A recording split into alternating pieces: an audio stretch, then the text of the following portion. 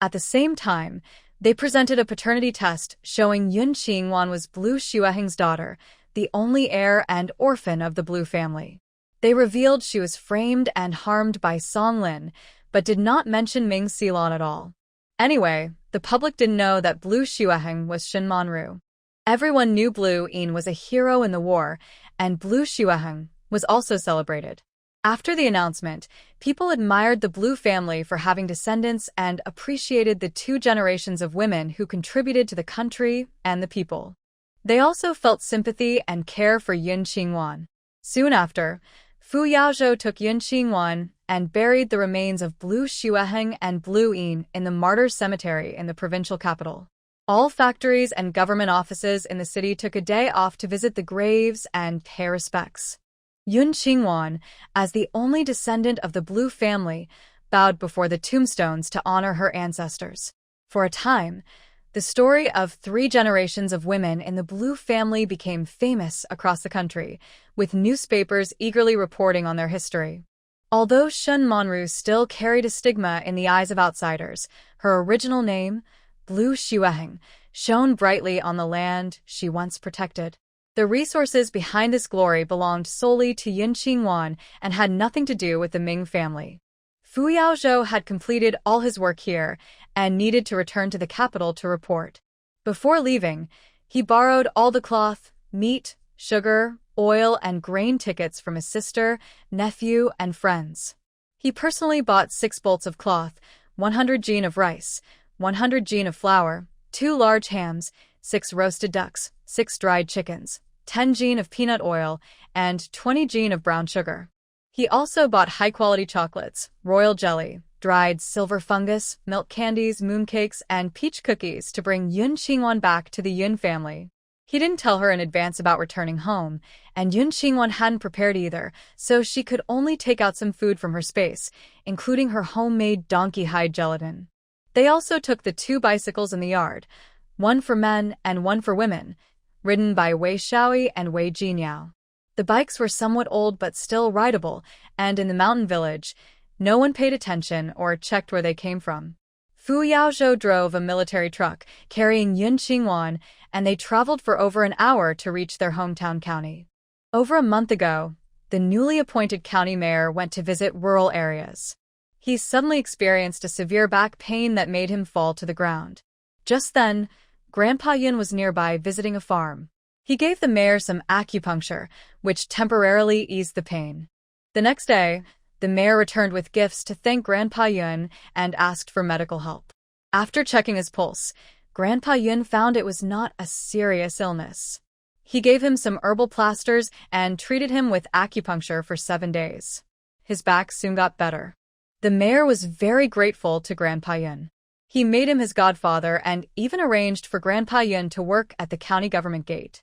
Although it wasn't a very prestigious job, it was a government position and he earned over 20 yuan each month. The Yun family was also happy and thankful. They shared this story through a letter with Yun Huayan and Yun Qingwan. Yun Qingwan asked Fu Yaozhou if he was the one who arranged everything. Fu Yaozhou looked upset. He said he was the one who arranged for the mayor to be looked after, but not the mayor himself. He had asked a friend to help take care of the Yun family. He didn't expect the Yun family to be so obvious about it. After Fu Yaozhou and Yun Qingwan arrived, they went straight to the county government. At the guard room at the gate, Yun Dad and an older man, who had just started work, saw a shiny new military vehicle and came out surprised. Yun Qingwan got out of the car and happily called out, "Dad." Yun Dad laughed and asked, "Why are you back? Didn't you say you'd come back for the Mid-Autumn Festival?" Today, Fu Yaozhou was dressed in a full military uniform. Although his rank wasn't clear, his commanding presence showed he was quite powerful. He approached Yun Dad politely and smiled. "Uncle, hello. My name is Fu Yaozhou. I'm Wanwan's friend." "Hello." Yun Dad felt a little nervous and alarmed. "Wanwan's friend? What kind of friend is he?" Yun Qingwan held her father's arm and asked, "Dad, can you take leave today?" Of course. Your family has a distinguished guest. It's natural for you to go back and greet him." An older man nearby smiled and patted Yun Dad's shoulder. Go back with your daughter quickly. He had been working at the government building for over 10 years. Without needing anyone to introduce himself, he could tell the person's rank and background just by looking. This friend of Yun Qingwan's daughter must be at least a military officer or higher. His fair skin and confident demeanor showed he was from a well-off family. This family Yun is about to become wealthy. Yun's father rarely sees his daughter, and he really wants to spend some time with her. So he asked the old man to help him take a day off, and he went with Yun Qingwan and Fu Yaozhou. But the big cart couldn't get into Yun's village, so they had to rent an ox cart to carry the food. Fu Yaozhou rode his bicycle, carrying Yun Qingwan. Yun's father rode a lady's bicycle. Along the way, he saw his daughter naturally holding onto Fu Yaozhou's waist. He felt a bit upset, worried that his beloved little girl was being watched by outsiders. Throughout the trip, he wasn't happy with Fu Yaozhou's friendly attitude. When they arrived at the village committee, news spread quickly. Soon, Yun Huichen ran over as if he had wheels on his feet. Seeing Fu Yaozhou, he suddenly quieted down and quietly moved closer to Yun's father. "Uncle, who is he? Go call your aunt and the others back from the fields to cook." After saying that, Yun's father went to a nearby farm household, borrowed 2 baskets, and filled them with rice and flour. Other food items, Yun Qingwan packed into 4 large sacks, which were tied to the back of the bicycle. But the jar of oil was hard to tie. Yun's father decided to carry the food and hold the oil. Just as he was about to bend down to pick it up, Fu Yaozhou stepped ahead and lifted the burden. He also carried the jar of oil. "Uncle, you and Wanwan push the bicycle. I'll carry the baskets." "No need, I'll carry it." Yun's father felt uncomfortable that someone was interested in his daughter, but he still kept polite. He didn't want to let the guest carry the load. "Dad, Brother Fu is young and strong. Let him do it." Yun Qingwan felt sorry for her father. Even though she secretly helped heal his back pain, he was getting older. Fu Yaozhou also smiled and said, "Uncle, this weight is nothing for us.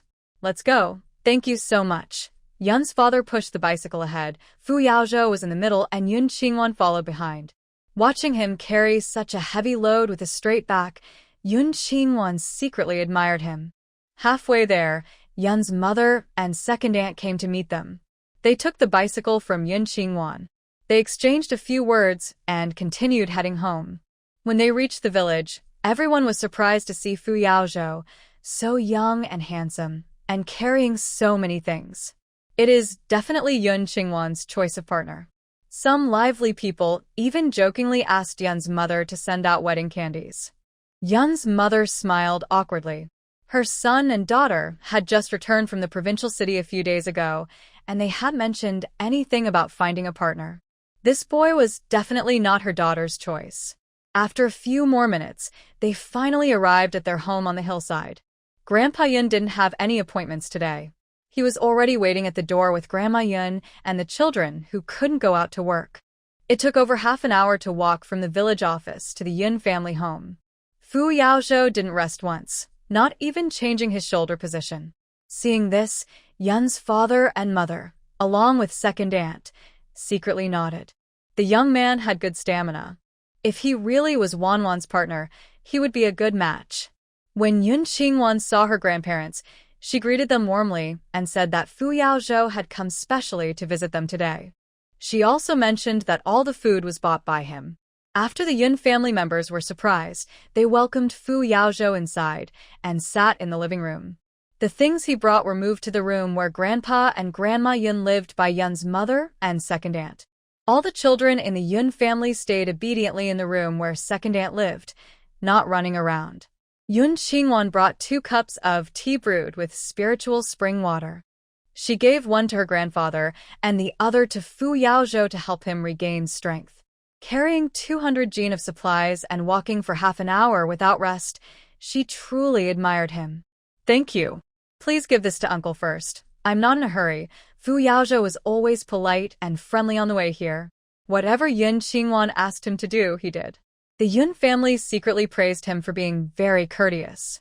After saying this, he handed the teacup to Yun's father. Yun's father smiled and pushed it back. "Comrade Fu, no need to be so polite. you're a guest from afar. Please have some first. Fu Yaozhou didn't refuse further. He took a gentle sip, then took another small sip, acting elegant, but not pretentious. Grandpa, uncle, you can call me Yaozhou. It feels more familiar. Yun's father and Grandpa Yun smiled politely, but didn't agree. Yun Qingwan brought another teacup for her father and also brought a teapot filled with spiritual spring water. Big brother Fu, Grandpa, Dad, you all chat.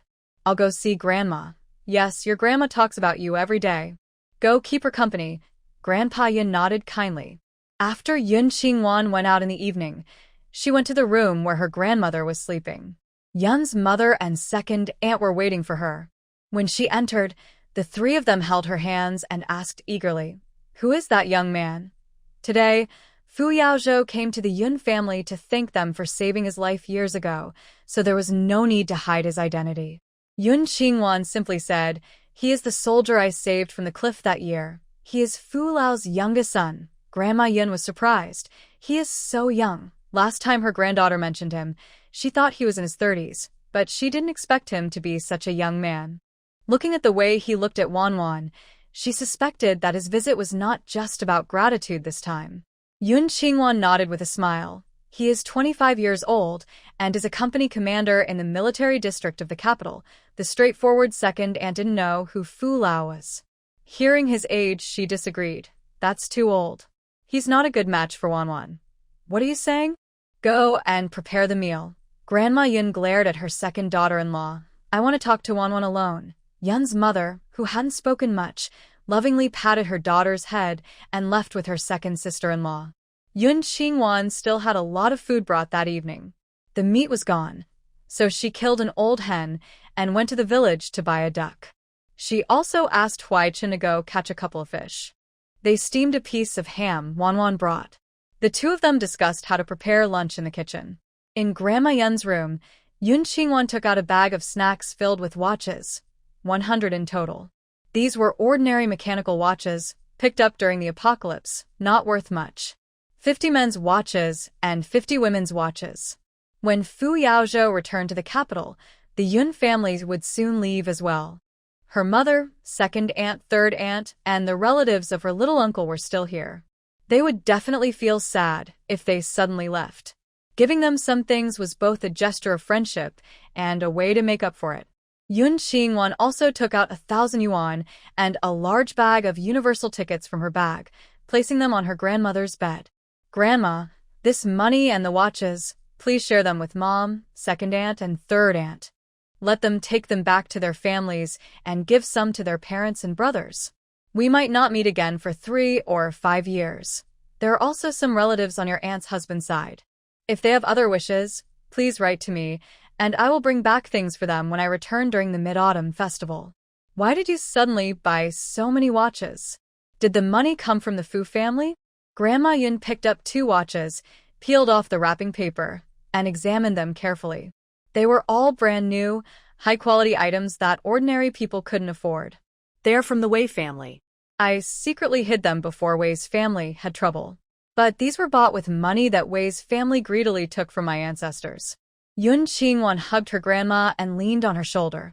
Grandma, Wei Mingli and Song Lin are dead. The rest of Wei's family have all been sent to the northwest for reform. Grandma Yun was so shocked that she threw the watches away. What happened? Why did they die? They killed my biological mother. Yun Qingwan, with red eyes, told her grandma about her biological mother, Lan Xueheng. Grandpa Yun and Grandma Yun, when they were young, had never met the Lan family, but they knew about the bravery of the women in the Lan family. Now, hearing this, Grandma Yun hugged Yun Qingwan and sobbed softly for a while. Your maternal grandmother and your mother are watching over you from heaven. That should be true. Otherwise, I wouldn't have met such good people like you. Yun Qingwan smiled playfully, but her heart was bitter. In her past life, she caused great harm to the Yun family. After hearing her story, Grandma Yun didn't refuse. Several nephews from the 3 daughters-in-law's families and nephews-in-law, all of whom were of marriageable age, could use a watch as a betrothal gift to find a good girl to marry. As for the things Wanan gave, the Yun family would repay her kindness in the future. Grandma Yun held Yun Qingwan's hand and asked about Mr. Fu. Wanan, does Mr. Fu have feelings for you? Grandma, let's take it as it is meant to be. After she avenged herself, if heaven still allowed her to be with Mr. Fu, she would go find him. Good, good. Our Wanan is still young, no rush. Grandma Yun hugged her granddaughter with a loving smile. Your second brother has written again, and he even sent us a photo. The old lady happily took out a letter from her second grandson. In the photo, a young man in military uniform, bright eyes, handsome features, and sun-kissed skin. Yun Qingwan took the photo and also smiled. She also received 2 letters from her second brother, one of which included a photo like this. Her master helped her find out which military district her second brother was in, and it was real. All her worries were gone. Now, as long as the Yun family goes to the capital city, she has no more concerns and can happily seek revenge. In the Yun family living room, Fu Yaozhou first talked about coming to thank them. Then he told Grandpa Yun and Dad Yun about Yun Qingwan's background. They were both surprised. Yun Qingwan was not actually a Wei family child. The Wei couple, who seemed kind but were actually cruel, were the ones who killed Yun Qingwan's mother. They thought they were shameless and lacked humanity. After angrily criticizing them, they remembered the suffering Yun Qingwan had endured in her enemy's home over the past 6 months and regretted letting her go to the Wei family. From their attitude, Fu Yaozhou saw that they truly cared for Yun Qingwan. He also felt lucky that she had met such a good family. Finally, he looked at Grandpa Yun, who was sitting in the main seat. Grandpa, Uncle, Yun Qingwan is not only my lifesaver, but we also have a marriage agreement since childhood. I truly like her. I want to settle the marriage after you go to the capital. He spoke sincerely. Grandpa Yun frowned. Now that he knew his granddaughter was an orphan from the Lan family, he felt both comforted and happy. But he was uncertain about the marriage with the Fu family. The Fu family was too wealthy, and the Lan family had no support. Their Yun family still wore the label of farmers. Relying on the Fu family to go to the capital was fine, but once there, they would be even more inferior. Even if it was a life-saving favor, once they became a family, those feelings would change. Even if the Fu family didn't say anything, outsiders would mock Yun Qingwan for relying on her maternal family to depend on the Fu family. The old man's mind was full of thoughts, and he didn't speak for a moment. Waiting made Fu Yaozhou anxious. Would Grandpa Yun disagree? Dad Yun saw that his father was silent, so he didn't speak either. Grandpa, Uncle, I know I am being bold to come here and talk about this, but I don't mean to disrespect you. I just want to tell you how I feel about Yun Qingwan and hope to get your support and blessings. Fu Yaozhou's palms were sweaty. After saying so much, he saw that Grandpa Yun still didn't speak and was about to say something again. Grandpa Yun smiled and said, Our Wanan is not a biological member of our Yun family, but she is no different from a real family member. We will be very careful about her marriage. Now she is only 18. There's no rush to find her a husband. Once she finishes learning her medical skills, we can think about her lifelong plans. Fu Yaozhou guessed that the Yun family would refuse, but he didn't feel embarrassed. Since ancient times, it was proper for a matchmaker to come first before asking to marry someone. Today, he was a bit too sudden. He bowed politely and respectfully. All right, we will wait for her. Grandpa Yun picked up his teacup and took a small sip, smiling without saying anything. Understanding a person takes time, not just a day or 2. If Wanan likes this young master from the Fu family, let them get to know each other for 2 or 3 years. By then, if Fu Yaozhou still cares for Wanan, he won't oppose their relationship. At noon, Uncle Air, Uncle San, Aunt San, and little sister-in-law Yun Huining, who were working outside, came back. After entering the house, Yun Qingwan introduced Fu Yaozhou to them. They looked surprised and a bit resistant. They thought their niece was too young, only 18, and shouldn't marry yet. Fu Yaozhou smiled kindly and talked with each of them. He was humble and good at conversation, with no airs of wealth or status. Yun family's relatives secretly admired him. His manners and upbringing truly impressed them. Today there were 4 tables of food. The children ate in second aunt's room. The women ate in grandma's room. The men who didn't sit at the table, including those in the kitchen, ate there. In the living room, only Fu Yaozhou, Grandpa Yun, and Yun's father were present, along with Yun Huining, the oldest among the peers. During the meal, Fu Yaozhou looked at the tall, handsome, and somewhat innocent Yun Huining and asked with a smile, "Do you want to go to the capital with me?" Yun Huining, who was 15, looked lively and energetic. He was being raised nearby and would be a good helper in the future. If he didn't want to join the army, sending him to school or arranging a job in the military district was easy. "I want to go. I really want to see the outside world," Yun Huining said excitedly. His bright eyes showed he wanted to escape the mountains and see more. Fu Yaozhou's smile deepened. "How about joining the army with me?" Yun Huining hesitated. He didn't want to be in the army. He wanted to earn money. "My second brother is in the army. I don't want to go." "Mr. Fu, can I do something else?" "Young Nian, you must not be rude," Grandpa Yun gently scolded. Fu Yaozhou had already promised to find jobs for everyone in the Yun family. If they kept pushing for more, it would be inappropriate. "Dad," Yun also lightly nudged his son. Serving in the army was such a great honor, yet this boy still wasn't happy. Fu Yaozhou smiled as he served a spoonful of soup to Grandpa Yun. "Grandpa, it's okay. I really like third brother's personality. He doesn't want to join the army, so I can find him something else. Haining, don't be upset with me.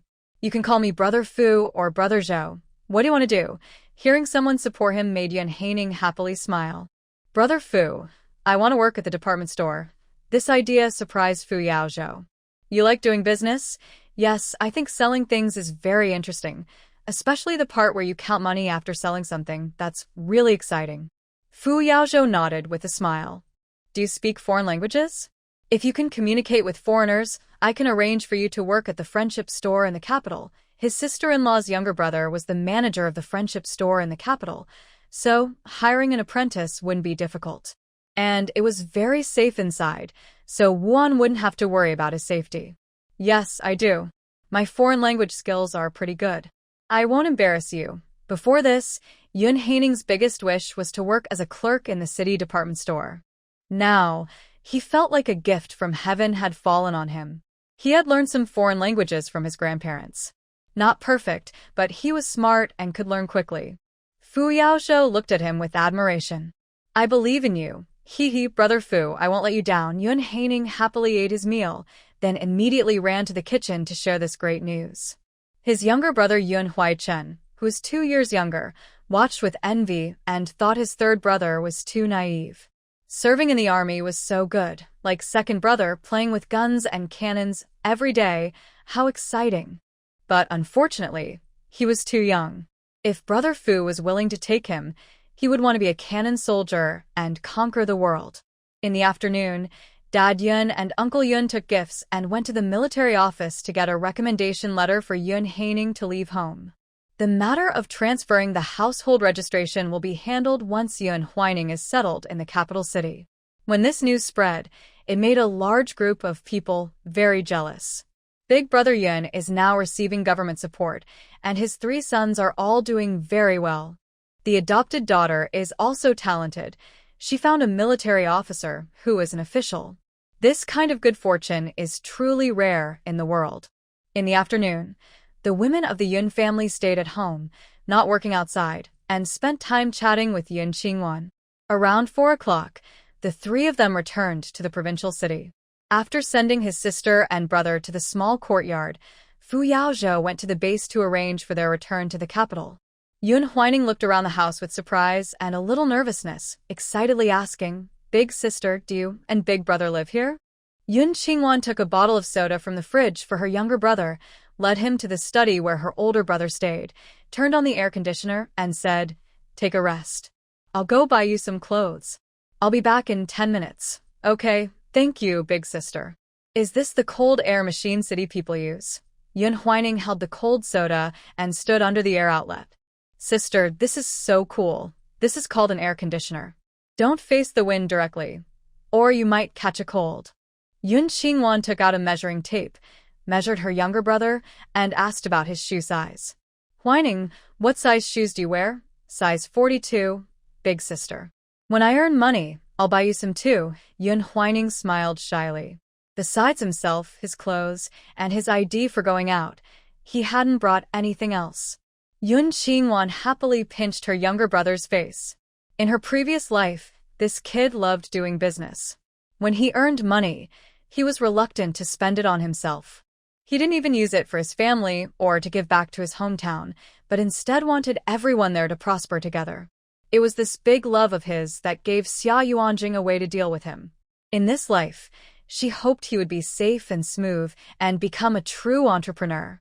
After Yun Qingwan left, she went to the department store, bought a new bicycle, registered it with Yun Huanyan's household registration, and rode around once. She returned with 2 large suitcases, 4 white porcelain jars, 6 large aluminum lunchboxes, and some fruits and vegetables. Inside the suitcases were clothes she prepared for Yun Huining, 6 sets for summer, 6 for autumn, and 4 sets of summer-autumn pajamas. There were 4 pairs of leather shoes, 4 pairs of cloth shoes, and 20 pairs of underwear. They also prepared many socks, towels, toothpaste, and toothbrushes.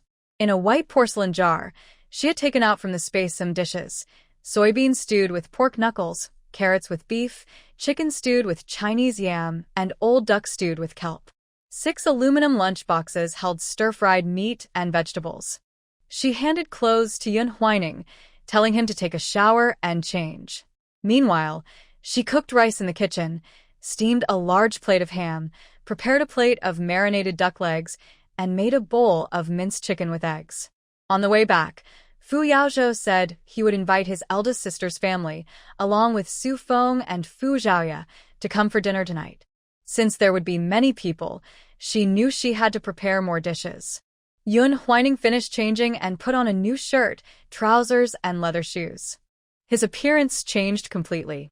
His handsome features, tall figure, and bright, starry eyes made him look like a charming young man. Yun Qingwan also gave him a big glass of spiritual spring water, hoping to help his skin stay white and soft before he left. Go over there. Don't play around too much. Exercise more. I'll ask Brother Fu to find a martial arts master for you. You need to practice martial arts well. Although he looked taller than himself and was only 15, Yun Qingwan still felt uneasy. Especially since Fu Yaozhou couldn't stay in the capital all the time. Even if arrangements were made for someone to take care of Huining, they might not be able to handle everything perfectly. If he learned self-defense skills, he could protect himself in case of trouble. Big sister, don't worry. I won't cause trouble, won't make Brother Fu uncomfortable, and won't give you any worries. Yun Huining was also reluctant to leave his family, but this was his only chance to go out into the big world and make a name for himself. Good, sister believes in you. Go rest for a while. I'll cook. I'm not tired. I'll help you. Yun Huining went into the kitchen and saw the appliances, exclaiming in surprise again. Around 6 o'clock, Fu Yaozhou brought Su Feng, Fu Zhaoya, and 2 comrades. The 5 of them also brought 6 dishes, packed from a restaurant by Fu Yaozhou. Seeing the table filled with food, Su Feng teased with a grin. Wow, Brother Zhou, your wife's cooking is pretty good. Look at this soup, it's more delicious than the chefs at the restaurant. Fu Zhaoya just smiled silently. His brother-in-law had truly found a treasure this time. Fu Yaozhou's eyes sparkled with happiness, but he shot a look at Su Feng with some annoyance. Stop joking.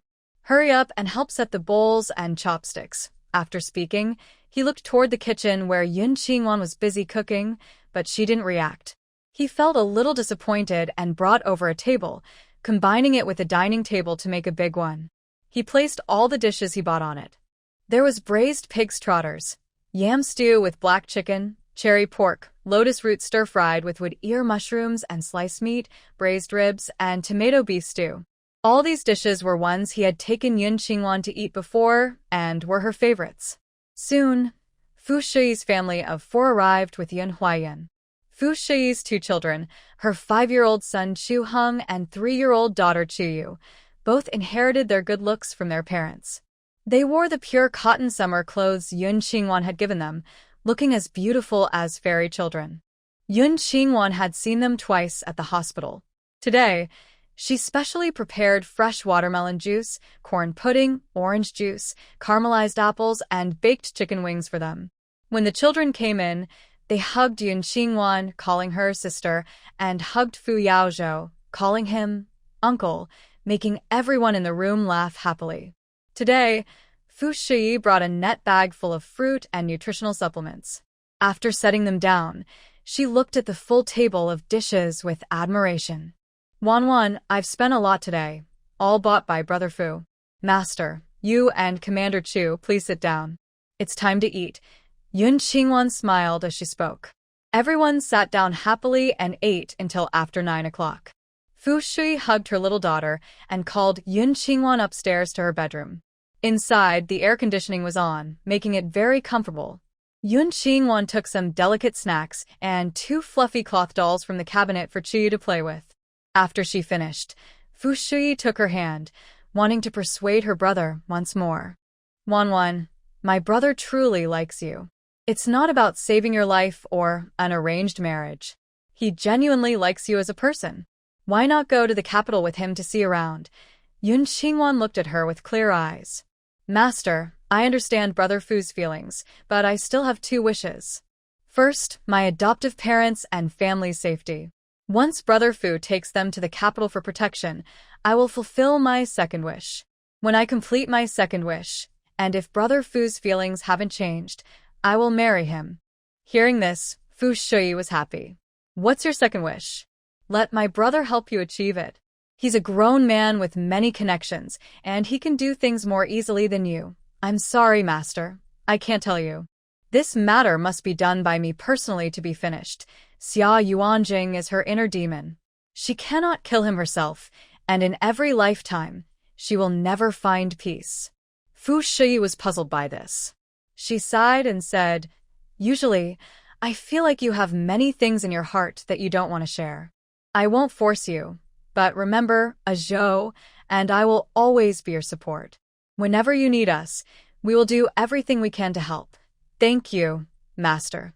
Yun Qingwan's eyes filled with tears of gratitude. In her past and present lives, it was Fu Shui and Fu Yaozhou who helped her. Meeting them was truly her luck. Don't be so polite. The day after tomorrow, go back to work at the hospital. Yes, after Brother Fu and the others leave tomorrow morning, I'll go back to work.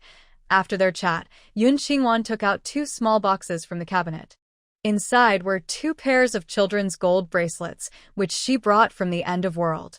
They were unique and fancy. Master, these are given to me by Brother Fu. I don't need them, so I'll let Xiao Heng and Yaya wear them for fun. Don't joke with me. Put them away quickly. Fu Shui is a very principled person and would never accept gifts from others.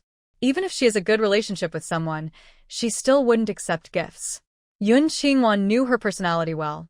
She put the girl's bracelet on Chu Yu's wrist and smiled. I'm different from others. Others can't accept gifts, but I can. Hearing this, Fu Shui smiled happily. All right, Annie gave it to us, so we'll accept it. The 3 of them went downstairs. Fu Shui called Chu Baosheng, Fu Zhaoye, Su Feng, and others to leave. Yun Huayan pulled her younger brother into the house to sleep. This gave Fu Yaozhou and Yun Qingwan some time to say goodbye. Yun Qingwan decided to try the space ring that her older brother had. If it recognized him as its master, the high-end weapons inside would be very helpful for Fu Yaozhou or even for the country. She kept yawning repeatedly. Brother Fu, I'm tired. You should go to bed early too. After saying that, she went upstairs.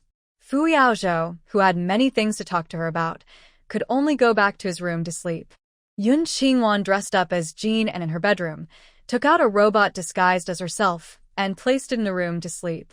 She jumped from the second-floor back window into the alley behind, then turned to the front gate of the courtyard, leaping over and entering the yard. Inside, Fu Yaozhou, who was not yet asleep, perked up his ears and quickly came out. He alertly looked at the people in the yard below and exclaimed in surprise, Sir, haven't you gone back yet? Mr. Luo, no, I should call you Mr. Fu. I'm here to say goodbye. Yun Qingwan sat calmly at the wooden table in the yard. Do you have time? Let's go out and talk. Fu Yaozhou turned and looked through the window of the next room.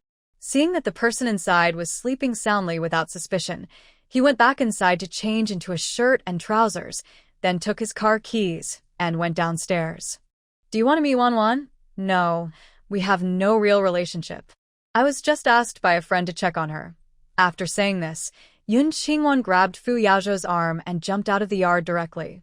When she landed, Fu Yaozhou looked at her feet in surprise, but saw nothing unusual. He asked doubtfully, "Is this some kind of martial arts? Or a special skill? Let's not talk about that now. We can discuss it in your car," Yun Qingwan said, then opened the door of the jeep parked by the wall and sat in smoothly. Fu Yaozhou watched her move, feeling a familiar sense again.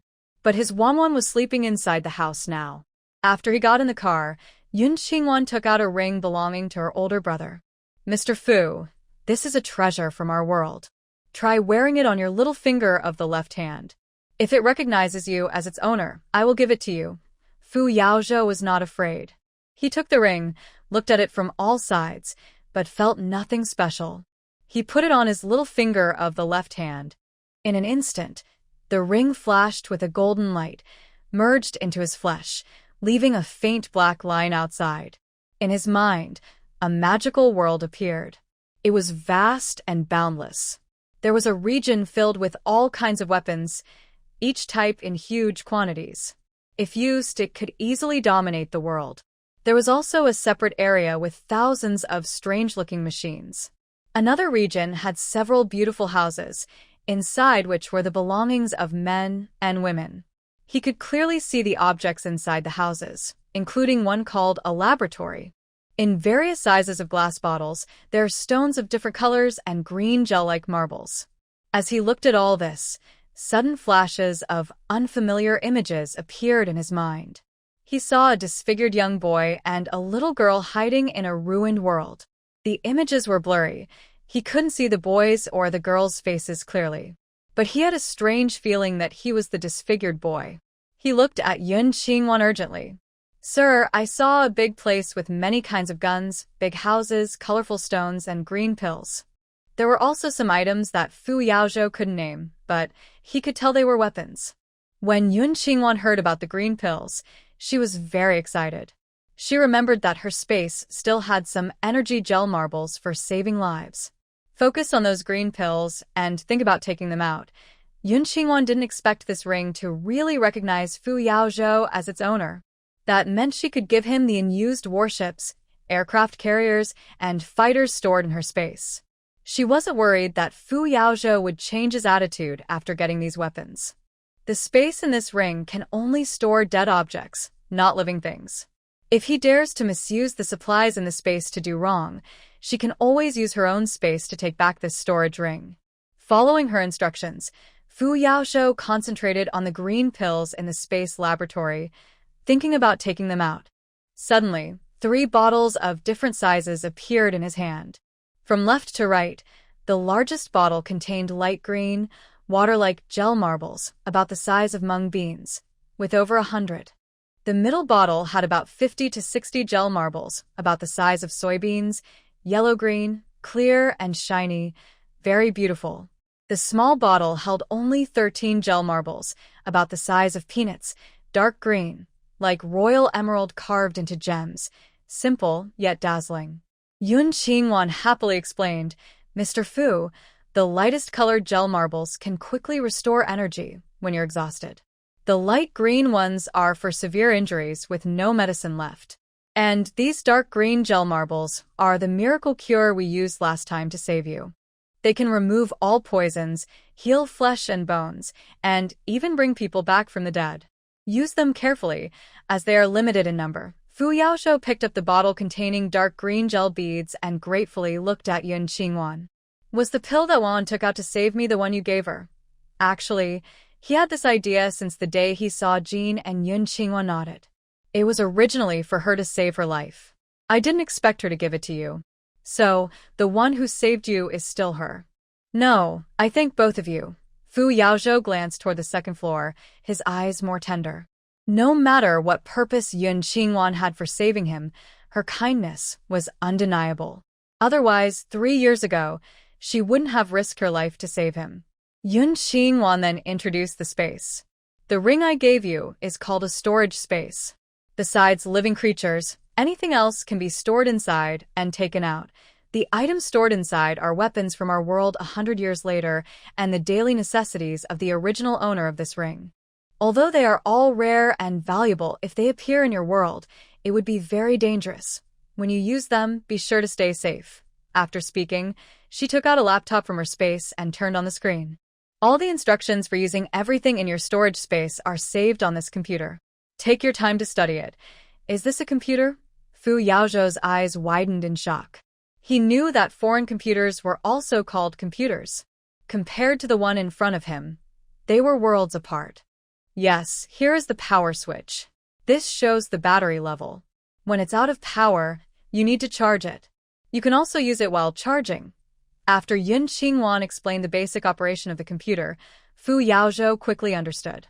He casually clicked on a video, which was an instruction manual for a robot. He entered the space mentally and immediately understood that the strange-looking objects were called robots. Yun Qingwan picked up the 3 bottles of gel beads and interrupted him. The things in the computer, you can watch them when you have free time. Now, focus and think about putting these pills back in their original place, and they will enter the space. Fu Yaozhou closed the computer and stared at the 3 bottles in front of his eyes, silently thinking. Store them in the space. The 3 bottles instantly disappeared. In the space of that house, in the laboratory, 3 glass bottles suddenly appeared where the original ones had been.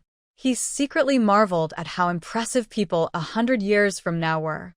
They had invented such wonderful items. Yun Qingwan also asked him to put the computer inside, placing it in the study of the largest house. Fu Yaozhou did as told. The computer entered the space and was placed on the desk in the study. He thought the green energy beads in the laboratory were miraculous healing medicines, and the colorful crystals should also be valuable treasures. He took out a few and asked, "Sir, what are these stones for?" "These are energy cores used for cultivation. Keep them. Someday, when you develop special abilities, these will be very useful."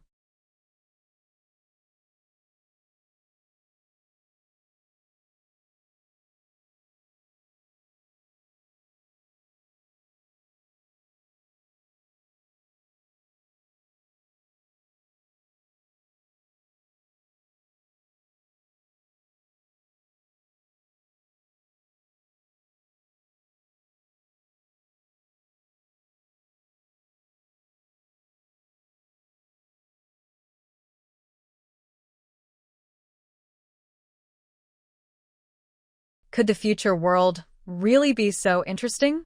Suddenly, images of a broken mountain and river flashed through his mind. He felt these weren't sudden memories, but something he had experienced before. He looked at Yun Qingwan and took out all the crystals, sincerely saying, "I don't need these gems. You can take them back. I have plenty. Keep them and have fun." Yun Qingwan finished speaking and tilted her chin forward. "I'll give you some more. Find a wide open place, preferably one with no one around for miles, so you won't scare anyone." "Okay, let's go now." Fu Yaozhou stored the energy cores, started the vehicle, and sped off to the beach. It was wide, open, and deserted. When they arrived, Yun Qingwan suddenly conjured a set of tables and chairs, along with a brand new tea set. She brewed tea for Fu Yaozhou and herself and also made some snacks. When these things suddenly appeared, Fu Yaozhou was startled, but he quickly calmed down. He sat down, picked up the teacup, and took a sip, just like the tea Yun Qingwan had brewed for him. Next, suddenly, 1,000 boxes of special medicine powder appeared on the beach in front of them.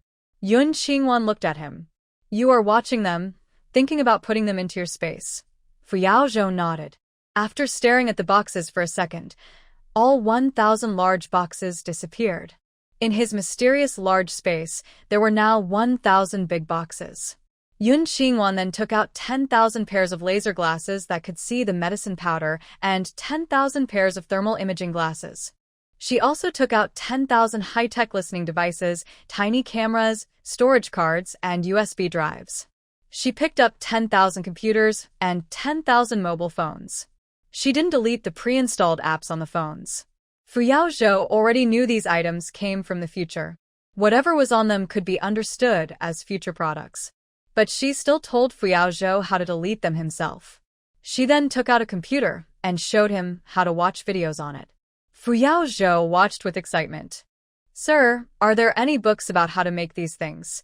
Compared to the finished items, the most valuable thing was the knowledge of how to make them. Yun Qingwan took out 1,000 sets of books about making phones, computers, and the weapons and robots in Fu Yaozhou's space. Whether they could be understood depended on their skills. Yun Qingwan also took out a small part of the weapons, ammunition, bombs, fighter jets, warships, and aircraft carriers stored in her space and gave them to Fu Yaozhou. She took out more than half of her bulletproof vests. She had stored so many that keeping them in her space was no longer useful. She gave them to Fu Yaozhou to distribute to soldiers for defending the country. She also provided the materials and information needed to produce these items. This made Fu Yaozhou very excited and weak in the knees. In the future, they wouldn't have to worry about casualties when fighting invaders.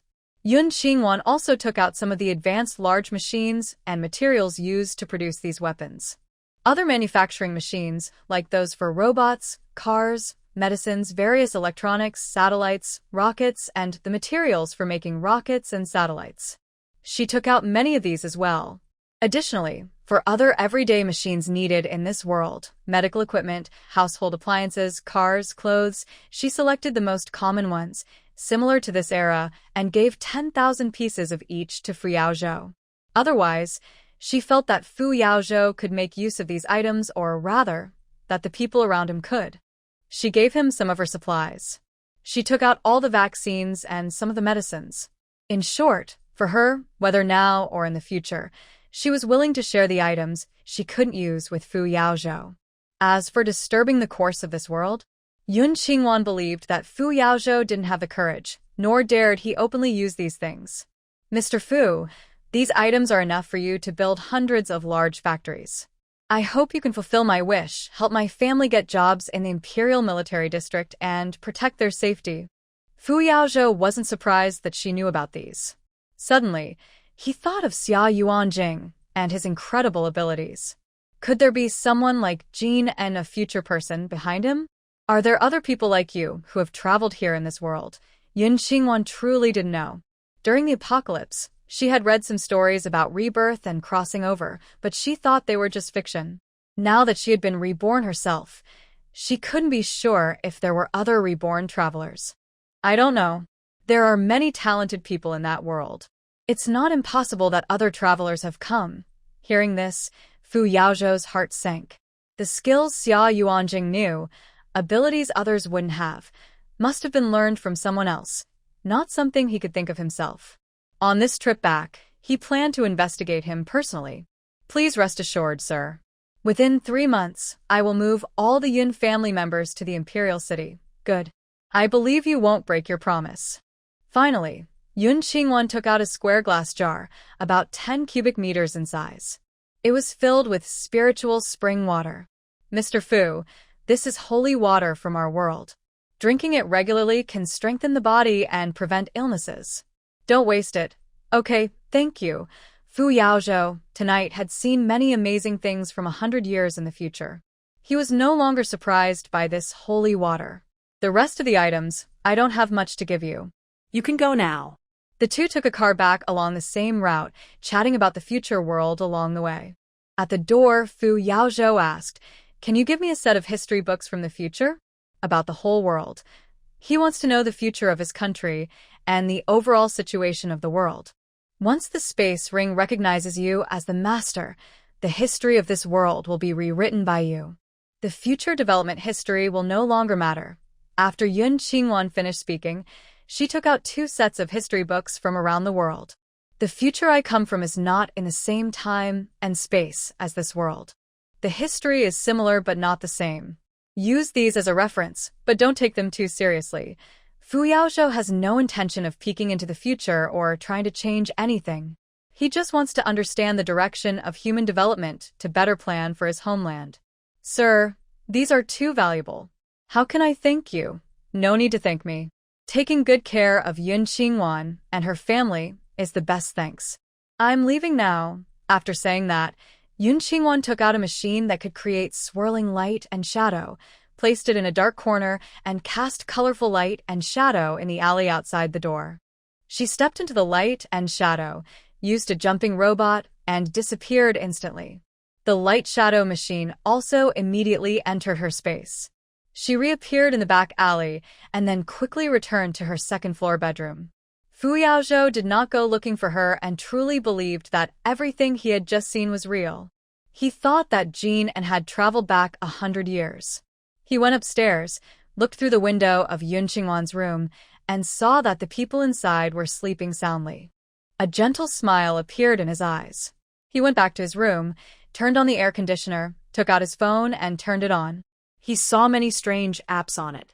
He explored for a long time before understanding what each app was for. But all of them required an internet connection. This sparked his first wish: to build satellites so that the internet could cover the whole world. When he was outside, he could chat face-to-face with his wife. He put away his phone and started reading those history books.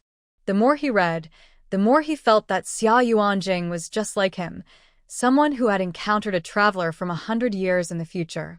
Based on his investigation and Wanan's rejection of Xia Yuanjing, as well as Wei Mingli's description of Xia Yuanjing was clever, cunning, and deeply scheming. He was already a very powerful person, and with the technological support from 100 years later, if he also had access to the same space, he might be able to overturn this world. The more Fu Yaozhou thought about it, the more surprised he became. His eyes sharpened, and he became very cautious of any enemies hiding in the dark. At first, he wanted to take out his phone to play with Yun Qingwan, but then he changed his mind. There are also household appliances and advanced medical equipment at home. If Xia Yuanjing and the people behind him knew, they would surely guess the existence of Jinan. That would put Wanwan in danger. So, he decided to distract them with a different plan. When he returns to the capital, he will disguise himself as Jean and show them more unbelievable things to divert their attention from Wanwan. The next morning, around 6 o'clock, Yun Huayan got up first. He cooked millet and meat porridge, made egg pancakes, fried 2 batches of 3 flavor dumplings, steamed plain bread, and reheated leftovers from the night before. After eating, he told his third brother a few words, and then went to the hospital. Soon after, Su Feng came to take Yun Huaining and his luggage away. They needed to leave some time to say goodbye to brother Zhou and his little wife. In the yard, Fu Yaozhou looked at Yun Qingwan with a worried expression, his eyes filled with reluctance. He took out a glass bottle containing 3 types of energy beads in different colors, with the effects written on the outside. He carefully handed the bottle to Yun Qingwan. Wanwan, these pills can bring someone back from the dead. You must keep them safe and not let others see them. While I am away, Zhaoye will come to protect you and Big Brother. He's a bit reckless, so if you get annoyed, ask my sister to take care of him. Seeing that he almost gave away 1/3 of the energy beads, Yun Qingwan felt warm inside. She actually still had many in her space. But she didn't take them because he wouldn't want her to. She happily picked one up and looked at it. This looks like the divine medicine the old beggar gave me, the one I used to save you last time. Suddenly, she shut her mouth and awkwardly smiled. Actually, the medicine that saved you last time wasn't from my ancestors. It was given by a beggar on the street. I was afraid your sister wouldn't dare give it to you, so I made up that story. Foolish girl. Fu Yaozhou affectionately rubbed her head. If you didn't make things up, my sister wouldn't believe you. If I die because of this, you did very well, saving my life. Nonsense. No matter what I say, my master would believe me if I told him I was saving you. Yun Qingwan playfully scolded him, then seriously said, Fu Yaozhou, have a safe journey, thank you. I'm leaving now. Today, Fu Yaozhou wore a pure black shirt and trousers that Yun Qingwan had given him. He was already 1.89 meters tall, with a buzz cut and a body full of muscles, making him look very attractive. Yun Qingwan looked at him with deep affection and reluctance. I'll take you to the station, she said shyly, then turned and ran upstairs to change into a sweet autumn dress. Fu Yaozhou waited for more than 10 minutes. When she didn't come down, he went upstairs too. Just then, Yun Qingwan opened the door. She was a girl with simple makeup, her delicate features more beautiful than a fairy. Her skin was smooth like white jade, soft and fragile. Her bright red lips looked like shiny cherries, making people want to kiss her. Fu Yaozhou couldn't bear to leave her. He stepped forward instinctively. Yun Qingwan was stared at by his intense gaze and took a step back. She tripped over the door threshold and fell backward. He quickly reached out his arm and hugged her waist. The soft, fragrant girl was in his arms. Any normal man couldn't resist. He looked at her long-awaited soft red lips, then closed the door and leaned down to kiss her. The cold touch was like an electric shock, making Yun Qingwan panic and push him away. She stepped back several steps and fell onto the bed. Her lips were moist and hot, and she blushed with embarrassment. "I'm sorry," Fu Yaozhou snapped out of his daze. Seeing her with red eyes, as if she was about to cry, he felt regretful. Yun Qingwan didn't dare look at him. "It's okay. Su Feng and the others probably can't wait. You should go now. I won't see you off. Okay, I'm leaving." When Fu Yaozhou turned to leave, he couldn't help but look back at his beloved girl. He took 3 big steps to the bed, hugged her into his arms, and kissed her on the top of her head. "Wanan, wait for me to come back." Leaning against his strong, broad chest, Yun Qingwan felt full of reluctance. She gathered her courage, hugged his slim waist, and her eyes filled with tears. This time, Fu Yaozhou had a new mission. After a short period of busy work, he would go abroad for 5 years. Most of his future time would be spent on secret missions overseas. They had very little time to see each other. She hoped the good things he received yesterday could protect him and keep him safe. "Why are you crying? Did I hurt you?" he asked nervously, feeling the warm, damp sensation on his chest that made his waist and stomach tingle. "No, my eyelashes got into my eye." Yun Qingwan quickly wiped away her tears, lifted her head, and smiled brightly. "Fu Yaozhou, I'm waiting for you to come back healthy and safe." Fu Yaozhou's tense face suddenly lit up with a smile. He finally received the answer he had been hoping for. "Okay, I will come back healthy and marry you." After saying this, he happily went downstairs with a joyful heart. Besides Su Feng, Fu Zhaoye, who drove them, was also there to pick him up. He looked at his younger uncle's uncontrollable smile, feeling both bittersweet and happy. Su Feng looked at Fu Yaozhou's mouth and asked with a mischievous smile, "Brother Zhou, did you not even get to kiss the girl's little mouth?"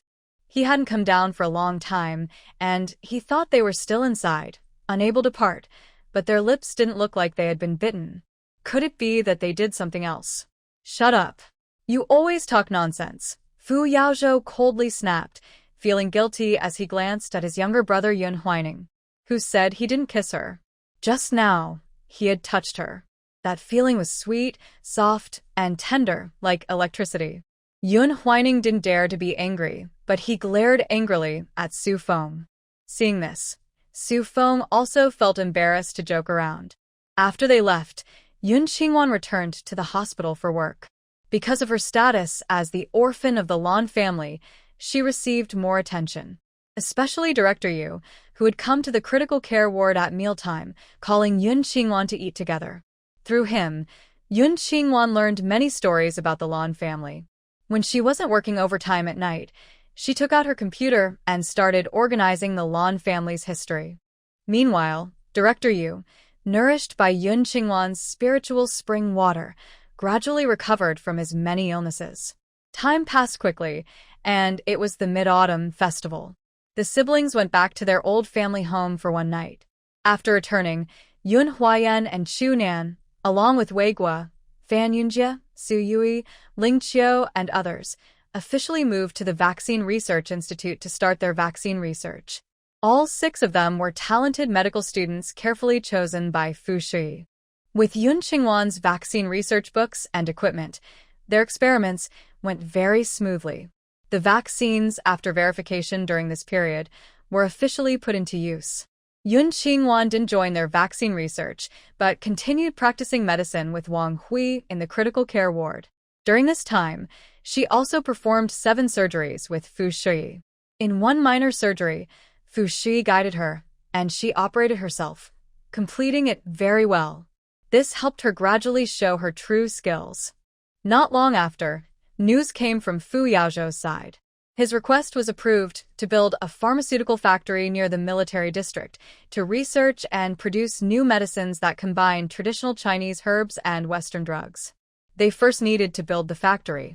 Luckily, Uncle Yun, who had learned wall building from the villagers, was taken to the capital early on. Aunt Yun, who is married to Liang Guoxiu, went to cook for the workers. The three children went to a school for children of military personnel inside the military district, where they didn't have to pay anything. The two of them, originally from the countryside, suddenly became city people. They had salaries and their children attended such good schools. They felt very grateful to Fu Yaozhou. He always worked responsibly and didn't allow others to find any faults. At the end of August, Lu Yuzhen and her mother brought her older brother, Lu Yuhui, to the hospital for a checkup. Fu Shiyi personally examined Lu Yuhui, took an ultrasound, an electrocardiogram, and took X-ray images. Lu Yuhui's heart was as healthy as it could be. His previously weak body was now very strong. Fu Shiyi was puzzled about how Lu Yuhui had recovered so well. His mother, tears in her eyes, excitedly told her, "My daughter Yuzhen met a beggar on the street. He pulled her and said they had a special connection. He gave her a few bottles of height-increasing medicine. After she drank them, she really grew taller." Lu's mother brought her daughter in front of Fu Shiyi and continued, "Later, he gave us a herbal recipe, claiming it could cure my son's illness. These two children secretly brewed and drank the medicine at home without telling me. Only after they got better did they tell me." Boo-hoo! Lu's mother was overwhelmed with emotion, tears streaming down her face as she covered her mouth and cried uncontrollably. Fu Shiyi understood her feelings. When her brother came back to life, she also cried uncontrollably.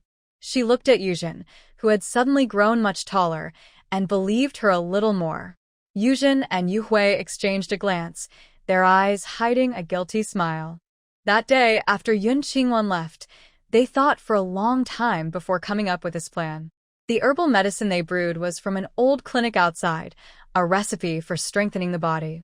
Yun Qingwan's great kindness and help could not be shared with her family, but they would remember it forever and repay her in every lifetime. After the checkup, Lu Yuzhen took her brother and mother to the building where Yun Qingwan worked the night shift, inviting her to their home for a meal. Such a life-saving kindness deserved some real gratitude. Lu Yuzhen and her brother thought about the new motorcycle factory, which needed many workers. They planned to have 5 of Wuwan's family members work there. As for housing, they decided to privately rent a yard for them to stay in for a while. Once the factory had its own houses, they would try to persuade their parents to give Wuwan's family a proper home first. When Lu Yuzhen entered the first-floor lobby, she saw Yun Qingwan. She happily ran over. "My brother is better now." Yun Qingwan blinked at her, pretending to be surprised. "Congratulations. How did he get better?" "I met a kind-hearted beggar who is like a fairy." Her mother quickly repeated the false story she told her daughter. Hearing this, Lu Yuzhen and Lu Yuhui looked a bit embarrassed. "Wuan, we didn't mean to call you a beggar." Yun Qingwan smiled at them, understanding. She often used the excuse of being a beggar herself. Because beggars are mobile, no one can find them easily. Even if someone with bad intentions tries to ask around, there's no need to tell more lies. After her mother finished speaking, she took Yun Qingwan's hand, showing her admiration. "Comrade Yun, I'll call you one too. My son is 21 years old. His father is the factory director at the mechanical plant, earning over 100 yuan a month. I work at a textile factory as a workshop supervisor, earning over 80 yuan. My daughter is an apprentice accountant at her father's factory. My son is now healthy and working with his father to build motorcycles. If he gets married, he could move into a 2-bedroom apartment immediately." "Mom, what are you talking about?" Yuhui interrupted his mother's endless chatter. His handsome, fair face was slightly blushing. His mother had never introduced him to a girl like this before. Now that she knew he was healthy and saw how beautiful Yun Qingwan was, she started to think more. But unfortunately, even though her son was healthy now and had learned some things at home, he was still far from a girl like Yun Qingwan.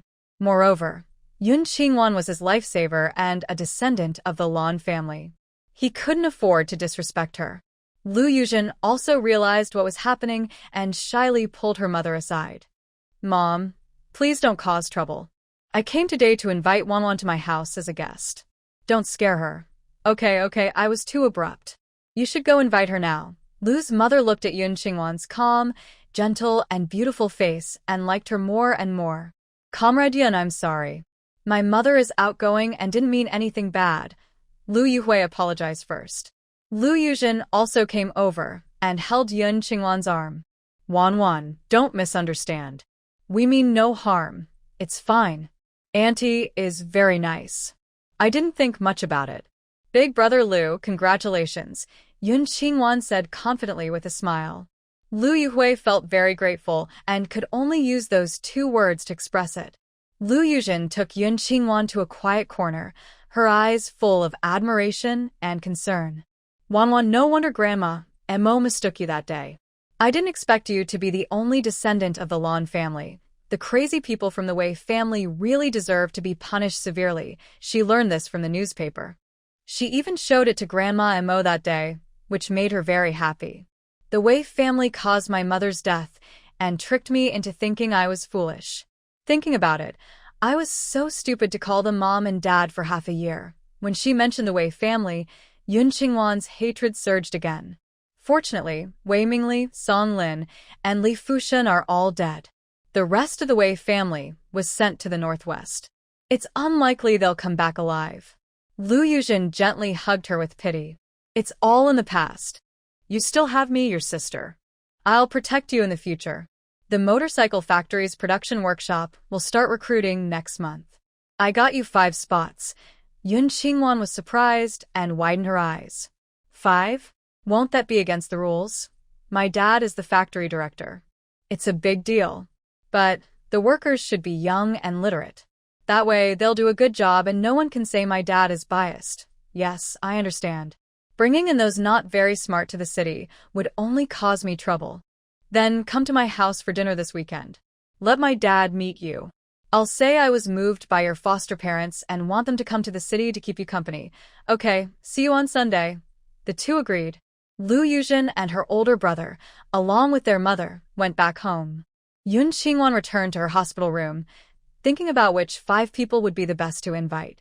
Yun's family no longer needs these spots, but they can be given to my mother's relatives, such as Gui's cousins and other family members. Additionally, my younger uncle's relatives and my 2nd and 3rd aunt's families are all kind to Yun's family. Each of these 4 families gets 1 spot, and the extra one is given to the village party secretary's family. This way, they repay kindness and also receive gratitude in return. Time passes, and it is now the weekend. Yun Qingwan brings some fruit, 2 good cigarettes, and 2 bottles of fine wine to Lu Yuzhen's house. Recently, Lu's mother has learned that Yun Qingwan is a descendant of the Lan family. When she sees her this time, she immediately hugs her and starts crying. "Wanwan, my good girl, I never thought you are from the Lan family." She now works at a textile factory donated by the Lan family. Moreover, several department stores and clothing factories in the provincial capital used to be owned by the Lan family. There are also famous restaurants and wineries that belong to the Lan family. As for other industries in different cities and land outside the city, there are too many to count. The Lan family was truly prosperous in the past. Yun Qingwan gently pats her back and speaks softly. "Andy, I only found out recently too. I was surprised by this news. Maybe my grandmother and mother are watching over me from heaven. It must be so. Your grandmother and mother are good people. How could the old master bear to have no descendants?" Lu's mother wipes her tears and takes out candies, fruits, and pastries from the cabinet, placing them in front of Yun Qingwan. "Wanwan, don't be polite. Feel free to treat this place as your home." "Thank you, Annie. Yuzhen often says you're a good mother." Yun Qingwan remembers from her previous life that after Lu Yuzhen married Wei Xiaoyi, her parents, Lu's father and mother, often advised her when the Wei and Xia families bullied her. When their efforts seemed ineffective, they even helped her report to the police. However, she was timid and afraid at the time, and because of the safety of the Yun family, she dared not resist. When the police arrived, she didn't dare to speak about her suffering. In the end, Lu's parents could only buy her things when they bought gifts for their daughter. The Lu family was one of the few sources of light in her difficult life. Haha, I am not just a good mother, but also a good mother-in-law.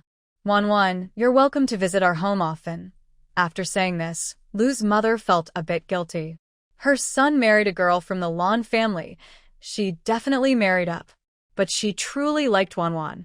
If she married a son, she would surely cherish and care for him deeply. Mom, you're talking too far again. Lu Yuhui hurriedly called out from the kitchen, smiling apologetically at Yun Qingwan. Okay, I won't say more. You and your brother hurry up and cook. Don't let Wuwan go hungry, Lu's mother said happily as she ran into the bedroom, taking out some fabric she had prepared for Yun Qingwan. It was the best cotton fabric she bought from the factory, perfect for the girl to wear in autumn and very pretty. After taking it out, Lu's mother noticed that Yun Qingwan's clothes had no wrinkles at all. The fabric she used didn't look like domestic material. It was probably imported from a foreign store. Lu's mother quietly put the fabric back into the room and looked around, planning to give Yun Qingwan some other gifts. Oh dear! Guests are here. At noon, the meal was served, and Lu's father returned home. Hearing his wife mention that Yun Qingwan was the orphan from the Blue family mentioned in the newspaper, Lu's father sighed in remembrance. He then invited Yun Qingwan to work at their machinery factory. Wanwan, have you finished high school? The factory is expanding a motorcycle production workshop and plans to hire a few young women for office jobs. Are you interested? Lu Yuzhen scolded. Dad, are you confused? I told you. Wanwan is studying medicine in the hospital and plans to become a doctor. Studying medicine? That's a good skill. Better than the work at our factory. Lu's father, a short and chubby man, said with a humorous and kind tone. Now everyone is equal, and jobs aren't judged by status. I also studied medicine first. Otherwise, I would really like to learn machinery from Uncle, Yun Qingwan said with a smile, complimenting him. She then asked, Uncle Lu, do you know where you plan to buy the equipment for your motorcycle production line? She had over 1,000 sets of motorcycle production line equipment from the early 2000s, quite ordinary, but the most advanced technology compared to this world. She could have Fu Yaozhou send 2 sets to Lu's factory. This topic made Lu's father smile even more happily. No need to buy. Foreign compatriots donated 30 motorcycle production lines to our country, and 2 of those lines are allocated to our factory. It's such a pity. I was hoping to see Engineer Xia, but now that the equipment is here, he probably won't come. When Lu Yuzhen said this, her face showed regret, and her eyes held a shy and admiring look. Hearing the name, Xia, Yun Qingwan felt very uncomfortable. She asked confusedly, What does Engineer Xia do? Lu's father was surprised. He didn't expect anyone not to know about Xia Yuanjing. He looked proud and said, Engineer Xia was originally from our province. Later, his family had some trouble and moved to the northwest. But he's truly a genius. He not only knows how to make entire motorcycle production lines and motorcycles, but also developed the engine that our country has been unable to improve for a long time. In the future, our country's motorcycle engines won't need to rely on imports anymore. Hearing this, Yun Qingwan's throat felt tight, and her heart started pounding uncontrollably. It was as if Lu's father's words turned into a hot, dangerous snake, slithering into her heart. It made her feel a burning pain deep inside her organs. Wanwan, don't you know Engineer Xia? Lu Yuzhen saw that Yun Qingwan hadn't responded for a long time. She took a stack of newspapers from behind the counter and came over. She shyly pointed at the people on the papers. That's him. His name is Xia Yuanjing, and he's amazing. The moment Yun Qingwan's eyes fell on the newspaper, her bowl dropped from her hands. She quickly snatched the newspaper. It showed a photo of Xia Yuanjing outside the Solar Energy Research Institute in the capital city. In the photo, he was wearing a white shirt and black trousers, tall and handsome, with gentle eyes and a confident look. Yun Qingwan trembled all over and asked hard, How did he go to the capital? Wasn't he in the northwest? Lu Yuzhen pointed at Xia Yuanjing, her admiration obvious. He moved to the capital 3 months ago. Look, He even proposed fighting desertification and suggested building solar power stations in the desert. While speaking, Lu Yuzhen flipped through old newspapers about Xia Yuanjing and showed them to Yun Qingwan. Seeing the content, Yun Qingwan's head buzzed. Only one thought filled her mind. Xia Yuanjing had also been reborn. He had been reborn too. Yun Qingwan trembled uncontrollably, recalling the scene of her death when she was force-fed hot water, which appeared vividly in her mind. The tragic images of her family dying also played repeatedly in her thoughts. Ugh, ugh. The food she just ate was churning inside her, coming back up in waves. Finally, she vomited blood. She coughed up blood in large amounts until she collapsed and fainted. Blood kept flowing from her mouth. The 4 members of the Lu family watched in horror, terrified out of their wits. They quickly ran out to call a car and summon help. They took her straight to the military hospital. Fu Shi learned that the person brought in was Yun Qingwan. She brought Yun Huayan and others to the emergency room for immediate treatment. The person was not seriously hurt, but remained unconscious. Yun Huayan stayed by her side all day and night. His eyes were swollen from crying, and his voice was hoarse from shouting, but Yun Qingwan still did not wake up. Her consciousness returned to the day before her death. She remembered how Xia Yuanjing kept feeding her water, and she kept trying to harm him. But she couldn't kill him. No matter how she tried, he just wouldn't die. Her whole soul seemed trapped in a cycle, stuck on that day, replaying her struggle with Xia Yuanjing over and over, unable to escape. After 3 days, Yun Qingwan still showed no signs of waking up. Fu Shi was anxious and frantic. She quickly contacted someone in the capital, asking her brother to come over. But he was on an urgent mission at sea in the south and couldn't be reached. Oh no, Huayan, your family called. Something's wrong at home. Wang Hui hurried into the hospital room, grabbing Yun Huayan's arm as he tried to feed Yun Qingwan with a cloth. Her eyes were full of concern. In these days, Yun Huayan hadn't slept at all. His eyes were bloodshot, looking sad and pitiful. He asked hoarsely, "My family? What happened?" Fu Shi also looked at Wang Hui. "What's going on?" "I just received a call from someone claiming to be the secretary of Huayan's team. They said Huayan's father was accused of mistreating a widow and was taken away. They also said his uncle committed a murder." "No, they would never do such a thing." Yun Huayan stood up angrily, looked back at Yun Qingwan, then turned to Fu Shi. "Master, I want to go home and check. Please take care of Wanwan for me." "Huayan, don't worry. Zhaoye will go with you," Fu Shi said. From Yun Huayan and Yun Qingwan's character, Fu Shi believed the Yun family wouldn't do such terrible things. Someone was deliberately framing them. Yun Huayan's eyes reddened. He sincerely thanked her. "Thank you, master." This time, Fu Zhaoye and Fu Yaozhou successfully caught a spy, earning a promotion to deputy regiment leader and gaining their own car. He took Yun Huayan and rushed back to the county town in an hour and a half. They went straight to the county government. The old man who watched the door with Yun's father saw Yun Huayan and sighed with pity. Then, he carefully explained the full story of the Yun family. The day after the Mid-Autumn Festival, a young man from another county came seeking treatment for a herniated disc. He was handsome, with clear features and fair skin, looking to be under 30. He went to the county government to ask Yun's father to take him to see a doctor at the Yun family home. Yun's father saw how badly he was hurting and, out of kindness, took leave to bring him home. Yun's grandfather examined him, then used silver needles, and his symptoms improved immediately. The young man was very grateful to the Yun family and followed Yun's father back to the county, staying at a guest house next to the government. Every night afterward, he went with Yun's father to the Yun family for acupuncture. After the treatment, they would have dinner at the Yun home, and Yun's father would then ride his bicycle to take the young man back to the city. After 5 days, his back pain was gone. He was deeply thankful to the Yun family and brought many gifts of food. The Yun family declined, but he shook his bag and said his family was wealthy. He had brought over 6,000 yuan this time. He said the food was not worth mentioning compared to his wealth.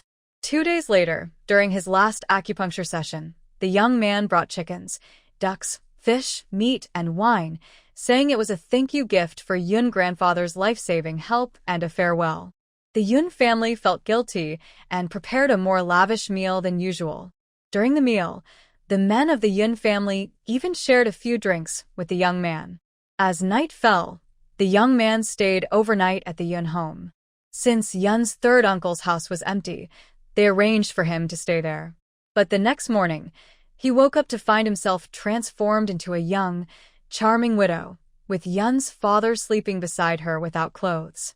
The widow cried and shouted that Yun's father had mistreated her and stolen her money. The Yun family was stunned. He was clearly a man, so how did he turn into a woman? But the messy room was indeed the scene of a disturbance. Yun's father was speechless, and when team leader Chu Bingkuan learned about the situation, he hurriedly called the police. The police examined the scene and found over 6,000 yuan in the young man's bag in Yun's basement. The money was covered with fingerprints of Yun's father. The evidence was clear, and Yun's father was charged with corruption and theft. Everyone in the Yun family was considered an accomplice.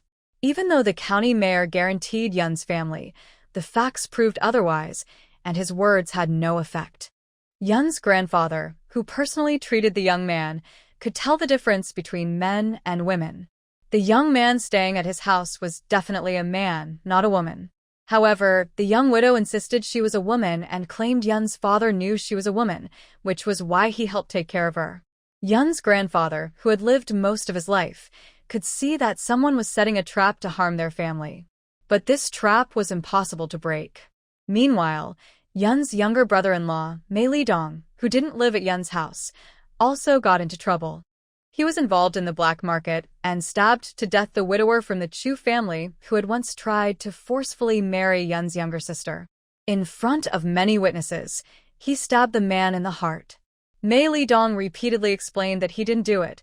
Someone was forcing him to do it by holding his hand. But no one believed him. Everyone said they saw him do it with their own eyes.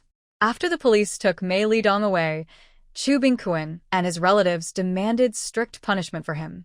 Both incidents happened on the same night. It was obvious to everyone that Yun's family had offended some powerful people. They wanted to completely destroy Yun's family. When Yun's father and younger brother-in-law were detained by the police, they kept shouting that they were innocent and refused to admit guilt. The next morning, they not only confessed but also said they deserved to die.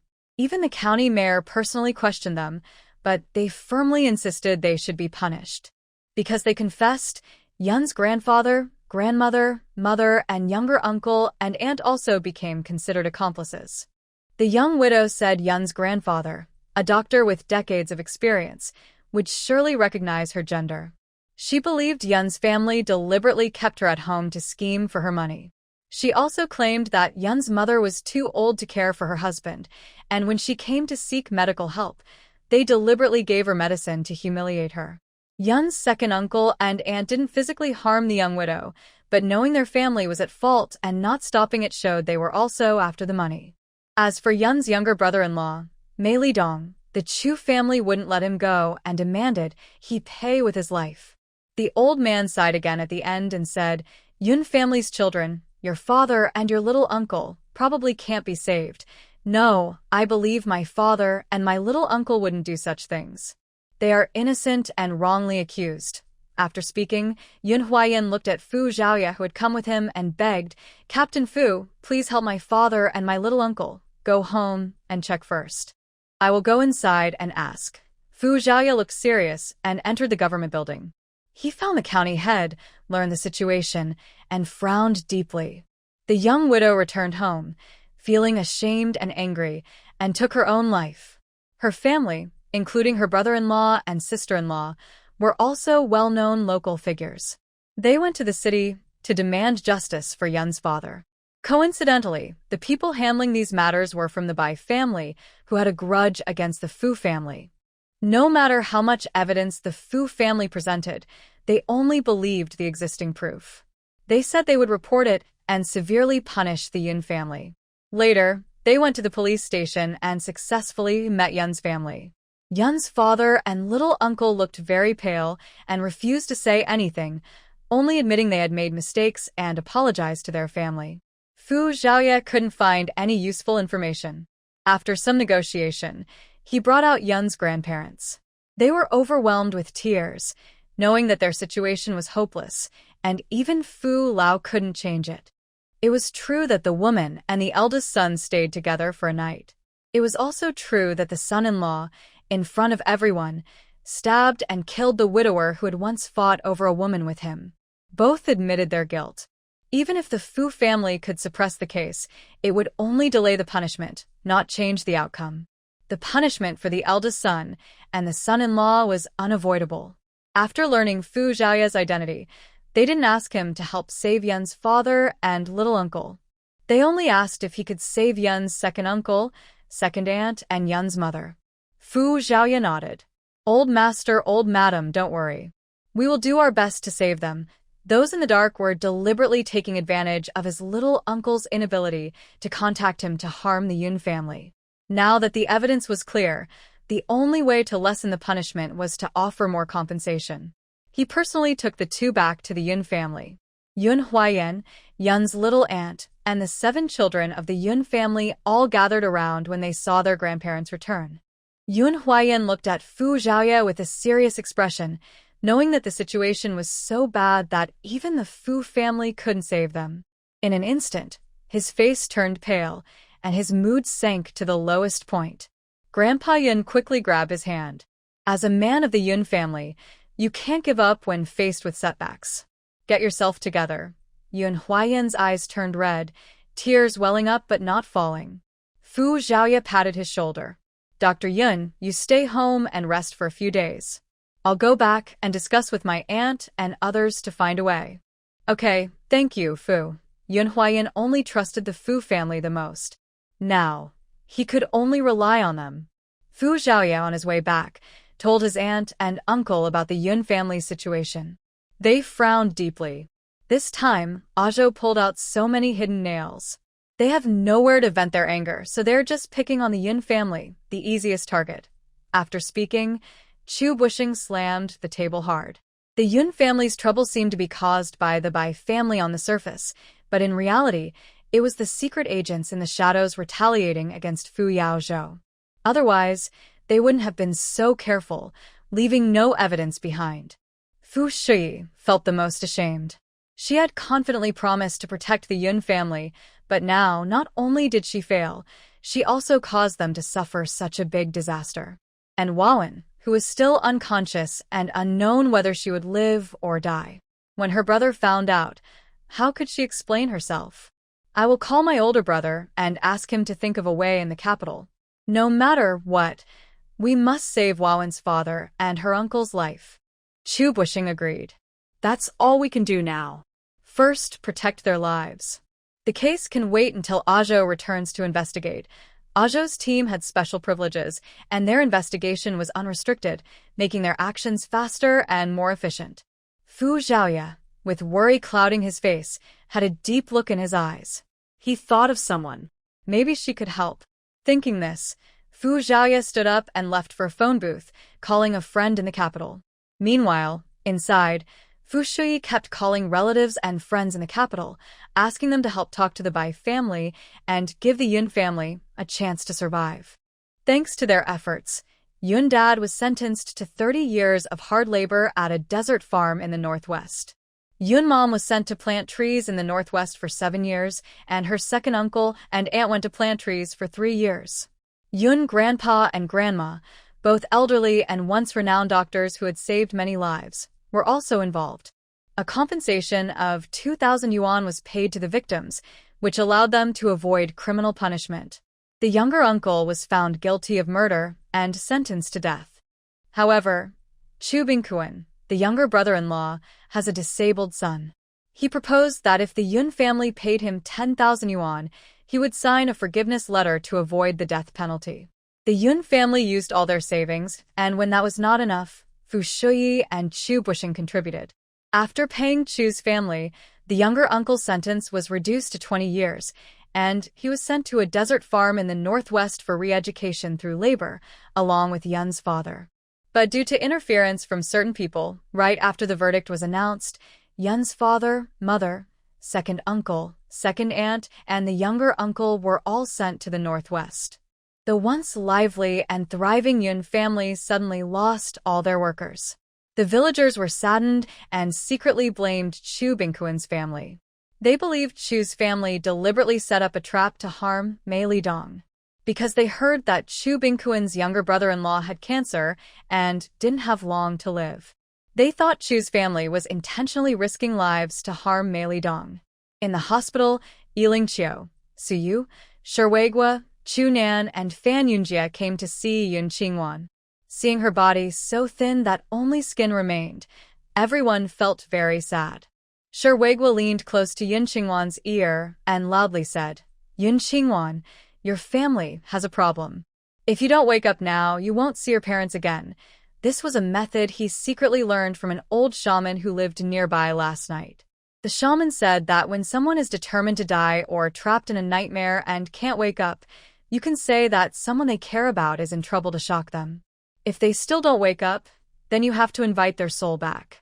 He dared not bring the shaman to the hospital to summon her soul, so he called his older sister and younger siblings to help stimulate Yun Qingwan. He continued, "Wan, wake up quickly. Your father has wronged a young widow. Your younger uncle-in-law has committed murder, and they are going to be executed. Your mother and second uncle and second aunt are going to the northwest to plant trees. If you don't wake up, you won't see them again. Wan, your grandparents are not in good health. What will happen to them if you don't wake up?" So you cooperated with Sherweigua, whispering in Yun Qingwan's other ear, "My mom said the northwest is full of yellow sand, with no food and no water. If your parents go there, how will they survive?" Yiling Qiu also helped by adding, "Wan, your dad and your younger uncle-in-law were set up and harmed by others. Wake up quickly. Let's find out who did this to them. Late, that little widow who harmed your father must have taken money from bad people. Late, those people threatened your father and your little uncle to confess." The five of them exaggerated the Cloud family situation, making it sound even worse than it really was.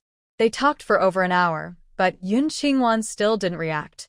They looked at each other, feeling very disappointed. This plan wouldn't work.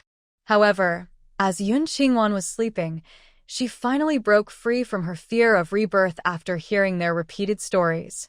Suddenly, she opened her eyes. Wan is awake. Wan is awake. Wan, you finally woke up. Something happened to your family. If you don't wake up soon, you won't see your dad anymore. After saying this, Siyu quickly pulled her away. She was awake now, and it wasn't good to keep shocking her. He said, "Wan, your dad and your little uncle are innocent. They definitely aren't in danger." Yiling Qiu brought a glass of water and slowly fed Yun Qingwan to drink. "Wan, you've been asleep for over a week. Don't rush to talk. First, soothe your throat." Chu Nanfan and Yun Jie stood by the bed, smiling happily as they watched Yun Qingwan wake up. After drinking half a glass of water, Wang Hui and Fu Shuyi came running over. Fu Shuyi reached the bed, tears welling in her eyes. "Wan, you finally woke up. How do you feel?" "Master, I'm fine," Yun Qingwan replied in a hoarse voice that was almost inaudible. Then she looked at the five of them and smiled gratefully. If they hadn't told her that her father and little uncle were falsely accused and might be executed, urging her to wake up quickly to see them one last time, she might still be trapped in her fear of rebirth and unable to wake up. Yun Qingwan used her space to quietly eat an energy pearl. Without rebirth, she probably couldn't have fought against Xia Yuanqing now. Even with rebirth, Xia Yuanqing, even if he fought Fu Yaozhou, wouldn't have much chance of winning. This incident with her little uncle and father was definitely his plan. In her previous life, he often said that he wouldn't act unless necessary, but once he did, his enemies wouldn't get a chance to breathe. It seemed that the incident involving Fu Yaozhou more than 2 months ago was also secretly arranged by him. She had thought about directly assassinating him in the northwest, but now she realized he had already discovered her rebirth. He had set up this big trap in secret, waiting for her to walk right into it. How can she fight back against him? Wan, what's wrong?" Seeing her staring blankly at the quilt and not moving, Fu Shuyi gently called out. "Master, I'm fine. Can you tell me what is really going on with my family? The energy crystal worked, and Yun Qingwan's voice improved a lot.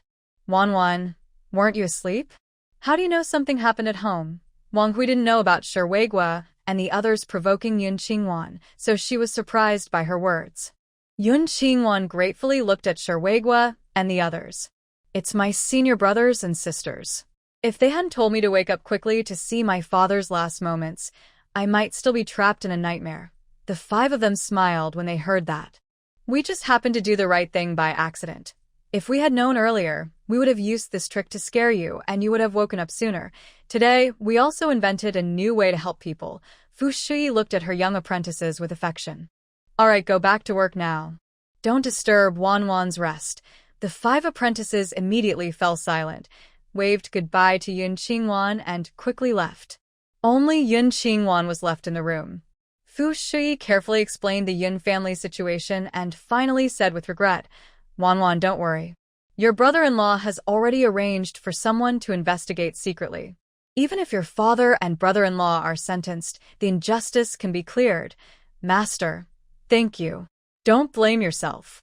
Yun Qingwan held Fu Shui's hand and looked at her with sincere hope. Master, please help me write a recommendation letter to support me going to the Northwest. I want to go there to take care of my parents. In this life, she had never been able to protect her family. But this time, she absolutely couldn't let Xia Yuanjing hurt them again. No. You can't go. Wan, don't worry. Aja will finish his mission in 2 or 3 months. Then he will take people to investigate. Your father and brother-in-law's innocence will be cleared quickly. They won't stay there for long.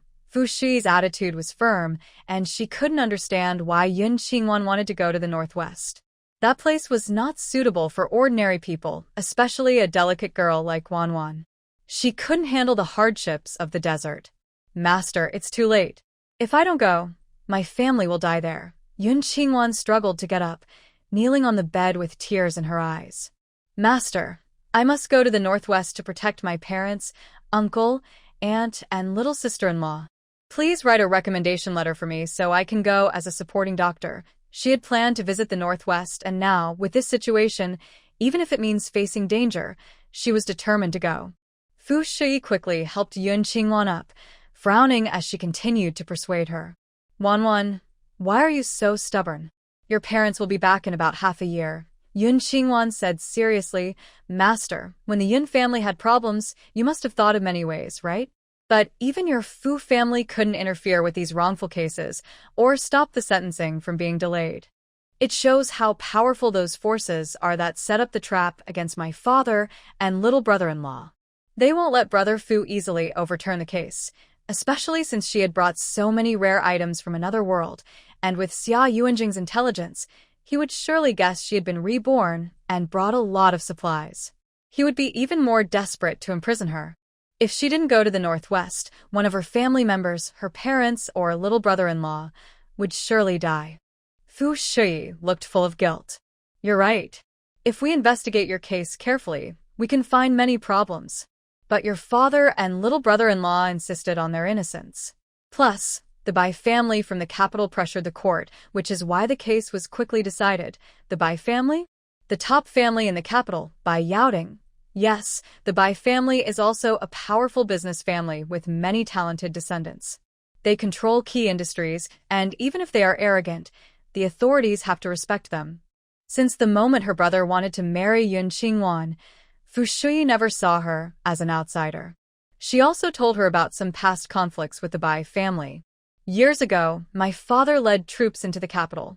When citizens complained that a branch of the Bai family had killed their relatives, my father, who came from humble beginnings and hated the rich and powerful abusing others, directly executed the Bai family branch on the spot. Because of this, the Bai family has always resented my Fu family and often opposed us openly or secretly. Xia Yuanjing was able to remove his hat and become an engineer in the capital because the Bai family supported him. 5 years ago, the Bai Yaoding wanted to marry his granddaughter, Bai Huijun, to a Zhou, hoping to resolve their conflicts through this marriage alliance. My parents and Azhou immediately refused, and the 3 older brothers also disagreed with the idea of the 2 families marrying. As a result, The relationship between the two families became even more strained. 3 years ago, when Ajo had an accident, our family suspected that the Bai family was involved, but we never had proof. This time, the trouble with Wanwan's family might be a scheme by the Bai family against the Fu family. Thinking of this, Fu Shi felt very guilty. In the end, it was actually our Fu family who caused Wanwan's father, uncle, and aunt to suffer in prison. After hearing this, Yun Qingwan clenched her fists tightly. So it was the Bai family. Fine, since you helped Xia Yuanjing hurt my Yin family, I want the Bai family to be wiped out. In this life, anyone who harms my Yun family will face death. Master, don't worry about me. I actually know martial arts. Even Brother Fu, I can beat him. If I go there, no one can bully me. Please help me. Stop talking. I can't agree. Fu Shi raised her voice. Even if she had to go to the Northwest Desert, it would be hard to survive, let alone Wanwan. Master, you don't want me to sneak away, right? Just write a recommendation letter for support. I promise I can live well over there. Although she could go secretly, she didn't want her grandparents, younger sister, and older brother to worry. She could only persuade Fu Shi to help cover for her, so she could go smoothly. After thinking for a moment, Yun Qingwan added, Commander Ming is over there. If I go, I'll find him first. With his help, no one will bully me.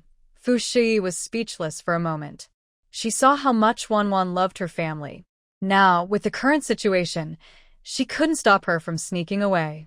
The military district where Ming Shizhong was stationed was not far from the farm where Yun family members went, so they could take care of her. After much thought, Fu Shi said, I'll go back and discuss with your brother-in-law and Zhaoye. Don't discuss it. Tomorrow, I will go home and bring my grandparents here. The day after tomorrow, I will leave. Yun Qingwan's eyes were firm and unwavering. Fu Shi was both angry and anxious. She called Wang Hui to watch over Yun Qingwan. She went home to talk with her husband. Not long after she left, Lu Yuzhen arrived. During the days Yun Qingwan was unconscious, Lu Yuzhen came every day. After Yun Huayan returned home, she came every night to keep her company. Evening, you're awake. Just as I reached the door of the hospital room, I heard Yun Qingwan and Wang Hui talking. I hurried into the room. Seeing Yun Qingwan sitting up in bed, I ran over and hugged her. Sniff, sniff, if you don't wake up soon, I might have to stay with you forever. Lu Yuzhen was crying very sadly. Wancheng had helped her and her older brother a lot, and it was related to her family. If she didn't wake up, she felt she couldn't go on living. Yun Qingwan smiled and patted her back to comfort her. Don't cry, I'm fine now. Don't blame yourself. My fainting had nothing to do with you or your family, but I still feel bad. Sorry, Wancheng. If I hadn't brought the newspaper to you, you wouldn't have. Lu Yuzhen let go of Yun Qingwan, feeling very guilty. Are you afraid of Xia Yuanjing? No, I just had a heart flutter. It has nothing to do with anyone. After saying that, Yun Qingwan pretended to be curious. I didn't get a chance to ask that Mr. Xia. Where is he now? He went back to the Northwest. Lu Yuzhen also secretly felt sad that she didn't get to see that handsome and talented young man. Yun Qingwan held her hand. Can you tell me a story? Of course. Talking about Xia Yuanjing, Lu Yuzhen's face lit up with excitement. He worked at a motorcycle factory in the south. After developing an engine that our country had been unable to improve, he helped them set up a new motorcycle production line that matched top foreign technology. Later, he called my dad and said he could help assemble 2 motorcycle production lines for the mechanical factory. We were all looking forward to him coming soon. Recently, overseas Chinese donated 30 better production lines, giving the mechanical factory 2 sets of equipment and technical guidance, so Xia Yuanjing didn't need to come. But my dad found out that overseas Chinese also donated a solar power station. Xia Yuanjing was sent to the Northwest to help set up the solar power station as soon as possible. That was probably the main reason he went back. Yun Qingwan listened with shock. Now she was sure that Xia Yuanjing had been reborn. The things she sold and the items Fu Yaozhou brought out could all reveal that more than one person had experienced rebirth, not just Xia Yuanjing. He also probably realized that the same reborn person carried space and supplies. She must find and stop him quickly to avoid revealing her own space and Fu Yaozhou's. Yuzhen, do you know anything else about him? Yes, I do. What do you want to hear? I can tell you. Talking about Xia Yuanjing, Lu Yuzhen's face blushed shyly. Tell me everything about him.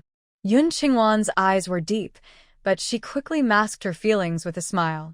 Lu Yuzhen was lost in her girlhood thoughts and didn't notice Yun Qingwan's strange expression. Her eyes shimmered with affection and concern. Their family was originally a local business family. After moving to the Northwest, they became quiet. Until 4 months ago, he first published an article about managing the desert in the newspaper, then later shared ideas on improving machinery. Lu Yuzhen knew a lot about him because she admired Xia Yuanjing and had looked into his background. Yun Qingwan clenched her fists so tightly that her nails drew blood, and her eyes were full of regret. If she had paid more attention to the newspaper or looked into Xia Yuanjing's affairs, she might have discovered his rebirth earlier. Now that things have come to this, she must quickly arrange her family and go to the Northwest as soon as possible. Yuzhen, is the 5-job quota that you mentioned that day still valid? Lu Yuzhen nodded seriously. Of course. Next month, the machinery will arrive and the motorcycle workshop will officially start. When that happens, I'll come find you. You can bring your family over. No need for exams. I'll arrange everything for you. Good. Thank you. If I'm not around then, please find my older brother. After their chat, Lu Yuzhen didn't stay long. She went home to tell her older brother and parents that Yun Qingwan had woken up. Yun Qingwan got up, changed into clean clothes, and went to Director Yu's office. Director Yu already knew she was awake and was planning to visit her. Seeing her arrive, he was very happy. Wanwan, how do you feel? I'm fine, Director Yu. Thank you for caring. After entering the room, Yun Qingwan quietly poured him a cup of spiritual spring water. Director Yu took the cup, full of affection. Silly girl, if it weren't for your grandmother, I wouldn't be here. Don't be polite to me in the future. Is there anything you want to eat? I'll buy it for you. Thank you, Director. I don't really want anything to eat. Cloud Qingwan poured herself a glass of spiritual spring water. Director Yu, I have a favor to ask. I want to bring my grandfather, grandmother, younger sister-in-law, and a few younger brothers and sisters to the city. Can you help me find a temporary job for my sister-in-law? Originally, she planned to send her family to the imperial capital, relying on the Fu family's influence to protect everyone in the Yun family. Now, after the incident with her father and brother-in-law, which was caused by the Bai family in the imperial city, the Yun family no longer felt safe there. Instead, the safest place was here, where Fu Yaozhou was clearing out spies. So, before going to the Northwest, she must bring her grandparents, sister-in-law, and younger siblings to the provincial city to live with her eldest brother, under his protection. Her grandparents and cousins could stay in the city because of her brother's connections. But her sister-in-law and her 3 children could not stay in the city long-term. Without jobs, they would be forced back to the countryside by the local authorities. Therefore, she had to use her relationship with a Lan family and Director Yu's kindness to help her sister-in-law find a job. Yu sighed heavily. He already knew about the Yun family's situation and understood someone was secretly scheming against them. Unfortunately, he lacked the ability to help much. Wanwan, just tell your sister-in-law to come. I will arrange the job.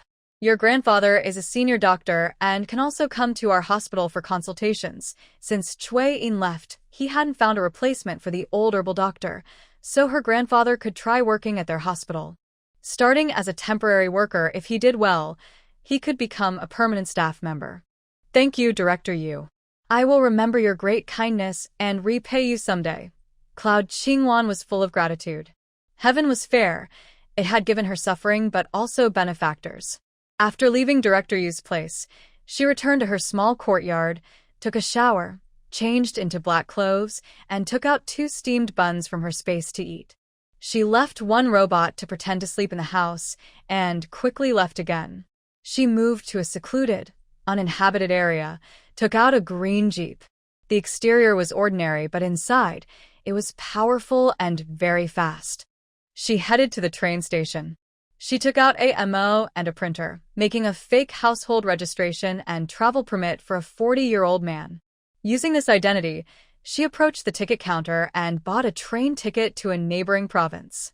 The ticket clerk didn't recognize her fake documents and sold her a ticket. After thanking Yunqing in the evening, she threw the ticket at the station entrance and returned to the car. She then took out 100 sets of mini solar panels and a recording camera, placing them on the back seat. She asked AMO to assemble and connect them, inserting the largest memory card. The woman used her life to trap her father. Her family must have gained great benefits from it. The key to solving the case still lies with her family. As long as her family members voluntarily reveal how the trap was set, her parents and uncle and aunt can be saved. She also knew without guessing that the entire Chu family had taken great benefits from the hidden people, which is why they harmed her sister-in-law. As for those from the Bai family group, eager to accuse her father and sister-in-law, they are not good people either. This time, she plans to record their dirty deeds with a camera and make sure they all pay. She drove quickly to the county town where the woman who falsely accused her father lived, just as it was getting dark. The woman's death caused a big fuss. After Yunqing arrived, she casually asked 3 people and found out her address. Near the woman's house, by asking an elderly lady and man on the street, Yunqing learned that the woman was a widow.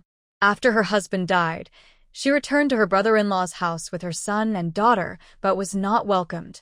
Recently, she was diagnosed with lung cancer but couldn't afford treatment and had been delaying it. As for why she went to the neighboring county to harm others, the elders shrugged. This looks like she wanted to secure her children's future before dying. They also said that since the woman died, her brother was promoted to a high official and her sister-in-law became a factory director. They no longer disliked the woman's 2 children, buying them clothes and shoes, and feeding them meat every day. Yunqing was very angry listening to this, but had to suppress her anger. The case was already decided. Without removing the Bai family, the case wouldn't be solved. So, she could only start collecting evidence to overturn the case. Under the cover of night, she sneaked into the 2nd floor where her brother and sister-in-law lived. Outside their bedroom window, she installed a mini solar power device connected to a miniature camera inside the house. As long as she was not discovered, she could record audio and video continuously for 3 years. She also took out a mineral stone that released a low level of toxins, embedding it into the wall in front of the bed. Long-term breathing of the toxic minerals fumes would weaken their nerves, cause hallucinations, and make them irritable and talkative. By then, there was no need to trick or threaten them. They would naturally reveal what they knew about her sister. After finishing all this, Yunqing quickly emptied the house of all its money and various valuables, surprisingly finding over 100,000 yuan. In the women and children's room, she also found a box of gold bars weighing 10 jin. This was probably the money used to buy her father's life. Debt from mother to child. You harm my parents, so don't blame me for targeting your children. Yunqing looked at the 2 sleeping children, gently opened their mouths, and gave them 2 doses of sterilization medicine. She also took all the money and gold bars from the house. Then she went to the city and found the people who had sentenced Yun Dad and her aunt's husband, installing cameras and toxic minerals in their homes. If officials cannot serve the people, they don't deserve descendants. Yunqing directly gave sterilization medicine to all the adults and children in their families. Bad people don't deserve to have children. Of course, she also didn't let go of the money and valuables. Yunqing returned to the provincial capital around 3 a.m. After disguising herself again with AMO, she went to the black market. This time, she found the biggest black market dealer and booked food supplies. Anything edible, she wanted it. Within 2 days, she arranged as much as possible, paying 3 times the black market price. The black market prices were already higher than regular stores, and she paid double that. The dealers, with the deposit, immediately gathered their people to start working. Yunqing also visited various black markets in the city, buying plenty of grains, meats, cooking oil, and more. On her way back, she stopped by Master Liao's restaurant, where AMO dressed up as a foreigner with blonde hair and blue eyes and ordered 3,000 buns in foreign currency. This was a time of foreign currency income. Yunqing paid 3 times the original price, and also returned food stamps and meat coupons. The restaurant was happy to accept this big order. However, they couldn't make so many meat buns all at once. Yun Qingwan asked them to do their best, making meat buns first. If they ran out of meat, they would make buns with vermicelli, tofu, or sweet bean paste. In short, the quantity must not be less. When they returned to the small courtyard, it was already past 5 o'clock. Fu Xiaoye was waiting at the alley entrance in his car. Since Fu Yaozhou left, he had been coming every night after 10 p.m., staying in the smallest room on the second floor, and leaving at 5 a.m. This was the task Fu Yaozhou had arranged for him, to protect Yun Qingwan. Last night, he heard from his little sister-in-law that Yun Qingwan woke up, so he went to the hospital to visit her.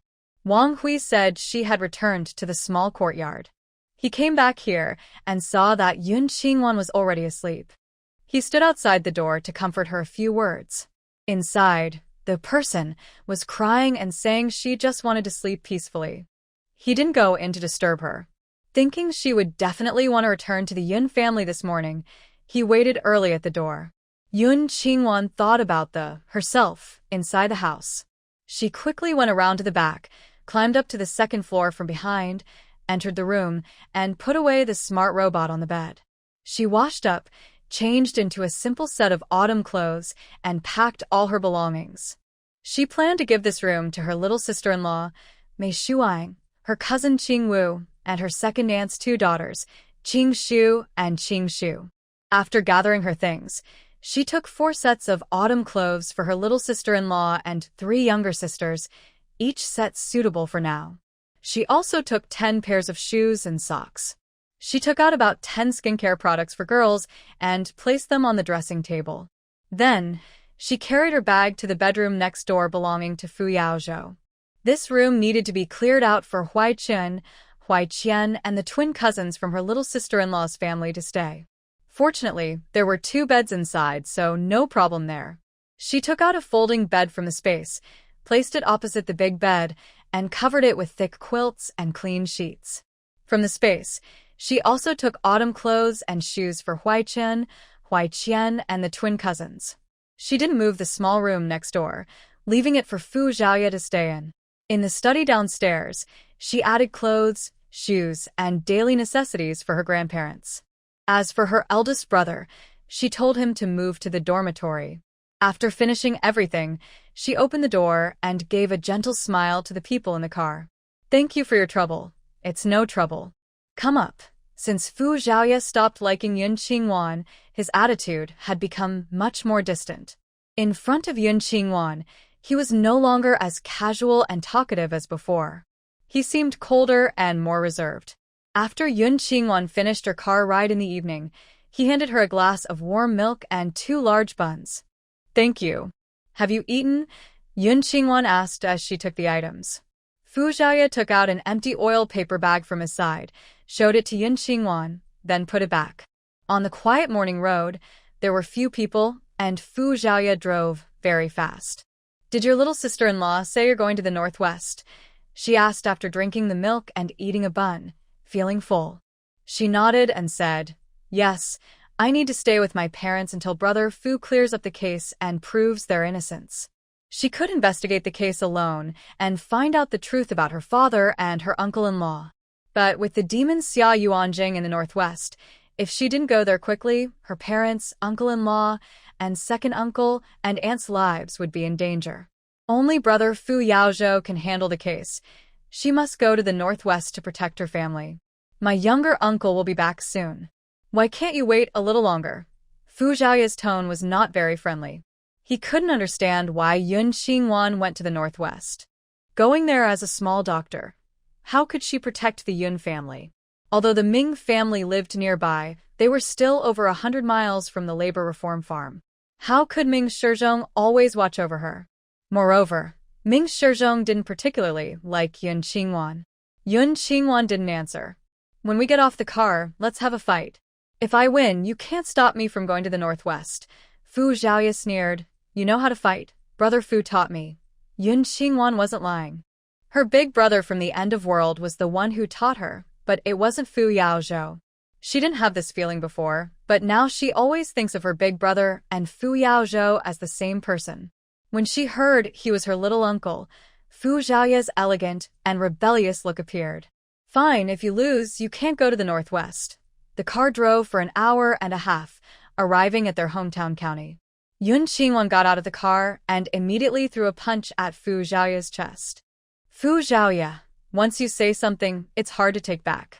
Don't regret it. Fu Zhaoya narrowly dodged her punch, a mischievous smile hiding surprise in his eyes. Whoever regrets is the grandson. After he finished speaking, Yun Qingwan threw her second punch. At first, Fu Zhaoya only dodged and didn't dare to fight her directly, planning to wait for the right moment to take her down. But Yun Qingwan kept throwing punches, leaving him no chance to strike back. In the end, he had to show his skills. They began to spar seriously. Despite her delicate appearance, Yun Qingwan was quick and agile like a shooting star, making it impossible for Fu Zhaoya to land a hit. She easily threw him over her shoulder with one hand. Within 20 minutes, Fu Zhaoya was knocked to the ground and couldn't get up for a long time. Yun Qingwan poured him a glass of spiritual spring water, restoring her gentle and delicate appearance. She winked at him and said, "No regrets, okay? Humph, haha, you made me realize what it means to hide your strength." Fu Zhaoya drank the spring water, a look of admiration in his smile. He always thought Yun Qingwan didn't seem weak on the outside, but he didn't expect her to be so strong. Few people in the world could beat him. And Yun Qingwan was the most formidable among them. "I'm not going to stop you from going to the northwest anymore." With her skills, no one could bully her there. Yun Qingwan smiled gratefully. "Thank you. If you're free tomorrow morning, come pick us up. If you're busy, send someone instead. I want to take my grandparents and younger sister to live in the provincial city. Okay, I'll wait for you here at 5 in the morning." Fu Zhaoya originally planned to send Yun Qingwan back to her hometown, but now there was no need. Even if she encountered a tiger on the way, she could handle it easily. But did she really learn her martial arts from her little uncle? After Fu Zhaoya left with doubts, Yun Qingwan went to a dark corner, changed into an ordinary woman's outfit. She carried a basket of eggs and went to the homes of those who judged her father and her little aunt's family in the county, set up cameras and poison stones, and borrowed some money and tickets along the way. By the time she returned to the Yun family, it was almost 10 o'clock. Sister, big sister. The first to notice her was Yun Qingshu, the youngest daughter of the second uncle's family. She was 4 years old and didn't understand why the adults weren't home. Seeing Yun Qingwan return, she happily ran over and hugged her leg. Yun Qingwan picked her up, her voice choked with emotion. "Sorry, little sister. It's all my fault. Big sister, don't cry, don't cry." The little girl nervously wiped her sister's tears and started crying herself. "Don't cry, big sister." Their noise drew Yun Huayan out of the yard. Seeing his sister awake and home, he felt like his throat was stuffed with cotton and couldn't speak. Tears shimmered in his eyes as he strode over and hugged both sisters. "Big brother, I'm sorry. It's my fault that our parents are gone." Yun Qingwan's tears kept flowing, unstoppable. Yun Huayan quickly let go of them, took Yun Qingshu into his arms, and his voice was hoarse. "Don't say that. It's not your fault. Recently, both my grandparents are sick, and my younger aunt is also unwell." He originally wanted to go to the county town to call his master and ask about my sister, but he didn't have the time. Yun Qingwan feels more and more guilty. "This time I came back to bring our grandparents, younger aunt, and younger siblings to the provincial city. Director Yu arranged a temporary job for my younger aunt at the hospital, and he also arranged a school for my younger siblings. From now on, we won't be returning here." Yun Huayan also plans to do the same. When he heard that everything was arranged for his sister, he felt guilty for his own helplessness, but also grateful for the help from his master and Director Yu. The two of them entered the yard. The 10-year-old second son of uncle's family, Yun Huaiqian, and the 7-year-old eldest daughter, Yun Qinggu, were cooking lunch when they saw their older sister return. They also came over with tears in their eyes. Yun Qingwan hugged them and comforted them briefly. Then they went to the bedroom where the grandparents were staying. The two elders had white hair and looked very weak. They already knew from their eldest grandson that their granddaughter was unconscious. Their hearts, which were already sad, became even more distressed because of her condition, and they fell ill. Now, seeing Yun Qingwan, their faces suddenly brightened. Grandpa, Grandma, Yun Qingwan quickly walked over, helped them up, and poured them a cup of spiritual spring water. To help them recover quickly, she added a small energy crystal to the water. After drinking, they looked much better and were able to get out of bed. Yun Qingwan told them about her plans to go to the provincial city. My younger aunt's work and my younger siblings' school are all arranged, and the house is enough for us. The two elders thought for a moment and finally nodded in agreement. However, they felt reluctant to leave after living here for most of their lives, especially in this way. Seeing their reluctance, Yun Qingwan held their hands. Grandpa, Grandma, Dad, and my younger uncle's matters will be settled when Brother Fu returns. He will give us justice. For now, the most important thing is the lives of my younger siblings. If Brother Fu couldn't uncover the truth about these two issues, she would take extreme measures to rescue her father and younger aunt. All right, we will follow your plan and go to the provincial city. The two elders had already lost hope of clearing their names because they saw that this wasn't just about them but targeted the Fu family, or more specifically, Brother Fu's desire to marry Wanwan. When they were young, they saw many cases of money and power marrying each other. Even though Fu Yaozhou was so outstanding, Fu's family didn't care who he married. People who wanted to work with the Fu family also didn't want this big opportunity to fall into the hands of ordinary people. So, this time, the older brother and son-in-law's trouble was probably a small lesson. If they couldn't cut ties, bigger problems might come later. Thinking this way, the two elders felt worried again and planned to go to the city. They wanted Fu Shuyi to send Yun Qingwan to her parents' home. Only such important people could protect Yun Wan's life. The plan to go to the city was settled. Yun Qingwan talked about the 5 spots at the motorcycle factory. She asked her grandparents to choose 4 smart, alert, and good-hearted teenagers from her mother's second and third aunt's families and her little uncle's nephews to go to the city. Once they settle in, they can slowly bring other family members into the city, helping each other. The last spot, Yun Qingwan suggested, should go to the family of the village party secretary. Party secretary Chao Mangui was honest and often took care of the Yun family. Another reason was that his youngest son, Chao Guodong, was her classmate. They had studied together from elementary to middle school. 5 years ago, Chao Guodong was admitted to the best university in the capital. But on the way to school, he was robbed by some troublemakers. He fought to protect the money, but was stabbed to death. In this life, if she could help his older brother get a job in the city, their family's finances might improve and Chao Guodong wouldn't have to lose his life because of money. After discussing work, Yun Huaichen, who was chopping wood outside, returned. Once a lively and passionate boy, he had become mature and steady. Seeing Yun Qingwan not jumping around, he felt a little disappointed. Yun Qingwan hugged him and talked about moving to the provincial city. The boy's eyes lit up a little. The family finished eating in the main hall. Yun Huayan went to his little uncle's village to pick up his sister-in-law and cousins. Yun Qingwan took the household registration to the village party secretary's house to discuss moving to the provincial city. Party secretary Chao Mangui had served in the army for a few years. He hurt his leg and returned home to marry. He and his wife, Wu Xiuxing, had 3 daughters and 2 sons. Now, Chao Mangui's 3 daughters were already married. His eldest son, Chao Guoliang, was 21 and of marriageable age. My youngest son, Chao Guodong, is 18 and now works as a scorekeeper in the team. On the way, Yun Qingwan took out 3 pieces of blue cotton cloth and 2 old red cotton cloths from her space. She also had 3 men's watches, 1 lady's watch, and 6 bottles of snow cream, along with some tickets she had collected from a few shops in the county town.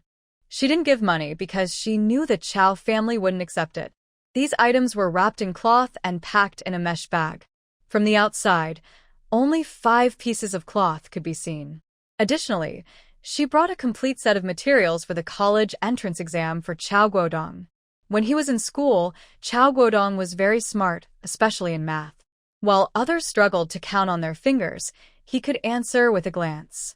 In class, the teacher liked to ask him questions because he never answered incorrectly. If he had the chance to take the college entrance exam early this time, he might change the tragic fate he faced last time. When they arrived at the Chow family, they were about to have lunch. Seeing Yun Xingwan carrying so many things, they quickly welcomed her inside. Wu Xiu was a gentle and honest woman. After she sat Yun Xingwan down, she brought clean bowls and chopsticks and went to the kitchen to fry eggs.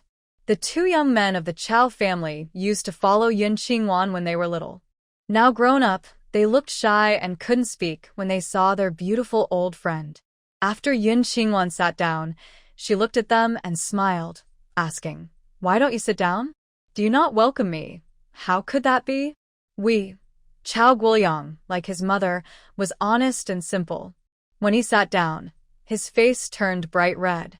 Chow Guodong, on the other hand, was more confident. He looked at Yun Xingwan with admiration in his eyes. Chow's secretary looked at Yun Xingwan with concern. "Are you back because of your father's matter?" Yun Xingwan nodded. "Yes, my father is honest and wouldn't do such things. Someone is framing him, but unfortunately, we can't find any proof. Yun Xingwan, there will be a day when the truth comes out. Uncle Yun won't stay in the Northwest for long." This was Chow Guodong speaking. He was secretly investigating the Chu family. As soon as he found evidence that they were scheming against Uncle Yun, he could clear his name. Yes, there will be a day when the truth is revealed. Yun Xingwan smiled at Chow Guodong and took out the household register of the Yun family.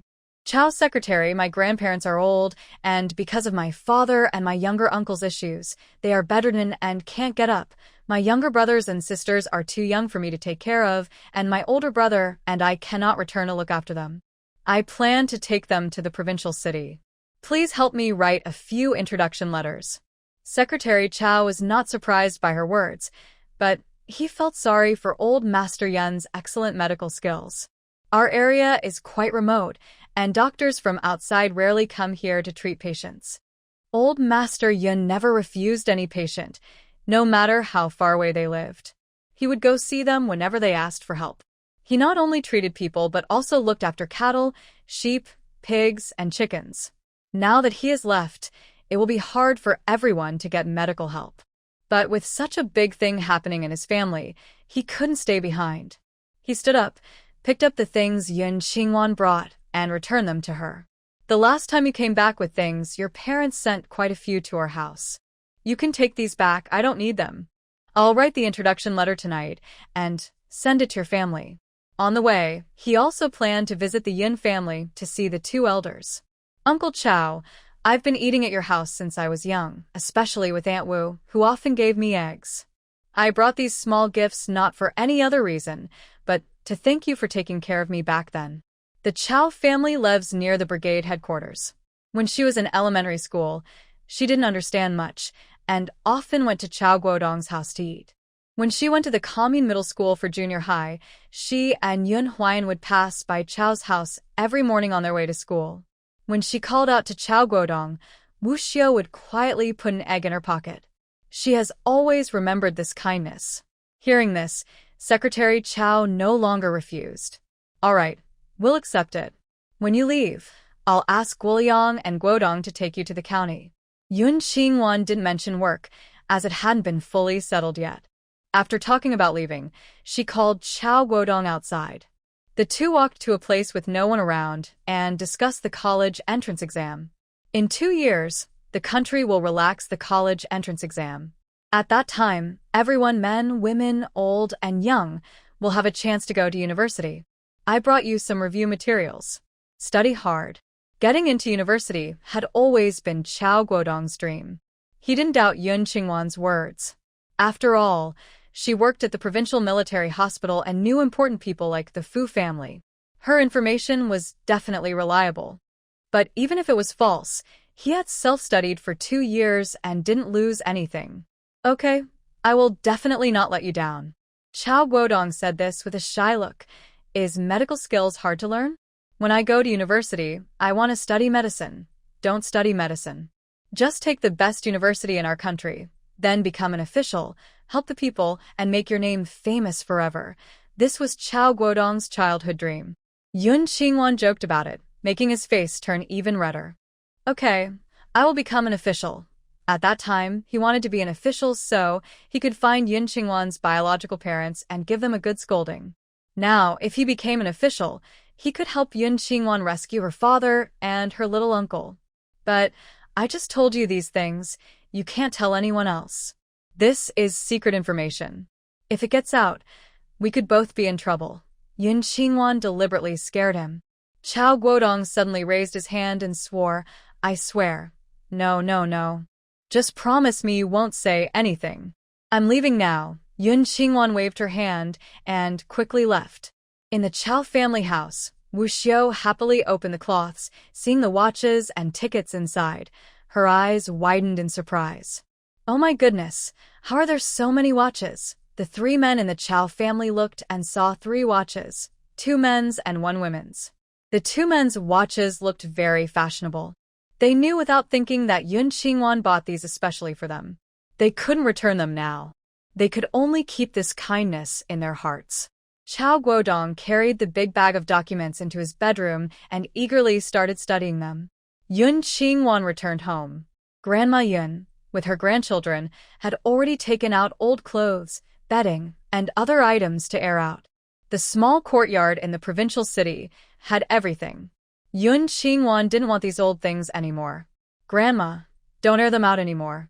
Besides money and meaningful items, these clothes, bedding, and leftover food should be given to the neighbors. Before coming here, I already bought new bedding, clothes, and daily necessities for you.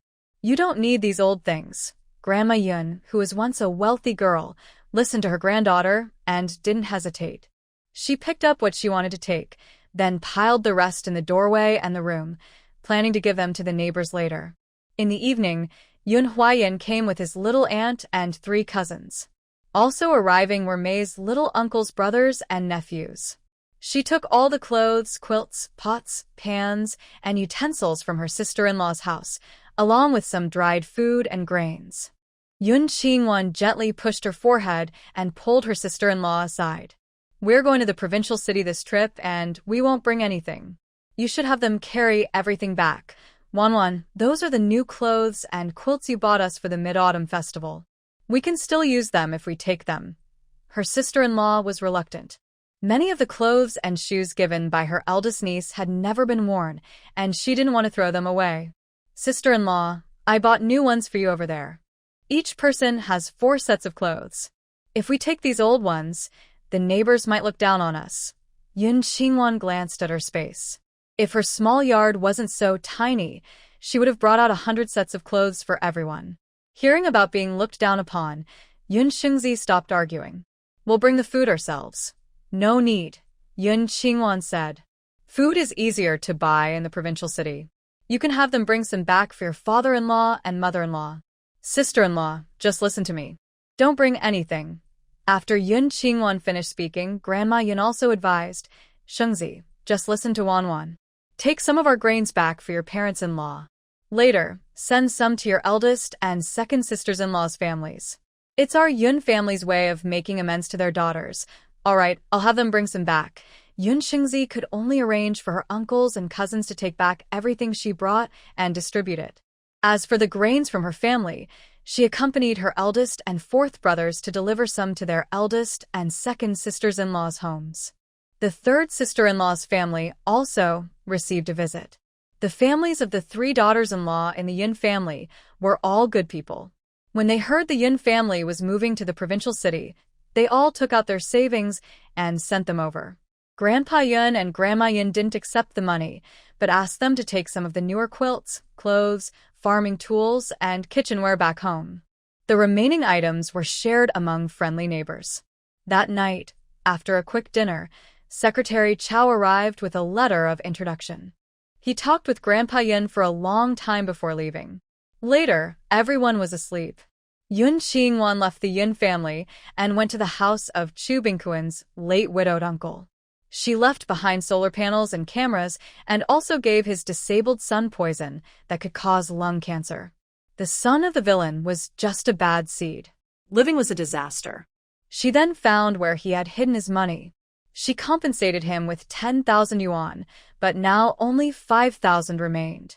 The other half was probably taken by members of the Chu family. Yun Qingwan took out AMU and the printing machine, made a bundle of fake money, and exchanged it for real cash. She also arranged for AMU to go into the wild to catch a basket of mice, then poured them into a jar filled with fake money and dripped some fragrant oil. The mice chewed happily, and in less than half an hour, all 5,000 pieces of fake money turned into fragments. Next, Yun Qingwan went to Chu Bingquan's house. After setting up a camera and radioactive ore, she found over 3,000 yuan, which was probably part of the 10,000 yuan compensation. Another 2,000 yuan was likely divided among the Chu family members. She replaced this money with fake bills and let the mice chew it into pieces. Following her memory, Yun Qingwan found some elder family members who could manage affairs, installed cameras in their homes, and replaced the money they found with fake bills, then let the mice chew it into fragments. After finishing, she returned home, just past midnight. She slept until about 4 in the morning. Yun's mother, second aunt, third aunt, and her little uncle's family all arrived early. Yun Qingwan went to the kitchen, boiled a pot of spiritual spring water, and brewed large bowls of bean powder for each of them. After drinking, she tidied up the house.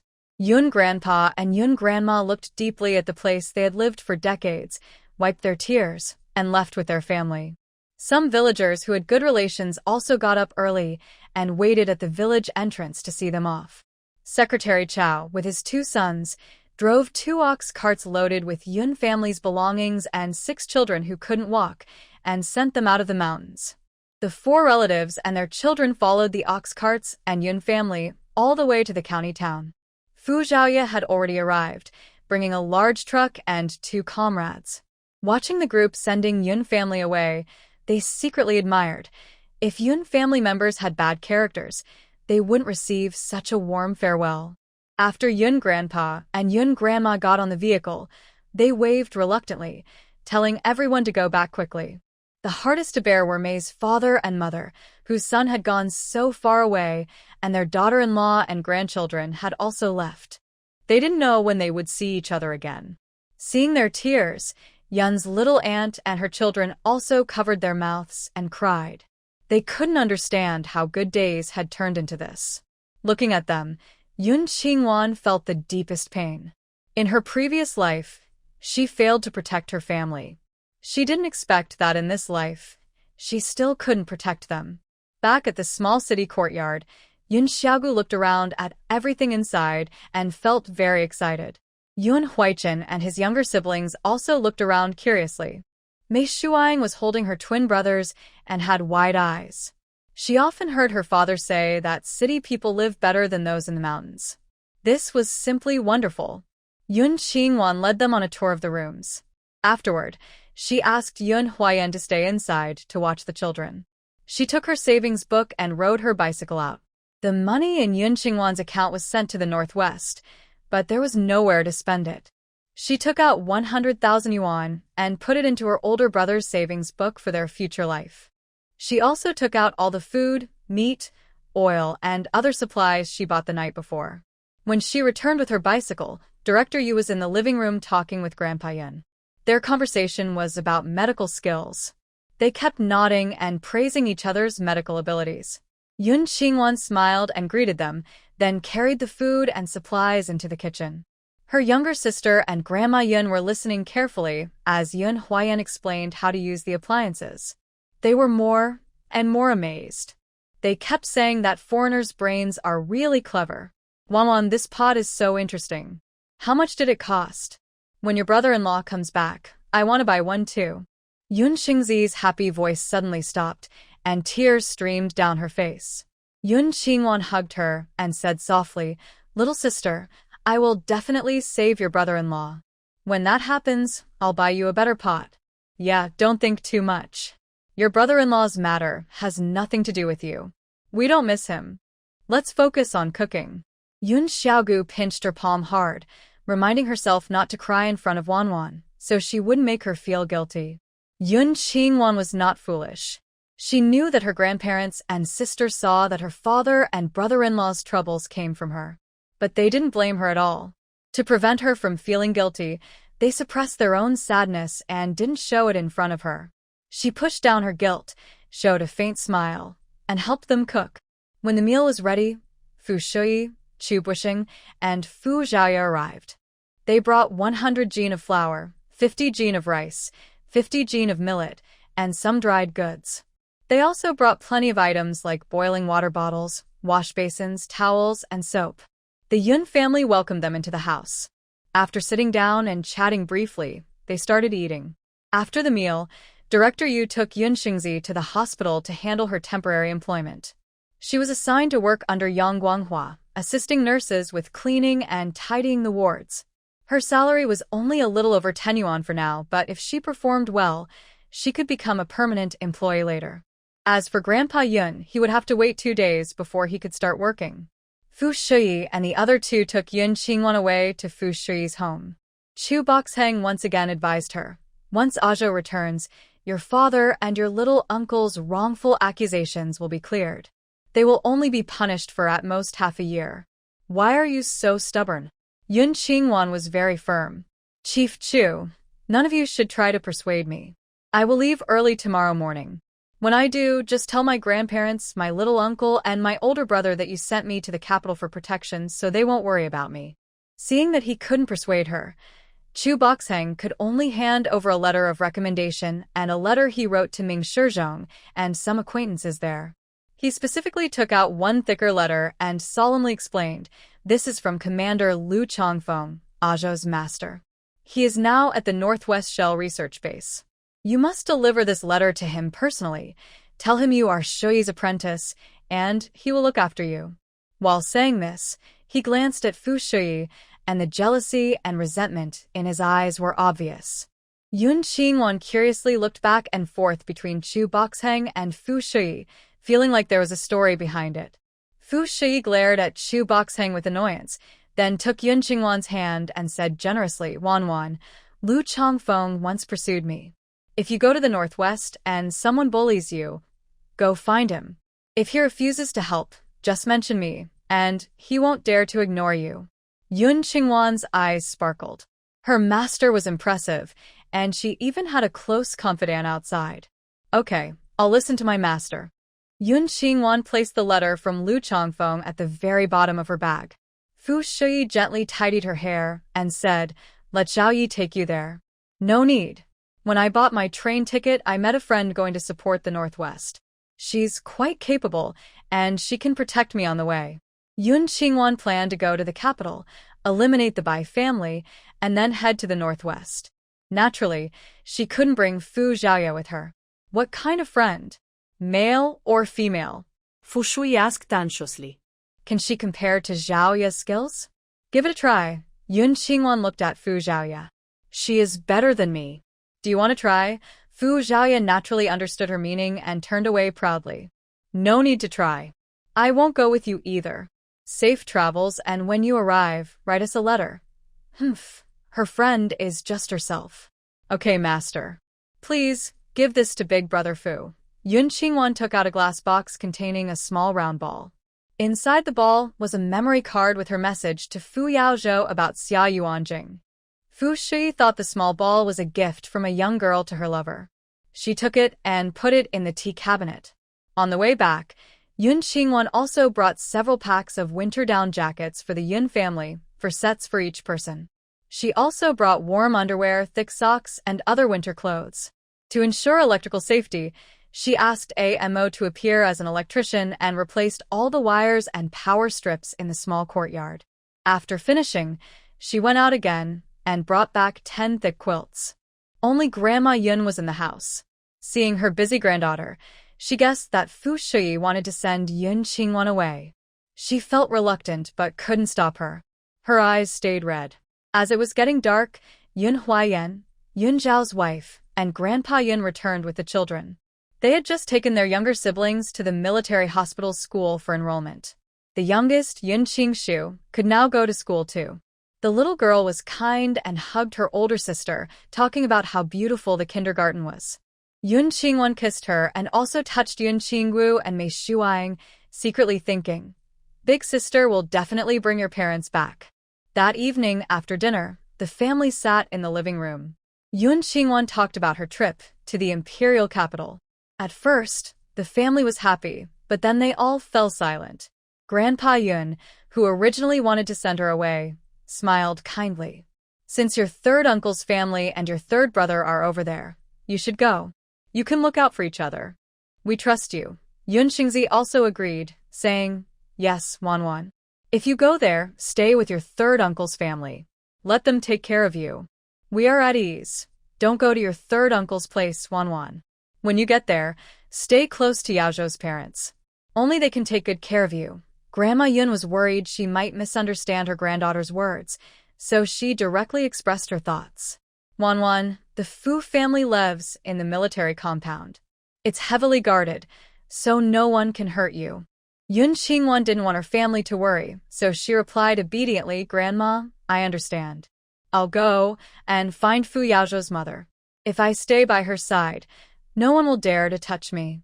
Good. Write or call us when you get there. Grandma Yun gently patted her granddaughter's head, hiding her sadness. Yun Qingwan nodded, said goodbye to everyone, and called Yun Huayan outside. The siblings walked slowly down the long alley. Yun Huayan asked Wanwan, Are you really going to the capital? Knowing his sister well, he felt she must have another reason for going. Yes. Only by going to the capital and finding someone more powerful can we clear father's and uncle's names. Yun Qingwan spoke with anger and guilt. Brother, please take care of Grandpa and Grandma for me.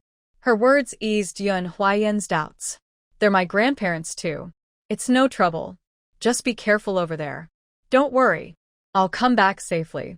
Yun Qingwan took a small glass bottle from her pocket. Inside were 30 energy beads, 5 of them a deep color. Brother, I met that old beggar again recently. He gave me a big bottle of miracle pills. Keep these safe and don't tell anyone. Afraid he might refuse, Yun Qingwan took out another bottle. I have plenty. Don't even think about saying no. These are for protecting Grandpa and Grandma. All right, I'll keep them. Yun Huayan affectionately patted his sister's head. His illness had been cured by those same miracle pills, and seeing so many now filled him with gratitude toward the old beggar. If I ever meet him, I'll bow to him 3 times and take care of him for life. Yun Qingwan smiled. If I see him again, I'll tell him what you said. They chatted for a while until Fu Zhaoya arrived at 10 o'clock, and then they went to bed. That night, Yun Qingwan planned to collect the food she had bought. After everyone fell asleep, she used a bit of calming incense so her aunt and younger sisters would sleep soundly. Then she quietly climbed out the back window.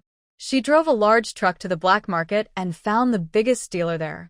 He sold her 800 pounds of rice and over 1,000 pounds of flour. Xiaomi bought 100 jin of rice, 300 jin of sorghum, 400 jin of soybeans, and over 100 jin each of green beans and red beans. There are also dozens of jin of kidney beans and black beans. Now it is late autumn, and sweet potatoes, corn, and potatoes have been harvested. All together, these amount to over 1,000 jin. Pumpkins, winter melons, and yams combined weigh more than 600 jin. They also have over 200 jin of peanut oil and rapeseed oil, and more than 30 jin of sesame oil. They slaughtered 6 pigs for fresh pork, 1 cow for beef, 15 sheep, over 400 live chickens, more than 200 ducks, and over 100 geese. All the eggs from chickens, ducks, and geese add up to over 3,000. Freshwater fish like carp, crucian carp, grass carp, and soft-shelled turtles weigh over 500 jin, while eels, loaches, and freshwater shrimp total more than 700 jin. At this time of year, the water fields, ditches, and ponds are unpolluted, and these items are abundant, yet no one has eaten them yet. When the big traders announced they would pay high prices for these, the villagers were very happy. People stayed awake at night, casting nets, rowing boats, and catching them. Other mountain products like chestnuts, walnuts, dates, wild grapes, persimmons, and wild plums also weigh several hundred jin. Dried lotus seeds, dried black fungus, white fungus, mountain mushrooms, kudzu root powder, acorn flour, and others together weigh over 300 jin. Wild animals like rabbit meat, snake, hedgehog, and mountain chicken total over 500 gene. There are also 3 wild boars and 2 wild deer. Vegetables such as eggplants, lotus roots, yams, carrots, taro, onions, radishes, and cabbages amount to several hundred gene. The factory's smoked meats, cured chickens, preserved ducks, hams, ham sausages, canned meats, fish cans, instant noodles, candies, biscuits, pastries, vermicelli, malted milk, milk powder, glucose, and more. Each item weighs at least 100 gene. The shops sell seasonings, fruits, palm oil, and other edible goods. Basically, anything edible that the traders can get, they brought it all. Yun Qingwan asked AMO to check the quality of the goods. Any with problems were discarded. The rest were paid for at 3 times the black market price. The big trader held a large bag of money, smiling happily, and ordered his men to load the goods onto trucks with AMO. After loading, Yun Qingwan and AMO left and went to Master Liao's restaurant. They had already steamed 3,000 buns, packed in large rectangular bamboo baskets, 1 basket at a time. Yun Qingwan was generous, paying 5 times the foreign currency rate, plus an extra 100 yuan as a tip. Carrying the buns, they returned to the small courtyard. Arriving around 4 p.m., Yun Qingwan returned through the same window route and slept until 5 a.m. Grandpa Yun and Grandma Yun have already gotten up to prepare breakfast. They made dumplings, including the ones Yun Qingwan loved as a child, scallion, egg, and mincemeat dumplings. They also cooked porridge, prepared spinach salad, and boiled salted eggs and tea eggs. Yun Qingwan finished washing up and came out. Fu Xiaoya also got up. They ate breakfast together, then Yun Qingwan was sent to the train station. To reassure him, Yun Qingwan took out a small female robot from her space. She waved to her among the crowd. Wan, hurry up. I've bought your ticket. Fu Xiaoya, my family, I'll trouble you. Goodbye. After saying this to Fu Xiaoya, Yun Qingwan carried her suitcase and went to the female robot. She squeezed onto the train heading northwest with her. She kept walking forward and got off at the next carriage. She found a quiet corner and changed into the appearance of a middle-aged strong man. She carried her suitcase and bought a train ticket to the imperial capital. The train left in the afternoon. She returned to the city and bought a lot of food. On the way, when passing a big river, she secretly took some water and stored it in her space. Since the Northwest is so dry, she could wash with spiritual spring water herself. But her parents, uncles, aunts, and little uncle wouldn't be able to do that. She needed to bring some regular water. Fortunately, on the way to the imperial capital, she crossed 3 large rivers and 1 big river. She collected millions of tons of water, and the fish and shrimp inside also entered her space. After 2 days and nights, she finally arrived at the imperial capital. The Bai family is a famous noble family in the city. Yun Qingwan found their residence easily, a grand courtyard with 5 main buildings. In her previous life, Yun Qingwan had never heard of the Bai family, and she didn't want to hear about them now. She wandered around near the Bai family's house, sneaked in, and found an unoccupied courtyard. She set up her mobile home and slept until midnight. When she came out, she changed into the look of a young, fierce bandit. With her equally fierce companion, AMO, she released fragrant smoke everywhere. The outside looked like an old, simple courtyard, but inside, it was decorated luxuriously. The buildings weren't recent. They were built decades ago. Everywhere inside, there were yellow rosewood chairs, beds made of purple sandalwood, a white marble dining table, European-style chandeliers, ancient blue and white porcelain vases, famous calligraphy and paintings and antiques. It seemed as if this era had overlooked this family entirely. Yun Qingwan wore thermal imaging glasses and carried AMU while touring and filming with a camera. People from such families are more alert than others. AMU's camera and solar panels were hidden very well. The solar panels that absorb sunlight were embedded on the outside wall, flush with the surface, and painted the same color. Inside, the tiny cameras, once properly positioned, were also embedded in the walls. Even if Fu Yaozhou came to find her, he wouldn't be able to locate them. The large courtyard of the Bai family had over 100 rooms. Yun Qingwan installed tiny cameras in all of them. After finishing, she embedded 5 small radioactive mineral stones, about the size of an egg yolk, into the walls and ceiling of the Bai family dining hall. These stones' radioactivity wouldn't cause immediate harm, but long-term exposure could lead to skin cancer. Apart from the advanced medicine she brought from the end of the world, no one else could cure this. The Bai family was willing to listen to Xia Yuanjing and harm her father and younger sister-in-law. In the future, they hoped to follow her advice and bring her parents, uncle, and aunt back from the northwest. Before leaving, Yun Qingwan and AMU collected 1,000 tons of clean water from the Bai family's faucet. They chose to do this at the Bai family because their water usage was unrestricted. Even if the Water Bureau noticed abnormal water consumption, they wouldn't shut it off. Back at the guest house, Yun Qingwan took a nap. When morning came, she went to the train station and took a train to the northwest. After enduring another 2 days and nights, she arrived at the nearest city to her parents' farm. Beyond that, she could only travel by car. Now, mid-September, the weather here was much colder than in the central regions. Yun Qingwan found a quiet place, took out her RV, washed and cleaned it, then took out a set of lightweight, soft autumn clothes from the space and put them on. She wore a black turtleneck sweater and tight-fitting pants with high black leather shoes, which made her fair skin look even more radiant than winter snow. Her high ponytail and sharp, serious eyebrows made her look much more mature and steady. She took a military green off-road pickup truck, suitable for running in the desert, from the space. The back was covered with a green canvas tarp for easy access to supplies. With AMU, she sped northward toward the Northwest Missile Research Base. A more controlled 3 drones, observing the area around the vehicle within 100 miles and creating a 3D map. She came to study the base first, so Ming Xilon could use a few blueprints to gain Ming Shizhong's protection. She could also use her advanced shell-making technology to make him treat her as a special guest. The moon rose in the east and set in the west. Yun Qingwan ran all night and finally reached the northwest military zone under Ming Shizhong's control.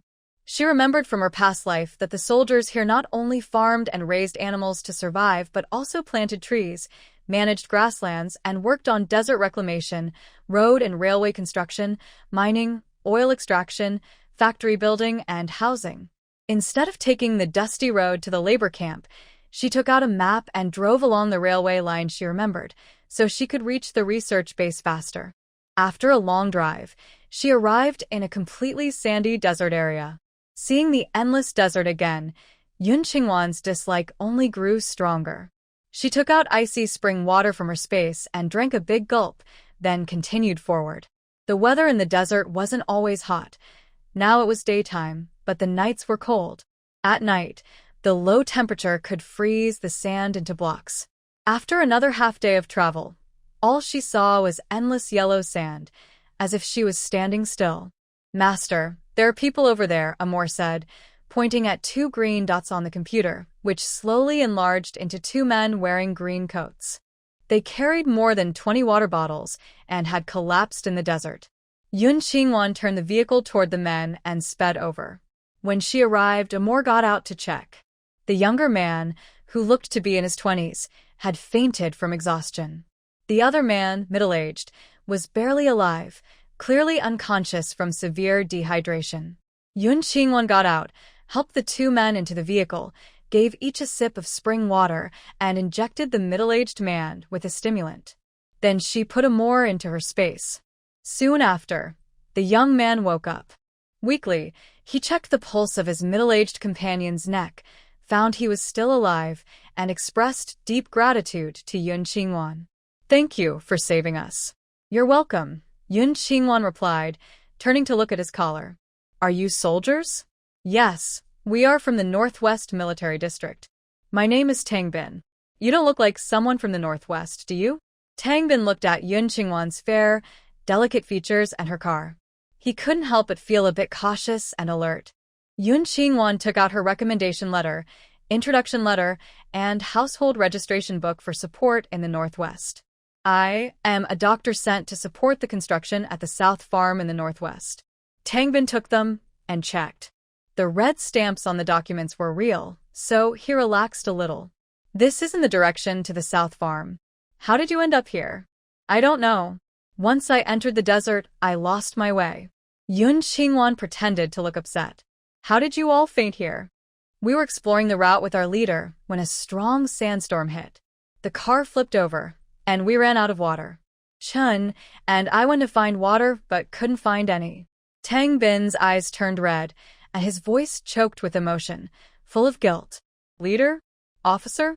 Those are important positions, right? Yun Xingwan's beautiful eyes sparkled with a bright light. I have some water in bottles behind my car. Tell me roughly where you want to go, and I'll take you back. Tang Bin initially wanted to use Yun Xingwan's car to find water. Hearing this, he nodded gratefully. Thank you, Dr. Yun. I really appreciate it. Don't mention it. I was actually hoping you could help me find the way. Yun Xingwan smiled and looked at Tang Bin through the rear-view mirror. Which way should we go? North, go around the highest hill, then head west and keep going. Tang Bin gestured in a circle. Yun Xingwan nodded in agreement, increased the speed, and drove up the highest sand dune. You. Tang Bin was so shocked by her daring move that he couldn't speak. This girl, who doesn't know her limits, has too much courage. How can you drive so recklessly on the sand? In the next second, the car smoothly climbed the dune, turned west, and took a route that saved about an hour compared to Tang Bin's directions. When they reached a flat area, Yun Xingwan took out 2 salted duck eggs and a plain steamed bun from her bag and handed them back. Here, have a bite. Tang Bin was really hungry. He only had 2 coarse wheat cakes, which he didn't want to eat because he was afraid they wouldn't last until he got back. But he also felt shy about accepting others' help. He smiled shyly. Thank you. I have some dry food with me. Yun Xingwan threw something back forcefully into his arms. It's nothing special, just eat it. She then took a 500 milliliters empty 4-glass bottle from her bag, quietly filled it with spring water, added a little sugar, and handed it to Tang Bin. This is glucose water. Don't be shy, drink more. I have plenty in the back carriage. Okay, thank you. After thanking her, Tang Bin drank a fifth of the water, ate half a steamed bun, and half a salted duck egg. He couldn't bring himself to eat more.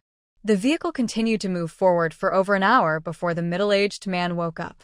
His name is Chun Guiyu, in his 40s, a regiment staff officer. When he learned Yun Xingwan had saved him, he kept thanking her. Yun Xingwan also took a bottle of spring water, 2 steamed buns, and 2 salted duck eggs from her bag for him. After drinking the spring water and eating the buns, Chun Guiyu recovered well. He asked about Yun Xingwan's background. She didn't hide anything and directly mentioned Xu Bushing and Fu Shui. I am Fu Shui's apprentice, here to support the construction. When Chun Guiyu heard their names, he looked at Yun Xingwan and felt much closer. You are Fu Shui's student? How are your master and Commander Chu? Are they in good health? They are fine. Yun Xingwan held back a smile. Fu Shui and Xu Bushing were probably only in their 30s, so of course they were healthy. I haven't seen them in many years. Chun Guiyu smiled as he reminisced about the past, also talking about Ming Shizhong and Shin Monru. From his words, Yun Xingwan heard many stories about her mother. She quietly recorded everything with a voice recorder. Late at night, around 11 o'clock, they arrived at the camp of Tang Bin and the others. The outside temperature had dropped from over 20 degrees during their first encounter to freezing point now. The camp was very quiet. Tang Bin got out of the car and rushed into the tent, shouting loudly. Shuigong, Lugong, Commander Zheng, Dr. Feng, wake up! Chun Guiyu also ran over. Seeing the situation inside the tent, he quickly looked back at Yun Xingwan. Dr. Yun, come quickly and help them. Yun Xingwan took her medical kit and went down. The camp was located under a bare cliff. An out-of-gas military truck was pressed against the cliff wall. On the left side, there is a rectangular tent made of canvas, inside which 5 people are lying unconscious. Yun Xingwan first checks their pulses. All 5 still have faint heartbeats. She takes a soft leather tube from her bag and gives each person 100 milliliters of spiritual spring water, then injects a strong heart medicine. Their nearly stopped hearts gradually start beating again.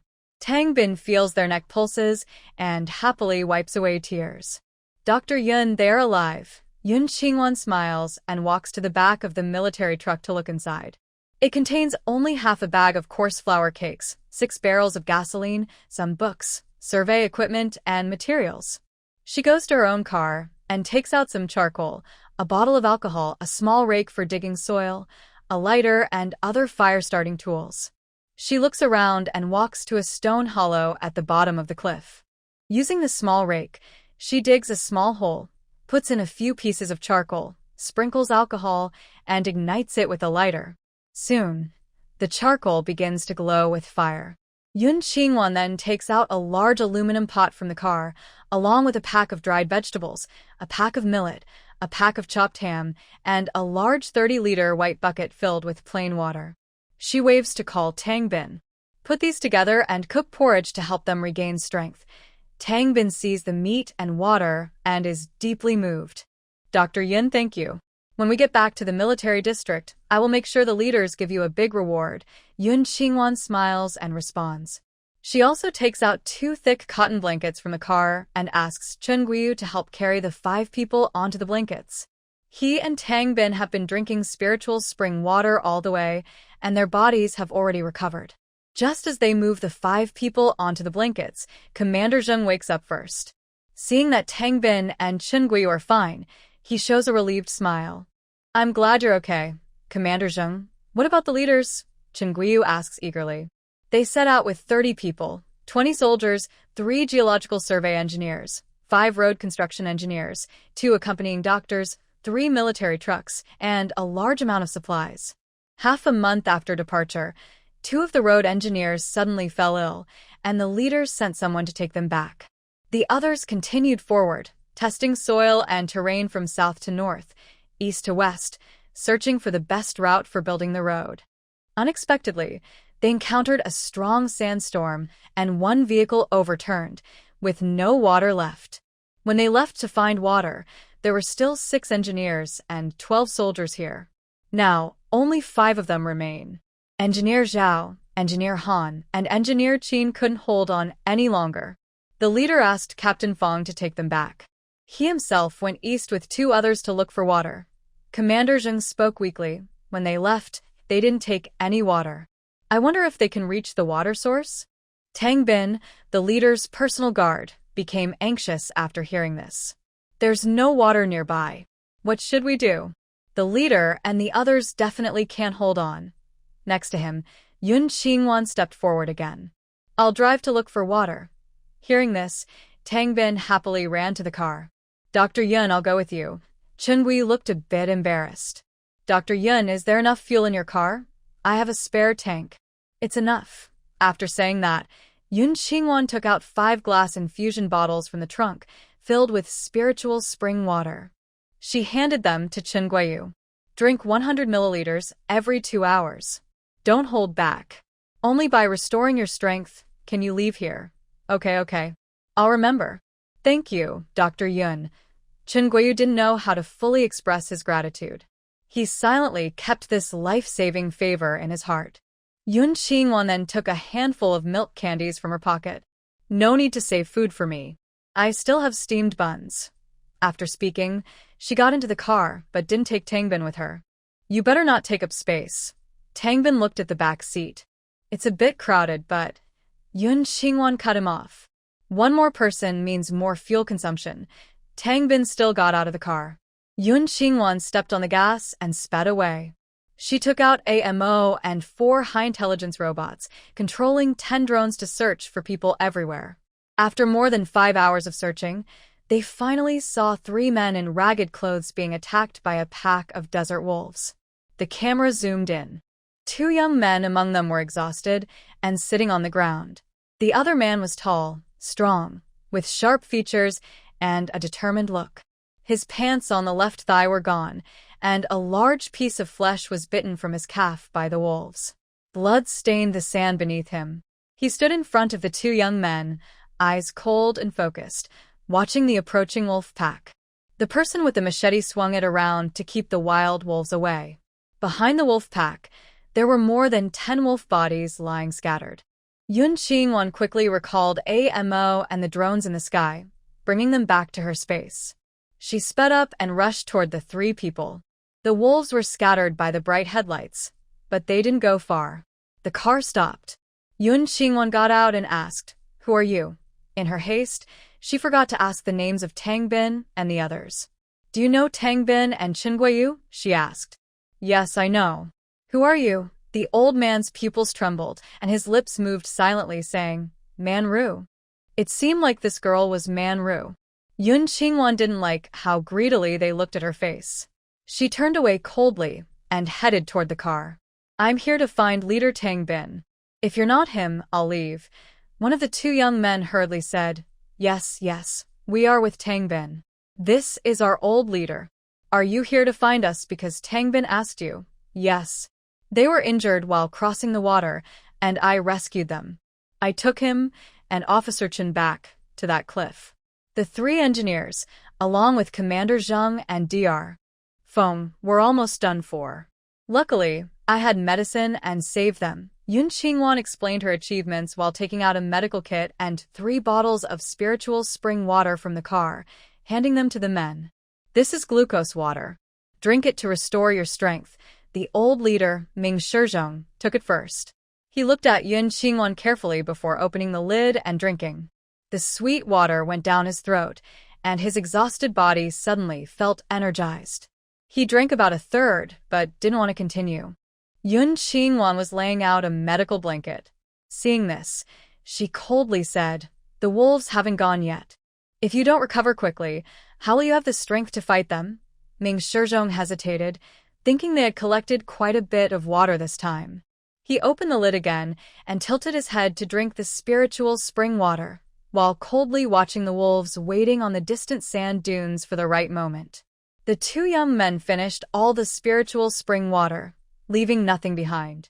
Their parched, weak bodies gradually regained some energy. Yun Qingwan collected 3 empty bottles and tilted her chin toward the blanket she had prepared for treatment. "Take off your clothes and lie down. I will treat your injuries." The 2 young men blushed, feeling embarrassed to undress in front of a young girl. Ming Shizhong had been on the battlefield since he was 15, experiencing many harsh scenes. Now, saving his life was the most important thing. Apart from his thigh, he had no other serious injuries. He was the first to lie down on the treatment blanket.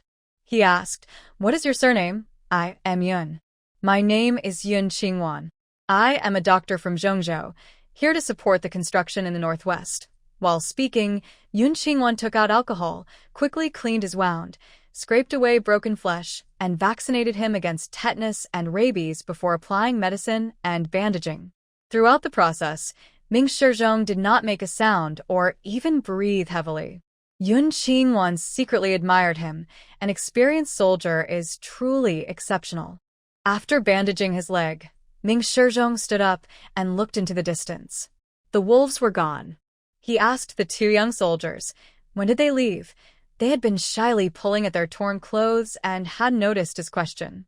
When he asked, they hurriedly looked around to find the wolves. The wolves were really gone. The 2 were very happy and no longer shy. They tore off their clothes and let Yun Qingwan bandage their wounds. One had a piece of flesh bitten from his back by a wolf, and the other's arm was shattered. Besides these 2 major injuries, there were a few minor cuts. Yun Qingwan quickly treated their wounds, opened the car door, and told them to get in quickly. Ming Shizhong pointed at the dead wolves and asked Yun Qingwan, "Can this car still carry things? I want to take these wolves with us." Yun Qingwan looked at the roof of the car. "Put them up there." Seeing her agree, the 3 of them happily gathered their torn clothes, tied them into a rope, and tied the wolves onto the roof of the car. They also collected all their water bottles and put them in the car. Yun Qingwan sat in the driver's seat. After they got in, she took out 6 steamed buns, 6 salted eggs, and gave them to the others, along with 3 bottles of spiritual spring water. The 3 of them were very hungry and didn't hesitate. They took the food and water and ate eagerly. Ming Shizhong, sitting in the front passenger seat, finished eating and turned to look at Yun Qingwan.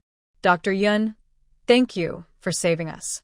When we get back, I will make sure to report your great deed. Yun Qingwan's purpose in saving people was to be thanked. She asked, may I ask your honorable surname? My surname is Ming, and my name is Ming Shizhong. You look very much like my wife. If my wife were not her parents' only child, I might think you are related by blood to her. Ming Shizhong's eyes filled with longing and sadness. It's been 18 years. Whenever I think of my sacrificed wife, I feel pain deep inside. Yun Qingwan firmly presses the brakes with her feet, tilting her head to look at him.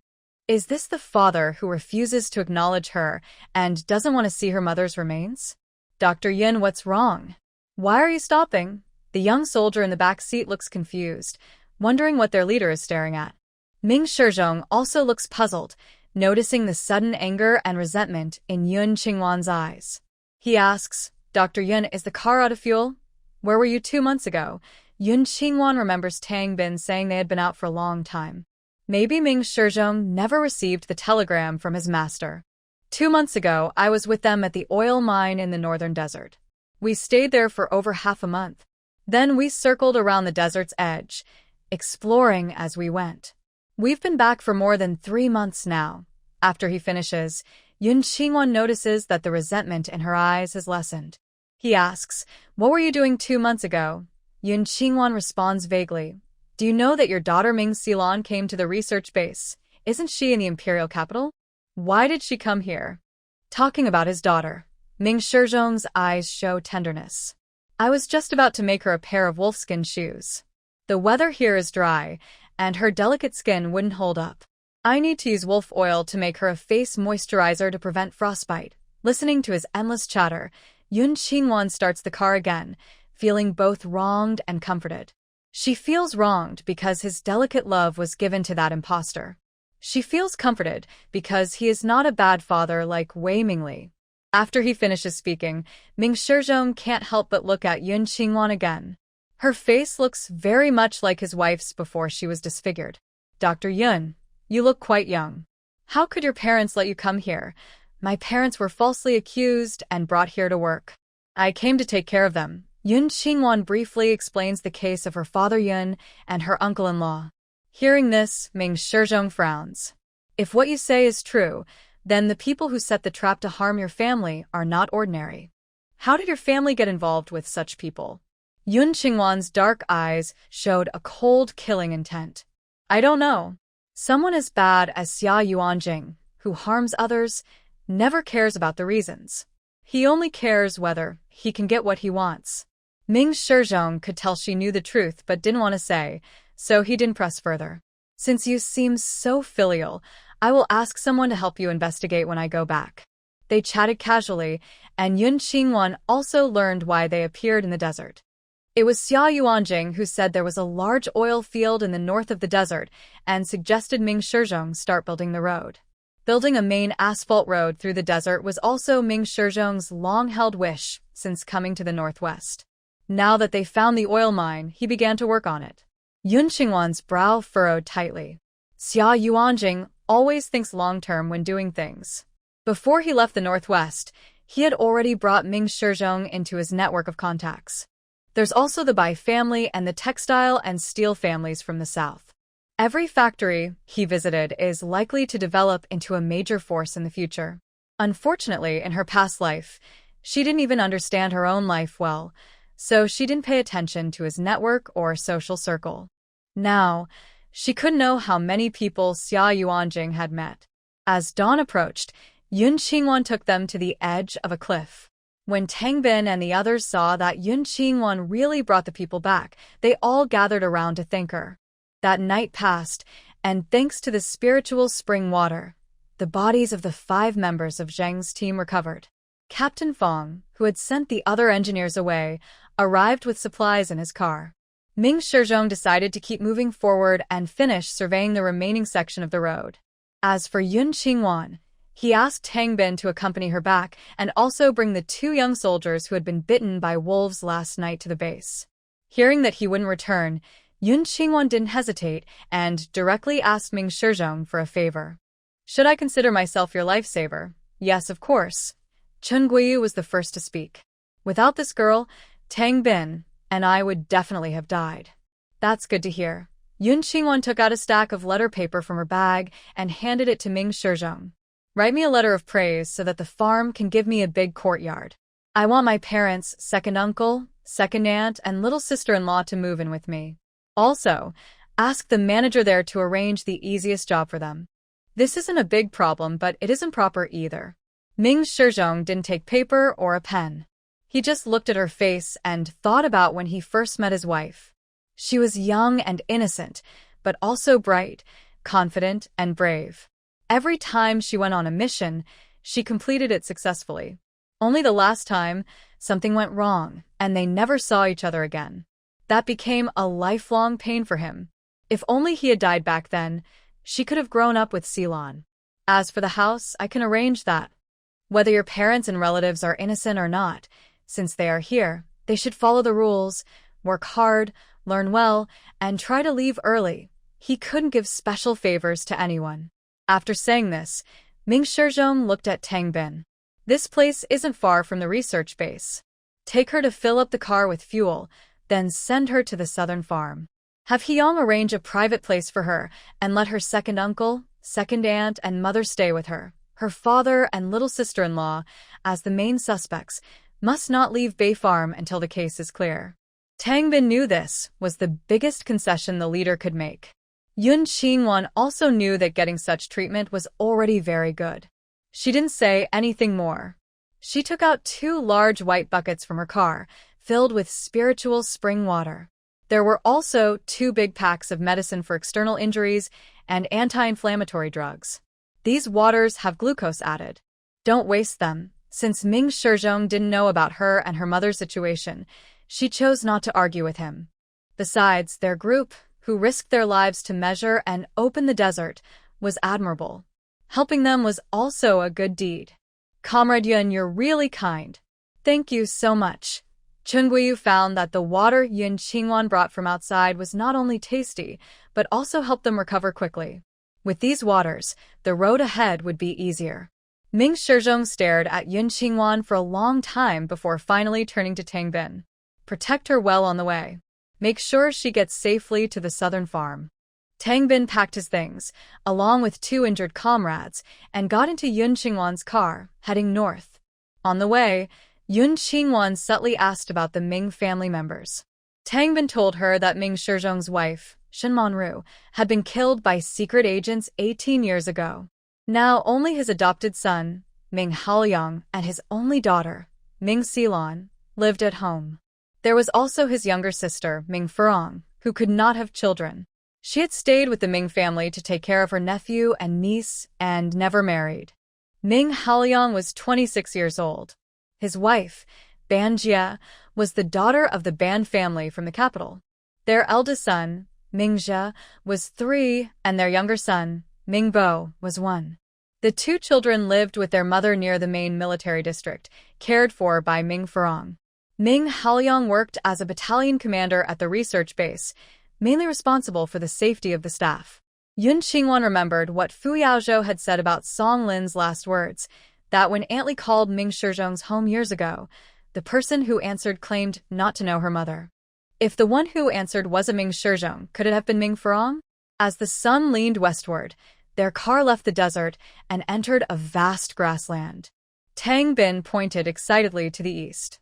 Drive that way. We'll be there in about 4 hours. Yun Qingwan checked the fuel gauge. It was almost empty. She didn't plan to secretly refuel again, but she sped up, reaching the Northwest Research Base in less than 3 hours. At the foot of a towering mountain range, the base came into view. From a distance, it looked like a giant square courtyard. Soldiers guarded the outer area, while inside were great scientists, their inventions, and the machines that produced them. When they arrived at the gate, Tang Bin and the others got out. 2 guards quickly came to take the injured soldiers to the medical station. The soldiers thanked Yun Qingwan repeatedly before leaving. Tang Bin then led Yun Qingwan to the guest rest area, a row of simple clay houses. An old veteran guarding the place greeted them with a smile. Comrade Tang Bin, do we have a new researcher at the base? Young people these days are amazing, smart, capable, and full of new ideas. Since Xia Yuanjing had become famous in the Northwest, and another talented young woman, Ming Xilan, had joined, many people couldn't help but wonder if this newcomer was another extraordinary talent. Tang Bin laughed. You guessed wrong this time. She's a doctor from Zhongzhou, here to support the farm, not to work at the base. Tang Bin chuckled as he said, Thank you for arranging a clean room for Dr. Yun. She saved us on the way. Yes, I just cleaned this room yesterday. The old soldier opened a small house which had a long bed, a table, and 2 long benches, with nothing else inside. The bed was made with old bedding, but it was very clean. When Yun Qingwan entered, she respectfully smiled at the old soldier. Thank you. You're welcome. Child, do you want to wash up now? I can take you to the bathhouse at the back. The old soldier was a kind, gentle man. Seeing a pretty young girl, he was full of fatherly love. Okay, thank you. When Yun Qingwan got out of the car, she carried a large blue bag. Tang Bin helped her carry it inside and placed it on the table, then looked at Yun Qingwan. Dr. Yun Yu and Lieutenant Lu go wash up. I'll go refuel the car. Thanks for the trouble. Yun Qingwan took out her car keys and asked Lu Chongfeng, Comrade Tang, could you please take me to see Commander Lu? His friend, Commander Chu Baosheng, asked me to deliver a letter to him. Before Tang Bin could speak, the old soldier said first, Commander Lu has gone to the desert to set up a solar power station. He's not at the base. Hearing this, Tang Bin was worried Yun Qingwan might be disappointed, so he quickly comforted her. Dr. Yun, I can arrange for someone to deliver the letter to him. Yun Qingwan felt a little disappointed, but shook her head. Never mind. My master asked me to deliver the letter to him personally. When you see him, tell him to come to the South Farm to get the letter. Since she couldn't see Commander Lu Chongfeng, she couldn't show her skill in drawing artillery shell diagrams. She would have to go to the farm first, find her parents, and then plan what to do next. Yun Qingwan handed her car keys to Tang Bin and went with the old soldier to the bathhouse. They walked all the way to a small house behind the main building. The old soldier carefully advised her, This is the place for washing up. There are 2 water pipes on the wall, red for hot water and green for cold water. Be careful not to get burned while washing. Okay, I understand. Thank you. You're welcome. I'll go start the fire in front. After the old soldier left, Yun Qingwan entered the washroom. It was a simple square room. On the west wall, there was a rectangular water basin and above it, 2 faucets, one red, one green, each with a wooden sign indicating hot and cold water. Yun Qingwan chuckled softly. No wonder this place had so many smart people. Even taking a shower was more convenient here. She didn't use the hot water directly but took it from her space, washing herself from head to toe. She put on warm clothes inside, a lazy-style white sweater with a round neck outside and blue work pants with cotton lining. Her wet hair was loose, her eyes lively, and her features delicate and clear. Back at her home, the old soldier had already heated the Kong bed. Yun Qingwan felt grateful and took out a bag of fruit candies from her bag to give him. The old man's eyes lit up happily, and he told her to come find him at the guard room if she needed anything. Not long after he left, Tang Bin arrived after refueling, accompanied by a young soldier. Captain Ming, this is Dr. Yun. She's the one who saved all of us, Tang Bin introduced. Then he added to Yun Qingwan, Dr. Yun, this is Captain Ming Haoliang, the son of Commander Ming. Ming Haoliang was not the biological son of Ming Shizhong. His features were just decent single eyelids, a high-nosed bridge. When he looked at people coldly, there was a fierce feeling. He looked at Yun Qingwan's face, feeling like he had seen her somewhere before, but couldn't remember where. Thank you for saving my father and the others. When they return, the military district will reward you, he said. For some reason, Ming Haoliang felt that this delicate, beautiful girl might compete with him for something. Unknowingly, he felt a bit annoyed. Yun Qingwan didn't speak. She observed him for a few seconds before turning to Tang Bin. Comrade Tang, when can we eat? I'm hungry, she asked. Just in time for mealtime. I'll take you to the dining hall, Tangbin replied. He looked at Ming Haoliang with some confusion. Usually, Captain Ming was very hospitable, so why was he so indifferent to Dr. Yun today? Yun Qingwan went inside to get 2 lunch boxes and followed Tangbin. Ming Haoliang, who had been watching her, also followed them to the dining hall. On the way, he asked, Dr. Yun, where are you from? Tangbin only told Ming Haoliang that they were saved in the desert by a female doctor sent to support them, but he hadn't yet explained Yun Qingwan's background. Before Yun Qingwan could answer, Ming Haoliang spoke first. Dr. Yun is from Central State Military Hospital. She's a disciple of old Fu's daughter, Fu Shi. Don't let her young age fool you. Her medical skills are impressive. He continued praising her, but Ming Haoliang's words became muffled as his mind buzzed. No wonder he had that feeling. It turns out she really came to take everything from him. He nervously stared at Yun Qingwan and asked, What is your name? Maybe they just share the same family name? From his face, Yun Qingwan could tell that Ming Haoliang knew she existed, and it was very likely that Ming Shizhong's reply was related to him. She looked at him meaningfully and said, My name is Yun Qingwan. I am the orphan of Comrade Lan Shuaheng. Ming Haoliang's face turned pale, and he clenched his fists tightly. How dare she come here? Is she here to find her family? Her father has already met her. But did he recognize her? No wonder he felt she looked familiar. She was the person in the photo tucked inside the diary that her father locked away. Auntie said that once Yun Qingwan is recognized, Silan and Fu Yaozhou's marriage will be cancelled. Auntie also said that after her father learns the truth, he will surely make it up to Yun Qingwan, and from then on, everything in the Ming family will belong to her.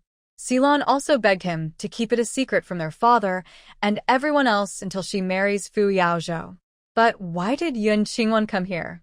Seeing his poor condition and how he kept staring at Yun Qingwan, Tangbin frowned. Captain Ming, what's wrong? Your face looks so bad. Are you feeling unwell? No, I'm fine. I just don't feel well. I'll go now. Ming Haoliang hurriedly ran away. He wanted to tell Silan, so she could be mentally prepared. The sarcasm on Yun Qingwan's face deepened. There was no doubt it was Ming Haoliang's doing. Tangbin watched Ming Haoliang run off, feeling puzzled. He continued walking with Yun Qingwan toward the base's dining hall, where the food had just been prepared. The meals here mainly come from the farm, which grows crops and raises animals. Plus, they are working on major projects to protect the country. So, the food is quite good. They have meat and plain steamed buns and rice for both lunch and dinner. Tangbin used his ration tickets to buy a meal for Yun Qingwan: white bun, carrot braised lamb, and stir-fried cabbage with dried tofu. After thanking him, Yun Qingwan quietly slipped 5 yuan into his pocket, then found a seat and started eating. The taste was far from that of the military hospital, with a hint of bitterness. But it was a flavor from her deep memories. She had eaten this kind of desert food for 5 years in her previous life. Tangbin sat opposite her, eating happily. Dr. Yun, will you be able to get up at 6 tomorrow morning? He wanted to reach the southern farm before dark tonight, so he needed to leave before 7 tomorrow. Let's finish eating and go. Yun Qingwan was worried about her parents, uncle, aunt, and little sister-in-law. She was afraid they might be bullied at the farm and wanted to go early. Tangbin firmly refused. No, you can't. You didn't rest all night last night. If you don't sleep well tonight, your body won't handle it. Stay here for the night, and I will take you to the farm tomorrow morning. While they were talking, Ming Haoliang found Ming Silan and told her about Yun Qingwan coming late. Ming Silan, looking very proud, suddenly showed a face full of fear, hatred, and intense anger. Yun Qingwan came? How did she get here? That woman had stolen her brother Ajo before, and now she was trying to take her place. Why wasn't she poisoned to death by Song Lin back then? Ming Haoliang frowned. She came as a doctor to support the Northwest.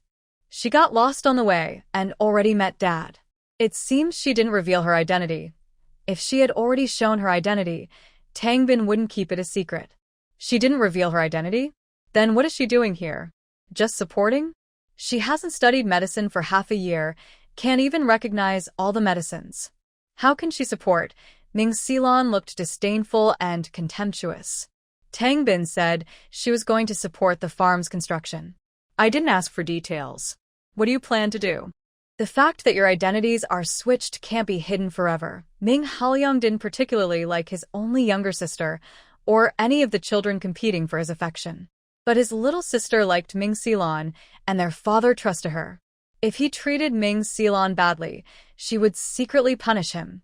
Now that Ming Xilan wasn't the biological daughter of their father, his dislike had eased a lot. Instead, he felt a sense of shared fate. Ming Xilan didn't know how to answer.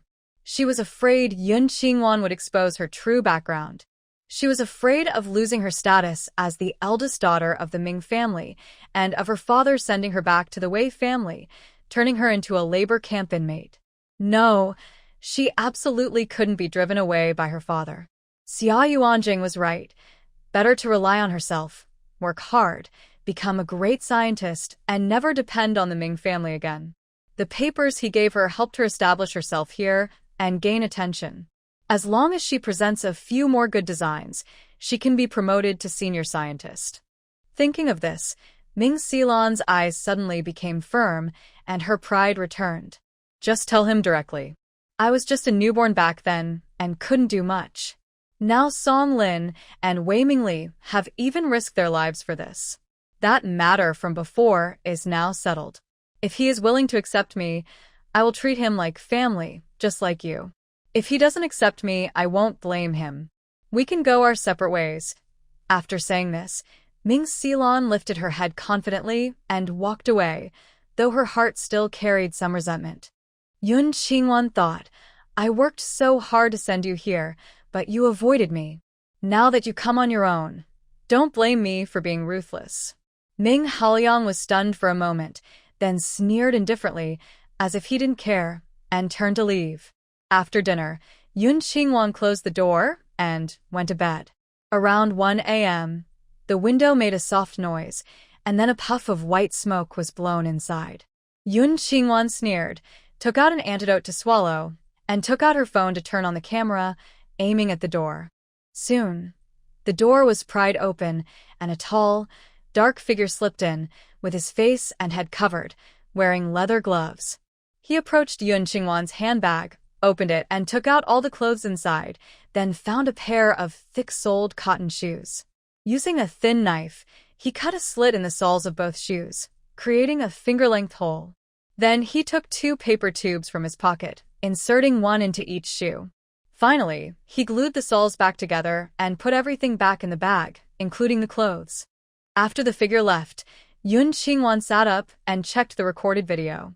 The man in black was tall and strong. The paper tubes probably contained secret blueprints from the research base. As for this person, it was obvious, either sent by Ming Haoyang or by Ming Xilan to trap her. She hadn't yet avenged herself on Ming Haoyang and Ming Xilan, but they couldn't hold back anymore. Good. This gave her a chance to show her strength. She took out her computer and printer, printed several diagrams of intercontinental missiles, and also printed some advanced shell designs invented by survivors in the apocalypse. The few blueprints that allowed Ming Xilan to receive special treatment here were definitely drawn by Xia Yuanjing. Even if Xia Yuanjing was reborn, he wouldn't have gone to the apocalypse to get those blueprints. In his previous life, even if he had lived to 100, he wouldn't have had access to those missile plans. Her blueprints were good enough to make the scientists here see that Xia Yuanjing's work was not impressive. From now on, Xia Yuanjing would lose the support of those who could protect him. To prevent others from noticing the copied marks, she traced the blueprints with a pencil. She then took out a foreign military magazine from her space, showing the process of making some advanced missiles used by foreigners, and compiled it into a booklet. She bound these new drawings with the previous high-level plans. After finishing, she stored all the blueprints, documents, and her computer into her space and slept until dawn. When she woke up, she washed herself and tidied up, just as the door suddenly burst open. Bang, bang, bang. Dr. Yun, can you open the door? Stop talking nonsense. Break the door down quickly. Don't let her destroy the evidence. There was a commotion outside. Before Yun Qingwan could open the door, the people outside had already kicked it open. The first to rush in was an old soldier, looking apologetic. Dr. Yun, some important items are missing from the base. We've searched everywhere. He couldn't finish his sentence. Even though he hadn't interacted much with the young Dr. Yun, his intuition told him she wasn't the one who stole the blueprints. Seeing that he couldn't say more, a tall man beside him glared at Yun Qingwan with fierce, bright eyes. I don't care who sent you. Hand over the blueprints now. Wang Tiekue, shut up. You have no proof. Why do you think Dr. Yun took them? Tang Bin pushed through the crowd, protecting Yun Qingwan, and shouted at the tall man. Our base has had many visitors since it was built, but we've never lost anything. Yet, as soon as she arrived, the 5 most important blueprints went missing. It's clear she didn't take them. Maybe one of our own people did. Wang Tiekue's skin, already reddish, darkened further with anger. Yun Qingwan looked at his build and felt he resembled the person who sneaked in last night. Tang Bin continued angrily. That doesn't prove anything. Maybe Dr. Yun didn't. Stop arguing. If she took them or not, just search and find out. At the front of the crowd stood a 4-pocket officer who had been watching Yun Qingwan closely. When he saw the two arguing loudly, he finally spoke coldly. The scene quieted down. Tang Bin looked at Yun Qingwan apologetically and introduced the officer. Dr. Yun, this is Deputy Commander Du. Last night, 5 important blueprints went missing from the base. Don't misunderstand. I believe you didn't take them. The missing blueprints are very important, and we've searched everywhere without success. Could you let Deputy Commander Du and his team check your place? Yun Qingwan raised an eyebrow and calmly looked at Deputy Commander Du. If you can't find anything, how will you apologize to me? I don't want a simple sorry. Stop causing trouble. We've searched everywhere except your place. The items must be with you. Wang Tiekue shouted loudly, his temper flaring, firmly accusing Yun Qingwan of theft. Yun Qingwan sneered and shot him a glance. Then she asked Deputy Commander Du, if I didn't take them, what will you do with those who falsely accuse me? Deputy Commander Du's eyes turned cold. This is a military matter. But if we find anything during a search, you will be treated as a spy. If you took the blueprints, hand them over voluntarily, and we will consider leniency. You come here accusing me without reason and forcibly search my personal belongings without a warrant. That's a violation of my rights. If you don't find anything, you must bear the consequences. Yun Qingwan didn't know if soldiers had the right to search her body, but she had to force Ming Haoyang and Ming Xilon to come out. When the truth was revealed and her identity exposed, if Ming Shizhong, that foolish old man, could see that it was his adopted son and daughter targeting her on purpose and punish them severely, she would call him Dad. If he protected them or pretended not to know, then he was unworthy of her recognition for the rest of his life. Her words stunned Deputy Commander Du and his team. But Wang Tiekue was convinced Yun Qingwan had stolen the blueprints. He shouted, Fine, if you don't find anything, I'm willing to accept all consequences. Who do you think you are? Yun Qingwan sneered contemptuously and continued to look at Deputy Commander Du. If nothing is found, how about Deputy Commander Du downgrading himself by 3 ranks? This remark made the soldiers accompanying Deputy Commander Du furious. She not only blocked their search, but also shamelessly claimed she should be demoted to the rank of 2nd lieutenant, which is a 3rd-class rank.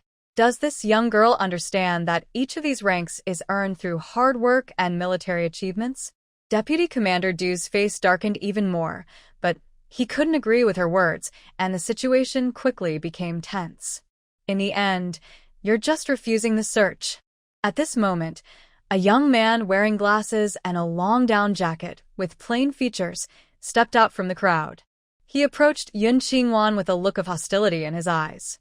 This blueprint belongs to our base and the country. No matter how much your rights or backing are, when it comes to national property being lost, you should cooperate with the investigation. Hearing this, everyone nodded in agreement, impressed that the man spoke directly. Tang Bin also thought the man's words made sense, but the term, backing, he used seemed a bit insulting. He stood in front of Yun Qingwan, his tone tinged with anger. Li Bo, I understand your point, but what you're implying is too much. Dr. Yun gave up a good life in the big city to support us in the tough Northwest. You're accusing her right away, and now you're dragging others into it. This is just unfair blame. Li Bo, the young man, was a researcher from the imperial capital. He pushed his glasses up his nose, and his expression grew more sinister. Tang Bin, you don't need to get so worked up. I heard she saved you and the chief on the way here. Have you ever thought that maybe she helped because she wanted the blueprint for our new artillery shell? This remark seemed to wake everyone at the door, and they all looked at Yun Qingwan with suspicion. That's impossible. Tang Bin firmly said, Dr. Yun isn't that kind of person. I believe she didn't take the blueprint. When Dr. Yun arrived, she didn't know that she and Officer Chen and the chief engineer would encounter trouble. Meeting them there was purely accidental, not planned. Also, Dr. Yun is Fu Shi's apprentice. The Fu family would only accept her as a student if they trusted her, and she is a person of good character. He was trying to convince Yun Qingwan to cooperate with the search to prove her innocence. Yun Qingwan stepped out from behind Tang Bin, giving Li Bo a mocking look. If you're so righteous, then how should the person who stole the blueprint be punished? According to the spy's punishment, execute on the spot. Li Bo loudly finished speaking, and Wang Tiekue angrily shouted, Spies and traitors must be eliminated. If the country is to be stable, they must be killed immediately once caught. Yes, that's a good slogan, Yun Qingwan said with disdain, then looked at Tang Bin. Please go and invite engineer Han Bojun over. I don't trust them. If they deliberately hide some drawings during the search to frame me, I would die unjustly. After she finished speaking, many people understood why she insisted on not allowing the search. Her anger eased a little, but she felt even more annoyed. How could she see them this way? They wore this military uniform and are honest and upright people who would never do anything wrong. Tang Bin had already wanted to find someone, but he was afraid that after leaving, these people would bully Yun Qingwan. Now, since it had come to this, he had to go. Watching everything from a distance, Ming Xilon clenched her fists, nails digging into her skin, secretly cursing. A bunch of useless people. Fortunately, Lu Chongfeng was not at the base these days. Even if Yun Qingwan revealed her identity as Ming Shizhong's daughter today, it wouldn't change the fact that she had stolen the drawings. Another person secretly watching, Ming Haoliang, looked at Yun Qingwan with complicated feelings. Yesterday, he thought she was delicate and easy to bully, but now he saw she was clever and difficult to handle. He didn't want her to die. He just planned to wait until she was in a desperate situation, then step in to save her, hoping she would be grateful. This would make future interactions easier. About half an hour later, Tang Bin brought over Han Bojun, the chief engineer of the research institute. He was a scientist who had returned from abroad and was the backbone of the entire research base, also the most respected person there. On the way, he had already heard Tang Bin explain what happened and knew that Yun Qingwan had saved Ming Shizhong and others on her way here. Tang Bin introduced, Dr. Yun, this is Chief Engineer Han. I've already told him everything. Don't worry, he will give you a fair answer. Yes, thank you for your effort, Yun Qingwan said to Han Bojun. Hello, Mr. Han. I am Yun Qingwan, a doctor supporting the construction in the Northwest. I stayed here last night. This morning, your people accused me of stealing your drawings. If they are just questioning with suspicion, I can accept that, but I didn't steal anything, yet they insist I did. That doesn't make sense or follow logic. Yun Qingwan pointed at Wang Tiekue and Li Bo as she spoke. I suspect they are the real spies, hiding the stolen items to avoid being caught, and are trying to confuse everyone. They might also be acting under someone else's orders to harm me. Wang Tiekue was furious when he heard this. You're talking nonsense. No one told us to do this. You must have stolen something, or you wouldn't be so eager to stop us from searching. You're guilty. Li Bo glared at him with disgust and looked coldly at Yun Qingwan. Yun Qingwan, since we started the search, you've been blocking us. Isn't that suspicious? Yun Qingwan scoffed coldly. She could clearly call out her name, which really shows she has nothing to hide. She looked at Han Bojun. If we don't find anything, these people must be punished severely. Han Bojun also came from a wealthy family. He studied abroad as a young man and returned to build things in the country. Having experienced society's challenges, he knew this was not just about losing some blueprints. He glanced at Li Bo and Wang Tiekue, then looked at the soldiers following him. Search inside. Then he looked at Yun Qingwan. If you are innocent, not only they will be punished, but everyone guarding the documents will also face consequences. Yun Qingwan smiled faintly. I hope you will keep your word. The soldiers searched around but found nothing. Report to General Han. Nothing was found. Hearing this, Han Bojun's furrowed brow relaxed. Dr. Yun, I will report this to Commander Liu and Major Ming to give you an explanation. Wait a moment. Li Bo stepped forward loudly. I heard that spies hide things very secretly and ordinary people can't find them. Let's search again. Li Bo, don't go too far. Tang Bin looked at Li Bo and raised his hand to slap him. Dr. Yun stayed outside the base last night. She doesn't even know where the office building is. You keep humiliating her. I will report this to the leader. Tang Bin, stop trying to scare us with the leader. If we find something in her room, you'll be covering for the spy and sharing the same guilt. Wang Tiekue scolded Tang Bin, then stepped in front of Han Bojun.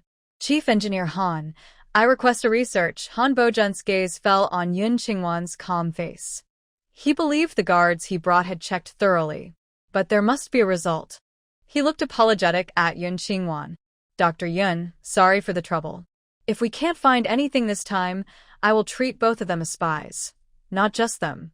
Everyone who caused trouble this morning will be demoted by 3 levels. Yun Qingwan knew these people were being used by Ming Xilan or Ming Haoyang, so she had to give them a strong lesson.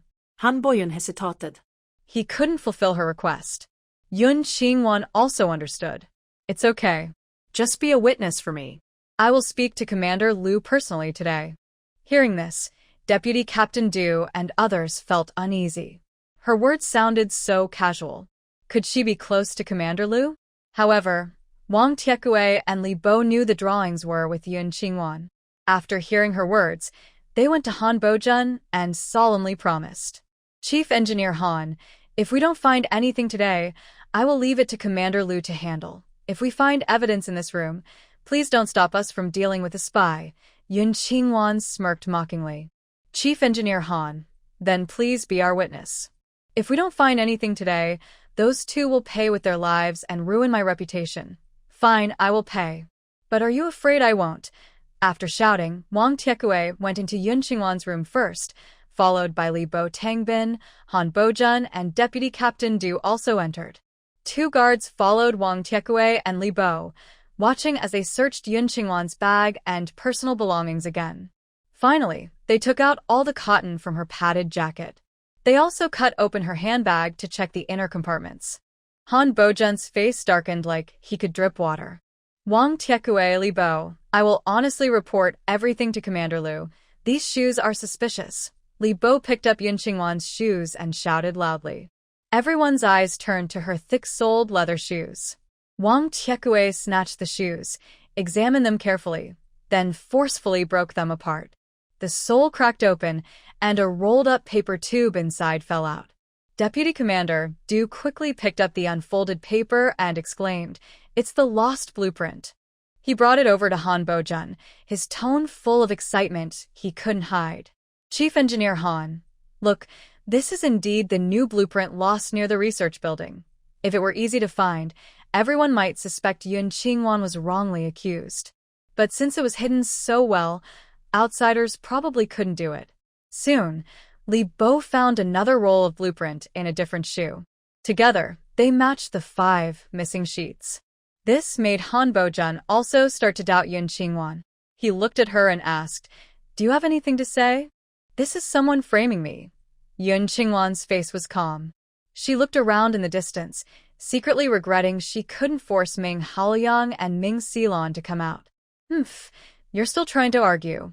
Wang Tiekue's face turned red with excitement. "Someone arrest her and deal with her on the spot." "No, this was just found in Dr. Yun's bag. It doesn't prove anything. It could be that Dr. Yun took it. We should wait for Director Liu to return and investigate before making any accusations." Tang Bin still believed Yun Qingwan. He stood firmly in front of her, preventing Wang Tiekue and others from hurting her. Han Bojun truly didn't believe Yun Qingwan was involved. But given the current situation, it was hard to say. He hesitated and said, "This matter. Chief Engineer Han, just now you insisted we couldn't find anything and wanted to treat us as spies." Now that you've found the items, you're changing your mind. Are you and Tang been working with the spies? Li Bo looked angry and shut Han Bojun up. He looked deeply at Yun Qingwan. I heard she is a lifesaver to Commander Ming and others. First, keep her here, and when Director Liu and Commander Ming return, we will decide what to do. No, she must be taken away and punished severely. Wang Tiekue roared and reached out to grab Yun Qingwan. But as he stepped toward her, she kicked him away. Yun Qingwan felt very disappointed. She couldn't force the real culprit to come out. I didn't admit anything. Why are you trying to arrest me? You've been caught red-handed. Do you still want to deny it? Li Bo questioned. That's slander. Yun Qingwan turned to look at Han Bojun. I have evidence to prove Li Bo and Wang Tiekue are framing me. Li Bo sneered. Haha, then show it to us. Han Bojun glared at him and asked Yun Qingwan, what evidence? I can't explain the evidence, but I can show you. After speaking, Yun Qingwan took out paper and a pen, drew a diagram, and handed it to Tang Bin. Please help me make this according to the measurements. Once it's done, bring it here. Okay, I'll go make it now. Tang Bin took the paper and led 2 soldiers away. After more than half an hour, they brought back the items Yun Qingwan requested. There was a large black wooden box about 1 cubic meter with a square hole in the middle of the top board. There was also a trapezoid-shaped glass cover made of 4 pieces of glass glued together and a large black cloth. Everyone looked at these items, feeling confused. Yun Qingwan asked Tang Bin and the others to place the wooden box at her bedroom door. She took out a small opaque glass box, about the size of a palm, and embedded it on the edge of the wooden box. Then she placed a half-human high glass cover, with the open side facing up, over the glass box on top of the wooden box. She called 4 tall soldiers to pull up the black cloth, blocking the light from above. Everything was ready. Yun Qingwan took out a mo and a tablet, placed them inside the box.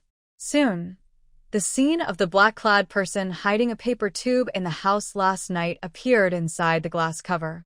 As a scientist who had returned from abroad, Han Bojun naturally understood that this scene was a holographic projection. However, the device used to display the image was truly advanced, capable of recording such clear images. Although the person entering the house had their face covered, the enlarged eyes and the color of the pupils were clearly visible. The process of sneaking around, rummaging through bags, and hiding the paper tube was played repeatedly inside the glass cover. The soldiers watching were amazed and confused, secretly guessing that this might be some kind of magic. Oh my, what's going on? Why is there a shadow in this glass cover? That person looks like Wang Tiekue. No, it's him. That's Wang Tiekue. No wonder he was so sure that Dr. Yin stole the drawings. It turns out he put it in. Even the comrades who ate and lived together, even with their faces covered, could tell that the person in the image was Wang Tiekue. Just now, Wang Tiekue, who had been so confident, suddenly collapsed to the ground, trembling. How could this be? How did she manage to record what happened last night? She didn't bring a camera, so how did she record it? It's okay. Miss Ceylon is the only daughter of Commander Ming. She will save him. Li Bo was not panicked. Last night, he only stole the plans. The person hiding in Yun Qingwan's room was Wang Tiekue. Arrest those 2. Deputy Captain Du didn't need anyone to tell him. He ordered his soldiers to catch and tie up Li Bo and Wang Tiekue. Yun Qingwan looked at Li Bo and Wang Tiekue. If you honestly tell me who ordered you to harm me, I will ask Commander Liu to be lenient with you. If you don't say anything, you'll only face death. After all, your mission to harm me was not completed. The person who sent you won't let you live to see Commander Liu. Now, if you tell the truth, I will save your lives. Wang Tiekue lowered his head, without speaking. Miss Ceylon is like the bright moon in the sky, a rose in the desert. Pure, noble, and passionate like fire. In this life, even if he only admires her from afar, he will quietly protect her, not letting her suffer any harm or unfair treatment. So, even if they kill him for setting her up, he won't reveal anything related to Miss Ceylon. You're just a lowly thief who stole from others. Don't even think about asking for mercy. Li Bo had hated Yun Qingwan from the moment he appeared. Now, he was furious, regretting that he hadn't managed to kill her. Yun Qingwan also understood from his words that the person who wanted to harm her was Ming Xilan. In Zhongzhou, she had already sensed that Ming Xilan was not sincere. Sure enough, she was not a good person. She stepped forward, raised her hand, and slapped Li Bo 4 times, knocking out 3 of his teeth. Birds that steal nests, no matter how they try to hide or pretend, are still disgusting birds. They will never become liked or admired. After speaking, Yun Qingwan looked at Mr. Han Bojun. Mr. Han, now that the truth is clear, what do you plan to do with them? Han Bojun looked at Li Bo and Wang Tiekue with anger. Deputy Captain Du, hold them first.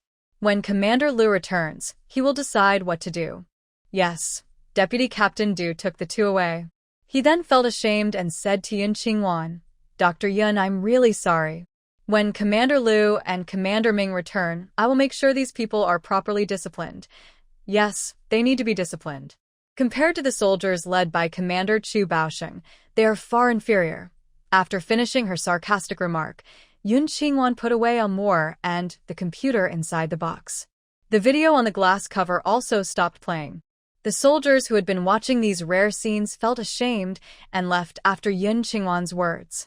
Yun Qingwan then went inside the house, tidying up her torn clothes, bags, and some books. Han Bojun looked at the damaged luggage and felt very embarrassed. He called Tang Bin and asked him to go to the logistics department to get 2 sets of thick cotton clothes, 2 pairs of heavy winter shoes, 10 yards of cotton fabric, 10 jin of cotton, and 100 yuan. He wanted to compensate Yun Qingwan. Tang Bin also thought that the people at the base should compensate Yun Qingwan. After hearing Han Bojun's instructions, he immediately went to the logistics department. Han Bojun came to Yun Qingwan and said apologetically, Dr. Yun, I asked Tang Bin to bring you 10 jin of cotton and fabric, and also some money. When you get to the farm, you can make 2 new sets of clothes yourself. Thank you, Mr. Han. While Yun Qingwan was tidying her medical books, one of the picture albums accidentally fell out. It opened up, revealing a very beautiful diagram of an intercontinental missile with explanatory text beside it. Han Bojun quickly picked it up. Where did this come from? Yun Qingwan snatched it back. I was just doodling for fun. What? You drew this? Han Bojun was anxious. Let me see it again. Yun Qingwan didn't want to show him at first, but seeing his eagerness, she handed it over. Don't laugh at me. Han Bojun didn't have time for jokes. He took the album and carefully looked through each page. His heart was filled with shock and then joy. The major countries now had intercontinental missiles, but they had been unable to fully understand some key parts over the years. Ming Xilan's drawings, although also missile design sketches, were just her imagination. They didn't include the entire development process or specific data. They could try to copy them, but progress would be slow. These drawings looked very advanced, with dimensions and notes on each part, including the materials used. Han Bojun looked at them again and again, reluctant to put them down.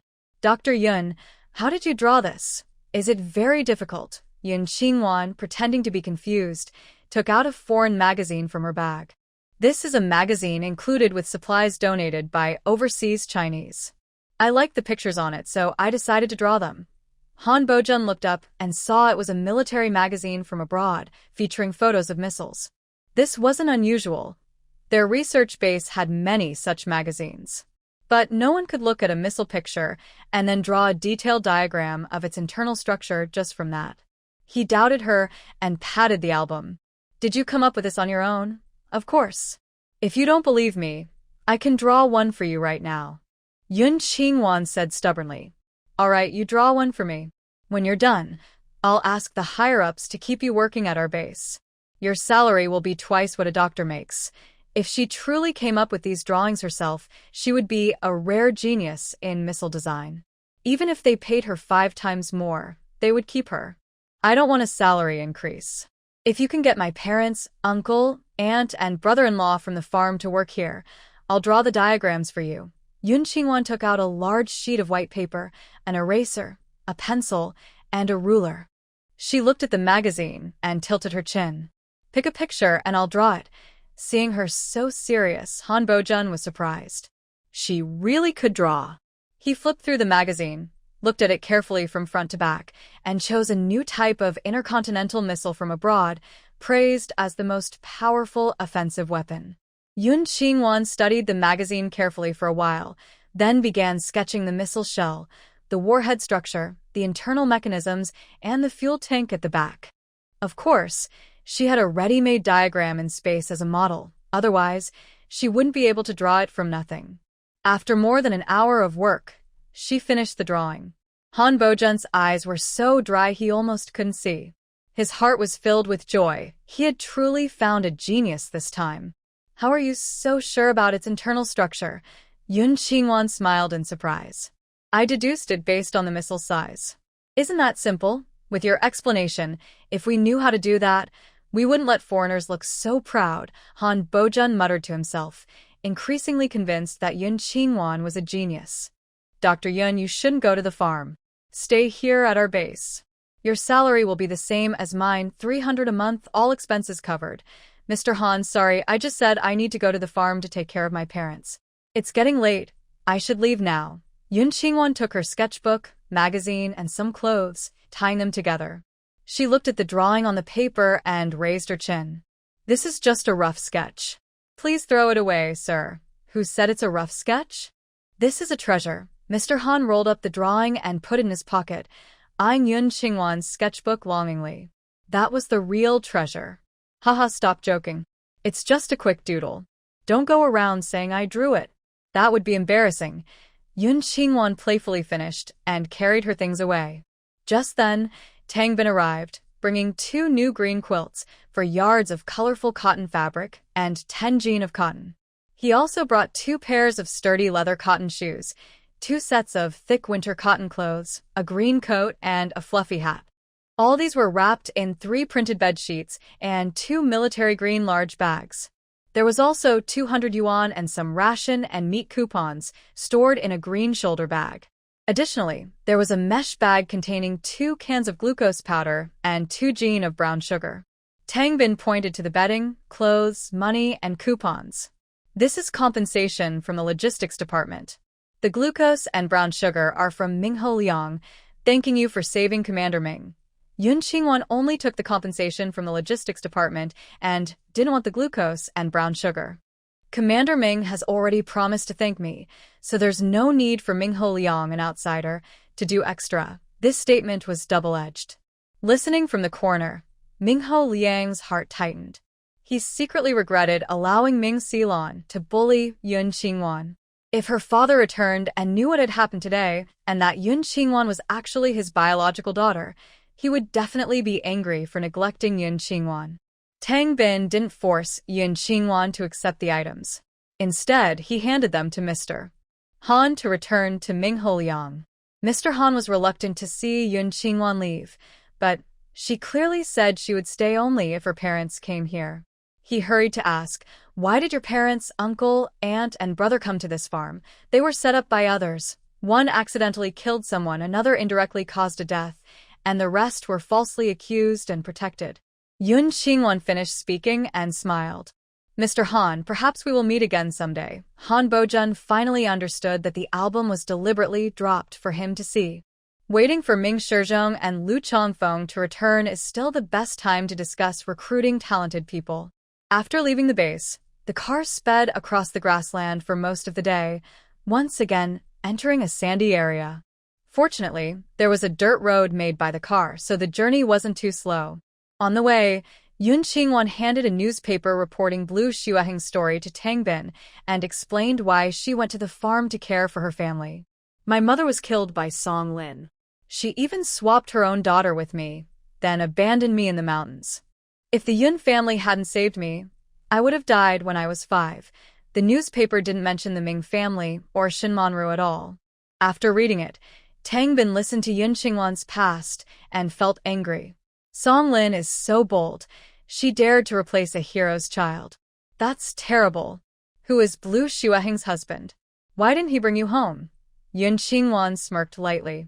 He said that his fake daughter was innocent and told me to go back myself, but I couldn't compete with his fake daughter for his love. So I didn't acknowledge him. How could a father be like that? Tang Bin was furious. If you don't acknowledge him, then good.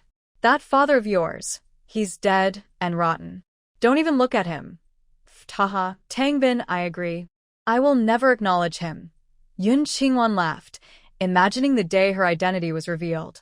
Would Tangbin still be as righteous and serious as now? Tangbin also laut. Haha, right. Trust me, I know what I'm doing. What about your adoptive parents? Probably their fake daughter caused all this trouble. Yun Qingwan didn't hide anything. She recounted the whole story of her father and her aunt's wrongful case, from start to finish, so Tang Bin could tell Lu Chongfeng. After hearing it, Tang Bin also believed someone was deliberately setting a trap to harm Yun Qingwan's family. But he was powerless to help. He could only comfort her. Don't worry. When the chief returns, I'll tell him about your family. He'll definitely help clear your parents' and uncle's name. Yes, thank you. The two arrived at the Northwest Labor Reform Farm at midnight. The farm here is divided by the Juyuan River. The northern part is a real labor reform farm. Everyone living there has served more than 10 years in prison, and the management is very strict. It is said that there are over 3,000 people inside, guarded by a whole troop of soldiers. Their main work is producing food and raising animals. They do less of the scattered tasks like planting trees and fighting desertification. But every morning, they carry water from the Jiyuan River into the desert to water the young trees. Over the years, they have cleared and cultivated this land, growing enough food to support not only the two farms but also the people at the base. South of the Jiyuan River is the South Farm, where most residents are people sent here for a few years of reform.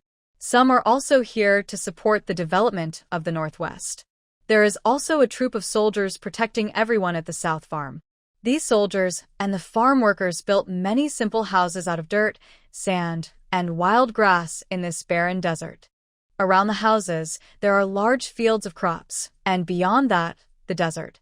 The fields are covered with straw, reed, and grass mats, pressed into squares, where they plant poplar trees, sea buckthorn, red willows, and other desert plants.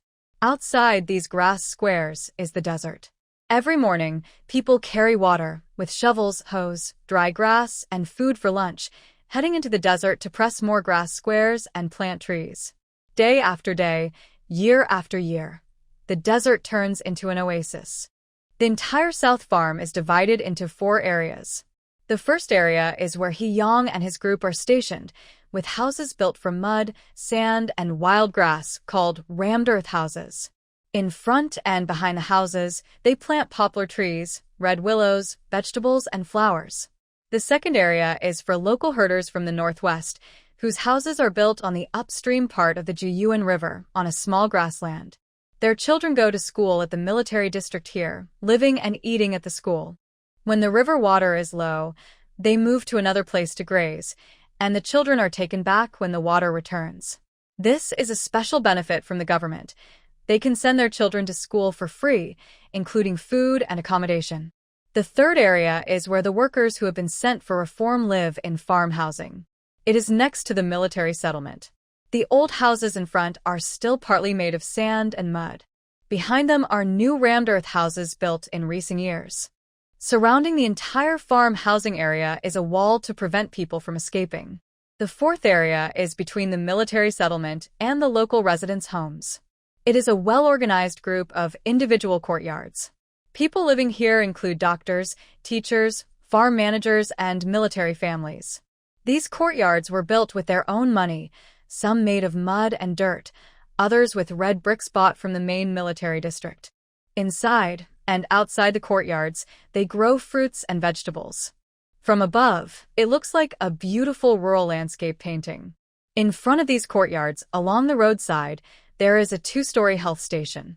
Next to it are 4 2-story buildings and 4 rows of single-story houses, arranged in a large courtyard, which serve as the farm's kindergarten and primary schools.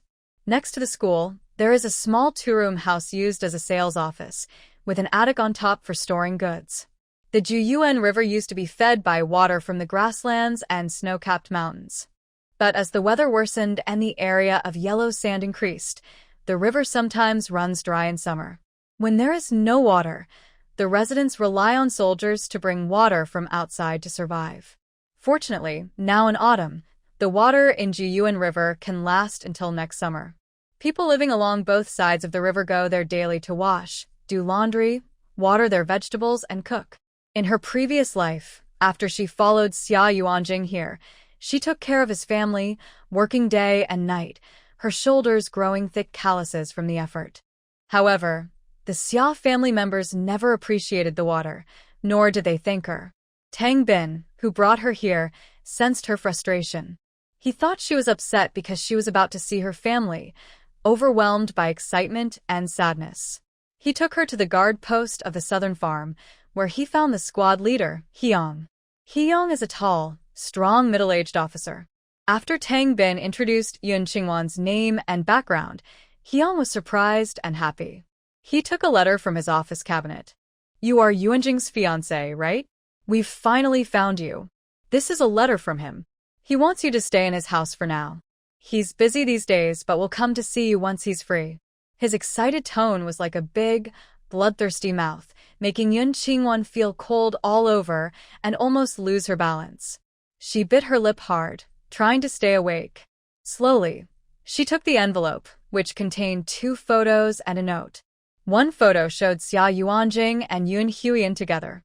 In the photo, Yun Huiyan was dressed in a sharp military uniform, while Xia Yuanjing wore a white shirt and black trousers. They leaned close, smiling happily. The other photo showed Yun's father in work clothes, digging coal with a group of people in a lush green forest. Yun Qingwan stared at the photos, feeling like blood was about to burst from her throat. She clenched her jaw, trying to hold back her breaking nerves, but her body trembled uncontrollably. Her father didn't come to the northwest. That evil Xia Yuanjing took him to the coal mine. There are so many coal mines across the country. How can she find him? And her second brother Huiyan, in his military district, must also have acquaintances of Xia Yuanjing.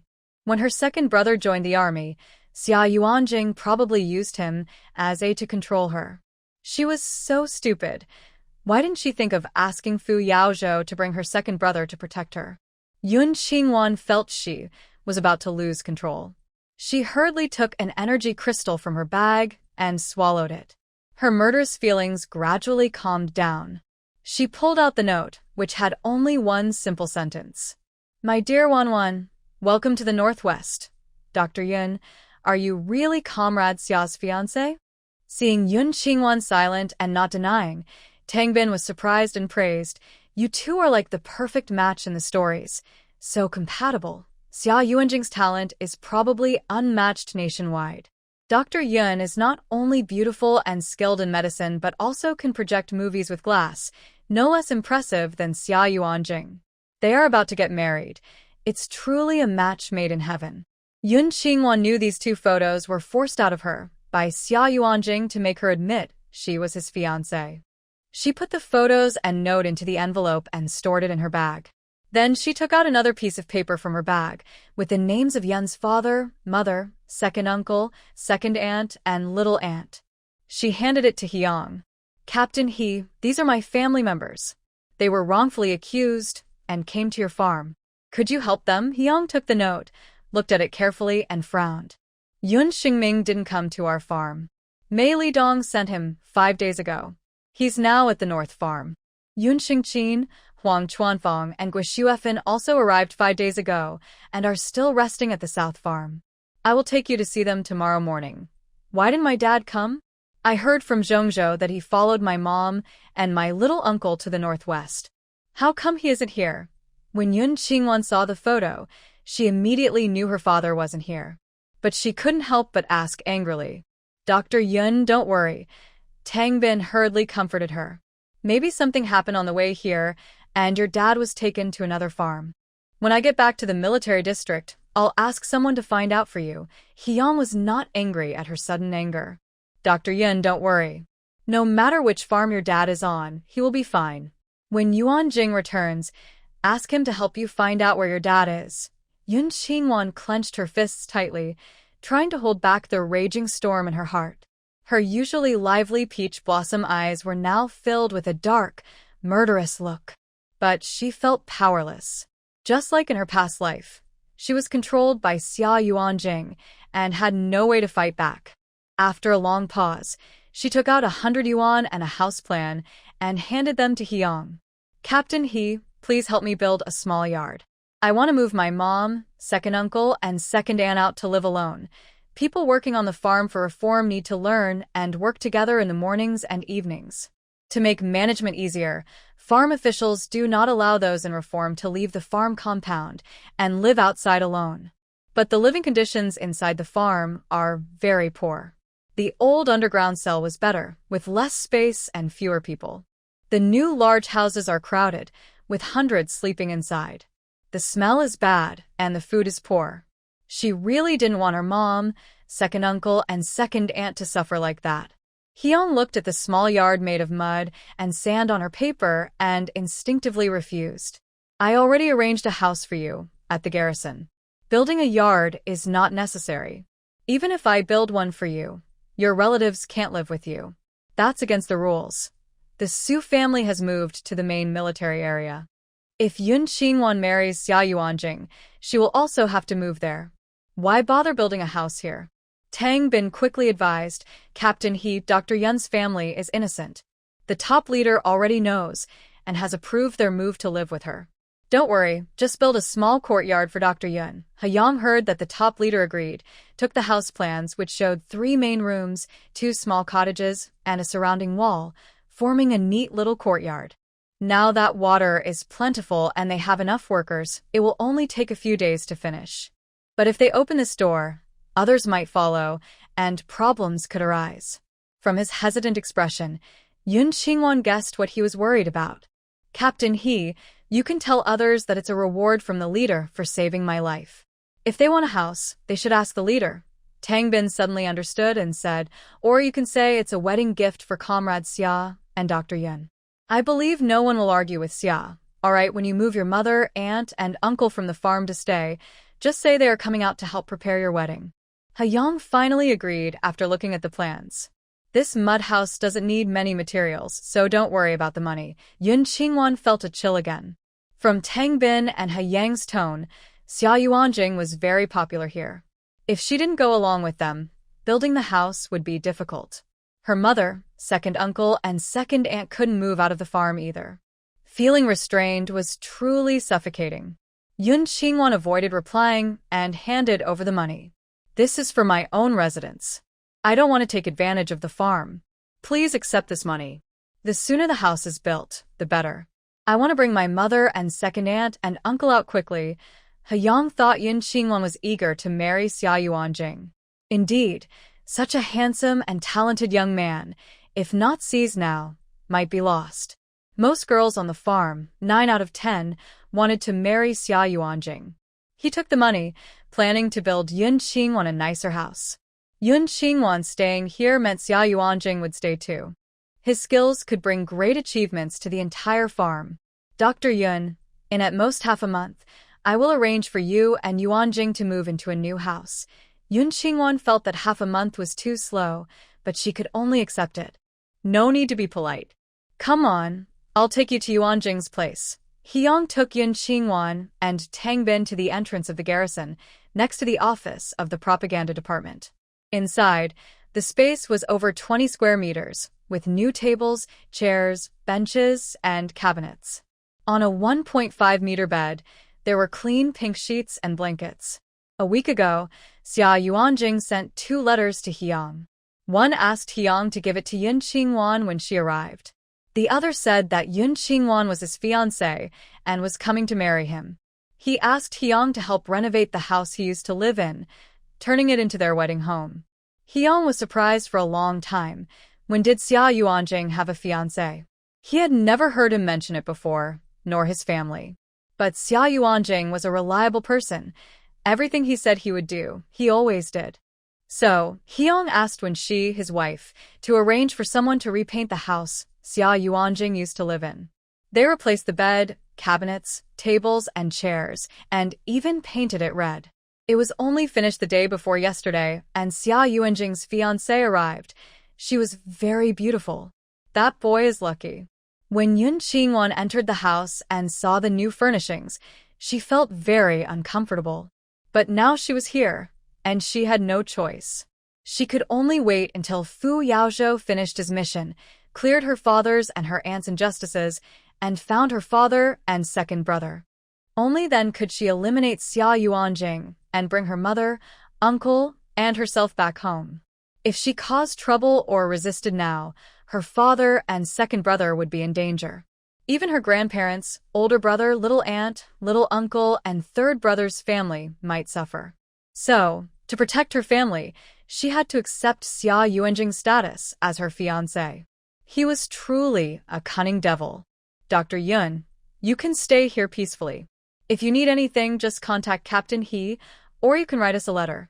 Tang Bin saw Yun Qingwan settled in and felt relieved to leave. Okay, thank you for bringing me here. Please tell Lu Chongfeng that I have a letter from Fu Shui for him to come and get personally. Ming Shizhong won't be back for a while, so Yun Qingwan can only place all her hopes on Lu Chongfeng. He is the one dealing with the secret attacks from Ming Xilan and Ming Haoliang. As for Xia Yuanjing, they will just see who is more ruthless. Don't worry, after I go back, I will contact him. Tang Bin followed Hiang to the guard room. On the way, to ensure Yun Qingwan's safety, he took out a newspaper about Lan Xueheng. Captain He, Dr. Yun is a hero's orphan and also our team's lifesaver. Please take good care of her and make sure she isn't harmed. Hiang looked at the paper and showed deep respect. Rest assured, I will make sure she isn't wronged while she's with us. After talking, Tang Bin and Hiang rested in the guard room until morning, then sent the truck carrying this year's autumn harvest grain back to the General Military District. Yun Qingwan checked the time. It was just past 1 o'clock. She packed up all the bedding and mats from her bed and stored them in the cabinet. Inside, she found a pile of old men's clothes and daily necessities. Without a doubt, they belonged to Xia Yuanjing. Yun Qingwan looked at those items, feeling a surge of frustration, hatred, and anger boiling inside her again. To keep herself from losing control, she took out Amo, who was nearby. She also took out a small sewing machine, some autumn and winter coats, bedding, and shoes. Then she gathered a bunch of colorful, tangled fabric, instructing Amo to sew the fabric onto the outside of clothes, bedding, and to patch up a few torn spots. She spread the bedding and blankets given by the research base on the bed and went to sleep. She got up after about 5 hours, took out the camper, freshened up, and put on warm clothes, including a handmade sweater common in this era, along with blue work pants. Her long hair was tied into a low ponytail at the back of her head, secured with a wide plaid hair clip, looking gentle and neat. When she stepped out, she didn't walk far before reaching the guard room. Her skin was so fair and tender that, compared to the sun-soaked men and women here, she looked like snow in winter, beautiful and refreshing. The young guard saw her and was stunned for a long moment before asking, "Comrade, are you the new Dr. Yun?" Yun Qingwan smiled. "Hello, I am Yun Qingwan. Has Comrade Tang been gone back?" "Yes, he left with the vehicle at 4 this morning." A young guard took out a brand new basin from the house, filled with unused towels, soap, a toothbrush, and toothpaste. "This is a gift from Director Wen, the wife of Commander He. I'll take you to the women's washroom." "Thank you," Yun Qingwan replied. Yun Qingwan took the basin and followed the guard to the washroom area. It was a small, 6-square-meter room with a shower area. Outside the door, there was a small shelter with 2 stone slabs, used for brushing teeth and washing face in the morning and evening. Behind the small house, there was a triangular corner with a squat toilet, a bucket of sand nearby, and a back door for waste removal. The guard told her that this place was for the female family members of the soldiers, and male soldiers wouldn't come here. He reassured her not to be afraid. Yun Qingwan smiled, entered the toilet, took out the dirty items from the camper, buried them in a deep pit, and quickly came out. Inside the shelter, there was a large water jar with a lid. She scooped some water from it, washed briefly, and returned to her residence. When she came out again, Hiang was waiting at the guard room. "Dr. Yun, the farm has started work. I'll go with you to check it out." "Thank you, Commander He." Yun Qingwan followed Hiang as they left the camp gate, walking 300 meters to the farm. Although protected by the soldiers, the farm had its own management system. The main manager of the farm was farm director Ji Qingxiang. He and his team arranged daily work and lessons. At the farm gate, Hyang greeted the guards and led Yun Qingwan inside. They just happened to see the early workers listening to a lesson in the courtyard. Hyang quietly spoke to the instructor, and soon, Yun Mama and Yun Air uncle and aunt were brought over. The three of them stared in shock, eyes wide, rubbing their eyes with their sleeves to make sure they weren't mistaken. Wan, why did you come here? Yun Mama hurried over and hugged her daughter. She thought her daughter had been falsely accused and sent here like them. Yun Qingwan hugged her mother, choking up. Mom, don't worry. I'm Fine. I was transferred here to work as a doctor. You silly girl. How could you come here? Yun Air aunt was anxious and angry. They had only been here a few days, but they already felt how terrible the desert was. Wan, who has delicate skin and was never used to hardships, wondered how she could endure it. Uncle Yun Air also scolded. Wan, this is not a place for fooling around. Quickly contact your master and Yao Zhou to bring you back. Wan, if you don't leave, you're hurting Mom's heart. Mom Yun was very worried. Be obedient. Go back and take good care of your grandparents and younger siblings. We will return soon. Qingwan Yun looked at her family members, feeling both pain and guilt inside her. But her tone was very firm.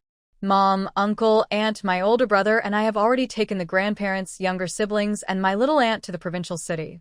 Director Yuan also arranged a job for my little aunt. Don't try to persuade me. My work is here now. I can't leave, and I won't leave. When they heard this, they scolded her for being too impulsive and stubborn, but also felt proud of her filial piety. Qingwan Yun smiled and gave each of them a low-level energy bead to help restore their strength. Don't worry, my master has arranged for someone to take care of me. I will be fine. After swallowing the energy beads, their fatigue from these days disappeared. Hearing that Fu Shi had arranged for someone to look after her, they felt a little more at ease. Qingwan Yun took the opportunity to ask her little aunt, have you met them since you came here? Uncle Yun Air shook his head. No, we parted ways back in our hometown's county. After coming here, we asked around, but we have no news about them. Qingwan Yun knew her father wasn't here, but she didn't dare to say it out loud, afraid her mother couldn't handle it. I'll go see them. Good, but be careful. Mom Yun was also worried about her husband and brother-in-law. I heard that place is full of bad people. Let your dad and little uncle be patient if they encounter trouble. Yes, I will tell them. Qingwan Yun fought back tears, took out 3 bottles filled with spiritual spring water, and gave them to her family. She also put 2 boiled eggs into each of their pockets. Soon, they heard voices studying from that side. Mom Yun and the others quickly packed up their water bottles and hurried back to the group. After Hyang led Qingwan Yun out, he took her straight to the North Farm. Qingwan Yun drove the car to take him there. There is no bridge over the 9-Source River. It took a long detour before reaching the North Farm. The people at the North Farm had already started working. For people were pushing and pulling a wooden water cart, heading deep into the desert to water the newly planted trees. Hyang found the farm manager, Jiang Jianxing, and quickly called over his little sister-in-law. Seeing her beautiful, delicate appearance, Mei Lidong was so angry he raised his hand to hit her. In the end, he couldn't bring himself to do it and started crying with a choked voice. Why did you come? Who told you to come? Yun Qingwan, with red eyes, looked at Jiang Jianxing beside Hyang. Farm manager Jiang, can I talk to my little brother-in-law alone? Jiang Jianxing glanced at Hyang, nodded, and after Yun Qingwan thanked him, she took her uncle's arm and moved to the side. She whispered, little brother-in-law, I'm fine. I came here as a doctor. The leader he just mentioned knows Commander Chu, and he will look after me. Do you know where my dad is? Mei Lidong was stunned. Wasn't your dad rescued by Fu Yaozhou? They had been separated in their hometown city. The person who took away the eldest brother-in-law said he had a good son-in-law who bailed him out. Yun Qingwan's heart sank. No, Fu Yaozhou went on a mission. He won't be back for at least 3 months. He didn't have a chance to rescue my dad. Then who took him away? The person who took him said it was your father's son-in-law who saved him. Mei Lidong recounted the key events to his niece. Yun Qingwan knew it was Xia Yuanjing's scheme. He wanted to control her forever. Little brother-in-law, why did you all confess back then? Who forced you? Hearing this, Mei Li Dong became even angrier, but he couldn't say anything. The person said that as long as Wanwan died, the Yun family would be safe. Wanwan, since you came here, stay put and don't run around. Wait for Fu Yaozhou to pick you up. Don't worry about us. It's not a big deal. At home, we do the same work. It's not hard. He had already found out that his wife, sister-in-law, and second sister-in-law were at the South Farm. Yun Qingwan saw Hiyang and Jiang Jianqing approaching from the corner of her eye, but didn't have time to ask further. She hung the kettle around her brother-in-law's neck, put 2 eggs into his pocket, and hurriedly gave him a low-level energy gel. Brother-in-law, these are health-boosting candies. Please eat one. After swallowing it, her brother-in-law quickly became energetic, and his dull eyes brightened with life. All right, time to work. Jiang Jianqing came over and took her brother-in-law away. Yun Qingwan could only follow Hiyang back. On the way, Hiyang looked worriedly at the protective jujube forest outside the northern farm, frowning. Yun Qingwan also looked over and saw someone spraying chemicals in the forest. Suddenly, she remembered a past event from her previous life, when the northern farm was buried under a huge sandstorm, destroying most of the land and crops. Many people also died. The cause was the jujube trees planted on the protective belt, which were harmed by pests. A strong sandstorm swept through, breaking all the jujube trees, leaving them defenseless. She glanced at the pest control pesticides in her space, which she could share. But she needed the right moment. Back at the southern farm, Yun Qingwan saw a group of soldiers harvesting cabbage near their camp. Her eyes sparkled. Captain He, can I have a piece of free-use sandy land? I want to grow some vegetables for winter. That way, when she took vegetables from her space to eat, it wouldn't seem strange. That's no big deal. We have nothing here, and the sandy land is unlimited. Hiyang agreed readily, pointing to the vegetable garden beside the camp. Pick whichever patch you like. Tell the kitchen team, and they'll mark it for you. Let's use the cabbage patch by the road. 3 meters by 5 meters is enough.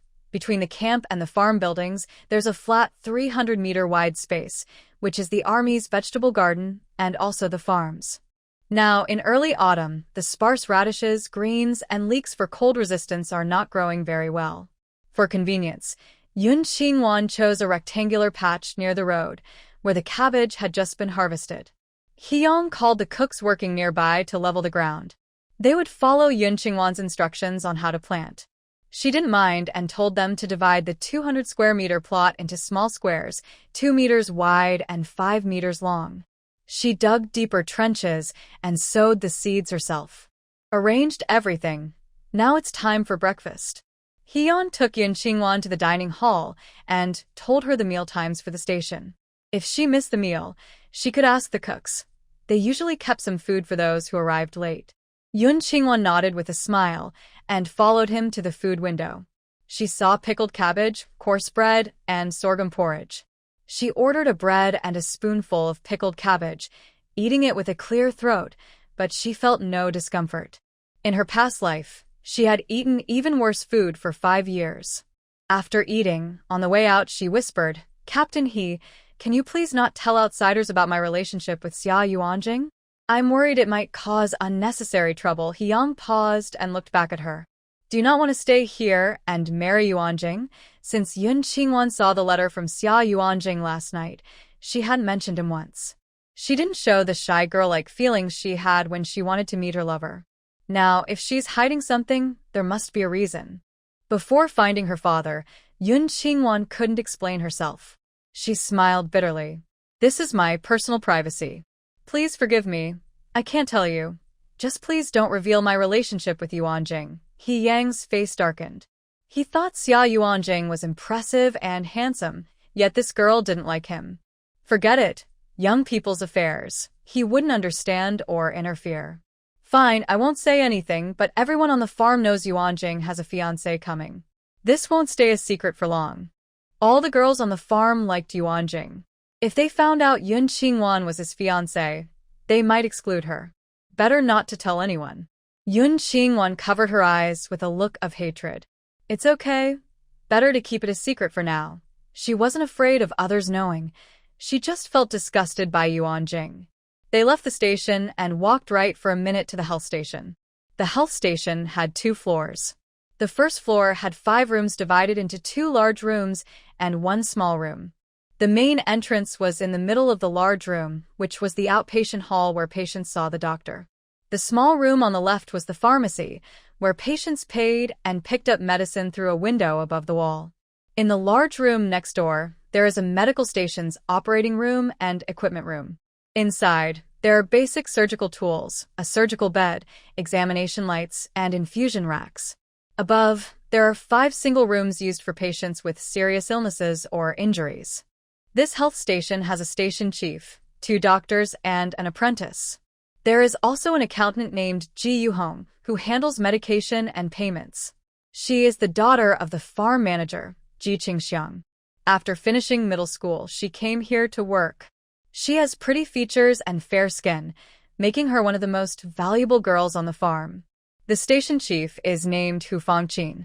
She is a nurse who came here with the first group of staff.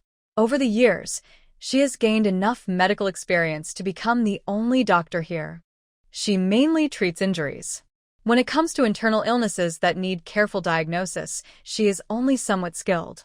Gradually, more people and more kinds of illnesses appeared here. She couldn't handle everything alone, so the management team found 2 young doctors with excellent medical skills from among the workers. The 2 young doctors are a married couple. The wife is Zheng Shuhua, and the husband is Shun Runxian. They are experts in internal and external medicine, especially surgery, and are very good at it. They can treat common illnesses and minor injuries, like broken legs or cesarean sections, without needing special equipment. For serious diseases, patients are taken by vehicle to the main military hospital for treatment. However, because they are wealthy, they often feel frustrated working here. Since they arrived, Hu Fangqin has become more of a manager, leaving the medical work mostly to them. They take turns working day and night. Their apprentice is Hu Fangqin's daughter, Molly, who is difficult to command. Most of the work at the health station is done by these 2 doctors. Ji Yuhong, who manages the pharmacy and handles medication and payments, only does that part and nothing else. Hey, He Tuan has the main military hospital sent a vehicle for you. Molly, the apprentice, heard the noise outside and ran out. She immediately recognized Yun Qingwan's car and happily asked Hyang. Together, the North and South farms have over 10,000 people, but only 2 large trucks for supplies. At the beginning of each month, on the night of the 1st, they take people to visit the main military hospital and return on the night of the 2nd. Usually, to go far, people either ride horses or camels. There are a few bicycles, but they are not very useful on the sandy ground and can't go far. Molly was thinking that in the future, she could go to the General Logistics headquarters to buy things and ride Captain He's small car. Yun Qingwan moved her bike from the entrance of the station to the shade under a tree for easier travel. After locking her bike, Hyun looked at her and said, "This bike belongs to the new Dr. Yun." "The new doctor?" Molly's smiling face suddenly turned cold, showing strong dislike and rejection. Her mother had already promised Cui Min to bring her to work at the health station. Now there's a new one, and it might ruin everything. A sneer appeared at the corner of her eyes. "Whose daughter is coming to our poor place to make money? Don't talk nonsense. Dr. Yun is here to support our northwest construction from Zhengzhou." He Yang's eyes turned cold. "If I find out anyone is bullying her, I will punish them severely." Molly, in her 20s, had plain features that looked pale from applying cream. Carefully, you could see her caramel-colored skin faintly visible inside her neck. Hearing He Yang's words, she rolled her eyes silently and went back inside. He Yang accompanied Yun Qingwan into the health station, looked around, and saw no one inside. His face immediately turned cold. He shouted, "Molly, where are they?" Molly trembled with fear and replied timidly, "Someone is giving birth at the ranch. Dr. Shun took Dr. Zheng there. My mom is out on a call too." Ji Yuhong starts work at 8. Hyang was angry. What's wrong with this health station not having a doctor? What if someone comes for treatment? I think I've studied for 5 years. I can't treat serious illnesses, but I can handle minor ones. Molly said confidently, glancing at Yun Qingwan. Hyung frowned, too tired to argue further. He looked at Yun Qingwan kindly and said, Dr. Yun, wait here for a while. Dr. Zeng and Dr. Shin should be back soon. Yun Qingwan nodded. Okay, Captain He. You go ahead and do your work. I'll be fine alone. All right, I'll go now. Hyung had other things to do and left quickly. Molly took a broom from inside the room, threw it in front of Yun Qingwan, and ordered loudly, The new one, clean the place, and then go to the river to fetch 2 loads of water. Yun Qingwan didn't look at her at all. She went to the window where the medicine was kept and looked inside the pharmacy, which was almost empty. Are you deaf or what? Molly, who was about the same height as Yun Qingwan, around 1.65 meters, had a much sturdier build. Seeing Yun Qingwan ignore her, she became angry and tried to pull her, even raising her hand to grab her hair. Yun Qingwan quickly grabbed her wrist, her eyes cold and sharp. Molly, I am a doctor. You are an apprentice. Cleaning is your job. If you dare to boss me around again, watch your tongue. You.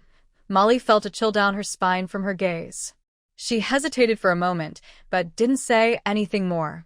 She picked up a broom and started cleaning quietly.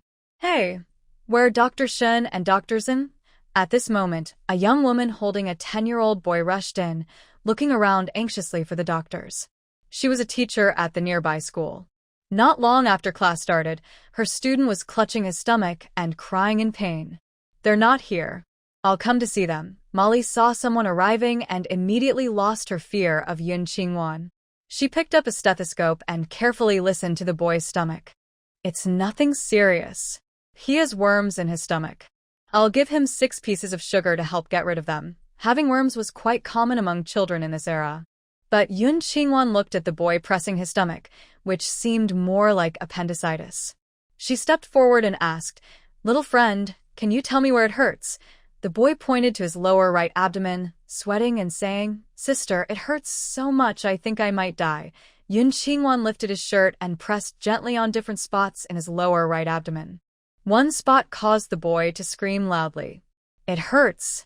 It really hurts there. Stop yelling. Molly took out a piece of sugar and put it in the boy's mouth. She twisted her body and pushed Yun Qingwan aside. Impatiently, she said, In a little while, just go to the bathroom and pull out the worms and it will be fine. Yun Qingwan held Molly's hand as she was about to feed the sugar and said, He has acute appendicitis. He needs an anti-inflammatory injection. Go away. Molly pushed hard, furious. Listen, I am the doctor here. My mother is the station chief. I know more than you. Stop showing off. Yun Qingwan didn't move, but looked at her coldly. Open the pharmacy. He needs 4 antibiotics. The key is with Ji Yuhong. I can't open it. Molly shoved a few sugar candies into the female teacher's hand. This is all I have. Take it or leave it. He has appendicitis. He can't eat that. Yun Qingwan snatched the candies back and glared at Molly again. Open the door and get the medicine. If you refuse, I will report everything to the military headquarters and accuse you of neglect. Oh, so you're bold enough to threaten me. A strong woman entered from outside the door. Her yellowish skin was covered with thick white powder, but it couldn't hide the sunburned patches. Mom, it's her. Molly's supporter arrived, suddenly becoming aggressive. She's a relative brought in by Captain He. Seeing Hu Fangqin's face, Yun Qingwan sneered coldly. The enemy has arrived. In a past life, Xia Yuanjing's sister, Xia Yidong, was Wei Jiniao's little follower. She dreamed of Wei Jiniao becoming her sister-in-law. When Xia Yuanjing brought someone back who wasn't Wei Jiniao, she caused a fuss for a long time. The worst thing she did was to find thugs from the farm to block and bully her. The most brutal of these was Hu Fangqin's son, Ma Gang. She couldn't bear the humiliation and went to Hu Fangqin, begging her to control her son. But Hu Fangqin turned around and accused her of being a fox spirit seducing her son, even calling some women to beat her up. At that time, if not for Zheng Shuhua and Shin Runxian, she might have had her face cut open with a scalpel by Hu Fangqin. Later, her son Ma Gang became even more arrogant, almost assaulting her. Xia Yuanjing appeared and saved her. Then, with a little trick, she made Ma Gang break his leg. Ma Gang hated Xia Yuanjing but dared not confront her directly. Instead, he and his friends came to bully her. Xia Yuanjing knew everything but chose to ignore it. It wasn't until she was close to death that he appeared to save her. Even though she hated him to her core, she had no choice but to rely on him. Now, meeting Hu Fangqin again in this life, how should she seek revenge for what happened in the past? Yun Qingwan's eyes were cold and distant. Since Hu Fangqin didn't like coming to work, she decided to let her stay in bed forever. She looked around the room and found a poison that could stop the body from absorbing calcium. With a thought, she put it into Hu Fangqin's mouth. Connected to someone, Hu Fangqin choked, unsure of what she had swallowed. She squinted at Yun Qingwan, worried about causing trouble or making the situation worse. Where are you from? Do you have a letter of introduction? Director, Hu, saving people is urgent. Please open the pharmacy so we can give this child in for. He has appendicitis. Yun Qingwan appeared calm and professional, which made Hu Fangqin feel very uncomfortable. She glanced at the boy and the female teacher, then looked at her daughter. What's going on? He's just upset because of a stomach bug. The newcomer insists it's appendicitis and wants me to open the pharmacy. But I don't have the key. Molly was unhappy. Even if she had the key, she wouldn't open it. She didn't want to mess with Ji Yuhong. The female teacher also said, Director, Hu, please check on this child quickly. He's been crying from stomach pain, and his clothes are soaked. The boy's family had been assigned to the farm. Hu Fangqin didn't pay much attention to him. She looked at Yun Qingwan. How long have you studied medicine? She had already promised Cui Min to work at the health station. Now, with one more person, how could she arrange everything? I've been learning since I was a child with my family.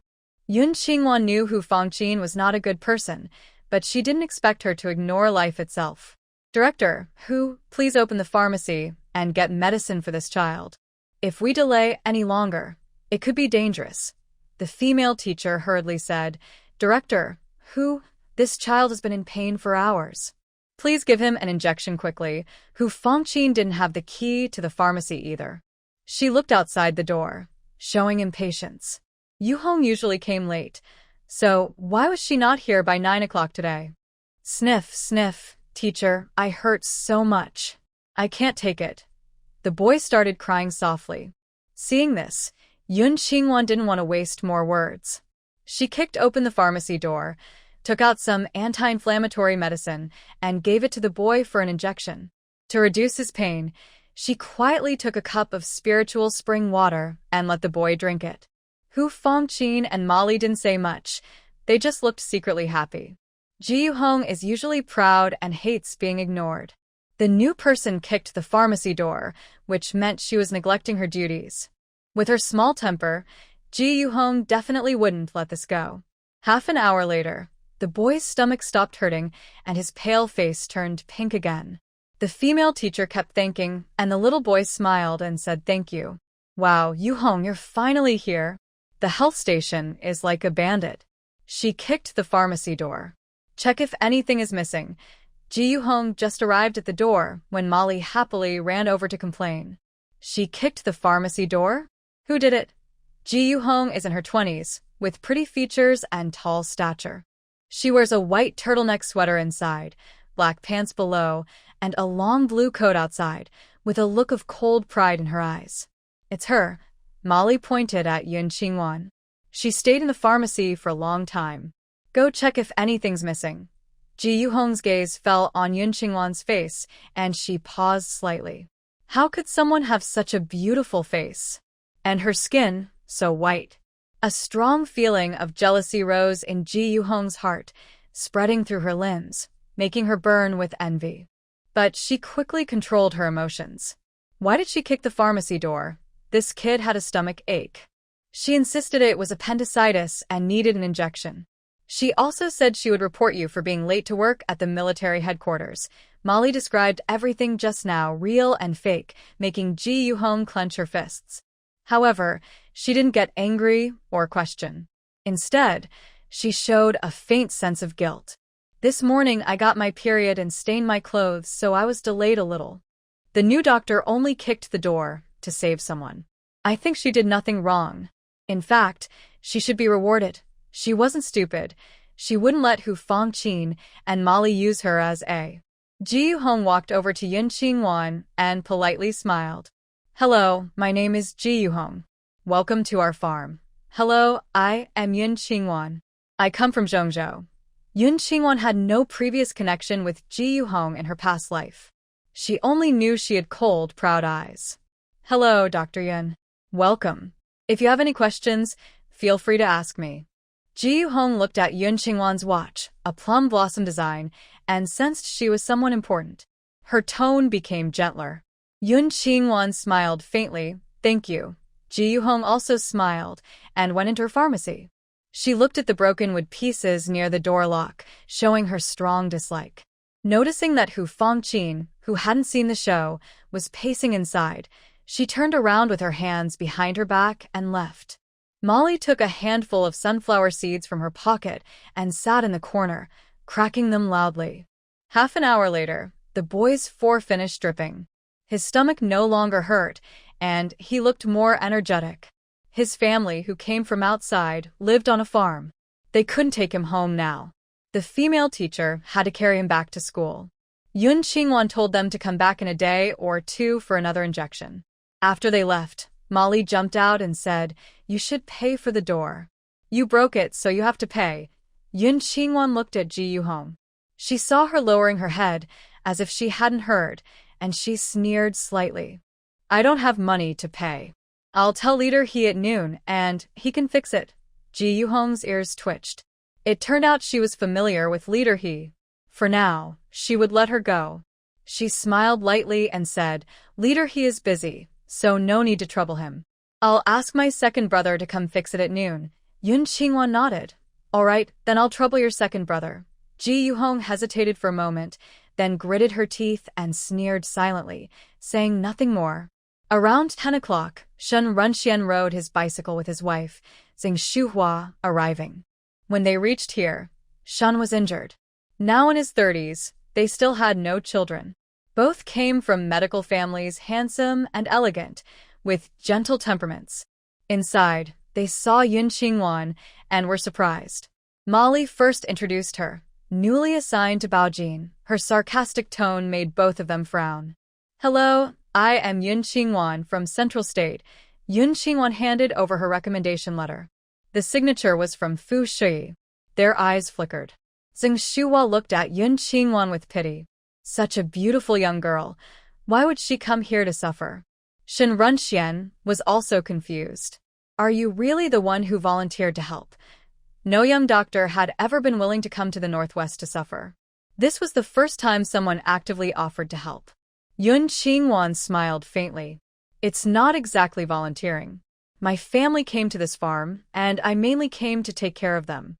Once they clear their name, I will leave." She didn't want to hide the truth or pretend to be noble, to avoid being morally pressured when she left. "Oh, so you're a kid of a capitalist," Molly, standing at the door, sneered. Ji Yuhong, sitting in the pharmacy, looked at her with even deeper contempt. She thought, what kind of background does she have? Turns out she's the child of a reformed prisoner. That means she's lower than us. Zheng Shuhua and her husband Shen Runxian showed sympathy and sadness on their faces. They returned the recommendation letter to Yun Qingwan and gave her a comforting smile. Shen Runxian said to his wife, "You should get to know Dr. Yun better." Zheng Shuhua nodded, took Yun Qingwan upstairs and downstairs to look around, then led her to the public toilet behind the health station. "This side lacks water. After using the toilet, we cover it with sand. When it piles up, we take it to the sandy land to make fertilizer." "Okay, I understand." Yun Qingwan remembered that in her previous life, she had used such toilets for 5 years, both for convenience and cleaning, so it was not surprising. Seeing that she didn't seem to mind, Zheng Shuhua secretly relaxed. Then she took Yun Qingwan to 2 mud and sand rooms near the toilet. The right one was Zheng Shuhua and her husband's residence. The left one had 2 large water tanks, a coal stove, a big, small-mouth aluminum pot, a pile of coal balls, a small stove, and some firewood. It was used to boil water for the health station. It was also the place where Shen Runxian and Zheng Shuhua cooked. "This is our health station's hot water room. Every night before we finish work, we go to Juyuan River to fetch water and fill the tanks for the next day. Don't worry, we don't carry it ourselves. The station has a water truck, and it makes 2 trips to bring enough water. Yun Qingwan smiled and said, "Oh, Dr. Zeng, can I borrow this kitchen to cook for my family?" Zeng Shua nodded. "Of course, there's plenty of coal here. Feel free to use it." "Thank you." Cloud Qingwan is truly grateful. With this kitchen as a cover, she wants to bring some food to her mother and aunt, which also gives her a reason. After speaking, she follows Zeng Shuhua to the front outpatient hall on the first floor. Shen Renxian, who worked the night shift last night, has gone to rest in the back. Zeng Shuhua then talks to Cloud Qingwan about the daily work schedule and hours at the health station. "You just follow me for the day shifts. For the night shifts, my husband Laoshan will go." Actually, Cloud Qingwan prefers to work the night shift so she can stay with her mother and second aunt. Once the house is built, she will consider this again. "Dr. Zeng, please check on my children. They are coughing again." A young woman brings in 2 boys. Looking at their ages, the older boy is over 4 and the younger is over 2. They are coughing repeatedly, which makes anyone worried. Cloud Qingwan almost immediately knows that both children have allergic asthma. This illness is common in desert areas, especially for children. Their lungs are delicate and can't handle the harsh desert environment. The young woman's husband is a soldier. She came along with him, and both children were born here. They are weak since childhood and cough every autumn. Zeng Shuhua smiles, gently pats the children's heads, and looks at Cloud Qingwan. "You can check them." Cloud Qingwan nods, takes out 2 small enamel cups from her bag, and pours half a cup of hot water into each, actually spring water. The water is soft and sweet. After drinking, the children blink their big eyes and want more. Cloud Qingwan touches their red, cold cheeks. "Let me check their throats first. After I finish, we can drink again, okay?" The 2 boys are well behaved, allowing Cloud Qingwan to examine them. She checks their throats, listens to their lungs, and takes their pulses. It is confirmed they have allergic asthma. Cloud Qingwan prepares 2 herbal pills that are gentle on the stomach and gives them to the children's mother. "Your children have allergic asthma. It's very hard to treat in this desert. If you want them not to suffer from this illness, it's best to take them away from the desert to a better environment for recovery. When they grow up and their resistance improves, the illness will be less likely to come back. This disease can be cured with her spring water in about half a month. But she cannot stay here forever. When she leaves, their bodies will be exposed to the sand again, and they might get sick again." The woman hadn't spoken yet, but Molly, like a spooked chicken, started shouting. Hey, what do you mean? "Her husband is serving in the army here. You want her to leave with the child? Are you going to keep her husband warm at night?" Yun Qingwan looked at Molly with disgust. "I'm a doctor. I speak and act based on the patient's best interests. I don't think like you, only worried about keeping the man warm. Shameless woman, how dare you insult me?" Molly wouldn't back down. "I think you have some issues. Everyone is encouraged to plant trees and fight desertification, but you try to drive people away. You should let Director Ji deal with you." She then ran to the pharmacy window and said to Ji Yuhong inside, who looked proud, "Yuhong, talk to your dad about this at noon.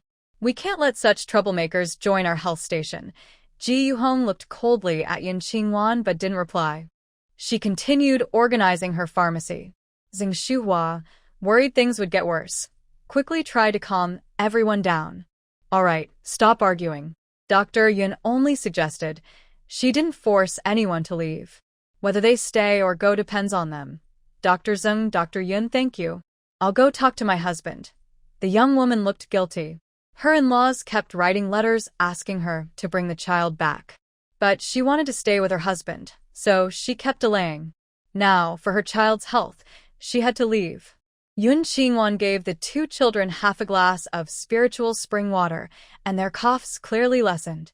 "Come back around 3 in the afternoon. Let me check on the kids again." "Okay. Thank you, Dr. Yun." The young woman smiled gratefully at Yun Qingwan, took the medicine, and left with her children. Zeng Shuhua patted Yun Qingwan's shoulder. "Once you get used to it, it'll be fine." Yun Qingwan understood her meaning. She smiled indifferently, looked at her watch. It's already past 11.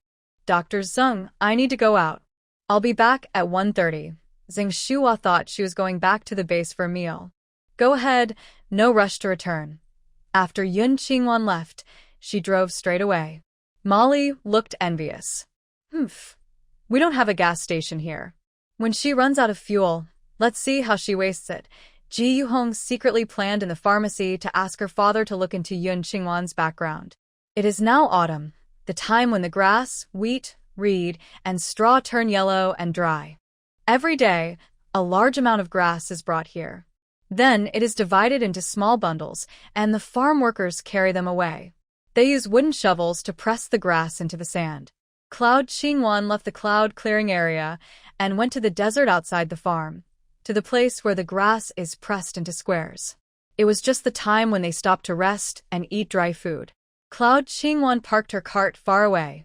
She took out a kettle of hot water and looked around among the crowd. Finally, she saw her second uncle, second aunt, and mother. The three of them also saw her, and hurriedly stood up to come over. Wanwan, why did you come here? Mother Yun looked at her daughter's face, which was red from the sun, with concern.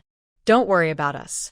It's a bit hot here, but it's not too hard. Maybe I ate 2 eggs today, so I didn't feel tired all morning, said second Aunt Yun with a smile.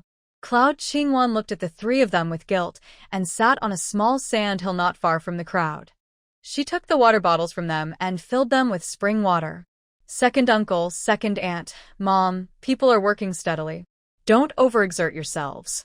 If you work too hard, the lazy ones will feel uncomfortable and might cause trouble. After saying that, she quietly took out 4 lunchboxes from her bag. Inside were steamed chicken with minced meat, topped with a layer of rice. She made them in the small rental yard. She didn't expect to use them so soon. Child, where did you get so many eggs? Second Aunt Yun asked in surprise. She felt it was luxurious to eat 2 boiled eggs in the morning. Now she saw so many eggs steamed with meat. How could life be better than before? Cloud Qingwan blinked her big eyes and divided the lunch boxes among them. I brought these with me. I steamed them in the water room behind the health station. Hurry and eat. I brought over 1,000 eggs. If you don't finish them quickly, they'll spoil. Mother Yun gently patted her head, her eyes red. She quickly ate the steamed egg and rice from the lunchbox. She wanted to ask about her husband and little Aunt May's situation, but was worried that the northern farm might be dangerous and her daughter might get hurt. Cloud Qingwan also finished eating quickly and packed the 3 lunchboxes into her bag. She said, Mom, second aunt, second uncle, I brought clothes and bedding for you. I'll send them to the farm tonight. Second Aunt Yun nodded quickly. Good. We had to leave in a hurry and didn't bring any bedding. They don't give bedding here either. These days, we've been sleeping squeezed together with others. Yun Qingwan took a handful of pig fat candies from her bag and handed them into the pockets of 3 people. Conditions here are tough. Many people can't eat enough or stay warm. These candies can help them. The 3 didn't refuse. Although they worked together, building good relationships was important so they could help each other when needed. After leaving here, Yun Qingwan didn't go to the North Farm because it was strictly managed. She went alone and couldn't see her uncle. She returned to her camp and took out 10 yards of black corduroy, 10 yards of old red corduroy fabric, 600 1.5-meter wide cotton sheets with prints, and 1,000 face towels, 2 boxes of soap, 2 boxes of face cream. The styles were from this era, but the quality was good. She asked AMO to cut the 2 colors of corduroy into 10-meter pieces. Each person took 1 piece of each color, packed them in cloth bags, and added 2 different colored sheets. They also packed 4 face towels, 6 bars of soap, and 2 bottles of face cream. Hyong was the boss among the managers at the South Farm. But the direct manager was Ji Qingxiang, the father of Ji Yuhong, along with his junior managers. If she didn't try to be friendly, even if she relied on Hyong to bring her second uncle, second aunt, and mother out of the farm, they could still cause trouble while working. So, when she came here, she needed to socialize. After packing the fabrics, towels, and other items, she folded the clothes, bedding, and shoes that AMO had sewn the night before and packed them into 4 large bags. Each person received 2 sets of warm clothes, underwear, socks, towels, soap, toothbrush, cup, toothpaste, and hand cream. For her second uncle and little uncle, she packed 10 boxes of unwrapped cigarettes. They didn't smoke, but these were for making friends. Her second aunt and mother's bags were filled with tissues. Once everything was ready, she went to the health station.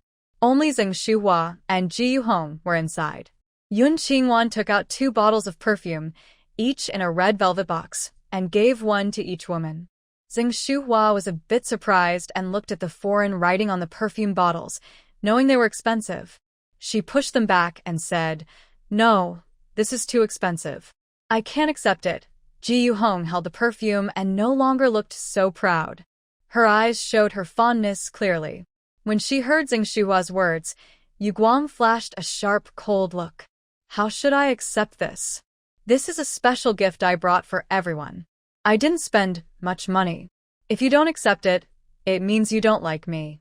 Yun Qingwan playfully finished speaking and then took out a bottle of the same perfume from her bag, spraying a little on their hands.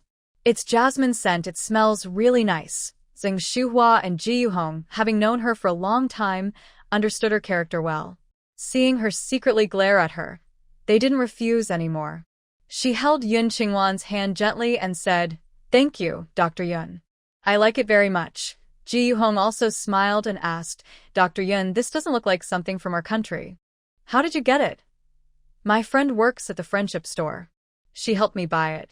Deep inside, Yun Qingwan didn't really like Ji Yuhong. Because in her previous life, Ji Qingxiang knew she was different from the Xia family, but still treated her like those who were sent away. She worked without any credit or pay, only a small amount of rations. She repeatedly told him about her situation, but he coldly rejected her. He even deliberately arranged heavy work for her. But now she had something to ask for, so she could only temporarily appease the Ji family members. Ji Yuhong took the perfume back to the pharmacy, looking calm on the surface, but feeling excited inside. This perfume was imported from abroad. Soon after, Ma Li and Hu Fangqin arrived. Yun Qingwan also gave them perfume, in the same bottle, but filled with cheap stuff. This caused Ma Li's attitude to change completely. She hugged Yun Qingwan's arm, smiling happily. "Yun Qingwan, what else did you bring?" Yun Qingwan opened her bag, revealing a bundle of colorful hair ribbons, 5 black fine hair clips, 7 plaid fabric headbands, 6 tubes of hand cream, and a bottle of spot-removing cream. To people from the city outside, these weren't rare items. But to Molly, who had never seen the outside world, they were very precious. She picked up the ribbons and headbands and said, "I want these." "Sure, it wouldn't be right to just give them to you alone." Yun Qingwan emptied everything from her bag onto the table and looked at Ji Yuhong. "Yuhong, do you want some hand cream? They're all new and unused. If you don't mind, come take a look. Look at what you're saying. If I didn't come to see you, it would mean I dislike you." Ji Yuhong quickly came out, speaking in a sweet and affectionate tone. She went to the table and started teasing Molly. Yun Qingwan also called Hu Fangqin and Zheng Shuhua.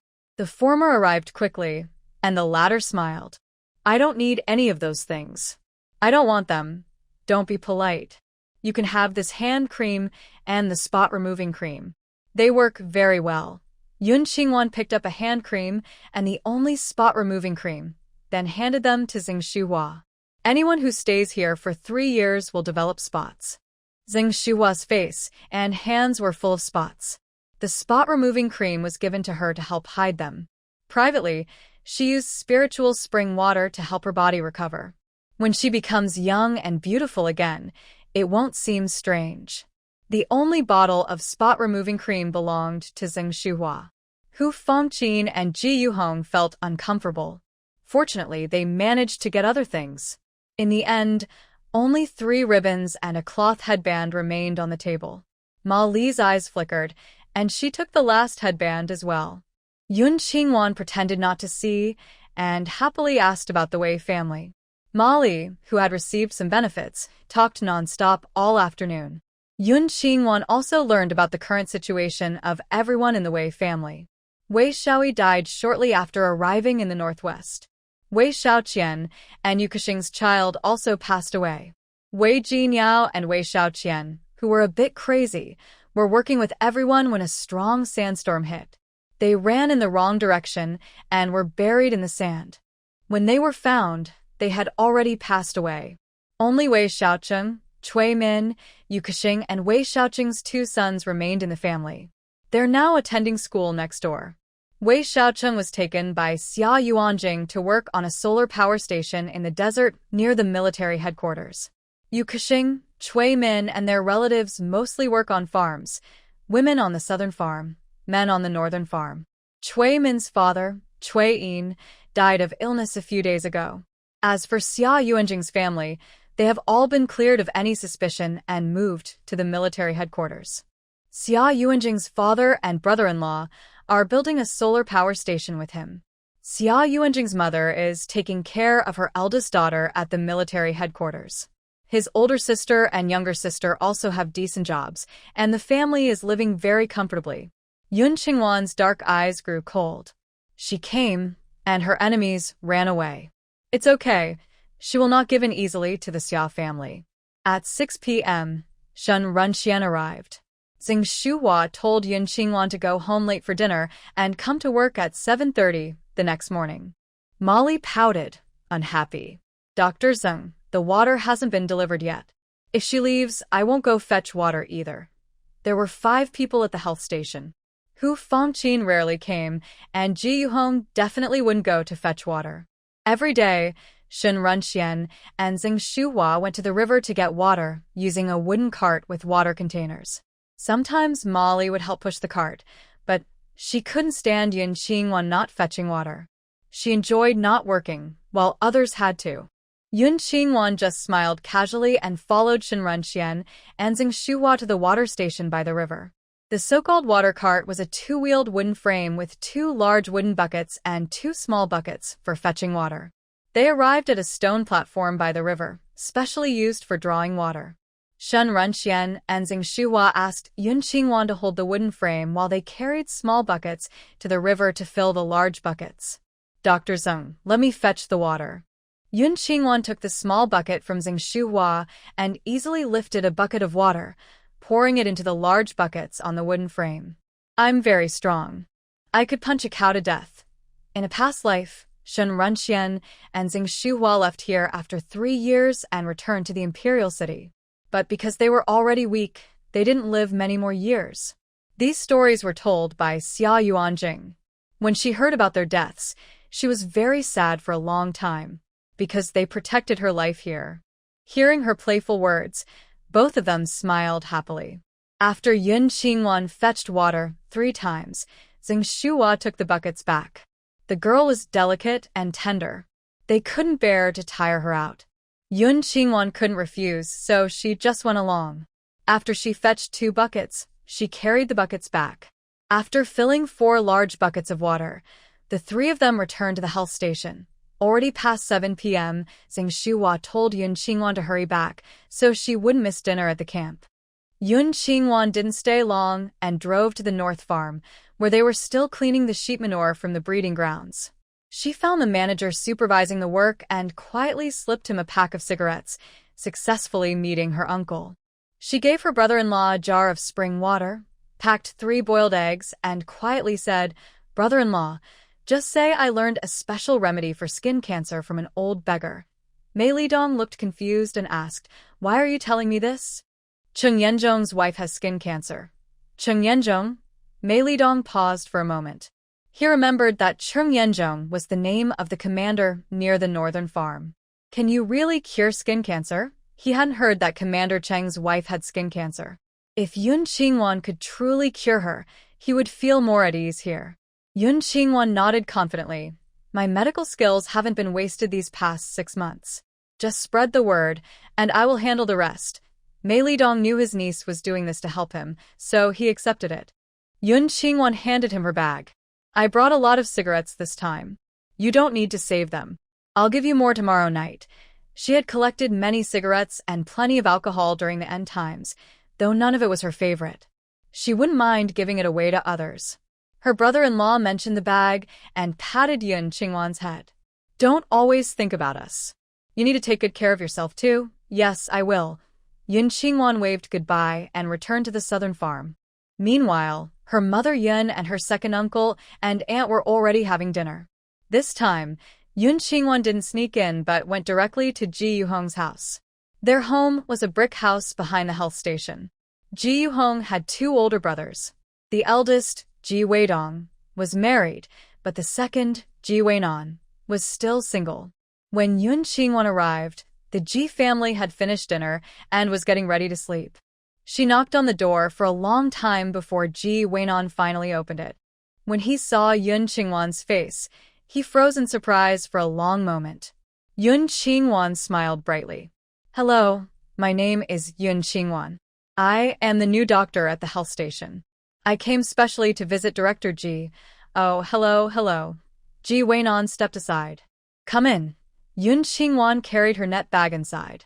It contained cloth, sheets, towels, soap, snow cream, and also 300 yuan and 6 watches, 3 for men and 3 for women.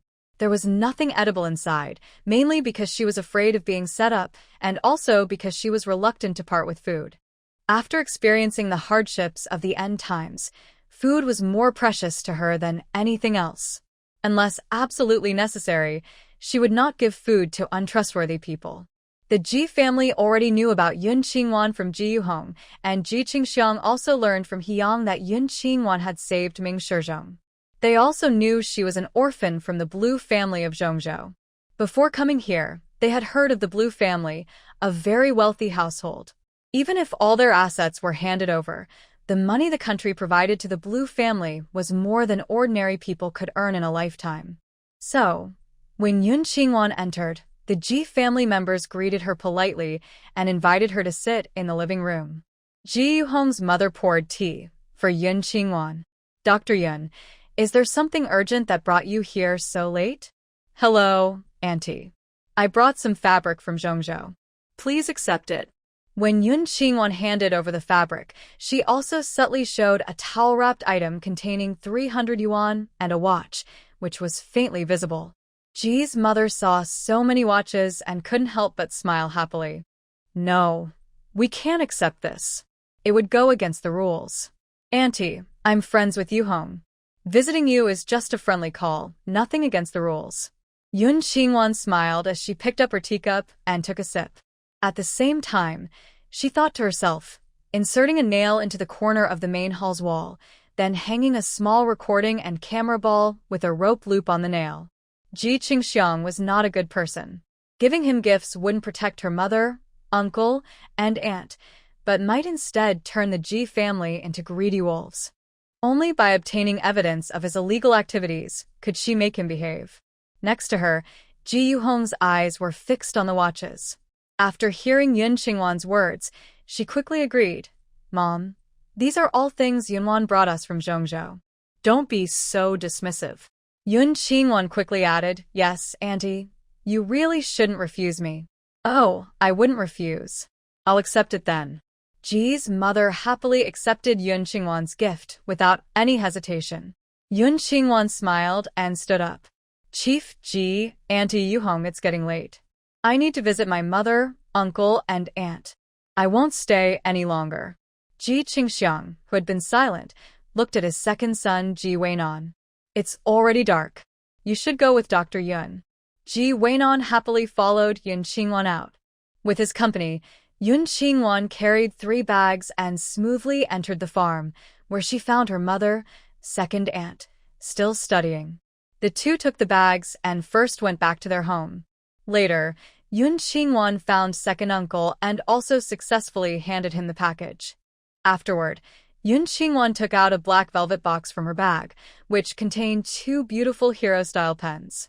"I heard Yu Hong say that your handwriting is very good, and you can also write poetry. I've admired people like you since I was young. This pair of pens is a gift for you." Everyone has a bit of vanity. After hearing this compliment, Ji Weinan was pleasantly surprised and accepted the pens. "Thank you.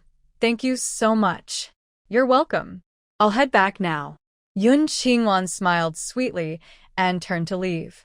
Ji Weinan wanted to see her off but stopped himself. He held the pens and turned back home, eager to see the watch Yun Qingwan just delivered to their house. When he got home, The whole family was gathered around the 6 watches, smiling happily. Dad, Yun Qingwan's family is rich, and she's quite pretty. You should ask He-young to help me set up a marriage. I want to marry her. Ji Weinan had never seen such a beautiful girl before, especially one from a wealthy family. After marrying her, her money would be his. Ji's mother looked at her son with shining eyes. She is indeed pretty, and she matches our family. Ji Qingxiang was playing with a shiny men's watch and nodded slightly. You should pursue her first. If she's not a good person, don't get involved with her and cause trouble. Ji's mother agreed. Yes, yes. Their family has so many legal issues. They probably aren't good people. If we get involved, it might bring us trouble. Mom, you're overthinking. Here, Dad is the boss. She's obedient, and her family still has a few good days ahead. If she disobeys or causes trouble for us, I can make sure she's out of the picture. This was said by Ji Weidan, the eldest son of the Ji family. His fierce eyes showed jealousy.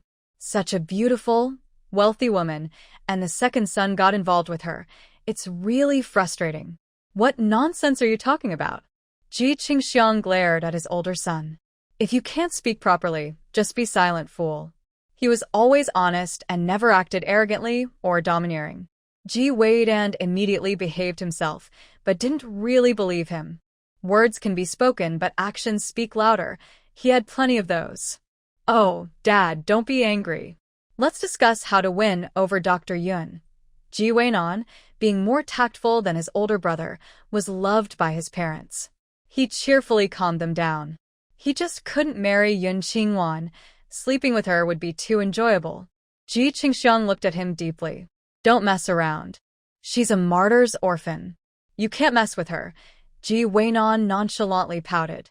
After leaving Yun Qingwan, she carried some cloth and visited several farm managers' homes. Some accepted gifts, others refused. Yun Qingwan didn't insist. After visiting a few managers at the southern farm, she didn't give gifts to Hu Fangqin's family. But she still went inside. She placed a tiny camera and also gave Ma Gang, Hu Fangqin's son, a medicine that blocks calcium absorption. These items were developed during the end times. Even 50 years later, no one could find out the cause of the illness. She also stuck a tiny, hair-like robot camera on Ma Gui-san, Hu Fangqin's husband. This man's story was quite complicated. Just capturing one piece of it would be enough to cause trouble for the Ma family. She then gave gifts to several managers at the northern farm. Unfortunately, the farm director Jiang Jianxing and the military commander Qing Yanzhong lived inside the northern farm, and they were alone there. Their families lived at the main military area. It was almost impossible to use their families to get the little uncle a lighter job. From the manager's words, she learned that both were strict and fair. Gifting was not a feasible option. Yun Qingwan felt very sad. Heavy physical work wasn't scary. As long as she kept giving her little uncle spiritual spring water, his health would only improve. She was worried that Xia Yuanjing might secretly harm him, as well as Ming Xilan and Ming Haoyang. If they could hurt her to death in the base, here they would have even more ways to do harm. Thinking this, Yun Qingwan secretly installed tiny cameras in each manager's house. Finally, she went to Hiang's home. His wife, when she was the logistics director for the entire southern farm. Every day, she sent people to buy ingredients for the farm's canteens, and she arranged what the canteens would serve for each meal. The distribution station is also under her control, including the stock inside. Therefore, she often sees good things. Yun Qingwan did not bring fabric for her, but instead gave her 2 bottles of whitening cream made with spiritual spring water. In her previous life, she saw Wenxi a few times. Her heroic features were sunburned to a dark red. The large sunspots looked like rusted iron plates. This cream was a kind gesture from her. Wenxi and Hiang have a 12-year-old daughter and a 10-year-old son. Yun Qingwan took out a wooden battleship and a pink tool doll from her space. These 3 gifts weren't very valuable, but they were just what Wenxi couldn't buy. Hiang's family lives in the courtyard of the garrison. After Yun Qingwan returned, she went straight to their home. They were studying with their children when they heard Yun Qingwan's arrival and came out to greet her. looking at her tender, white face under the light, when she, He Yang's wife, couldn't help but feel a bit envious. "You're Yuan Jing's fiancé, right? You look so beautiful. You two are a perfect match." When she spoke kindly, she already knew Yun Qingwan's background and about saving Ming Shizhong. She also knew that Yun Qingwan was Xia Yuanjing's fiancé and about the orphan from the Lan family. Now, seeing Yun Qingwan's face, she thought only a girl as beautiful as her could match such a talented young man like Xia Yuanjing.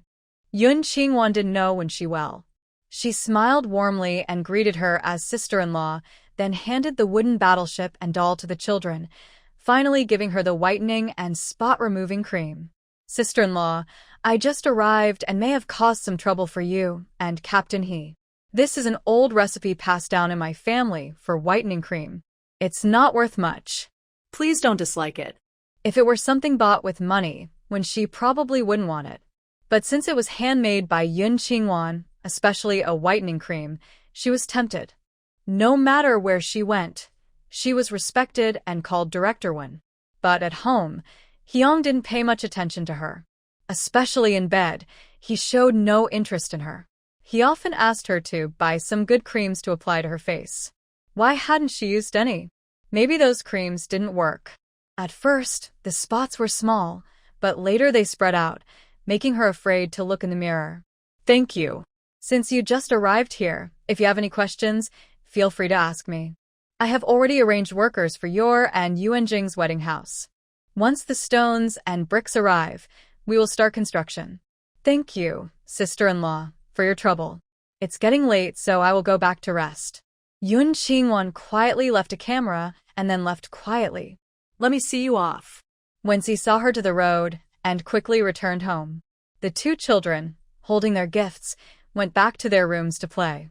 Wensi picked up the whitening and spot-removing cream, following the instructions on the bottle to apply it to her face. Hyung picked up the cream, looked at his wife's face, and showed clear dislike in his eyes. Wensi saw that look of dislike and her stubborn eyes hid her hurt feelings. Don't think she doesn't notice. This looks down on her, because she's not as fair as a young girl. When she becomes fairer, she plans to teach him a lesson and make him sleep in the dorm for half a year. Yun Qingwan, on her way back, didn't go to sleep but climbed over the wall and went to Baiyuan Farm. Using her sharp skills, the help of thermal imaging glasses and some perfume, she successfully installed a mini camera in the bedrooms of Chung Yanzhong, Jiang Jianxing, and other managers living at Baiyuan Farm. It's not to catch them doing anything deadly but to see if they're working with Xia Yuanjing. After finishing her work, she returned to her residence at Nanuan Farm. It was past 1 a.m. She took out her small camper, washed herself, and drank a sip of spiritual spring water. She took out hot rice from her space, mixed it with cooked corn, diced bacon, and shredded vegetables, then took out 8 large steamed buns, hollowed out the insides, and hid the meat and rice mixture inside. She wrapped the buns tightly with plastic wrap and stored them in her space. She took out the bun insides, fried them with oil and salt until golden, and stored them in a jar. She planned to give them to her mother and second aunt tomorrow evening to mix into porridge. After finishing her work, she slept for a while.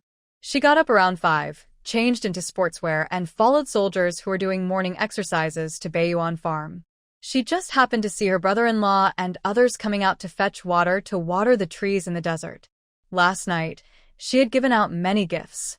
This morning, the managers at Baiyuan Farm greeted her politely as Dr. Yun and let her go to deliver things to Mei Dong. Yun Qingwan didn't bring anything too fancy, just a pot of spiritual spring water and the rice balls she prepared last night. To avoid attracting attention, she changed the water bottle she gave her brother-in-law yesterday and left. Over at the southern farm, the day's work had begun. Yun Qingwan found her mother, second aunt, and second uncle, and gave each of them 2 steamed buns, rice balls, and a jar of spring water. She quietly chatted with them for a while and then hurried away. Yun Qingwan, why are you here? As she stepped out of the crowd, she met Wei Mingxia and Kai Xiangyu, who had come to the desert because they were involved with Wei Mingli. Their families had been punished and sent to this farm because they sheltered Wei Mingli's close aide, Zhang Hongshan. Wei Mingxian never expected to see Yun Qingwan at the farm. She ran over wildly, looking around Yun Qingwan from all sides. After confirming she wasn't mistaken, she burst into laughter. You've been sent here for reform too, haha. Heaven has eyes. You little brat, you finally got what you deserved. Haha. Kai Xiangyu, who followed, recognized Yun Qingwan's face and also clapped and laughed loudly. Yun Qingwan, did the Fu family abandon you? That's great. Now you're here, in the northwest with us. After saying this, she looked toward a group of people nearby. Big sister-in-law, second sister-in-law, come look. Do you see who this is? Yun Qingwan. She's also been sent here for reform. Her excited shouts drew the attention of the Chui and Yu families nearby. After they were stunned, they ran toward her in a frenzy. Chui Min, running ahead, looked at Yun Qingwan's clean clothes, which didn't seem like someone sent for reform. She couldn't help but wonder about Yun Qingwan's purpose for coming. Could it be to eliminate her completely? She had already learned from Wei Xiaocheng that her mother-in-law had swapped Yun Qingwan with Ming Shozhong's daughter. The young lady, Ming Xilan, who visited the Wei family, was actually the real Wei Jinyao. No wonder her mother-in-law wanted to poison Wei Jinyao and Yun Qingwan. It was all to ensure Ming Xilan could marry into the Fu family smoothly. A selfish old woman, only caring about her own daughter, and she deserved her fate. Wei Xiaocheng had already gone to the General Military District with Xia Yuanjing. As soon as they contacted Ming Xilan, they could leave this place. Now that Yun Qingwan was here, it definitely wasn't good news. Thinking of this, Chui Min didn't step forward, but just watched Yun Qingwan silently. If you asked her who she hated most in her life, it was definitely Yun Qingwan. If Yun Qingwan hadn't returned late to the Wei family and caused so much trouble, she would still be the wife of a military officer and the wealthy young lady of the Wei family. She had a glamorous and respectable job, a respected father, and well-connected uncles. But ever since Song Lin said she was possessed by a ghost, she changed. The Wei family changed. Everyone related to the Wei family changed. She destroyed the Wei family and also ruined her Chui family, causing her father to die alone in the vast desert. Yun Qingwan, you wicked girl, why don't you just die? Yu King didn't think much and rushed out of the crowd, slapping Yun Qingwan in the face. Yun's mother, second aunt, and second uncle hadn't gone far. When they heard the commotion, they looked over and saw them surrounding Yun Qingwan. They quickly ran over. What are you doing? Don't bully my daughter. The three of them stepped in front of Yun Qingwan, glaring angrily at Yu King. Yu King stared at Yun's mother. Your daughter? Are you Yun Qingwan's mother? Wei Mingxia was also surprised. Are you from the Yun family? They didn't know the Yun family, or that the Yun family had come to the farm. Seeing Yun's mother and the others, they were shocked and wondered why they had come here. Yes, I am Wanwan's mother. If you dare to bully my daughter, I will fight you. Yun's mother protected her daughter and glared fiercely at Yu King. Haha, what a small world. Yu King looked at Yun's mother and the others' clothes. They looked like they had come from the labor camp too. Good, just what she needed. She had been worried about finding someone to take revenge on. Yun Qingwan and her adoptive mother stepped forward voluntarily. In the vast desert, anyone could be buried anywhere. Yu King, who had fallen from heaven into, hated Yun Qingwan to the core. Yun Qingwan also saw the intense destructive aura in her eyes. To prevent future trouble, she spat a deadly poison into Yu King's mouth. In her previous life, she failed to protect her family and couldn't kill Xia Yuanjing. That was her biggest regret. This life, even if she had to go to extremes, she would protect everyone in the Yun family. She walked over to Chui Min, control them, or your two sons won't grow up. She didn't want to get too bloodstained herself. So, as long as they behaved and didn't provoke her, she wouldn't take action against them. Chui Min's eyes suddenly turned red. Yun Qingwan, if you dare to hurt them, I won't rest in peace even after I die. Yun Qingwan sneered and stepped closer to Chui Min. She whispered, I can destroy the once glorious Wei family. Now, quietly eliminating you here in the desert is easy for me. You dare? Chui Min staggered back a few steps. It was clear Yun Qingwan was here to finish them off. What are you doing? The farm manager ran over when he saw them gathered together. Yun Qingwan turned around and comforted her mother, second aunt, and second uncle. They are two wives of the Wei family and their family members. If they bully you, tell me right away. Don't worry. We're just working. We're not afraid of them. Second Aunt Yun was sturdier and more fiery in temper. She never backed down from arguments or fights. Yun Qingwan smiled and said, "All right, I'm leaving. Go back quickly." "We're leaving too," her mother, and the others left reluctantly. Yun Qingwan went to the health station. It was not even 7 o'clock, and only Xing Shuhua was there. Yun Qingwan greeted her with a smile and took out 2 plain steamed buns and 2 salted duck eggs from her bag. "This is from my hometown. It's a bit old, so please don't mind." Xing Shuhua wanted to refuse, but after hearing her words, she thought if I refuse, it would seem like I dislike her. She happily accepted them, took a bite, and nodded in praise. "They're not bad at all. We've never had such soft buns before. They're really tasty. My hometown mainly grows wheat, and the bread made there is definitely better than here." Yun Qingwan smiled and poured her a cup of spring water. She believed in repaying kindness and revenge. Those who wronged her, she would take revenge. Those who helped her, she would return kindness. After thanking her, Xing Shuhua ate 1 bun. She didn't want to eat the other bun and salted duck egg, so she kept them for her husband. Seeing this, Yun Qingwan took out 2 more buns and eggs and asked her to take them to Shun Runxian behind. She looked at the door. Xing Shuhua gratefully smiled and took the buns and eggs to the back. Soon after, Ji Yuhong arrived. She entered the room with a smile, much more polite than yesterday. Yun Qingwan also smiled and greeted her. Just then, a patient arrived. It was the young mother from yesterday, with her 2 children who had asthma.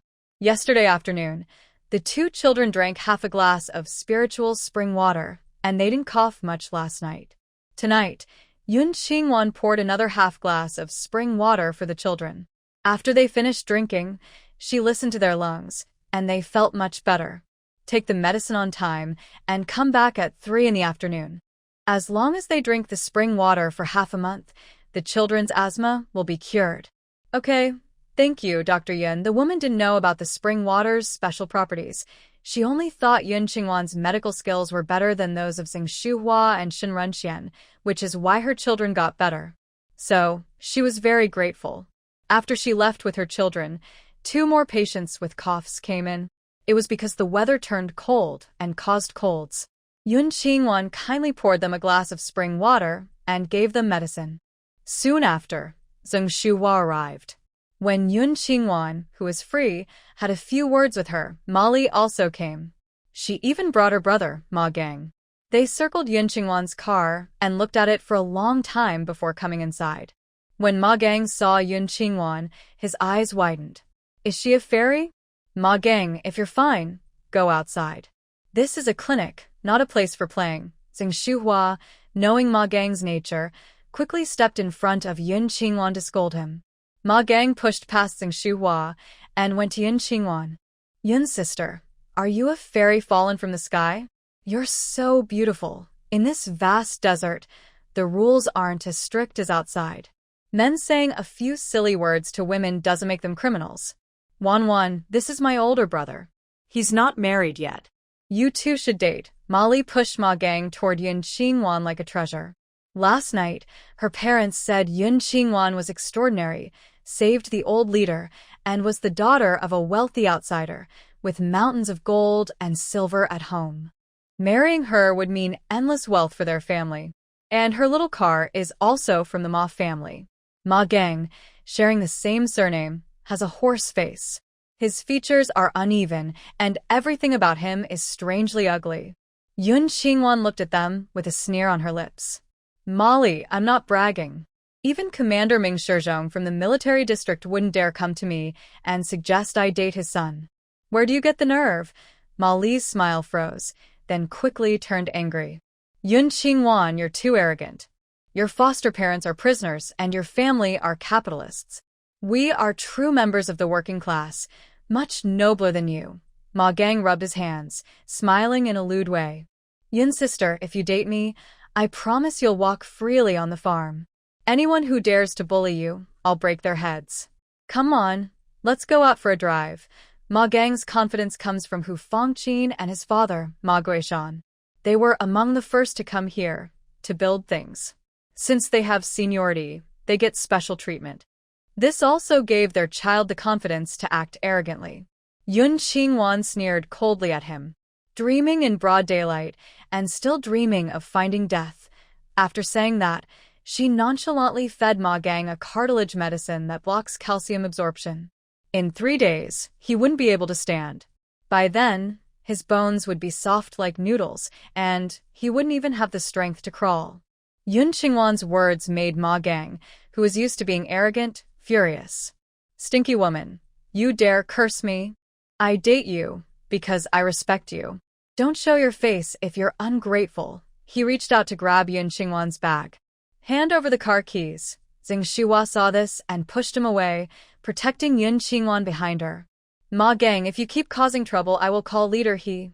Molly, afraid of Hyang, was not afraid of Ma Gang. He raised his hand, about to slap Zheng Shihua. Stinky woman, mind your own business or I'll… Ma Gang didn't finish a sentence. Yun Qingwan kicked him out onto the sandy ground outside the door. He twitched from the pain. Yun Qingwan stood at the door, looking down at Ma Gang with a commanding gaze. Ma Gang, I don't care how special you think you are. If you dare cause trouble at the health station again, I'll break your legs. A delicate girl, she lifted her foot and kicked a strong young man far away. No one would believe it if they heard her. Now, Zheng Shihua, Ji Yuhong, and Molly saw this with their own eyes. They were stunned for a long time, unable to react. Molly suddenly remembered the fierce look Yun Qingwan gave her when she arrived that day. She quickly forced a smile. Oh, Yun Qingwan, we were just joking with you. If you don't want to, that's fine. After saying that, she helped Ma Gang up and ran away. The two only dared to stop when they reached the corner of the school wall. Brother, Yun Qingwan is a very tricky person. You really shouldn't provoke her. No, I like her. She has to marry me. Once I marry her, I will make sure she pays for it. Ma Gang was determined. If he didn't get revenge today, he wouldn't be Ma Gang. Molly was a bit scared. But Hyung said, anyone who bullies Yun Qingwan will be punished heavily. She doesn't want to marry you. If you bother her, she'll definitely tell Hyung. What's there to be afraid of? If I can't marry her openly, I'll do it secretly. Tonight, I'll tie her up, have the wedding night first, then fix the marriage certificate. Hyung won't be able to stop us. Ma Gang's mind was full of bad thoughts, making him feel sick. Molly nodded excitedly. Yes, her family is here working in reform. If she dares to resist and refuse to marry, Dad will make them suffer. After talking, Ma Gang ran to meet his friends to plan. Molly entered the hall and sneered at Yun Qingwan. Humph. Yun Qingwan, I will make sure my brother marries you. Zheng Shihua saw her expression clearly, worried and thoughtful. She planned to talk to Director Wen tonight about this matter. Ji Yuhong thought about her second brother's feelings and decided to go back at noon, so her second brother could deal with Ma Gang. Yun Qingwan searched her space for a long time and finally found a bottle of medicine that could make someone pretend to be pregnant and gain weight, but it couldn't be cured. She quietly put it into Ma Li's cup. Time passed quickly, and it was noon, when she came to call Yun Qingwan to her house for lunch. Mali felt nervous.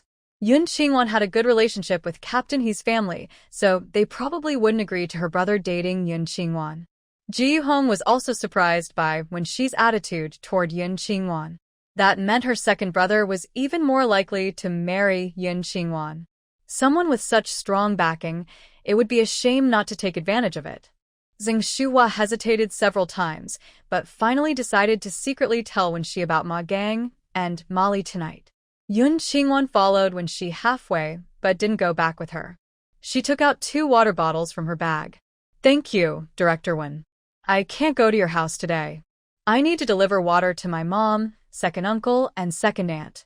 I promised them this morning, when she had already heard about Yun Qingwan delivering water. She nodded appreciatively. You are a very filial girl. If you need to buy anything in the future, just tell me. I can bring it from the capital. Thank you, Director Wen. Yun Qingwan pointed at the distant car. Director, when I leave my car here every day, which is a waste. I can use it to run errands for our farm. This way, she can avoid unnecessary refueling and unnecessary trips. When she really wanted to borrow her car, then I won't be polite. Every day at school, we buy milk for the preschool kids, usually by horse-drawn cart from the pasture. If I could drive, it would be much faster. Hearing about milk, Yun Qingwan's eyes lit up with excitement. What time will you go? I can be your driver. I usually arrange for someone to take the horse-drawn cart to buy milk at 3 o'clock, and by 7:30, I return to the school to give it to the children. With a car, I could go at 6 and be back by 7. Then tomorrow morning at 6, I'll wait for you at the guardhouse. Yun Qingwan said shyly, you need to help me buy car fuel. I'll pay for it myself. Why money? We'll cover the fuel. All right, then I thank Director Wen. After thanking him, Yun Qingwan asked, Director Wen, does the General Military District have plastic film, paper, and bamboo poles? I want to build a vegetable greenhouse to grow some vegetables for winter. She took out 100 yuan. Buy some rope too. Also, a large water jar, shovel, watering can, vegetable basket, and basket. Get 2 of each. It's not difficult. When she took the money, I'll ask at the General Military District tomorrow. If they have it, I'll buy it for you. Any extra money, I'll refund you. Yun Qingwan happily took a handful of peanut candies from her bag, handed them to Wenxi, and ran off. Wenxi held the candies, smiling more. Such a kind and thoughtful child is truly a perfect match for Xia Yuanjing. Yun Qingwan left and went to where Yun Mama and others were working. Before she could find anyone, someone called out Yun Mama's name. Guixuefan, your daughter is here to see you. Out of the 2,000 or 3,000 people on the farm, only Guixuefen's daughter came to visit her. Of course, everyone was envious. Yun Mama was smiling so much she couldn't close her mouth, but she also felt sad for her daughter. Wan, don't come anymore. It's so hot in the middle of the day. Our dry food is enough for now. No more visits. Second Aunt Yun also felt distressed. Second Uncle Yun said, Wan, take good care of yourself. Don't worry about us. It's hard for you, Mom. Second Uncle, Second Aunt, I brought some food when I came. Once we finish eating, I won't come anymore. Yun Qingwan handed the 3 lunchboxes to them, not daring to promise she would come every day. She only hoped to take care of their health as much as she could. The 3 of them couldn't argue further. They opened the lunchboxes, which contained cold rice with pickled vegetables, and underneath, there were 2 pieces of luncheon meat. A nearby worker glanced at it, feeling a little envious. He then said, It's just rice and pickled vegetables, no meat. Yun Qingwan pretended not to hear and filled their water bottles with spring water from the thermos. That was truly the best thing to nourish her mother and the others. To avoid attracting attention, the 3 ate quickly, and Yun Qingwan also left swiftly. Since noon wasn't a good time to visit her sister-in-law's house, she didn't go there but went straight back to the health station. The afternoon was dull. In the evening, she followed Zhang Shuhua and Shen Renxian to bring back 2 carts of water. She hurried to the farm entrance. She gave dinner to her mother, second uncle, and second aunt, then went to the north farm. Most of the autumn harvest, except for cotton, was already finished here. Everyone was working from early morning to late evening, hauling manure from sheep, horses, and camels, as well as human waste, in large bamboo baskets into the desert, creating ridges of soil. Seeds were planted on these ridges. Then, they watered in the morning and evening, waiting patiently for the harvest. When Yun Qingwan arrived, Mei Lidong and the workers were watering the wheat fields. She looked at the water pump and the large pipes in her space. Forget it. Since Xia Yuanjing was not dead, she couldn't act rashly. She brought spring water, 2 rice balls, and a pack of cigarettes to her sister-in-law's house. Mei Lidong pulled her aside quietly and asked, Do you have any effective hemostatic medicine at the health station? Old Kong, who shares a room with me, is bleeding every day. When it's serious, it looks like a woman's period. The farm gave him some medicine, but it didn't work. Mei Lidong wasn't usually nosy, but he had been bullied when he first arrived. No one dared to stand up for him, but Old Kong stepped in to help. Over these days, he could tell Old Kong was a good person. That's why he mentioned it to his niece. Yun Qingwan's eyes suddenly brightened. Second uncle, it's not a serious illness. If he has surgery to remove the dead part of his intestines, he'll be fine. When Mei Lidong heard this, his face fell into a worried frown. Forget it. The people here can't leave. Next time you come, bring some medicine to stop bleeding and relieve pain. Living one more day is better than nothing. Little uncle, you should ask higher-ups for approval. You don't need to go to the general military district. I can perform the surgery. She needed a reputation as a skilled doctor to convince Chung Yenjong that she could cure his wife's skin cancer. Once her reputation grew, the White family's big troublemaker would come looking for her. You've only been studying for a few days, and you can do surgery. Mei Lidong didn't believe Yun Qingwan. External surgeries depend on talent and intuition. As long as you understand the human body well, you can start operating in a month.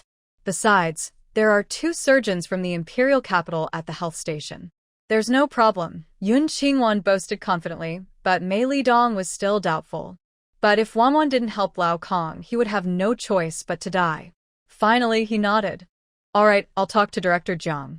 If it really doesn't work, don't force yourself. Yun Qingwan smiled brightly. I'm not stupid. Without real skill, I wouldn't take on such a risky job. Okay, I believe you. After they finished talking, the 2 rice balls were also eaten by Mei Lidong. As Yun Qingwan was leaving, a soldier called her. Dr. Yun, Commander Chung, and Director Jiang want to see you. Oh, all right. When Yun Qingwan arrived, neither Chung Yenjong nor Jiang Jianqing was there. When did they come out? She walked over and politely smiled. Commander Chung, Director Jiang, Chung Yenjong, in his 50s, average height, serious face, sharp eyes, glared at Yun Qingwan for half a minute before speaking. Don't come here again. Mei Lidong is here for reform, not for enjoyment. Yun Qingwan felt guilty and didn't argue, but she couldn't ignore her little uncle. Commander Chung, I heard from Leader He that your jujube forest has been infested with tree lice. I have a way to treat it. If I succeed, could you transfer my little uncle to the southern farm? Hearing this, Chung Yenjong and Jiang Jianqing both changed their expressions, with surprise and suspicion in their eyes. Jiang Jianqing asked first, what method? More than 1,000 acres of jujube trees had been affected by the tree lice. They bought medicine from the general military district, but it didn't work. If the tree lice continued to damage the trees, all their hard work over the years would be wasted. We have a folk remedy for killing leafhoppers over here. I can prepare the medicine for you, but I can't share the recipe, Yun Qingwan said. After she finished speaking, Chung Yenjong and Jiang Jianqing realized she wanted to use the recipe to manipulate them. Chung Yenjong snorted coldly. Aren't you afraid we might make things difficult for Mei Lidong? It's okay. My little uncle-in-law is just willing to endure some hardship, Yun Qingwan replied with a gentle smile, her face innocent and harmless, but her words carried a strong warning. Chung Yenjong's face darkened like a pot bottom, while Jiang Jianqing chuckled in frustration. Fine, as long as your medicine works, I'll set this precedent. I'll allow you to bring food to your little uncle-in-law. As for transferring him to the southern farm, that's not negotiable. Then, the credit for curing the leafhopper problem should go to my little uncle-in-law, Yun Qingwan added. She knew that transferring her little uncle-in-law to the southern farm wouldn't be easy. But with her success in treating the pests and her later favor of curing Chung Yenjong's wife, she believed they would help her. Jiang Jianqing looked at Chung Yenjong, who didn't oppose, and agreed. All right, I promise. In 3 days, I will bring the prepared medicine to you. Yun Qingwan's goal was achieved. She told her little uncle-in-law she would come back in 3 days, then return to her residence at the southern farm. She took out the medicine specifically for killing sand date leafhoppers from her space. She also prepared a herbal pest control formula based on ancient medical texts as a cover. After finishing her preparations and storing everything in her space, she took out her camper, washed up, and rested. The next day, she didn't go to the northern farm. After delivering meals to her mother, second uncle, and second aunt, she returned to the health station. She saw Wensi calling over 3 trucks loaded with stones, red bricks, and other building materials. Wensi greeted Yun Qingwan with a smile, waving her over. Qingwan, how about building the house here? She pointed to a spot behind the health station, inside a private vegetable garden. Yun Qingwan remembered that the owner of the garden was a military family member. The garden was still growing vegetables, radishes, and sorghum, none of which had been harvested yet. She felt helpless. Building a brick house against her wishes was one thing, but occupying someone else's land was another. The house was built next to the farm and close to the roadside. Most importantly, only she lived there alone. She could enjoy good food without attracting much attention. Wensi disagreed, saying, "Since no one lives over there, isn't it inconvenient for your family to stay there?" "It's okay. That place is spacious. Later, we can build a backyard to raise chickens and ducks. We won't lack eggs." Yun Qingwan said this while looking at the owner's yard of the vegetable garden. Since they occupy that land, they won't feel comfortable. "I feel guilty living here, and it will be hard to get along in the future." Wensi looked a bit uncomfortable, thinking it was all He Yang's idea. That piece of land belonged to 3 military families. Hyang had worked hard to persuade them, and only then did she agree to give the land for Yun Qingwan to build a house. Now that Yun Qingwan doesn't want to build there, it's actually better. At least, they won't argue about it in the future. "All right, there are guards on duty at night, so it's safe." Wensi asked the workers to clear away bricks, stones, cement, and sand from the empty land on the farm's left side. Yun Qingwan also went over. Since she wanted to build a brick house, the design needed some changes. She took out paper and pen and drew a new house plan. The main 3 rooms stayed the same, but on the flat roof, she added a triangular gable to prevent dust from settling on the roof. The wall on the left was replaced with 2 side rooms, both with gable roofs. The right side still had the kitchen and dining room, with the front door in the middle and walls on both sides. In the corner of the main house's right side, there was a door leading to the back, and in the corner on the left side, a spacious bathroom. Behind the house, she fenced off about 100 square meters for raising chickens and ducks. Next to the bathroom, she planned to build a toilet. A large ceramic water tank was placed in the pond, so the natural fertilizer wouldn't sink into the sand pit and be lost, and there wouldn't be too much smell. On the left side of the house, she added more than an acre of land for planting winter oilseed. The drawing was quick and clear, with all measurements marked. Wensi looked at the plan and felt a bit worried. "You didn't draw a stove or a firewall. How will you survive the winter? Our hometown also has cold winters. We sleep on straw and cotton mattresses, without stoves or firewalls." Yun Qingwan knew how cold it could get here. If she was going to live here long-term, she would definitely build a better house. They only plan to stay through one winter, and since they have plenty of warm bedding, there's no need to make things complicated. Wensi, who is from the south, has no heated beds or firewalls in her house, and she can't stand the smell of cooking fumes. So, she understands Yun Qingwan's feelings. "All right, once the house is built, I will help you buy a few more thick quilts from the main military area." After saying this, she handed the blueprint to the builder, gave some instructions, and then took Yun Qingwan to the pasture. On the way to the pasture, Yun Qingwan took out a prescription she wrote last night. "Director Wen, yesterday I heard people at the northern farm discussing that the jujube trees have been infested with leafhoppers. When I studied medicine in Zhongzhou, I read an old book with a homemade remedy for leafhopper infestations. Could you help me buy some herbs?" Wensi took the prescription and saw that it listed quite a few herbs. She wasn't sure if the main military area had them. "Later, when we go back, I'll ask the driver going to the main military area to check. If you can find a way to get rid of those leafhoppers, you'll be a hero for our farm." Yun Qingwan smiled shyly. "It's just a simple prescription. It's not a big deal. If I can't find all the herbs, it's okay. I'll get what I can. If it doesn't work, I'll think of other methods." After chatting, the car drove for nearly half an hour and reached the grassland at the end of Jiyuan River. The view was a vast expanse of green. There were herds of cattle and sheep, horses galloping, and round tents scattered across the grassland, looking like giant mushrooms from afar. Since they had arranged everything in advance, the herdsmen had already prepared the milk when Wensi and Yun Qingwan arrived. All the milk was freshly squeezed last night, boiled, sterilized, and disinfected. There were 6 large buckets of milk, but the trunk couldn't hold them all, so Yun Qingwan folded the back seats and stored 2 buckets there. After filling the milk, Yun Qingwan paid out of her own pocket and bought a jar of condensed milk, a jar of yogurt, a pack of milk curds, a piece of butter, and a small wooden bucket of milk. Each amount was small. Because their main income came from raising meat sheep, they didn't have many dairy cows. The milk they produced, besides some sold to Wensi, was mostly turned into dairy products for winter storage. They returned to the school around 7 p.m., unloaded the milk, and Wensi arranged for the teachers to distribute it to the children. Yun Qingwan took the 4 dairy products she bought and went back to her accommodation. She stored everything in her space and then went to the cafeteria to eat. Today's breakfast was coarse grain steamed buns, pickled radish cubes, and sour vegetable noodle soup.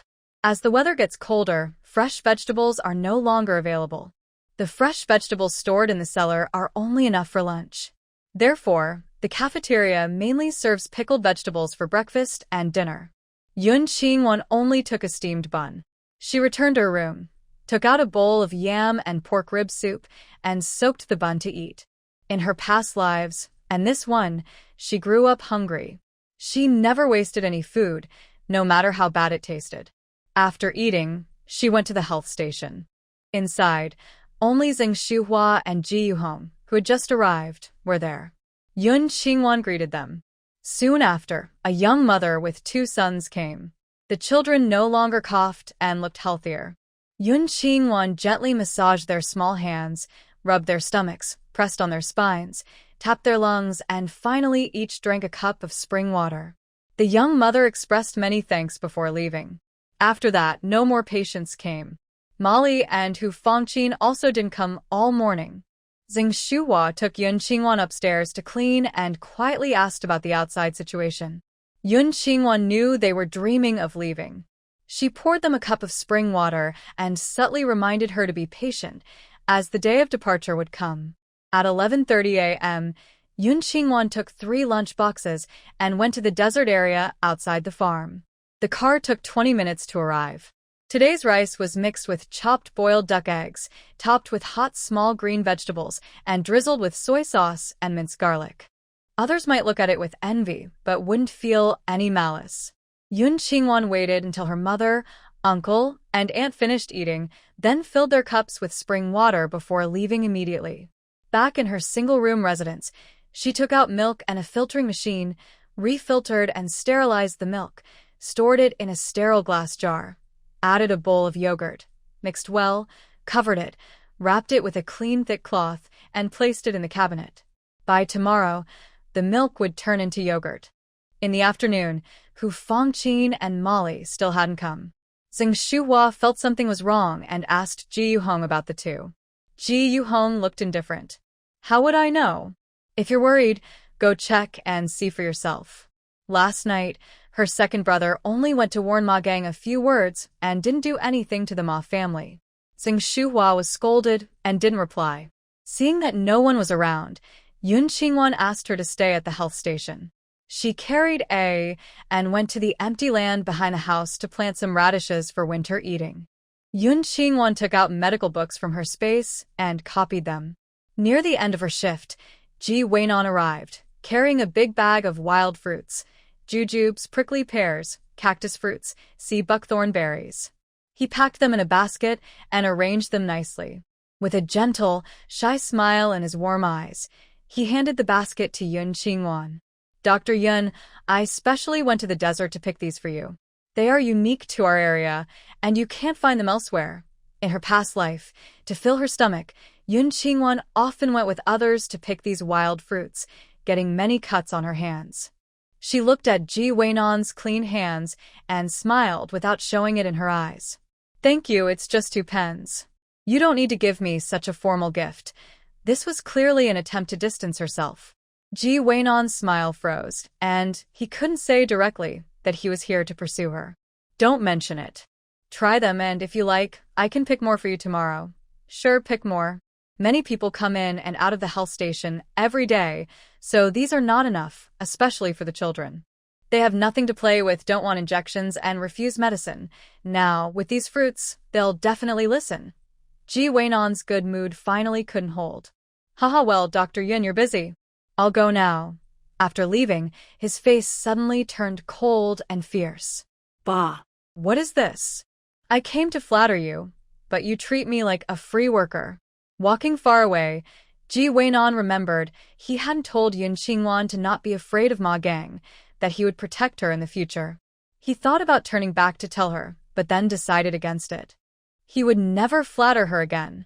Otherwise, after they got married, she might ride on his head. After he left, Yun Qingwan divided some of the wild fruits to Ji Yuhong. She washed the rest and packed them in a small basket. When patients came in, she shared the fruits with them, saying they were picked by her second brother because the children at the health station couldn't eat medicine or refused injections. Ji Yuhong used to think Yun Qingwan didn't know what was good for her, but now that Yun had earned a good reputation, she was all smiles and grateful for her way with words. As for her second brother's love life, it was far less important than her own good name. Around 6 o'clock, Shen Runxian, feeling rested, came over and took Yun Qingwan and Xing Shuhua to fetch water twice. They returned just as Yun's mother and the others finished work. Yun Qingwan gave the three of them some spring water and quietly slipped them 2 steamed buns and 2 boiled eggs. This time, she didn't bring food to her uncle. She planned to visit him openly in a few days. When she got back, the soldiers at the base were just starting dinner. She waited until the cafeteria was almost empty before going in. After eating, she changed into black clothes and quietly climbed over the base wall. Wearing thermal imaging goggles, she avoided people and went to the red willow grove by the river. Earlier, when fetching water, she had noticed some delicious mushrooms there. She wanted to dig some up and store them for later. At the riverbank, she looked around to make sure no one was nearby, then took out 6 advanced robots and told them to search for tasty mushrooms. Their sensors scanned the ground, and they easily found the mushrooms hidden under the sand. With their long, flexible tools, they carefully dug out the ripe, plump ones, leaving the small ones to grow for next time. She also released Amo to keep watch in case anyone came by. Working with the 7 robots until after 10 at night, she collected over 200 pounds of mushrooms, more than 50 pounds of cistanche, and over 10 pounds of cinnamorium, both valuable medicinal herbs. Yun Qingwan stored everything in her space, planning to dry and prepare the herbs once her house was built. When she returned, she checked the yogurt she had made. It had set nicely. She tasted a bowl and found it quite good. She filled 3 clean jars with yogurt, then took some boiled lean meat, chopped it, and mixed it with 3 bowls of rice, green peas, and diced potatoes. She wrapped the mixture into 6 rice balls. After finishing her work, she slept soundly until 5 in the morning. Once she washed up, she went to deliver breakfast and spring water to her mother, second uncle, and second aunt. On the way, she noticed that construction had already started on the houses near the farm. Carrying her thermos, Yun Qingwan walked quickly over and saw that both the station soldiers and the farm workers were busy at work. More than 30 people worked together, digging the foundation and placing stones. Since they were working for her personally, she returned to the camp, took 2 buckets of water, and went to the foundation. She found the head of the kitchen team, Huang Xuewu, and gave him the water. The water was brewed with spring tea, and the aroma could be smelled from afar. Huang Xuewu first took a sip, and the tea was sweet and refreshing. After drinking it, he felt energized. He quickly called the workers over to drink a cup. More than 30 people drank the tea, and all their tiredness from early morning disappeared. Everyone praised it as good tea. With the tea, they worked faster. Yun Qingwan arrived late at the farm and found Yun Mama, second aunt, and second uncle having breakfast in the big dining hall. The meal was simple sour vegetable noodle soup, and it looked a bit unclean. There were many people in the dining hall. The staff inside helped Yun Qingwan by pointing her in the right direction and telling her where Yun Mama and the others were. Yun Qingwan smiled at them, then sat beside her mother, second uncle, and second aunt. She first handed them 3 jars of yogurt. This was made with milk I bought yesterday morning at the pasture with Director One. It made over 10 pounds. They had accepted her coming here, even though they felt sad for her working so hard for them. But seeing her lively and healthy every day made them feel comforted. Yun Mama brushed her daughter's hair and asked, Wanwan, is your father and little uncle in good health? Yun Qingwan didn't dare to tell her that her father was not here. She only nodded vaguely. Mom, don't worry. They are fine and nothing will happen. She was also reassuring herself with those words. Her father definitely wouldn't be in trouble. It's good that everything's fine. You should take care of yourself too. Don't bring us lunch at noon. We have some pancakes.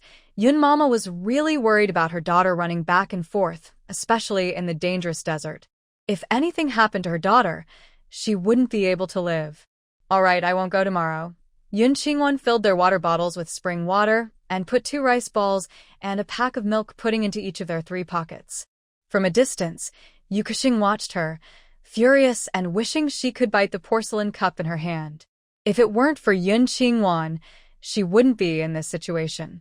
She absolutely couldn't let her have an easy life. If I can't deal with her, then I will harm her family members who care about her. After leaving Yun Qingwan, she followed the small soldier arranged by Wenxi and went to the pasture. After moving the milk, Yun Qingwan bought a bucket of fresh milk, 2 pieces of butter, and 6 pieces of goat milk cheese. Back at school, it was already 7:30 p.m. She handed the milk to the school, then went to the health station, to the backyard, and picked out 2 more buckets of cold tea. In the morning, the 2 buckets of tea had already been finished by Huang Xuewu and others. Seeing Yun Qingwan arrive, everyone smiled and worked more enthusiastically. Back at the health station, Zheng Shuhua mentioned Hu Fangqin and Molly. Last night, Captain Ma came to buy some cold medicine. She said Director Hu and Molly Ma were affected by a cold and needed to rest at home for a few days, so they wouldn't come to work. Listening to her calm statement, Zheng Shuhua's eyes showed a relaxed smile. It was clear she also hoped Hu Fangqin and Molly wouldn't come to the health station and cause trouble. Yun Qingwan pretended to be worried, saying, with the weather turning cold today, people with weak bodies are more likely to catch colds, fevers, and coughs. I hope they get well soon. Zheng Shuhua's face showed a slight awkwardness. Yes, I hope they get well soon. Time passed quickly, and by noon, Yun Qingwan brought 3 lunches and some spiritual spring water. As she reached the desert, she saw thick black smoke rising into the sky.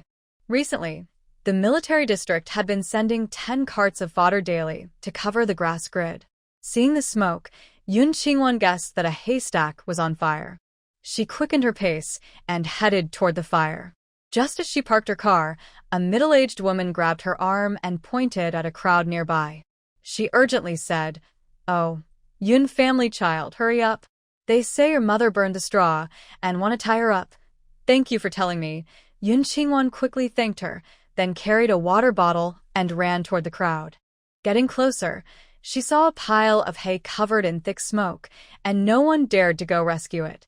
On a sand about 30 meters away, a group of people was arguing loudly around Yun Mama and Yun's second aunt. "I didn't burn the hay. I didn't light the match. My daughter didn't give me any matches at all. Captain Ma, don't listen to her nonsense. My niece only gave us water to drink, and she didn't give us any matches. She's falsely accusing us." Mother Yun and second Aunt Yun had red eyes, and their loud explanations were full of worry and sadness. Second Uncle Yun, tall and strong, stood in front of them, glaring angrily at everyone. "I swear my wife and my eldest sister-in-law are honest people. They would never burn the haystack. Please, Captain Ma, investigate carefully so the real culprit doesn't escape. I saw her burn the wheat straw pile myself. No matter how you argue, it won't change the fact. Captain Ma, these 3 people are always sneaking around with Yun Qingwan. They must not be good. Please check on them carefully. I think Wu Xuefan just doesn't want to work, so she burned the haystack. That's damaging our country's progress." The ones accusing Mother Yun were Yu Kexing and her 2 sisters-in-law from her family. Next to them stood security team leader Ma Guishan, who supervised all the workers, along with a few team members. Around them, workers gathered to watch the scene. Yu Kexing firmly claimed she saw Mother Yun burn the wheat straw pile used to cover the hay. She grabbed Ma Guishan's arm and said, "Captain Ma, it was Wu Xuefan, Yun Qingwan's foster mother, who burned the hay. Please arrest them quickly." "No, I didn't burn the hay," Mother Yun said. almost crying from frustration. Ma Guishan, tall and strong, looked fierce under the sun, glaring at Mother Yun with a harsh expression. Others watched the haystacks without trouble. Only you are watching them burn. If it's not you, then who? I don't know what happened, but I really didn't burn the hay, Mother Yun insisted, helpless. She looked at the other workers, hoping they would speak up for her. But they were all afraid of Ma Guishan and didn't dare say anything. Who commits a crime and admits it? Yu Keqing's face showed a mix of pride and cruelty. Captain Ma, this person damaging our country's progress must be a spy sent by enemies. Arrest them and punish them severely. Yu's eldest sister-in-law smiled with a tight mouth. Let's wait until they admit it before taking them away. Her shameless daughter isn't simple.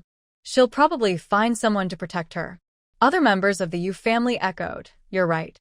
Yun Qingwan, her daughter, is close to leader He.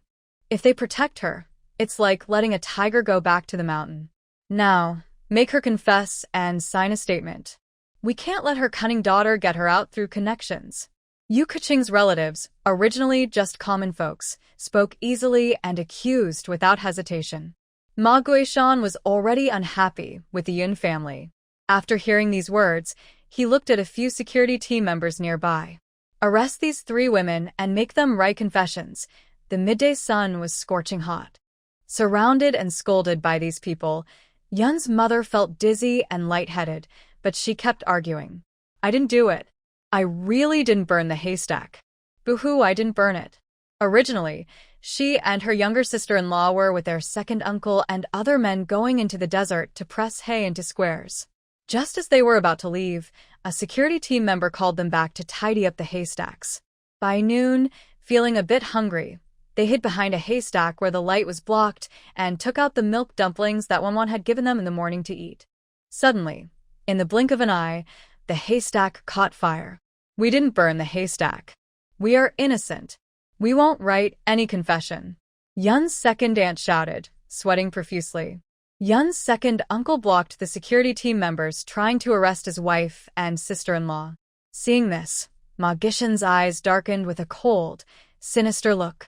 If you resist again, I will shoot. Yun Qingwan didn't immediately go over but stood outside the crowd, took out a miniature telescope, and looked at Ma Guishan. He hadn't washed his hair these days, and the hair robot was still firmly attached to his head. She stared at the hair robot, stored it in her space, then took it out again and connected it to her phone to check what Ma Guishan had been doing these days.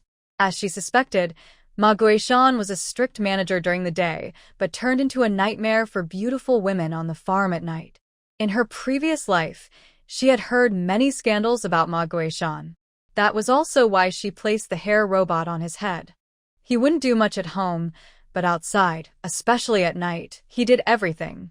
Through videos and voice recordings captured by the hair robot, Yun Qingwan also learned a shocking secret. Wei Xiaoqian and Wei Jinyao did not die accidentally. Instead, Yu Keqing tricked Ma Guishan into deliberately burying them alive. Today's big scene where Yun's mother was falsely accused was also a transaction between Yu Keqing and Ma Guishan, involving her body. It was also arranged early this morning, with both of them hiding somewhere, planning and scheming. She took out the audio recording of Yu Keqing and Ma Guishan from inside, using a modern tape recorder to record it. She looked around and found a backlit hillside. She took out AMU and dressed him to look like Ji Yuhong's second brother, Ji Weinan. To hide his identity, she covered his face, making him look somewhat unclear. She waited for the right moment to play the recording aloud. Then she went outside the crowd, looked around, and spotted Fong Ziqiang, the nephew of the deputy captain of the security team. He was just watching in Mama from afar and not involved. Yun Qingwan's eyes lit up. She walked over, tears in her eyes, and looked at Fong Ziqiang. She handed him a pack of cigarettes. Comrade Fong, my mother is definitely innocent. She wouldn't burn the haystack. Could you please call Captain He here? Fong Ziqiang was a young man in his 20s, not married yet. He couldn't resist the gentle, pretty girl's plea. He tightly held the cigarettes, dared not breathe hard, and nodded hurriedly. He ran to the nearby horse-drawn cart, untied the horse, and quickly mounted it, heading straight to the camp. Yun Qingwan's expression instantly became calm again. She looked into the crowd and saw her second uncle, second aunt, and mother. They had been by Ma Gishin's men. They held paper and pens, forcing the three of them to sign, and stamp their fingerprints. The documents were densely written, clearly prepared in advance. Yun Qingwan sneered and pushed through the crowd. She kicked several guards who were holding Yun Mama and the others, knocking them aside. She also grabbed the confession papers and tore them to pieces. Then she took out a handkerchief, wiped the dust off her mother's and second aunt's faces, and gently comforted them. Mom, second aunt, second uncle, don't be afraid. Those who falsely accuse, you will not have a good end. After speaking, she handed her second uncle a thermos of hot water. Second uncle, drink some water first. I'll handle them. Seeing her, second uncle's anxious mood gradually calmed. He took the thermos and hurriedly poured some water for his wife and sister-in-law to help them relax. Yun Qingwan turned to look at Ma Guishan. Captain Ma, you're not a soldier, not a police officer, and not the team leader. You have no right to force confessions from them. Suddenly, as she looked at her fair, bright face, a dark, lustful look flashed in Ma Gishin's eyes. Anger churned deep inside him. He had been here for nearly 20 years, and no one had ever dared to look down on Ma Guishan. The Yun family members who lacked awareness were the first. They had given gifts to everyone on the farm, except him. That was disrespectful. If so, he wouldn't hold back his anger. He hadn't spoken yet when Yu Kexing, standing nearby, saw Yun Qingwan and shouted fiercely. Yun Qingwan, stop pretending to be innocent. Captain Ma is in charge here. He has the right to manage everyone, no matter who says otherwise. You, as the daughter-in-law of a spy, have no right to jump around. Yun Qingwan's sarcastic words fell, and the workers watching nearby were shocked. Was Yu Kexing really the daughter-in-law of a spy? Yun Qingwan glanced at their expressions, knowing they still didn't understand why Yu Kexing and Cui Min were punished to work here. But even those sent here for reform would be afraid of being linked to spies. Very well. She would make sure the words, spy, were firmly stamped on Yu Kexing and Cui Min's foreheads, making them hated and feared by everyone. As Yun Qingwan kept questioning, Ma Gishin's face grew darker. Are you Yun Qingwan? Perfect timing. Your mother burned the wheat straw stack, destroying state property and harming national development. What do you have to say about that? Now, the evidence and rules were against Yun's mother. Yun Qingwan wouldn't foolishly try to clear her name. She just needed to wait for Hyang to arrive. She looked fearless. My mother was falsely accused by Yu Kexing's family. There's no need to resolve anything. If you have the ability, go find the real culprit. Don't falsely accuse others here. Seeing Ma Gishin's expression, it was clear he knew she had given gifts to the farm workers but not to him, and was venting her anger. And Yu Kexing, that fool, thought that giving her medicine would make her obedient. But before the medicine took effect, she started to act up. If she wanted to die, she could wait. She would go with Ma Guishan to die together. Yu Kexing's two sisters-in-law, influenced by her, also believed Yun Qingwan had ruined their comfortable lives.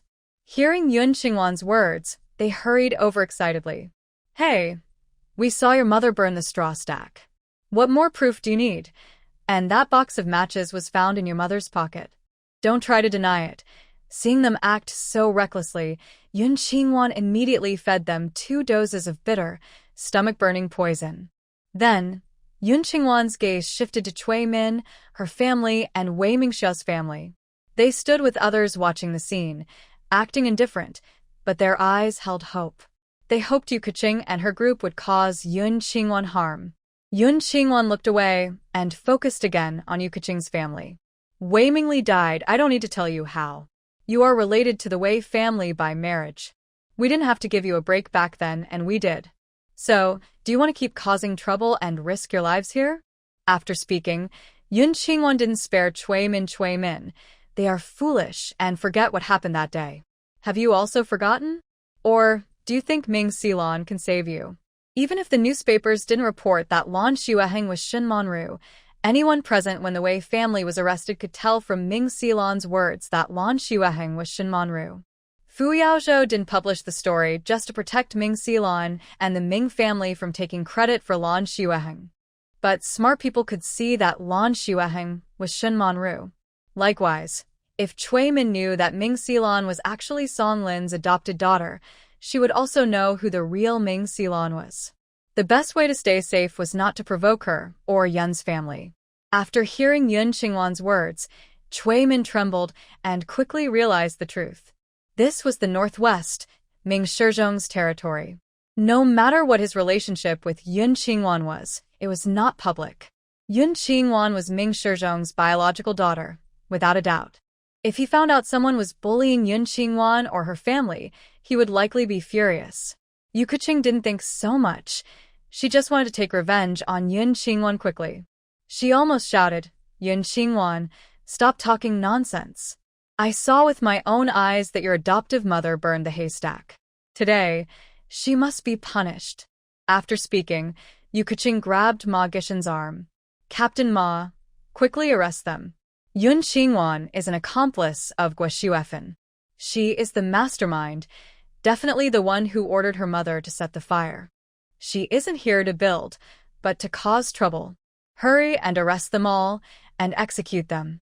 She spoke more and more excitedly. Her fierce, smiling eyes seemed to see Yun Qingwan's head fall. Yun's mother, hearing this, nervously stepped in front of her daughter.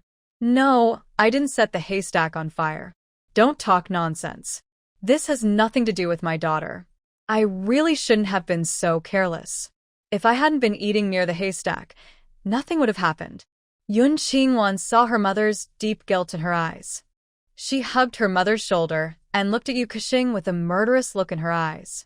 "Yu Keqing, your mother-in-law Song Lin killed my biological mother. Your father-in-law Wei Mingli is a spy chief. Your Yu family and Cui family have prospered because of Wei Mingli's influence. You should have died with Wei Mingli. The country was merciful and spared you. Since your Yu family finds life in the Northwest Desert too dull, I will tell the higher-ups. Your treacherous plans to harm the country and cause chaos have reignited." Her passionate words made the workers watching quickly step back from the Yu family. The Yu family also became afraid, worried about being targeted and strictly controlled because of Wei Mingli's spy status. Cui Min's family was clever. They exchanged glances and quietly left. But Yu Keqing hated Yun Qingwan for ruining her happy life. No matter how powerful Yun Qingwan's backing was, she only wanted her dead. She grabbed Ma Guishan, becoming more anxious and excited. "Captain Ma, what she said has nothing to do with her mother setting the haystack on fire. Quickly arrest them and kill them." Ma Guishan, thinking about how Yun Qingwan had given gifts to the farm workers but missed him, felt a surge of anger. He coldly ordered the guards, "Arrest them all. Even if she's a lifesaver for the leader, she can't destroy the country's development. Captain Ma, Yu Keqing has a grudge against me.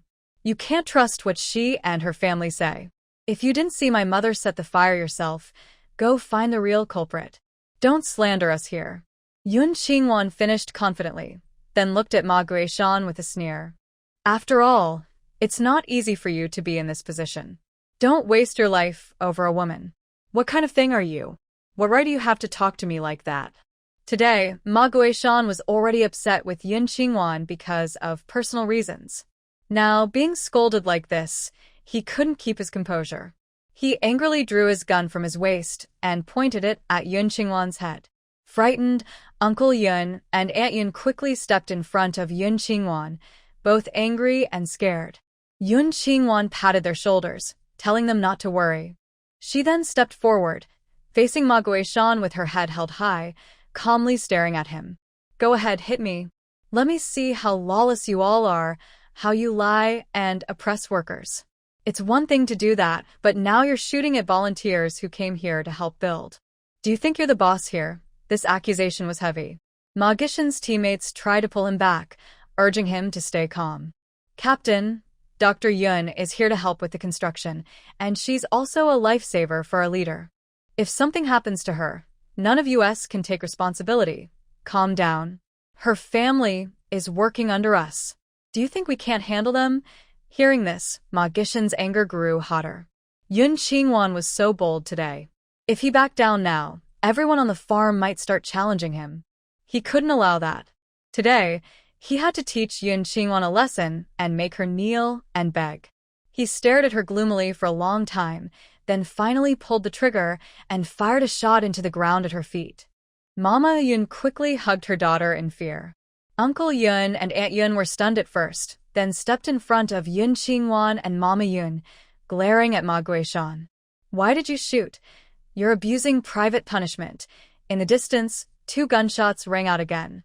He Yang and his men had arrived. Hearing the gunfire, he also fired 2 warning shots. Everyone was so frightened they quickly moved far away. Ma Guishan looked up, his face as dark as a pot, panic flashing in his eyes. But soon he calmed down. Yun Qingwan was stopping him from attacking those destroying state property. His gunshot was just a warning. Was he wrong?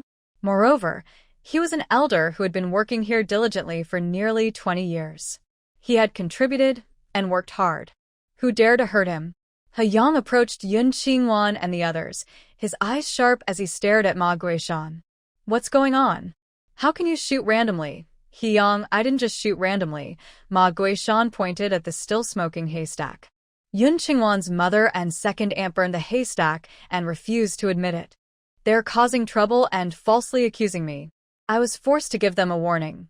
Yun Qingwan calmly replied, "Captain they deliberately kept my mother and second aunt here to watch the haystack, which shows it was a premeditated trap.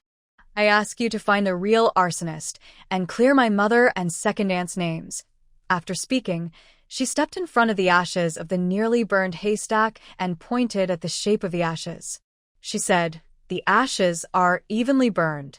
Anyone who has been in the countryside knows that such a pattern means the fire was started from the top of the firewood pile. My mother and second aunt were staying in a shady area.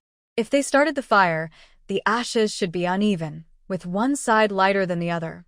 Also, Yu Kexing and her family claim they saw my mother set the fire, but they didn't stop her.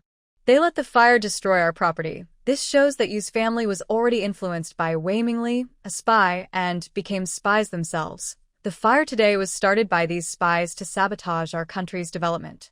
To hide their crimes, they falsely blamed my mother and second aunt. I request higher authorities to send people to investigate everyone in Yu's family. No, we didn't do it. We're not spies. We didn't set the fire.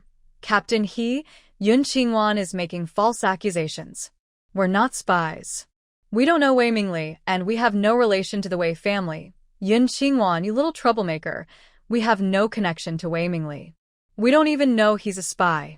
You're just talking nonsense. The Yu family members looked frightened and kept protesting. They also realized how dangerous their claims were, especially the contradictions in their story about witnessing the fire. Yun Qingwan sneered. "Yu Kexing is from the Wei family. How can she have no relation? You are very close. Just now you falsely accused my mother and second aunt. How come? In less than a cup of tea, you've forgotten all about it. 2 of you sisters-in-law are very afraid of getting involved with the Wei family and keep talking about cutting ties with Yu Kexing." Chui Min and her family hide behind the crowd, not daring to breathe loudly. Wei Mingxia takes her husband, daughter, and son and goes straight to work. The Yu family and Chui family can cut ties with Wei Mingli, but since he is surnamed Wei, it's impossible to completely sever the relationship. Wei Mingli and Yun Qingwan, they are the ones who caused her death. He Yang has already learned what happened from Fang Ziqiang. After hearing Ma Guishan and the others, his dark eyes flash with killing intent. He scolds all the guards loudly.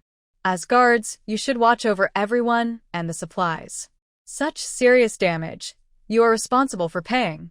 He believes Yun Qingwan's mother wouldn't set fire, but fears that someone under Ma Guishan's command was smoking and accidentally set the haystack on fire. His face darkens even more. Today's incident, I will investigate thoroughly. No matter the outcome, every guard present today is responsible for missing it. Consider this a serious warning. The guards following Ma Guishan are unhappy and want to argue. Before they can complain, He Yang speaks again to Fang Ziqiang. "Let your uncle come to oversee their work. From now on, the farm security team will be under his full responsibility. This effectively removes Ma Guishan from his position, making him tremble with anger. The case isn't solved yet, and they've already stripped him of his job? Fong Ziqiang's eyes widen. His uncle, Fong Yunchang, has been oppressed by Ma Guishan for years and has long wanted to turn things around. Unexpectedly, a lucky break has fallen from the sky.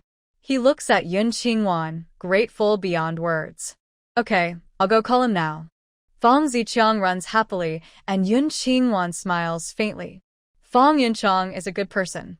That night, when he brought gifts, he didn't accept them. He is generally kind and tolerant to workers. He doesn't favor some over others, nor does he use petty tricks to bully people with power. Ma Guishan, after calming down, is angry.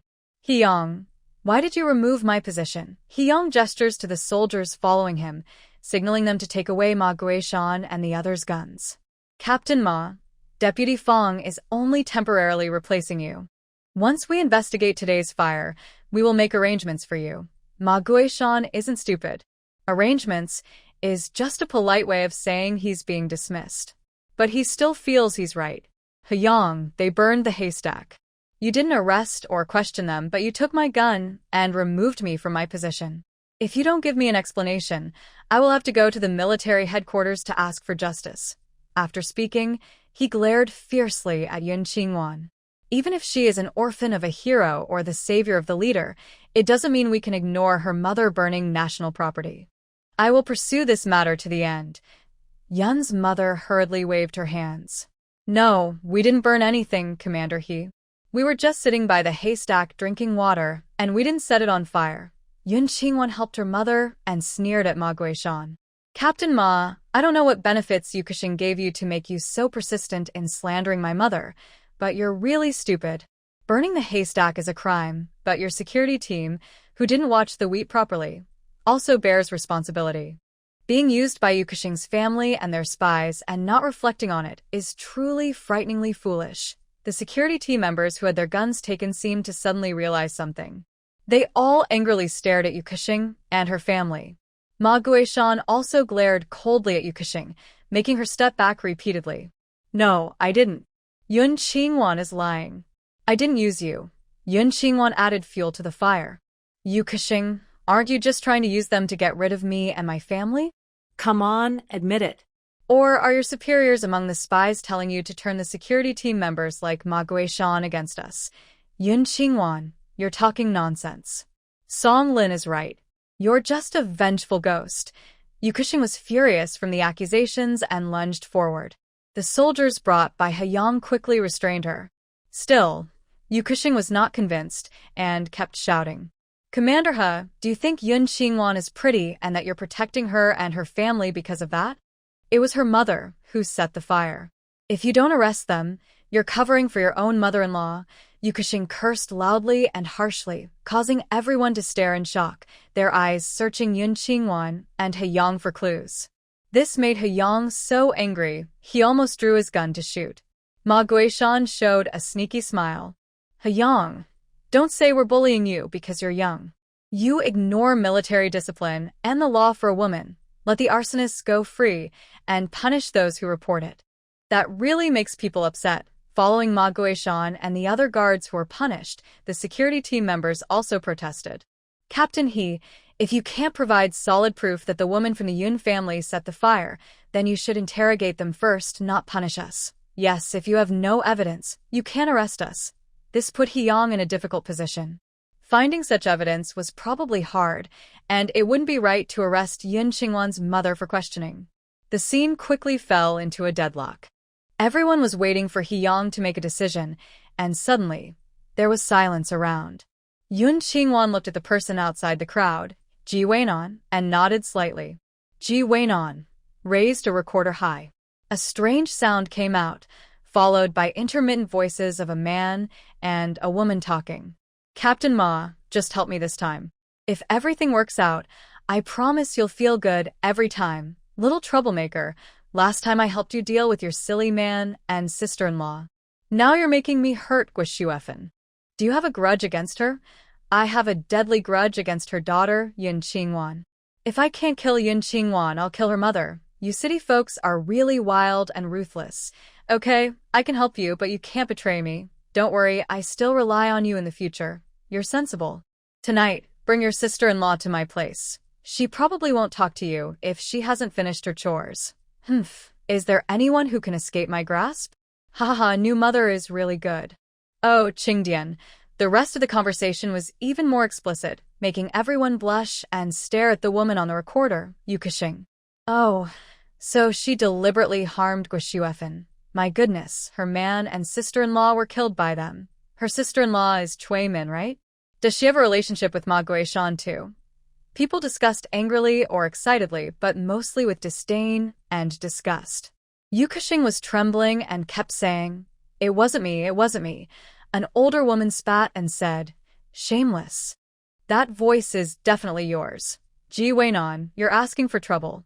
Hurry up and turn it off."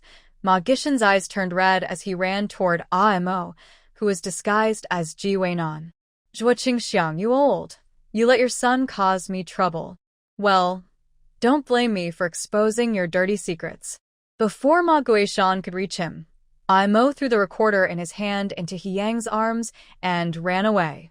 He Yang's soldiers quickly held Ma Guishan down.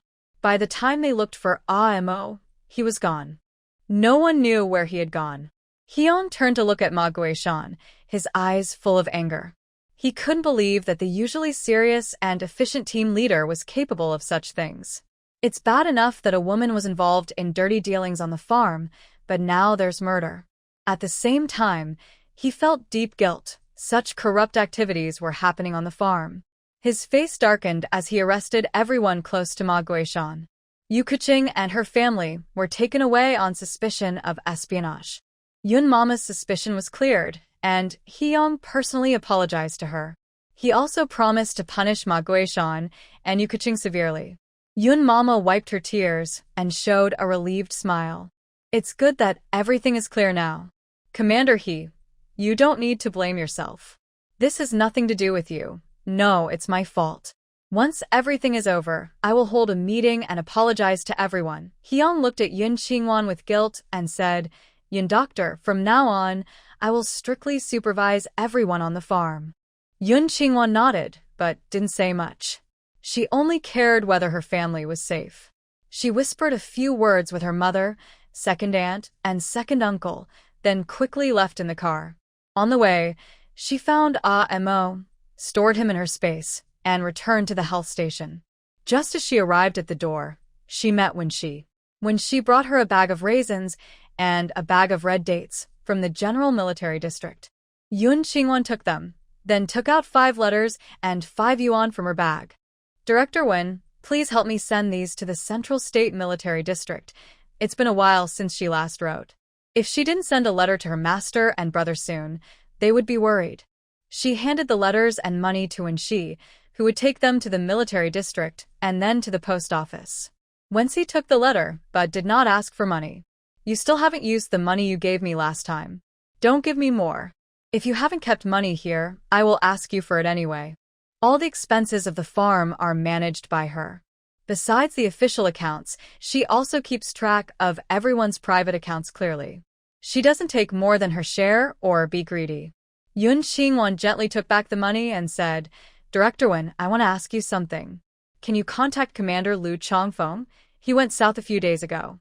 I heard his apprentice had an accident, and he went to help him." Wenxi knew Yun Qingwan had a letter to give to Lu Chongfeng. "Don't worry, he will come back for sure." "Who is his apprentice?" Yun Qingwan felt worried. Fu Shiyi once said Fu Yaozhou was mentored by Lu Chongfeng. They are master and apprentice. But she gave Fu Yaozhou many high-tech weapons in space, so how could he have an accident? Maybe someone else? But it seems too coincidental. Since she came here, Lu Chongfeng just happened to leave. That doesn't seem right. Could it be Xia Yuanjing causing trouble again? Wenxi shook her head. "I really don't know who Lu's apprentice is. He was only transferred here from the imperial capital a few years ago. I don't know much about his past." Yun Qingwan listened and looked a bit hesitant. "When did Xia Yuanjing come? You miss him?" "Huh," Wenxi teased with a smile. "Next time I go to the General Military Headquarters, I'll ask him. His fiancée has been here for so long but hasn't come to visit." It's really inconsiderate. Yun Qingwan nodded and smiled without speaking. She was eager to see him.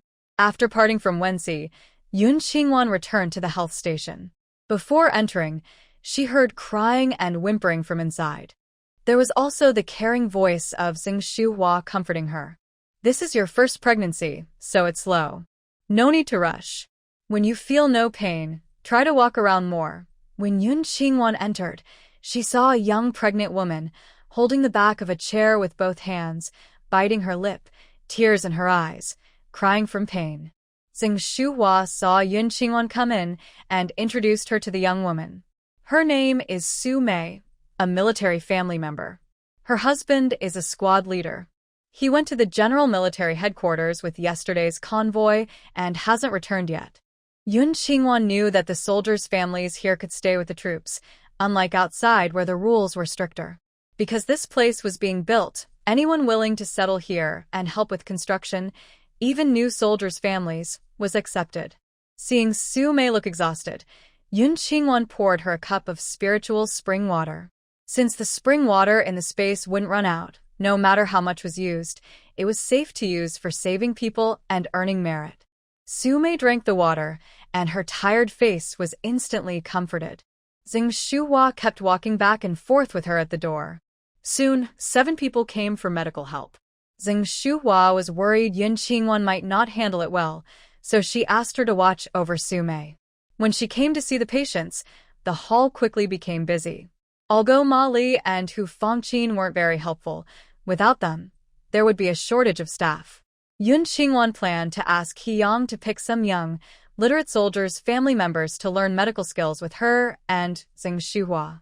Since she and Xing Shuhua and Shen Renxian wouldn't stay here long, but these families might stay for a lifetime. Learning medical skills would be very good for them and the farm. They worked until nightfall. When Shen Renxian arrived, many people were still there. They didn't have time to fetch water from the river, so Yun Qingwan drove to the river, filled 6 large white ceramic jars with river water, and brought them back. She barely managed to fill a water tank, then ran back again, taking some water from the space to fill the tank completely. Xing Shuhua told her to go deliver the food first, and she could come back later to help with the pregnant women. After running to the back to tinker for a while, Yun Qingwan carried a thermos of hot water and went to the farm. She found Yun Mama and the others in the dining hall and asked if anyone had caused trouble for them in the afternoon. Yun's second aunt covered her mouth and smiled. They all know you saved the leader, so they've been very kind to us. Not only the workers but also the security team's attitude improved a lot. They no longer caused trouble. Yun Mama and Yun's second uncle also smiled and said it seemed like everyone had become better. Yun Qingwan's face lit up with a smile. She had to thank Yu Kexing for causing a fuss and Ma Guishan for revealing that she was the hero who saved the leader. This cheap father, Ming Shizhong, still proved to be somewhat useful. After returning, Yun Qingwan did not go home. Instead, she went to the health station and worked the night shift with Xing Shuhua to watch over Su Mei. This was Su Mei's first pregnancy. She had been experiencing constant stomach pain, but showed no signs of labor. Yun Qingwan and Xing Shuhua cared for her until 3 a.m. when her labor finally began. Yun Qingwan was not skilled at delivering babies. She could only assist Xing Shuhua as best as she could. They worked until 6 a.m. when Su Mei gave birth to a baby girl. They cleaned the mother and the baby thoroughly. Su Mei's husband, Gu Xinyuan, arrived. 2 days ago, he went to the general military district to buy supplies for the mother and baby. It was such a coincidence. He left just as his wife's labor started. He looked tired but happy to see that his wife and daughter were safe. He thanked Xing Shuhua and Yun Qingwan many times and even shared candies from his bag. Seeing his sincerity, Yun Qingwan also gave him a big cup of spring water. Then she went to the farm to deliver food and water to her family and brought 2 buckets of spring water tea for the soldiers building houses. Back at the health station, she quickly drove to the pasture to fetch milk. This time, a female teacher from a school accompanied her. She saw Yun Qingwan buy a small bucket of milk and a pack of milk curds, so she also bought a pack of milk curds to give to her children. When Yun Qingwan returned and parked her car at the door, she saw Molly coming out of the health station. dragging the weak Ma gang and scolding him. Hu Fangqin was leaning on a wooden stick, panting heavily behind her. "It's just a little cold wind. How can you not tell?" Shen Runxian, looking unwell, followed behind them. "I'm a doctor, not a magician. How can I see every illness? You should go to the General Military District for blood tests and x-rays. He doesn't look like he has a cold. You capitalists are just full of yourself, pretending to be experts. You can't even handle a small illness. Waste and fools." Hu Fangqin cursed loudly, then looked toward the sales station. "Let's go find Wenxi and ask her to arrange a car to take us to the General Military District." Just as she finished shouting, Yun Qingwan happened to arrive at the door. Molly saw Yun Qingwan immediately and happily said, "No need to find Wenxi. Let Yun Qingwan drive us there." Hu Fangqin looked up, glaring coldly at Yun Qingwan. It was this hateful woman and her family who ruined her man. Disgusting woman, scoundrel, troublemaker, jinx. Since she arrived here, the Ma family has had many problems. After she cures her son's illness, she plans to make Yun Qingwan kneel at her house and serve her family. But for her son, Hu Fangqin still frowns and says stiffly, "Dr. Yun, my son is sick. Please take us to the General Military District." Yun Qingwan sneers and glances at Ma Li's swollen belly and overweight face. "Sorry, I can't go to the General Military District. I've been busy at the ranch collecting milk, which uses a lot of fuel." "Then why did you come by car?" Molly yells, "Knowing there's no fuel here, why are you showing off with your car?" Yun Qingwan smiles gently. "I'm helping Director Wen collect milk, and she's helping me buy gasoline. If you can get gasoline, I will take you to the General Military District." Hu Fangqin and Ma Li are speechless. The two trucks at the ranch are both filled with fuel for trips to the General Military District. There's no gasoline stored at the ranch. Where can they find fuel? Seeing Ma Li and Hu Fangqin look anxious, Yun Qingwan's lips curl into a faint smile. This is just the beginning. She enters the health station and goes upstairs to see Su Mei. Gu Xingyuan is busy taking care of his daughter. When she arrives, he looks relieved. "Dr. Yun, you finally came." Dr. Zeng went to the backyard to cook red date porridge for his wife. He asked her to watch the child for a while, but didn't expect caring for a baby to be so troublesome. "Don't worry, new parents are all like this. You'll have experience with the next child." Yun Qingwan gently washes the baby and rewraps him. Soon, she hears Shen Runxian calling from downstairs. "Dr. Yun, someone is looking for you." Yun Qingwan hands the baby to Gu Xingyuan and quickly comes down. It's her brother-in-law, Mei Lidong. He is accompanied by Jiang Jianxing and two young men. The two men are carrying an elderly man on a stretcher.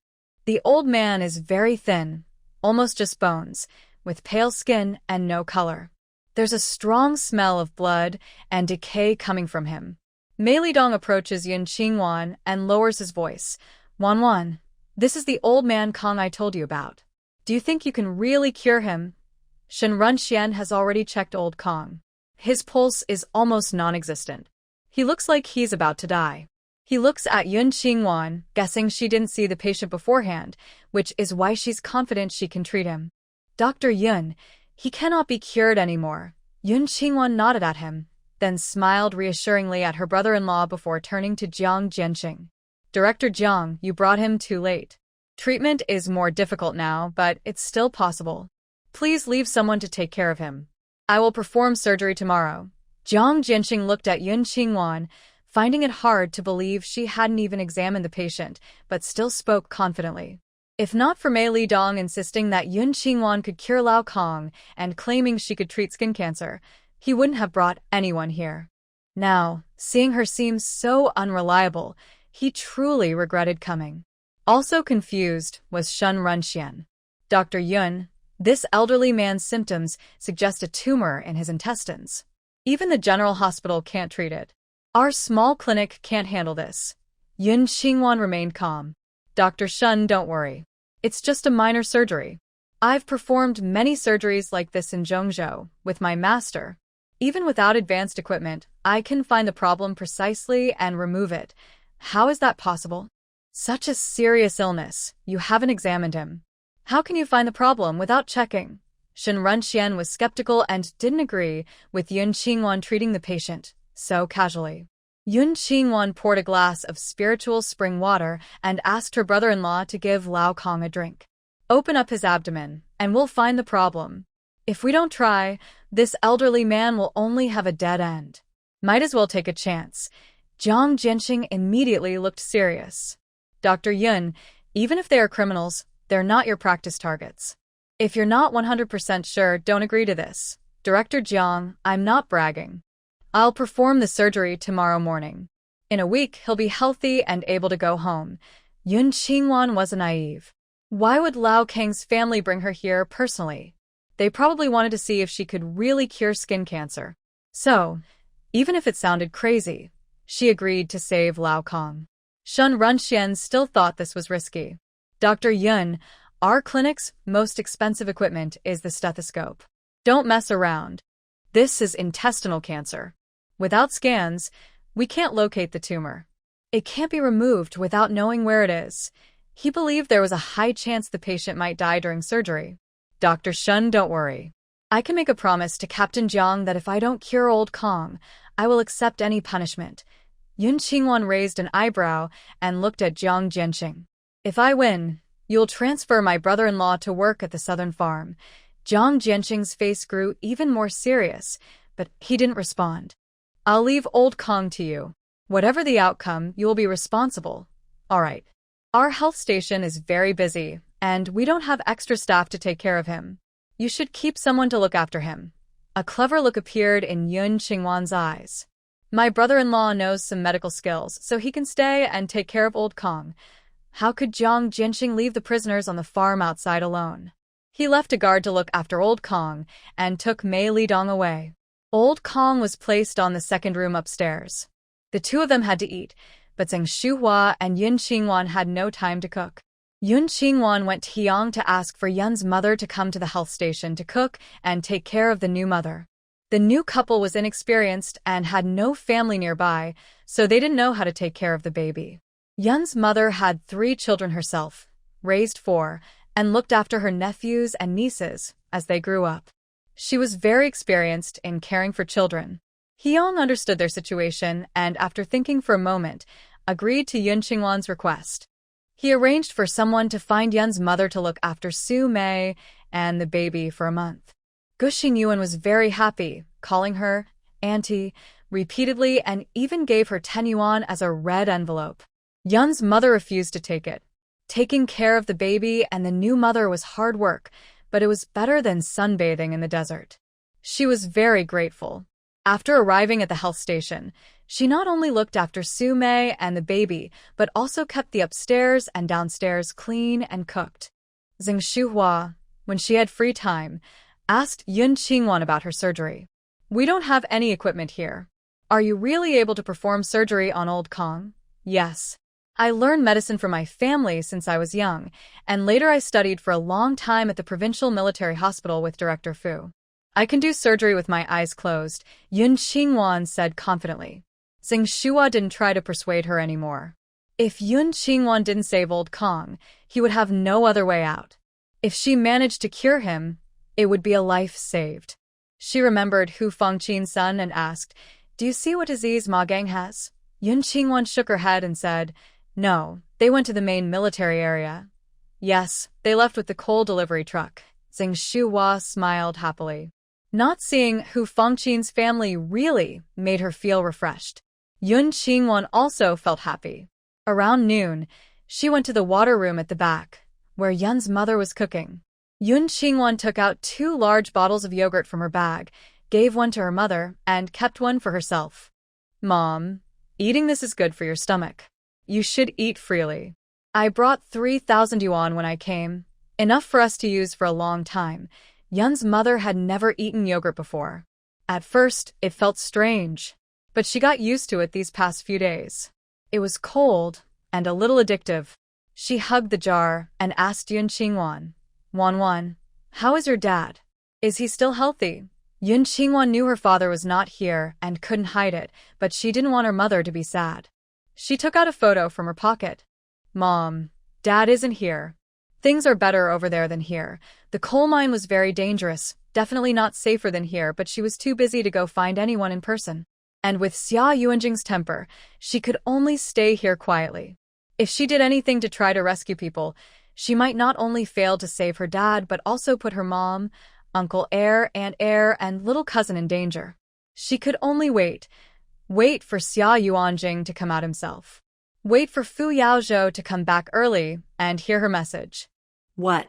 Your dad isn't at Bian Farm? Where is this in the photo? Yun's mother held the photo, tears suddenly streaming down her face, her voice trembling with panic. Yun Qingwan couldn't answer directly. She changed her words. Someone couldn't bear to see him suffer in the desert, so they arranged for him somewhere else. Don't worry, it's very nice there with mountains and water. The food and living conditions are better than here. Yun's mother thought it was arranged by the Fu family. She wiped her tears with her sleeve, feeling very grateful. Good, as long as your dad is safe. Yes, he will be fine. Yun Qingwan's eyes were gentle and firm. If her father were in danger, she would destroy the Bai and Xia families completely. After talking, Yun Qingwan took a bucket of tea to deliver to the soldiers building the house. When she returned, she also prepared lunch for Uncle Heir and Aunt Heir. She carried water and rice, then drove to the place where they were working. Today, the rice was served with delicious mushroom stir-fried cabbage, and underneath, there were 2 pieces of braised pork. After returning, Yun Qingwan gave Su Mei a large glass of spiritual spring water and also fed the baby 10 milliliters. The thin, weak girl's crying was loud and clear. Next door, Lao Kong was already awake. He had no hope for Yun Qingwan's late-night surgery, but he still thanked her because, without her help, he would surely have died. He took the spiritual spring water from Yun Qingwan with tears in his eyes. Dr. Yun, if I survive this disaster, I will definitely repay you and Mei Lidong. He had only spoken a few words to help Mei Lidong, but he was very loyal. Every day, he helped bathe and change clothes and took care of the dirty work. He also sent him here for treatment. Now, only he remains at home. In this life, he cannot leave this place. He decided to give his hidden treasures to Mei Lidong and Dr. Yun as a way to thank them for saving his life. Yun Qingwan smiled warmly. All right, but from now on, you can't eat anything, only drink water. Once your intestines are clean, we can do the surgery. Lao Kong happily nodded, holding the water. Okay, I won't eat anything, just drink water. In the afternoon, the herbs, bamboo poles, plastic sheets, water jars, and baskets that Wenxi bought for Yun Qingwan arrived. Yun Qingwan then took out 300 yuan and asked Wenxi to help her buy tables, chairs, beds, cabinets, quilts, food, kitchenware, coal stoves, and coal. She also asked her to buy these and present them to her in the name of the leader. Wenxi didn't quite agree with her doing things in the name of the leader all the time. I'd rather buy them in the name of the team, she said. Yun Qingwan understood her worries, afraid she might ruin Ming Shizhong's reputation. She smiled brightly. Don't worry, I am his lifesaver. He will be happy, not angry. Wenxi felt there was more to her words. After thinking for a moment, she accepted the money. All right, I'll help you buy them. Next time she goes to the General Military District, she will ask Tang Bin. After she left, Yun Qingwan found the head of the kitchen staff, Huang Xuewu, and handed over the task of setting up the plastic greenhouse. Huang Xuewu advised her not to waste effort, as the winter weather here is colder than she imagined. Even with a greenhouse, it's impossible to grow vegetables. Because when they first arrived, they also wanted to grow vegetables this way, but they couldn't succeed at all. Yun Qingwan knew she had her own way. She told them to help her set up the greenhouse, making it as sturdy as possible. Huang Xuewu didn't try to persuade her again. He knew that once she hit a wall, she would settle down. They had many people and a lot of strength. In no time, they assembled the large plastic greenhouse covering 200 square meters. The ground inside had been prepared, so she only needed to plant the seeds. Yun Qingwan took some vegetable seeds from her space, which she had specially bought from the black market in Zhongzhou. She took out eggplant, carrots, green onions, garlic, coriander, spinach, bok choy, green radish, and chives, 9 types of seeds, planting them in 9 plots of land. The last plot was for growing rapeseed seedlings. Once they sprouted and grew, she planned to transplant them to a 1-acre field next to the new house. By next year, they would have oil to use. She planned for next year because she was worried that after Fu Yaozhou investigated her family's case, her brother-in-law and father might only get reduced sentences, but not be able to leave this place immediately. So, she had to make long-term plans. After planting the seeds, Yun Qingwan drove to the riverbank, made 2 trips to fetch water, and filled the 2 new water tanks. In each tank, she added 1 jin, about 0.5 kilograms, of spiritual spring water. This spring water has immediate benefits for humans and animals. It works even better for plants. She used a water scoop to lightly spray a diluted layer of spiritual spring water over the 10 vegetable plots. Within 15 minutes, the seeds started to sprout. In at most a month, these vegetables would be ready to eat. After finishing the vegetable garden, since there was nothing urgent at the health station, Yun Qingwan took some herbal medicine and went to the north farm. Seeing the large bag of herbs she brought, Jiang Jianqing, even if he doubted her, could only follow her arrangements. He called 2 strong men to carry a large pot and 4 others with sprayers to spray medicine. 8 men pushed 2 water carts to the jujube forest. Mei Lidong was called to help Yun Qingwan carry the herbs. On the way, he quietly asked her, "Can this medicine really control those tree lice?" Recently, he heard everyone discussing the tree lice in the protective forest. They said that if someone could get rid of those lice, it would be a great achievement and at least a 3-year reduction in their sentences. Yun Qingwan playfully winked and said, "Little brother-in-law, you can relax. I dare to say this, so it's not just talk. All right, I believe you. How are your sister and the grandparents?" During the last hurried meeting, Mei Lidong didn't have time to ask about their family. He had been worried about his wife, children, and relatives. "I took them all to the provincial city with my older brother. Now, my sister-in-law works as a cleaning nurse at the military hospital, and Grandpa has been admitted there for consultations." Yun Qingwan spoke softly as they walked, sharing the family situation, and she didn't forget to stuff meat buns into her uncle's pocket. "With my master taking care of them, they won't be in trouble. And your father? Do you have any news about him?" Mei Lidong thought about the threats from those people and couldn't help but worry that someone lurking in the shadows might use his brother-in-law's life to threaten Wanwan. Yun Qingwan's eyes reddened as she looked down. "We have a lead. They're digging coal at Mount Coal. When Fu Yaozhou returns, he will find my father. Don't blame yourself. All these things were done by bad people. It has nothing to do with you. As long as you're safe, our suffering wasn't in vain. Yes, I will. I won't let you all suffer for nothing. Everyone who caused you pain will face a bad ending." They reached the jujube tree grove and finished explaining everything clearly. Mei Lidong recounted the events that had happened before to Yun Qingwan again. He didn't go into details about the threats, only kept reminding her to stay safe outside. Yun Qingwan sensed there was more behind her uncle-in-law's words, but didn't think much of it, assuming it was just Xia Yuanjing's threats.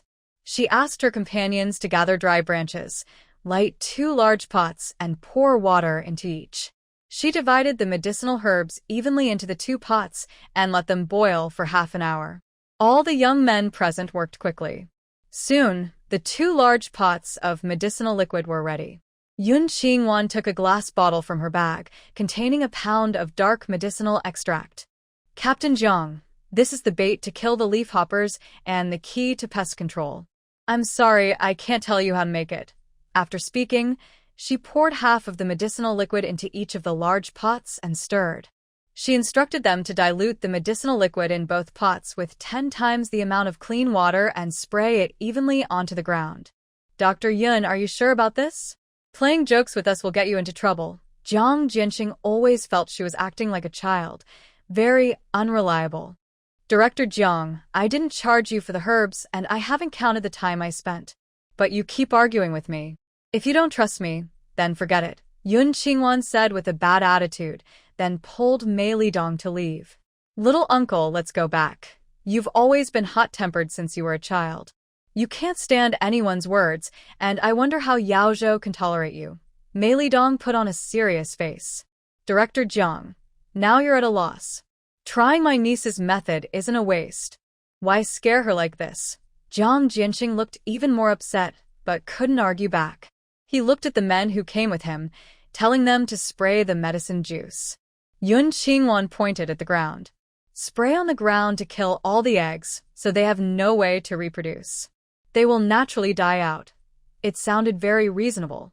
The men looked at Yun Qingwan with admiration. The doctor outside was truly different. They worked all afternoon, boiling 10 pots of medicine and spraying over 100 acres of forest. Yun Qingwan then took out 2 bottles of herbal bait from her bag, telling them to come back at 1 p.m. tomorrow with herbs to continue boiling and spraying. After repeating this for 3 days, they could see if she was joking or not. Jiang Jianqing looked around the forest. The medicine sprayed on the ground didn't seem to work. The tree lice on the trees were still alive, none dead. He clenched his teeth, but didn't continue questioning. If after 3 days there was no effect, he would report to the higher-ups himself. Yun Qingwan didn't care what they thought. She left a bottle of spring water for her little uncle and returned to the health station. It was almost dark. She carried 6 large white jars of water from the river back. Yun Mama, along with Shen Runxian and the security team taking care of Lao Kong, had already filled 2 buckets of water. Yun Qingwan took the water she brought back to her accommodation, took a shower, changed clothes, and washed her hair. She also washed her clothes. After finishing, she returned to the health station. Her second uncle and aunt also came back to the farm. She hurried to deliver the food, then returned. Yun Mama brought out the meal she had left for her. Watching her daughter eat in front of her, Mother Yun felt both happiness and a little sadness. At night, Mother Yun shared a room with Su Mei. Yun Qingwan did not stay at the health station. Tonight, she was going to the jujube grove to spray insecticide. By midnight, Yun Qingwan changed into black clothes, climbed over the camp wall, and took out a silent motorcycle. She quickly arrived at the jujube grove. She took out 10 high-tech robots and controlled drone sprayers. She sprayed the same pesticide on the trees that had been treated earlier that afternoon, targeting the pests. Half an hour later, the 10 robots finished spraying and returned to Yun Qingwan. She used her mind to store everything in her space and then returned to the southern farm. At 5 o'clock the next morning, she got up on time, brought food and tea, bought milk, and returned to the health station to prepare for surgery. When she went upstairs, Old Kong was awake. Seeing her, he smiled and handed her a paper crane. Dr. Yun, you and your little uncle-in-law have helped me so much. I have nothing to give in return. Please accept this paper crane as a keepsake. Be sure to treasure it. Inside the crane was a landscape painting from his hometown. His treasures were buried in the mountains there. However, his painting was subtle, and whether the treasure could be found and claimed depended on Mei Lidong and Yun Qingwan's luck. Yun Qingwan smiled and took it. All right, I'll keep it safe for you. When you wake up, I'll return it. Old Kong paused briefly, then smiled in surprise. This young girl was more perceptive than he thought. Drink some water. Yun Qingwan gave Old Kong a sip of spiritual spring water, which contained a mild sedative. She then dismissed the security team caring for Old Kong and took out her high-tech medical instruments from her space to examine him. He had colon cancer, but luckily it was benign. She just needed to remove the cancerous part of his intestine. She took pictures of the affected area so she wouldn't worry about mistakes during the surgery. The surgery was scheduled for 8 a.m., but Zheng Shuhua and Shen Runxian felt uncertain. Mother Yun also quietly advised Yun Qingwan not to go through with the surgery. If it failed, it could cost a life. Yun Qingwan smiled at them and insisted on her decision. She asked Zheng Shuhua and Shen Runxian to help her. This was the first time the two of them performed such a large surgery without any instruments for analysis, and they felt very nervous. Yun Qingwan was calm. After giving Lao Kong anesthesia and applying antiseptic to his abdomen, she carefully opened his stomach. She easily found the cancerous part of the intestine by comparing it with a photo in the room. She quickly cut it out and then swiftly stitched the intestine and the abdomen closed. Her skilled technique amazed Zhang Shuhua and Shin Runxian. They also admired and respected her teacher, Fu Shi. Such a talented apprentice was not something ordinary people could teach. When the three of them pushed Lao Kong out of the ward, only 2.5 hours had passed. Lao Kong was still unconscious, breathing steadily. They carried him to the second-floor ward, where Yun Qingwan personally took care of him for the whole day. She also fed him spiritual spring water all day. That night, when Lao Kong woke up, he was full of energy, looking nothing like someone who had just undergone surgery. The comfort he felt made him very grateful to Yun Qingwan. Even though he had accepted his fate and knew Yun Qingwan might not save him, he wouldn't blame her. Now that he was alive, his excitement and gratitude were obvious. He deeply remembered Yun Qingwan's life-saving kindness. Yun Qingwan returned the paper crane to him. "Old Mr. Kong, if you really want to thank me, please invite me to a nice meal a few years after you leave here." Lao Kong looked at the paper crane in his hand, stunned for a long time. He felt there was something more in Yun Qingwan's words. After Yun Qingwan left, he looked at the unopened paper crane, feeling even more admiration for her character. Yun Qingwan went back to her base to rest. Actually, she went to the jujube forest to spray medicine on the over 100 acres of land.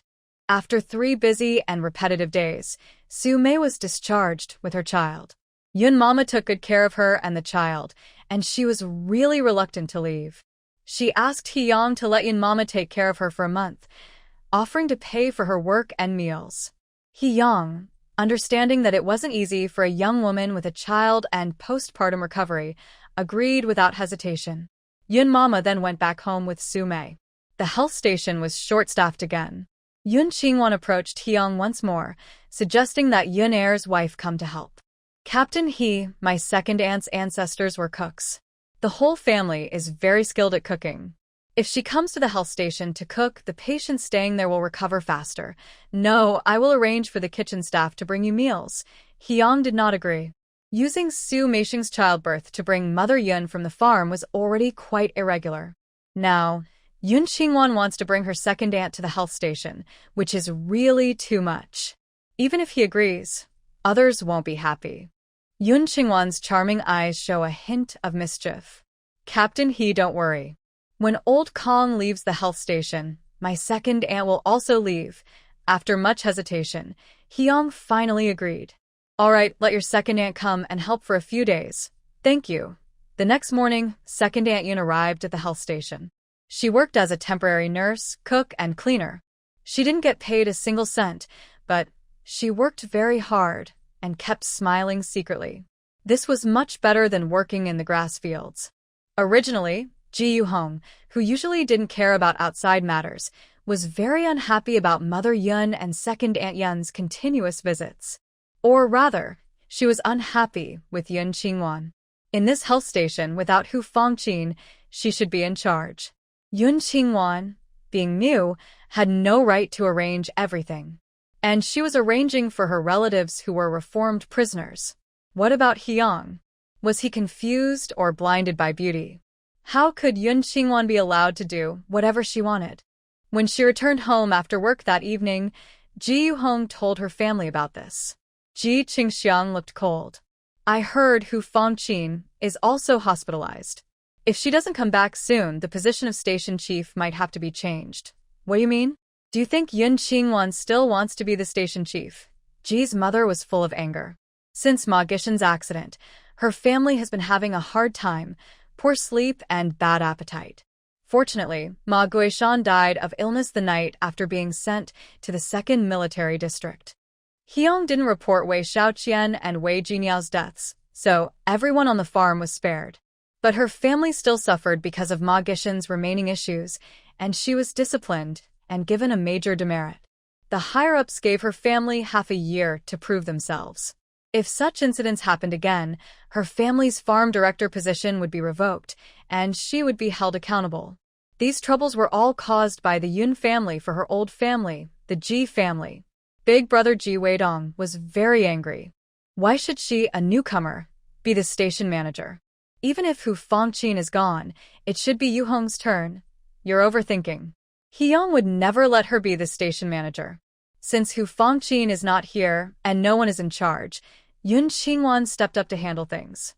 Later, the higher-ups will surely evaluate carefully and choose a more suitable person for the role. Ji Weinan said this, but he had his own hidden motives. He heard that the yard being built at the farm entrance was a reward from the leader to Yun Qingwan. This shows how much the leader values Yun Qingwan. In the future, if he marries Yun Qingwan, her house, her family's money, and the leader's favor will all belong to him, Ji Weinan. So, her becoming the station manager is definitely better than his sister's. His words made Ji's mother nod. She grabbed her daughter's arm. Don't hide in the pharmacy all day. Get out more and take charge. If Hu Fangqin really quits, tell your dad to talk to Hee-young and have you become the station manager. Ji Qingxiang also nodded in agreement. You're still young. Work hard. When you get promoted to the General Military District, after you marry Yuanjing, you won't have to live apart. Hearing the name Yuanjing, Ji Yuhong blushed like she had applied rouge. Dad, what are you talking about? We're not even a couple yet. Who knows if it will happen? Don't worry. In a few days, I'll go to the General Military District and meet his parents. I'll make sure to get everything settled. Ji Qingxiang thought about all he had done for Yuanjing. If he dared to disappoint his daughter, he would make the Yuan family regret it. Thanks, Dad. Ji Yuhong hugged her father's arm, imagining Yuanjing coming to ask for her hand. The next day, Ji Yuhong went to the health station. When she had free time, she stopped hiding in the pharmacy and started wandering around. She didn't criticize Aunt Yun for not cleaning the table properly or for being lazy in the water room at the back. Yun Qingwan was busy all morning visiting Su Mei and Yun Mama, not noticing anything unusual. Until the next evening, after Ji Yuhong finished work, Zheng Shuhua quietly told her that Ji Yuhong seemed off these days, which made her alert. The next day, she observed carefully, and indeed, Ji Yuhong was acting strangely. That night, she checked the recordings and footage from the small camera in the Ji family house. She discovered that Ji Yuhong liked Xia Yuanjing. The Ji family wanted to marry into the Xia family. Unfortunately, their wish was about to fail. Xia Yuanjing was destined to die. However, from the recordings, she learned that Hee-young did not report Ma Guishan and Yu Kexing for causing Wei Shaoqian and Wei Jiniao's deaths. Since Ma Guishan died quickly, all punishments were based on the materials Hee-young submitted. Therefore, the managers of the South Farm were not heavily punished. Yun Qingwan couldn't understand whether Hee-young was covering up his own mistakes or hiding something else. But in the future, this matter would become a sharp weapon against him. Because in the video, Ji Qingxiang was smiling sinisterly, saying, "Some people say this is a good chance to take down Hee-young and replace him with someone else." Unfortunately, Ji Qingxiang didn't say who some people were. Yun Qingwan suspected that some people might be connected to Xia Yuanjing. She copied the recordings and checked several other families' footage. Because of Ma Gishan's incident, many big secrets of the farm were exposed.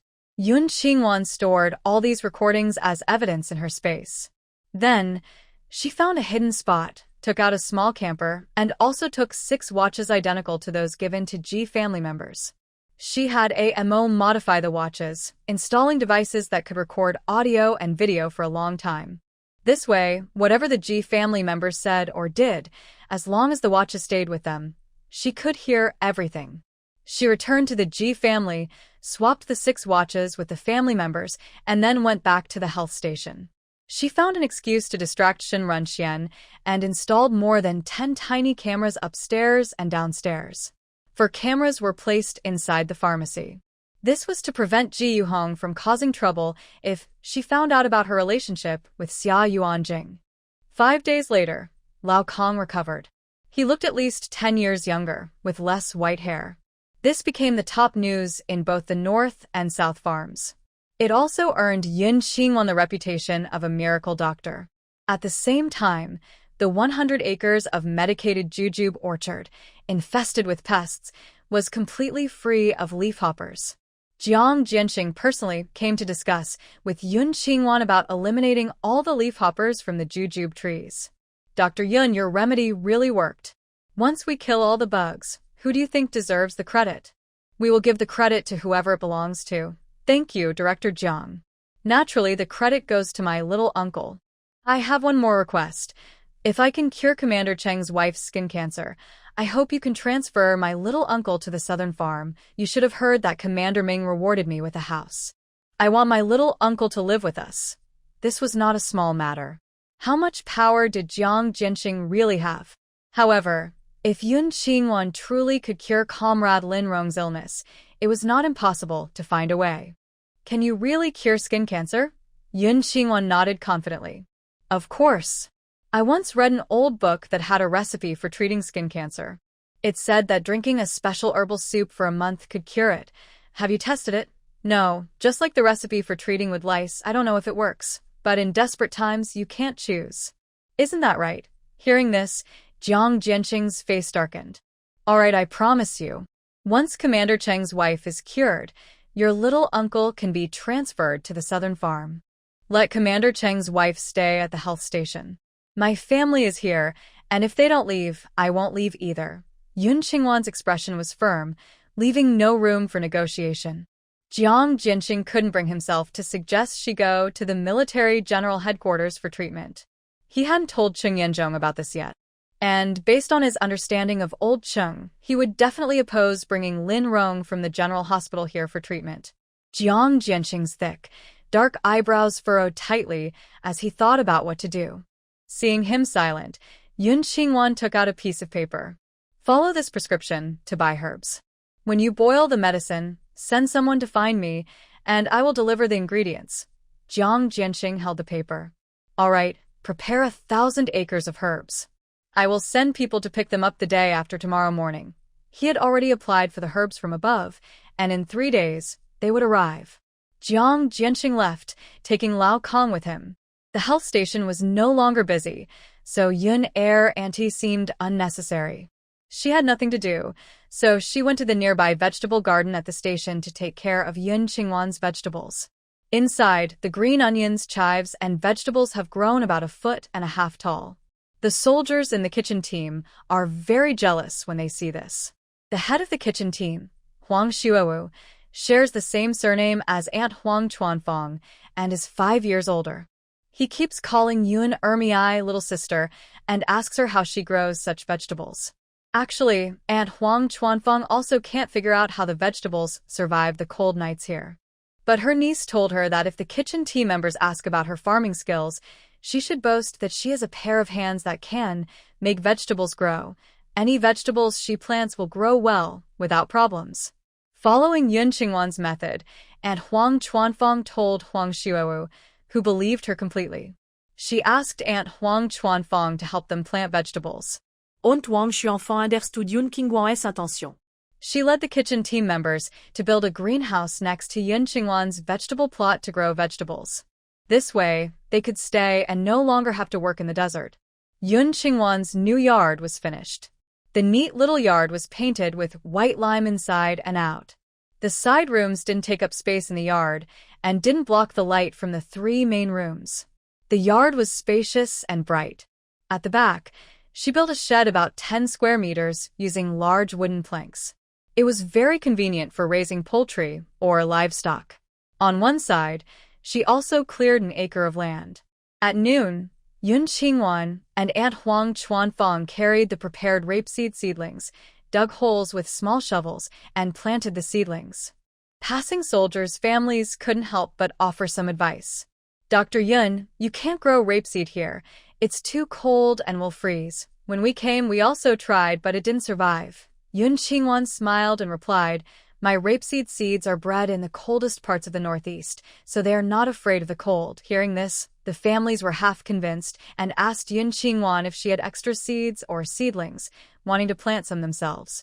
Yun Qingwan told them to go to her land and dig up some, but with one condition: they could only plant it next to her rapeseed field. The reason was to make it easier for bees to pollinate when the rapeseed blooms in spring. Hearing that she was willing to give them seeds, the families hurried to ask for some from the group. There is plenty of land here, so families can plant 1 or 2 acres of their own without difficulty. The team allocated 1 acre of land next to Yun Qingwan's rapeseed field for each family. After returning, the families hurriedly gathered in Yun Qingwan's rapeseed field to help plant seedlings. Yun Qingwan told them to plant 2 seedlings per square meter. The sparser the planting, the more harvests they would get. The families naturally listened because this way they could get more seedling shares. So, they finished planting 1 acre in just half an hour. The remaining 3/4 of the rapeseed seedlings were all pulled out by the families. To prevent others from asking for seedlings, Yun Qingwan asked Huang Xiuwu for an additional 100 square meters of land to continue growing seedling plants. Her original land had been sown with chili seeds. Huang Xiuwu was very happy. Not only did he give her the land, but he also helped sow the seeds and water them. When the seedlings sprouted, he planned to plant 10 acres of rapeseed. In the afternoon, since the health station was quiet, Yun Qingwan took Aunt Yun Air to water the rapeseed seedlings. Next to them, the families had already planted their seedlings and were watering them as well. Yun Qingwan quietly added a spoonful of spring water to their buckets. Yun Qingwan, now that the health station is quiet, your second aunt should go back to the farm. At the end of the day, Ji Yuhong finally couldn't hold back and coldly told her to leave. Yun Qingwan knew Ji Yuhong had been upset these days because of her second aunt. It was impossible to send her back to the farm. Leader Huang saw that my second aunt's planting was good and asked her to help the kitchen staff plant vegetables. She won't be going back anymore. Planting vegetables? Did you ask Hyang to arrange that for her? Ji Yuhong glared at Yun Qingwan angrily. Hyang keeps breaking rules for you. When he gets punished and demoted, I hope Director Wen can still be so fair and biased in your favor. Ji Yuhong, please watch your words. Yun Qingwan remained calm and composed.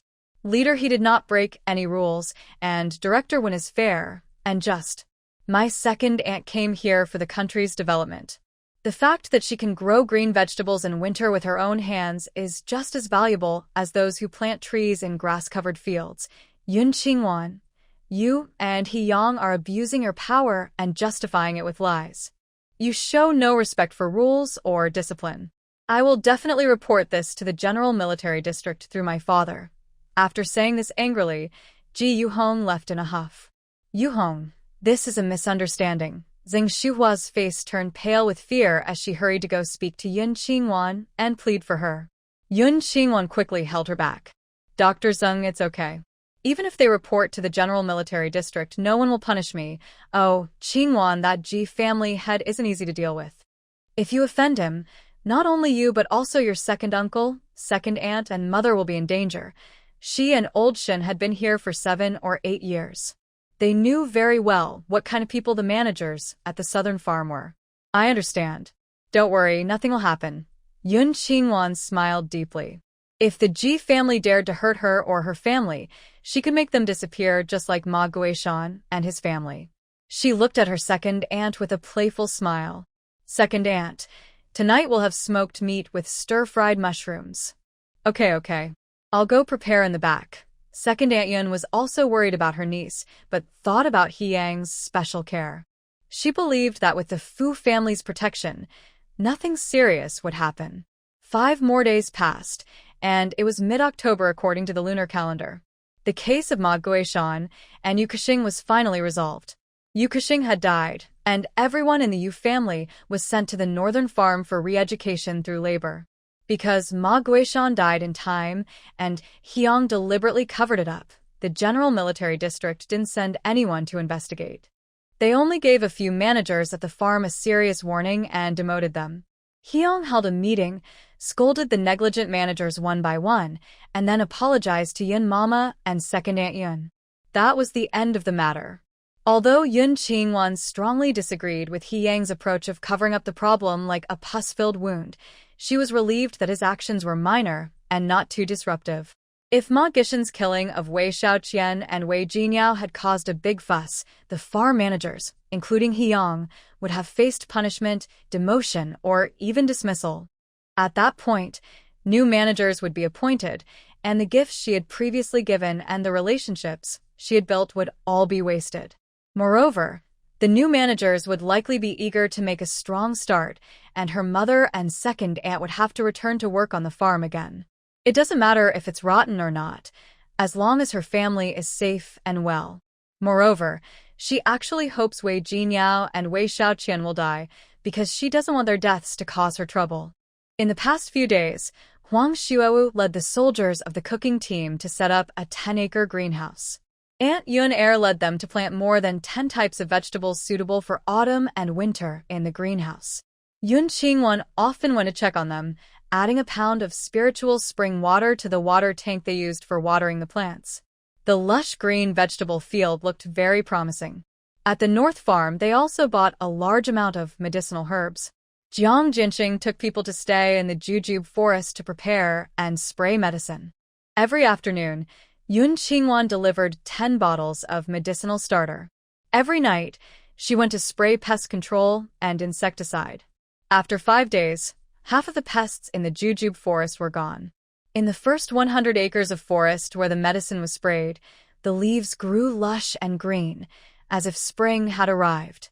Jiang Jinxing, who usually didn't trust Yun Qingwan, now smiled happily whenever he saw her.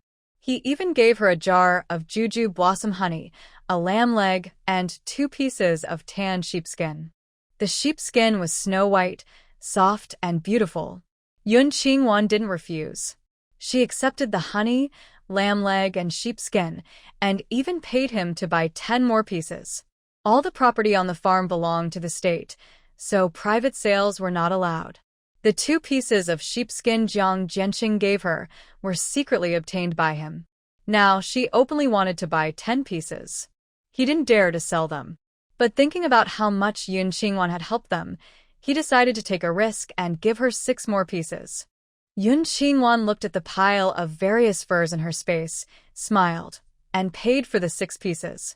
In fact, during this time, she had made a custom sheep jacket for her mother, uncle, aunt, little uncle Shen Runxian, and the children of Xing Shuhua and Wenxi from the herdsmen. She bought sheepskins from Jiang Jinxing as an excuse to take out some high-quality sheepskins she brought from the end of the world in her space, to send back to her grandparents, older brother, and little aunt. On the way back, she stored the sheepskins in her space and took out a large lamb leg. When she arrived at the health station, she handed it to Aunt Air, cooked 2 big pots with radishes and delicious mushrooms. She divided 1 bowl each to Su Mei and Wenxi, and she, her second uncle, little aunt, Xing Shuhua, and Shen Runxian each gave a large ceramic jar. I gave Ji Yuhong a big bowl, and the rest was shared with the cooks who helped her build the house. They worked hard without asking for any pay. As for those workers, only Uncle Air secretly gave them some small gifts to thank them. Ji Yuhong has been in a bad mood these days. Aunt Yun Air has become the favorite of the kitchen staff. No matter how much she dislikes her staying in the hospital, she can't drive her away. Now, seeing Yun Qingwan get 2 big lamb legs but only sharing 1 bowl with her makes her even angrier. That evening, she started to vent her frustration at home. Dad, you must send her away. I don't want to see her for even a second. In the past, she was the most admired the southern farm, loved by all the young men. Since Yun Qingwan arrived, both the older and younger men keep staring at her. No one looks at Ji Yuhong anymore. What right does Yun Qingwan have to take her place in the spotlight? Stop arguing. On her way here, she not only saved Ming Shizhong but also helped Tang Bin, Commander Zheng, and some engineers. When they return, they will definitely come to thank Yun Qingwan. Don't go bothering her. Ji Qingxiang, worried about Ma Guishan, was punished and didn't want his child to cause more trouble and bring him more problems. Hearing his father, Ji Yuhong got even angrier. She didn't eat and went straight to her room. On October 16th, around 5 p.m., 3 big trucks arrived at the farm entrance. They carried 2 sets of large red tables and chairs, one for the main house's living room and one for the dining room. There were 4 big wooden beds and 4 wardrobes, all bright red new furniture.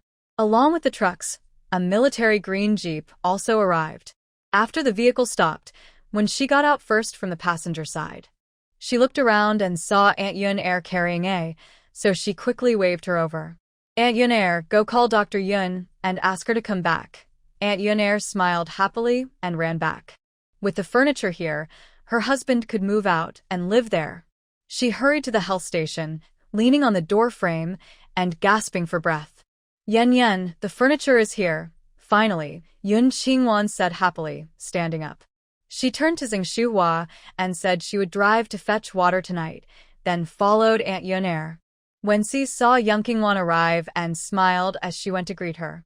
She took Yang Qingwan's arm and leaned close, whispering, Chief Ming's daughter-in-law, Ban Jie, wants to talk to you alone. Yang Qingwan's smile gradually faded, probably because Ming Shizhong was coming back. I understand. The two of them went to the small car.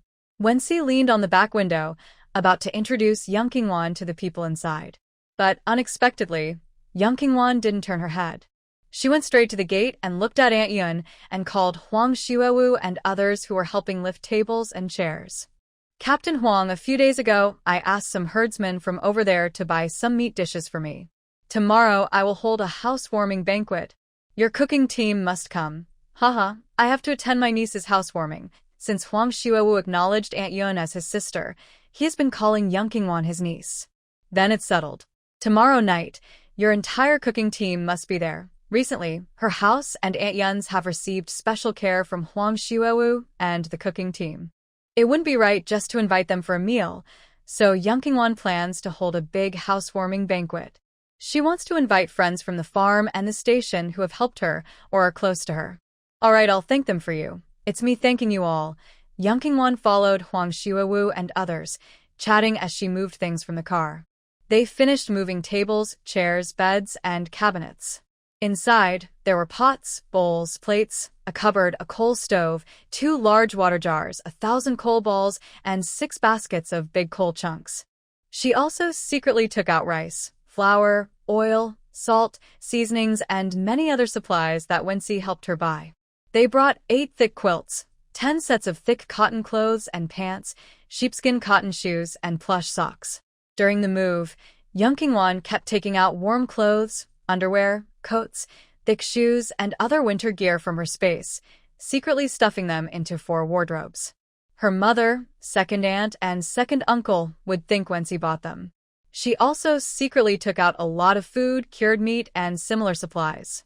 After everything was moved, Yang Qingwan took out a bag of wedding candies and handed a big handful to each of the 3 drivers and the cooking team members.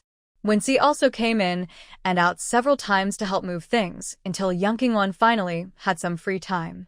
She approached her and asked, Do you have something on your mind? After all, she was the wife of the leader. It wouldn't be good to leave her out. No, I don't have any ideas. Yun Qingwan stood at the door, looking at the red willow grove across the street. She said to Wenxi, I'll wait for her there. After speaking, she walked straight over. Wenxi looked confused and wondered, Won't you invite her in to talk? She approached the small car and awkwardly said to the person inside, Comrade Ban Jie, you wanted to talk privately with Dr. Yun, right? She's waiting for you there. Wenxi pointed toward Yun Qingwan. She thought Ban Jie might get angry, but surprisingly, Ban Jie kept a calm face and responded quietly. Ban Jie's features are quite regular, with smooth, fair skin. She is of medium height, with a sturdy build. She wore a thick, new green coat and shiny black leather shoes with a slight heel, walking proudly, like a proud rooster. Ban Jie approached Yun Qingwan, sizing her up from head to toe, with a look of slight disdain in her eyes. Seeing Yun Qingwan's cold face and her silence, she spoke proudly. Are you Yun Qingwan? Yun Qingwan was dressed in a white coat, her long hair, with beautiful features, but a very cold gaze. What do you want to say? Ban Jie didn't expect that a country girl like Yun Qingwan, knowing she was Ming's older sister-in-law, would dare to show attitude in front of her. Her heart flared with anger. But thinking about her father-in-law coming back, she decided not to upset Yun Qingwan, or she might face scolding later. She cleared her throat and held her head high. I am your sister-in-law, Ban Jie. Thank you for saving my father. He hasn't come back yet, and I don't know about your existence. I hope you won't blame him. Yun Qingwan stared at Ban Jie, understanding her hidden meaning. She was just trying to see if she was easy to manipulate. If she obediently said she didn't blame him, then the letter from Ming Haoliang and Liang Mingfurong, which represented Ming Shizhong, could be dismissed easily. Yun Qingwan sneered inwardly. My relationship with him is none of your business. When I see him, I will tell him the truth. Ban Jia was stunned by her reply and didn't know what to say next. The sudden appearance of a younger sister-in-law made her uncomfortable. She hadn't expected Ming Furong to send such a letter to Fu Shui. And Ming Haoliang, that brainless man, causing trouble for Yun Qingwan at the research base. What was he thinking? This is Ming Shizhong's own daughter. Since Ming Shizhong did not remarry after Shinmonru's death and instead doted on Ming Xilan, it shows he cares a lot about Shinmonru and their only daughter. If he knew how his sister and adopted son treated his own daughter, he would be very angry. Thinking of this, Ban Jia could only soften her tone and try to act friendly with a smile. I know you're upset. When I didn't tell our father about going to Zhongzhou to pick you up, it was your aunt's idea. I only found out about this recently. This time, I hope you won't hold it against us. When you marry Xia Yuanjing, you will still need my family and your older brother to support you. Yun Qingwan guessed she knew about Xia Yuanjing's marriage because Tang Bin told her. She looked at Ban Jia with a sneer. Our Yun family has many sons, but your family outsiders are just a bunch of poor folks trying to get attention. After speaking, she confidently turned to leave. Yun family is just a bunch of country bumpkins from the mountains. Even with a big family, they are still poor and not worth comparing to the Ming family or my Ban family. Seeing Yun Qingwan ignore her, Ban Jia hurriedly followed and continued talking. Our Ban family's reputation in the capital is well known. As long as you obediently return to the Ming family, don't compete with Xilan, and don't speak nonsense in front of our father. When you marry into the Xia family, our Ban family will also take care of Xia Yuanjing.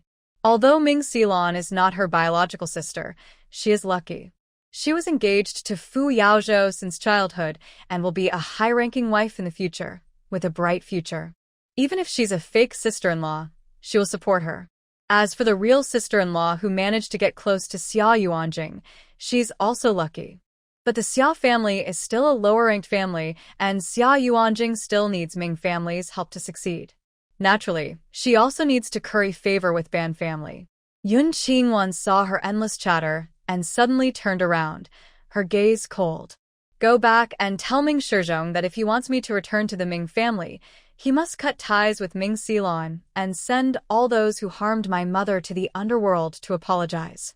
If he can't do that, don't come looking for me. If it weren't for that phone call from someone in Ming Shizhong's family to Li Mama, her mother might not have died. She still hasn't avenged this grudge. What do you mean? Don't you want to go back to the Ming family? Ban Jia was surprised. She couldn't believe someone would refuse a family connection with the head of the family. Yun Qingwan sneered. The famous Ban family in the capital is just SOSO. Banji's father was just a minor, unloved, and powerless person in the Banji family. Because of this, Banji had suffered a lot of unfair treatment since she was young. She was very good at picking up on others' subtle hints. She immediately understood that Yun Qingwan was mocking her, calling her petty and saying she had to flatter a family like the Ming family. Angrily, she snapped, "Don't be ungrateful. When your father is gone, you'll still have to rely on me and your older brother." Yun Qingwan sneered. "What if you and Ming Shizhong both die? Who will I rely on then? Why are you so mean? Starting to curse us before you even go home. That's your own fault. If you don't want to stay, then leave quickly. It's disgusting to look at." Yun Qingwan didn't bother to argue anymore. She strode back to her new courtyard. During this time, Yun Mama had been staying at Su Mei's place. When she heard the furniture was delivered, she packed her clothes and moved back. When Yun Qingwan entered, she and Yun's second aunt were standing at the door, watching Banji closely, worried she might hurt Yun Qingwan. "She's just an unimportant person, nothing to worry about," Yun Qingwan said lightly, holding her mother's arm. "Mom, second aunt, which room will you stay in?" Second aunt pointed to the 2 bedrooms in the main house. "Mom and I have agreed. You stay in the left room, and I'll stay in the right." She then pointed to the small room at the end of the left wing. "I'll stay here with your second uncle. The next room is for your little uncle. Okay? I've put wool mats on every bed, with cotton quilts on top. Try staying one night. If it's still cold, I'll go to the pasture tomorrow and buy 4 more wool mats. When she was moving the quilts, she took out the best wool mattress she had prepared earlier from her space. She layered 2 underneath and covered them with soft cotton bedding. It shouldn't be too cold. I just checked. They're thick and warm. No need to buy more, Yun Mama said, reluctant to let her daughter spend money. Even if they weren't short of money, they shouldn't spend it recklessly. People live their whole lives. Okay, I'll listen to Mom, Yun Qingwan said affectionately, hugging her mother. She then went to the health station, drove back with 2 buckets of water, and later went to the camp to move all her belongings out of that small house. On the way back, she carried over 80 pounds of rice, more than 100 pounds of flour, 50 pounds of dried noodles, 50 pounds of millet, 30 pounds of peanut oil, and 2 baskets of eggs, 1 chicken eggs and 1 duck eggs, totaling over 500 items. She also brought more than 10 pounds of cured meat, 3 cured chickens and ducks, 2 large buckets of yogurt, and over 60 pounds of cooked bean flour. There were also snacks like milk pudding, sesame cakes, fruit candies, peach pastries, and cakes. After parking the car, Uncle Yun carried his luggage and came out of the farm gate. This was personally sent by Ji Qingxiang. No matter what Yun Qingwan talked about with her classmates, the fact that the family of the chief personally brought so many things for Yun Qingwan shows they really like her. So he decided to give a little favor. Yun Qingwan saw him and smiled as she walked over, exchanged a few polite words, and invited him to come over for a simple meal tomorrow evening. Ji Qingxiang didn't immediately agree but said happily that they could talk about it tomorrow. Yun Qingwan kept smiling and politely invited him a few more times before returning to her own courtyard. When there was no one outside, Yun Qingwan finally took her second uncle, second aunt, and mother to unload the things from the car. They were very surprised because they knew Yun Qingwan had brought quite a lot of food. But they didn't expect it to be so much. The 4 quietly moved all the grains, meat, and eggs into the room where Yun Ershu and his wife slept, so that Yun Ershu's wife could cook easily every day. The snacks were divided into 2 parts, one for her room and one for her mother's room. The cooked bean flour was divided into 4 parts, one for her, her second aunt, her mother, and the other for her brother-in-law. Inside, besides cooked soy flour, there were various roasted nuts, red dates, black beans, and red bean powder, all ready to be mixed with hot water and drunk. Yun Qingwan also took out some greens from the car, asking them to cook noodles at home. She also planned to go out to fetch some bedding and sheets. Actually, she had just driven around outside and returned. She brought back 10 sets of autumn clothes, 10 sets of warm underwear and innerwear, 10 pairs of insulated shoes, 10 sets of down jackets with inner linings, and also underwear, socks, towels, sanitary pads, toilet paper, soap, antifreeze ointment, hand cream, toothpaste, toothbrush, laundry soap, brushes, and other small items. She took quite a few of each of these small things and asked Uncle Yun to give some to the workers who helped build her house. Each of the 5 women had 2 sets of clothes and shoes. Her brother-in-law's share was placed in the wardrobe of the room next to her second aunt's bedroom. Yun Qingwan also gave each of them 2 empty infusion glass bottles. These were from this era, made of very thick glass. They could be filled with hot water and placed in the bed at night to warm their feet. After tidying up, the 4 of them went to the kitchen. Inside, there was a square, immovable brick stove built with bricks, used for burning large chunks of coal. There were also 2 brand-new portable coal stoves for burning coal balls, 2 large water basins, and a double-door cupboard filled with pots, bowls, and utensils. 1,000 coal balls were stacked against the wall, along with 6 baskets of large coal chunks, which glowed and ignited easily, burning well. Yun Er's aunt had already lit the big clay stove, boiling eggs, greens, and noodles. The 4 of them carried the food to the dining room next door, ate together, looked at each other, and laughed until tears came. It felt like the past 2 months had been a deep, terrible nightmare. But at this moment there was a little light. After dinner, they tidied up the kitchen together, boiled 4 large pots of water, and each washed themselves from head to toe before resting. Yun Qingwan was sleeping with her mother tonight. They didn't use the glass kettle to warm their feet. They had 2 layers of the best wool mats, 2 layers of new cotton quilts, and on top, 2 thick cotton blankets. The bed was so warm that they were sweating. Mother and daughter lay together, chatting for over half an hour before falling asleep. The next day, around 5 o'clock, Yun Airs and got up early to prepare breakfast. After Yun Qingwan finished eating, she took a portion of breakfast and a kettle of spring water to the northern farm to visit her younger brother-in-law. After returning, she went to the pasture to fetch milk. The herdsman told her that the meat she ordered had arrived. A few days ago, she had paid 5 times the market price to reserve some meat from the herdsman. She didn't mind what kind of animal it was, as long as it was freshly slaughtered. As for the quantity, naturally, the more, the better. Everyone needed money, and the herdsmen were no exception. Thanks to Yun Qingwan's high-price offer, they organized a group to go to the vast grasslands and markets outside to buy a beef cow, 2 fat pigs, 30 rabbits, 100 jin of large grass carp, 3 fat deer, a meat donkey, 50 old hens, and 300 eggs. They also caught 3 of the strongest sheep from their sheepfold and sold them to Yun Qingwan. When she first talked to them, she just wanted to use them as a cover to get food from the space.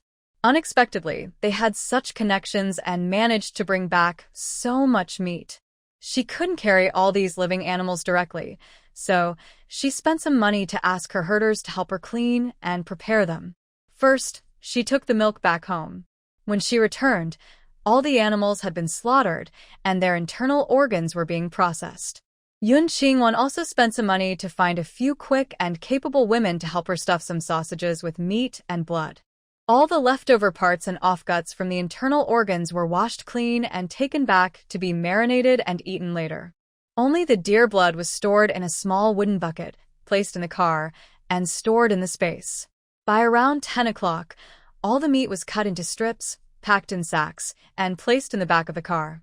The sausage leftovers and offguts were also stored in wooden buckets and put inside the vehicle. She took the donkey hide with her, while the other hides were handed over to the herders, asking them to help turn them into leather shoes and padding. Before leaving, she took out 2 pieces of pure cotton cloth from the car and gave them to the herders who helped her.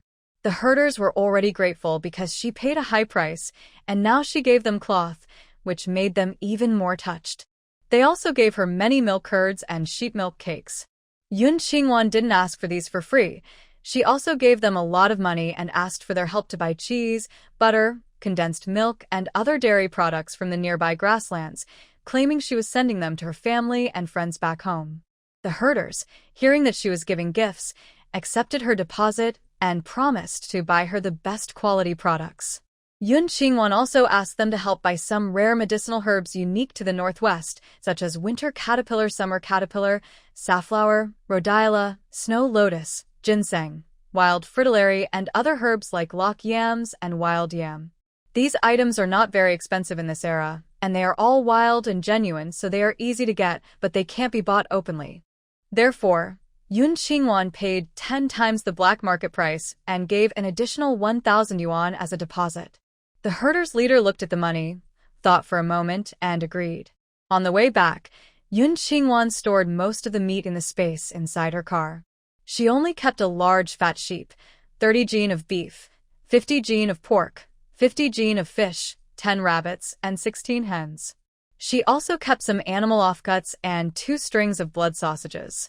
She took 30 jin each of radishes, cabbage, potatoes, onions, carrots, yams, and other vegetables. Yun Er's aunt was waiting at her doorstep. Seeing her return with so many things, she couldn't help but gasp. "How many people are you planning to invite tonight?" Yun Qingwan smiled lightly. "Actually, not many people are coming. I'm just worried that quite a few will come to visit on their own."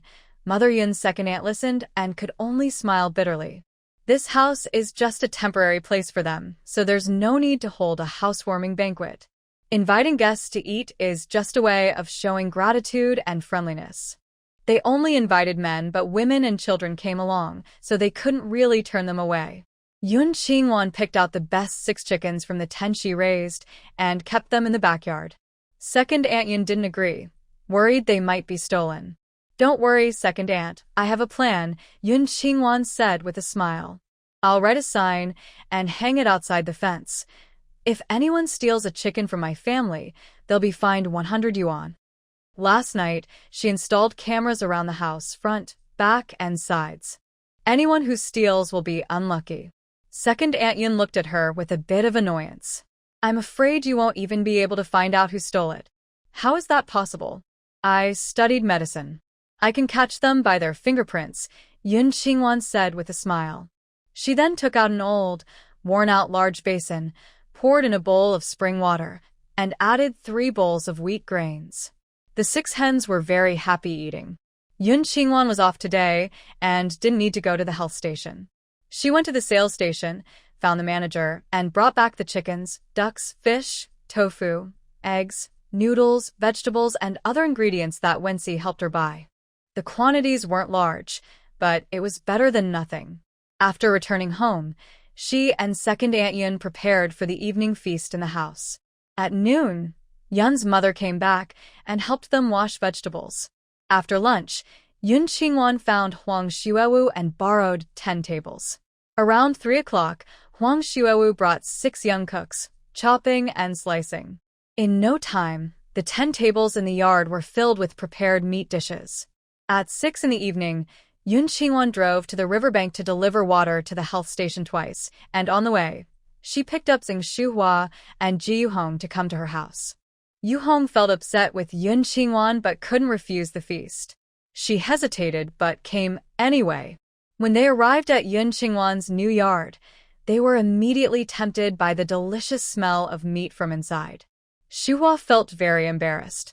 She and her husband did volunteer work, and each month, besides basic food, they received no salary or benefits. So, she had no gift to give Yun Qingwan. Inside the house, she quickly rolled up her sleeves, ready to help. All the dishes in the kitchen were prepared and waiting for the guests. There was no need for her to help at all. Aunt Yun pushed her out of the kitchen and brought out several large plates of roasted sunflower seeds, peanuts, red dates, and raisins. She asked them to sit in the yard and eat. Ji Yuhong sat there, eating calmly. Xing Shuhua, worried about Ji Yuhong's feelings, sat with her, eating nuts. At the same time, she felt ashamed that she was only eating and not working, and she nervously helped by holding bowls and chopsticks. Yun Qingwan waited at the gate and saw Ji Qingxiang and Fang Yunchang, along with the farm managers returning from work, and called them in. Their wives, led by Ji's mother, usually did not go to work in the desert with the laborers. Today, they all carried hoes and shovels, walking alongside the men. Under Yun Qingwan's invitation, they also entered the yard. Ji Qingxiang's son, led by Ji Weinan and Ji Weidong, along with a group of young men, also came in. Their daughters-in-law and daughters, who didn't care about appearances, followed them. When Yun Qingwan prepared the feast, she had already included everyone. She happily welcomed them into the yard and arranged seats. Then she called in those who had helped her and Yun Mama at the farm. They were surprised and quietly sat in the corner. Next, she went to Bay Farm and brought in a few managers she was friendly with, along with Jiang Jianxing. Jiang Jianxing knew Yun Qingwan came to Bay Farm to call them because of Mei Lidong. So, he made an exception and called Mei Lidong to join them at Yun Qingwan's new yard. At the gate, Hyang Wen, she, their children, and the local managers arrived together. Jiang Jianxing arranged for a manager to watch over Mei Lidong, then exchanged a few words with He Yang and others, smiling as they entered the yard. Soon after, Guxing Yuan brought a bag of candies, 2 packs of pastries, and a basket of nuts. Finally, all the cooks from Huang Xuewu's team, along with Bing, who usually had a good relationship with Yun Qingwan, arrived. Everyone sat down at 10 tables, packed tightly. The dishes were piled high and stacked, astonishing everyone. There was braised lamb with white radish, braised beef with carrots, potato stew with rabbit meat, mushroom chicken soup, yam bone soup, fried meatballs, poached sliced meat, cabbage with cured pork and vermicelli, steamed fish head with chili, spinach and fishball soup, braised offal and claws, stir-fried chives with tofu, stir-fried vegetables with sliced meat, fish-flavored eggplant, plus 6 vegetarian dishes. All the dishes were served in large enamel basins borrowed from the kitchen team, with plenty of meat and just enough vegetables, almost overflowing. Additionally, there were 6 large wooden barrels of plain rice. It was a very rich meal. Yun Qingwan also brought out a box of wine, placing 2 bottles on each table. This instantly lifted everyone's spirits, and they happily ate and drank together. No one asked where these things came from. After dinner and drinks, around 9 o'clock at night, everyone left. Yun Qingwan took 20 jin of cooked bean flour and 6 large bowls of stew to send to her brother-in-law and Jiang Jianqing. She stayed in the same house with her old Uncle Kong and a few good friends, who all joined the meal. Today, Shun Runxian didn't have time to come, and Su Mei was still resting after giving birth and couldn't come. Yun Er's wife was in the kitchen, packing each dish into lunchboxes for them. She asked Zheng Shuhua and Ge Xingyuan to take the food home. They didn't leave immediately. They helped Yun's family clean up the house before leaving. When Yun Qingwan returned, they had already gone. After a busy day, everyone was very tired. They washed up, got into bed, and fell asleep. The next day, Yun Er's uncle was assigned to grow vegetables in the vegetable garden at the farm entrance. Although he also worked from morning till night, he had flexible hours. When tired, he could go home, drink some water, and rest a bit without anyone bothering him. Most importantly, Yun Qingwan no longer had to run to the desert at noon to deliver meals. The main reason Yun Er's uncle was transferred to farm work was to see if he could grow green vegetables, like Yun Er's wife. The next afternoon, a small green car arrived at the health station entrance.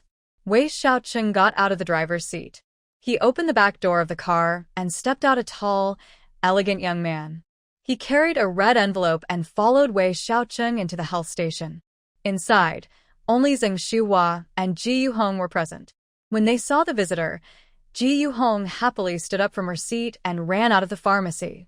She approached the elegant man and asked, "Comrade Yao, what brings you here?" "Comrade Ji, long time no see. Yao is Yao Wenkong, the brother-in-law of Xia Yuanjing. He came here with the Xia family when they were relocated and now works alongside Xia Yuanjing." He gave Ji Yuhong a friendly, neighborly smile and looked around the room, then asked, "Is Yun Qingwan here?" Ji Yuhong looked at the package in Yao Wenkong's hand, her smile stiffening on her face. "What are you here for?" "I'm here on behalf of Yuanjing to talk with Comrade Yun Qingwan about their marriage." After Yao Wenkong finished speaking, he opened the package, revealing red silk inside. "This is fabric that Yuanjing bought for Comrade Yun Qingwan, so she can make a wedding dress." "Is she not here?" Ji Yuhong was stunned. What did she hear? Yun Qingwan is going to marry Xia Yuansheng and she didn't know? What should she do now? Zheng Shuhua was also surprised. Yun Qingwan had been here for so long, and she never mentioned Xia Yuansheng. Why is she planning to marry him? She stepped forward and asked, "Comrade Yao, are you sure you have the right person? Does Yun Qingwan know you?" Wei Xiaoqing explained first. "Yun Qingwan used to be my younger sister. Before she lost her memory, she was engaged to Xia Yuansheng. Now that they are of marriage age, I, as her brother, have set a wedding date for them. Today, I came specifically to tell her." After hearing this, Zheng Shuhua looked at Ji Yuhong, whose eyes were brimming with tears, and felt a cold chill in her heart. As far as she knew, Ji Yuhong liked Xia Yuansheng very much. Now, Xia Yuansheng was engaged to Yun Qingwan. She was worried that Ji Yuhong, being so petty, wouldn't let this go easily. "Sit for a while. I'll go find Wenwan to come here." Yao Wenkong nodded. "Thank you, Dr. Zheng. No trouble at all." Zheng Shuhua smiled faintly and quickly ran to the vegetable field at the farm. Yun Qingwan was helping Uncle Yun water the vegetables when she heard the names Wei Xiaoqing and Yao Wenkong. Her gentle expression suddenly turned cold. She followed Zheng Shuhua to the health station. As soon as she stepped inside, Wei Xiaoqing's smile was forced. "Little sister, long time no see." Yun Qingwan looked at him coldly. "Stop trying to act close. I already know your purpose. Go back and tell Xia Yuanqing to come and discuss the marriage himself. In her previous life, she only learned embroidery after having a child." Xia Yuanqing asked her to make a wedding dress, which was a clear sign that he knew she had been reborn, just like him. "Fine, then let's stop pretending." But her words crushed Ji Yuhong, who still held a faint hope, leaving her feeling deeply disappointed. Yun Qingwan, I didn't just steal the spotlight from you. I am also taking your love. I will not let you go easily. Wei Xiaoqing originally saw that Fu Yaozhou liked Yun Qingwan, so he naturally thought they were lovers. When he arrived here, he followed Fu Yaozhou's instructions to prepare to marry Wei Jinyao to Xia Yuanjing. Unexpectedly, Xia Yuanjing didn't care about the Wei family at all. He even gave him 2 conditions. First, to represent the Wei family and confirm Yun Qingwan's marriage match with Xia Yuanjing. Second, to kill Wei Jinyao so she wouldn't become an obstacle in this marriage match. These 2 demands were also conditions for him not to work on the farm anymore. Compared to Fu Yaozhou's false promises, Xia Yuanjing offered real benefits. He would definitely listen to Xia Yuanjing. Although he couldn't guess why Xia Yuanjing, who had never met Yun Qingwan, insisted on marrying her. But for his own future, he must make Yun Qingwan marry Xia Yuanjing. Thinking of this, Wei Xiaoqing's attitude softened a little. Wanwan, my mother killed your mother and my parents also died. We're even now. Just because we share the same maternal grandfather, let's put the past behind us.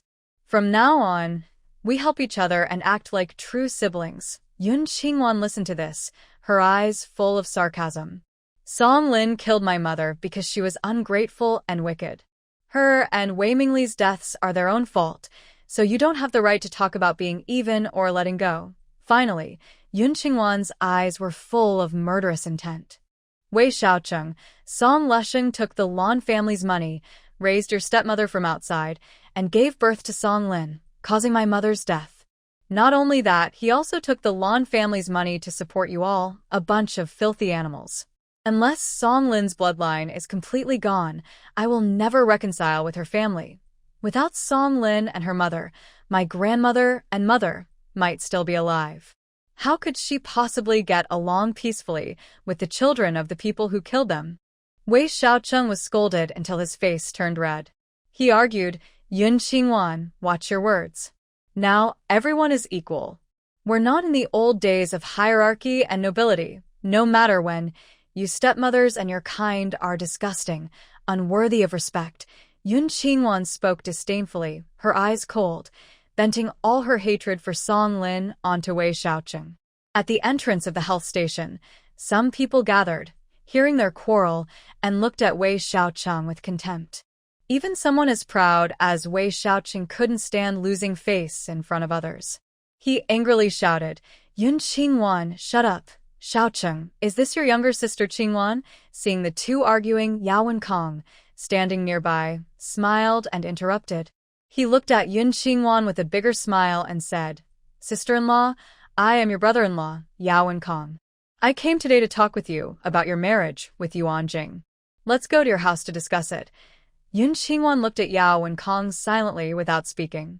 Yao Wenkong is the eldest son-in-law of the Xia family and their most loyal supporter. It can be said that the Xia family's success is largely thanks to Yao Wenkong. Because of this, Xia Yuanjing will trust Yao Wenkong even more in the future.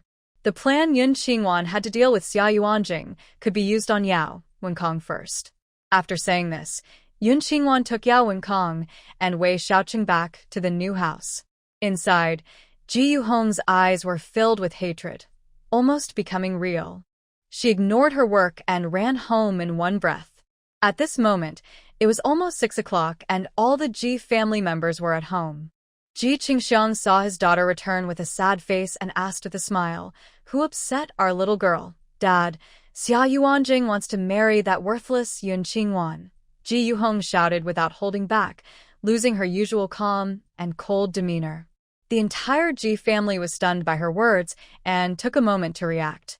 Ji's mother, knowing her daughter's feelings for Xia Yuanjing, hurriedly asked, Who told you that? Yun Qingwan has been here for a long time, but I've never heard her mention this. She's Xia Yuanjing's childhood betrothed. She couldn't clearly explain what exactly happened, so she just told her family what she heard and guessed. That's Xia Yuanjing. Our family helped him so much, and now he wants to dump my sister? Impossible. Big brother Ji Weidong, after hearing his sister's story, roared and pounded the table twice before rushing out. I'm going to find him and get justice for my sister. Ji Qingxiang, with a grim face, threw a teacup at his eldest son's back. Stupid fool. All you know is brute force. Ji Yuhong's face was tear-streaked, and her eyes were full of hatred. Big brother, he's not even dating me. Why are you going to find him? From the beginning to the end, she liked Xia Yuanjing. It was also their family's secret plan to marry her off, but the Xia family never said they wanted to marry her. How could they have the face to cause trouble for Xia Yuanjing? Ji Weidong turned around, his eyes wide like a cow's, gasping as he asked, "So, what do you suggest we do?" Ji Qingxiang didn't speak. Xia Yuanjing was no longer the same person as before. He was no longer begging for protection from him. Even if he helped with some things, if those matters were reported, he might end up worse than Xia Yuanjing. If they could marry, then he would use those leverage points to get other benefits. He looked at Ji Yuhong. In a few days, I'll go to the General Military District to ask Xia Yuanjing. If you really can't make it work, ask him to find a way to transfer you to work at the General Military District.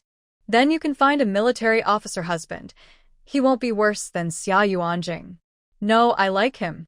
I want to marry him. Yuhong cried as she ran into her bedroom. She hadn't thought Xia Yuanjing was that good before, but in the past 6 months, just hearing his name made her heart race. Anyway, she couldn't marry such an excellent man as Xia Yuanjing. She'd rather die. Ji Weinan, who hadn't spoken, smiled mischievously. It's not a big problem. Once he marries Yun Qingwan, his sister can marry Xia Yuanjing. Over at Yun Qingwan's place, Yun's mother and second aunt were angry and confused about the sudden visit from Yao Wenkong and Wei Xiaoqing.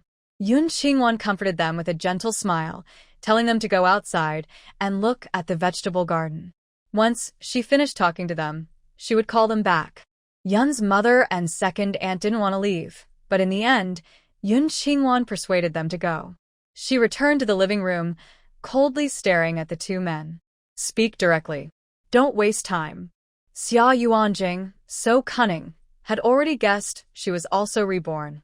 There was no need for her to pretend with him or his people, as long as he didn't realize she had space and supplies. Yao Wenkong still smiled kindly, like a neighbor's older brother, but his gaze flicked at Wei Xiaoqing. Wei Xiaoqing took out a photo from his pocket. It showed Yun's father working at the bottom of a coal mine. Yun Qingwan, I won't beat around the bush. Hand over your missile album. We'll arrange for your father to work on the surface. His younger sister, Ming Xilan, heard at the research base that Yun Qingwan has a missile catalog, and she asked Xia Yuanjing to get it for her. Xia Yuanjing gave him a photo and told him to find Yun Qingwan. He said that once Yun Qingwan saw the photo, she would give him the missile catalog. Yun Qingwan took the photo. Her father's once tall figure now looked hunched, and his eyes lacked any sparkle. He was wearing torn clothes, and his body was so dirty that it was hard to see his original skin color. Yun Qingwan couldn't hold back her tears, which fell rapidly, but she clenched her teeth in anger. You're really so mean. Wei Xiaoqing looked at her furious roar like a trapped animal and let out a satisfied smile.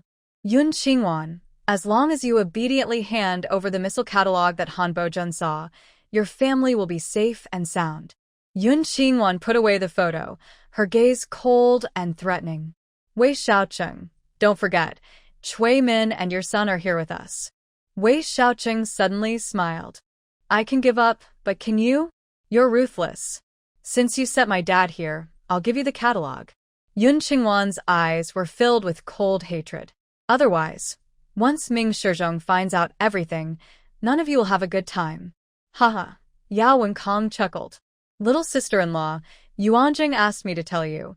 He said he can't stand any threats from others. He also said that since you're here, you should stay with your family and wait until he's done with his work, then he'll come marry you. He's also thought of a name for your child, Summer Yunza. Yun Qingwan's trembling hands lowered, and her eyes darkened with murderous intent. Xia Yuanjing's words told her that, after living so long, they all understand each other. There's no need for pointless struggle. Fine. Let's see who's more ruthless. Get lost. I don't want to see you. If you want a catalog, have Xia Yuanjing come talk to me himself. Yao Wenkong stood up, his smile deepening. I heard that Fu Yaozhou brought back a batch of donated machines from overseas, but they were intercepted by pirates, and he drowned at sea. Yuan Jing is worried sick about this, so he doesn't have time to see you. We're leaving at 6 tomorrow morning. Don't disappoint us. Get lost. Hurry up and leave. Yun Qingwan, in a fit of rage, grabbed a broom at the door and started smashing it toward the two people, acting like a helpless but furious person. Yao Wenkong and Wei Xiaoqing were not afraid. Instead, they laughed loudly and left the yard. After they left, Yun Qingwan quickly calmed down and regained her composure. Yao Wenkong said she didn't believe what Fu Yaozhou had told her. Not only the energy pills that could bring someone back to life, but also the high-tech weapons in the space could handle all the weapons in the world. He was sure she wouldn't be so useless as to die in the sea. Thinking this, Yun Qingwan still couldn't help but worry. She was afraid that Xia Yuanjing, the demon, was even crazier and more ruthless than in her past life. Outside, Yun Mama, second aunt, and Yun's second uncle, who had received news and returned, saw Yao Wenkong and Wei Xiaoqing leave. They hurried into the yard. Before they could ask, Yun Qingwan explained directly. Xia Yuanjing was arranged by the Wei family as a marriage match for Wei Jinyao. Now that Wei Jinyao is dead, Wei Xiaoqing and Xia Yuanjing want me to accept this marriage. What? How can there be such shameless things? You're not from the Wei family, and you have a grudge against them. Where does he get the nerve to force you into this marriage? Now that marriage is free, if he dares to force you, we will report him. The three of them were furious, wishing they could tear Xia Yuanjing and Wei Xiaoqing apart. Yun Qingwan smiled and comforted them. Don't worry. This won't happen. It just needs your cooperation. For now, accept this marriage. When Fu Yaozhou returns, there will be a solution. Yun Mama disagreed. Will it affect your reputation? The Fu family. Will they look down on us? Mom, if the Fu family looks down on this, then I might as well spend my whole life with you all. Yun Qingwan hugged her hesitant mother and continued, Xia Yuanjing insists on this marriage because of my biological father. His name is Ming Shizhong, a high-ranking officer in the military district. Xia Yuanjing just wants to use me to climb higher. Fu Yaozhou won't let him get away with it. Except for Yun Dege, no one in the Yun family knew she was Ming Shizhong's daughter. If it weren't to comfort her mother, second uncle, and second aunt, she wouldn't bother explaining. The three looked at each other, shocked and confused. Second uncle frowned and asked, then why haven't you acknowledged each other? He didn't want to send away the daughter exchanged by Song Lin. He said his Ming family doesn't lack daughters. If I wanted to go back, he would support me, but he wouldn't make it public. Cloud Qingwan spoke very calmly. Whether Ming Shizhong knew about this or not, she assumed it was his intention until it was clearly discussed. Mother Yun was so angry at her words that her eyes turned red. He doesn't care. We care. I raised this precious child with so much effort, and I wouldn't give her to him easily. Second Aunt Yun also angrily rolled up her sleeves. Yes, whether it's the Wei family or your high-ranking father, we don't care. You are our Yun family's treasure. Anyone who bullies you, Second Aunt will be angry. Yes, thank you, Second Aunt, for caring for me. Yun Qingwan hugged her aunt's neck and affectionately rubbed against her. When my brother-in-law moves to the southern farm, we will stay in this yard, waiting for Fu Yaozhou to pick us up. Second Aunt Yun also affectionately held Yun Qingwan. Looking at the spacious, new yard, she didn't feel the hardships of the Northwest. But she was worried about the eldest uncle going alone to dig coal. It would be so good if your dad could come here with us. Fu Yaozhou won't let my dad suffer, Yun Qingwan said. She felt very guilty inside, but she had to be patient now. In her previous life, Xia Yuanjing hated her resistance the most. Even after rebirth, her nature couldn't be changed.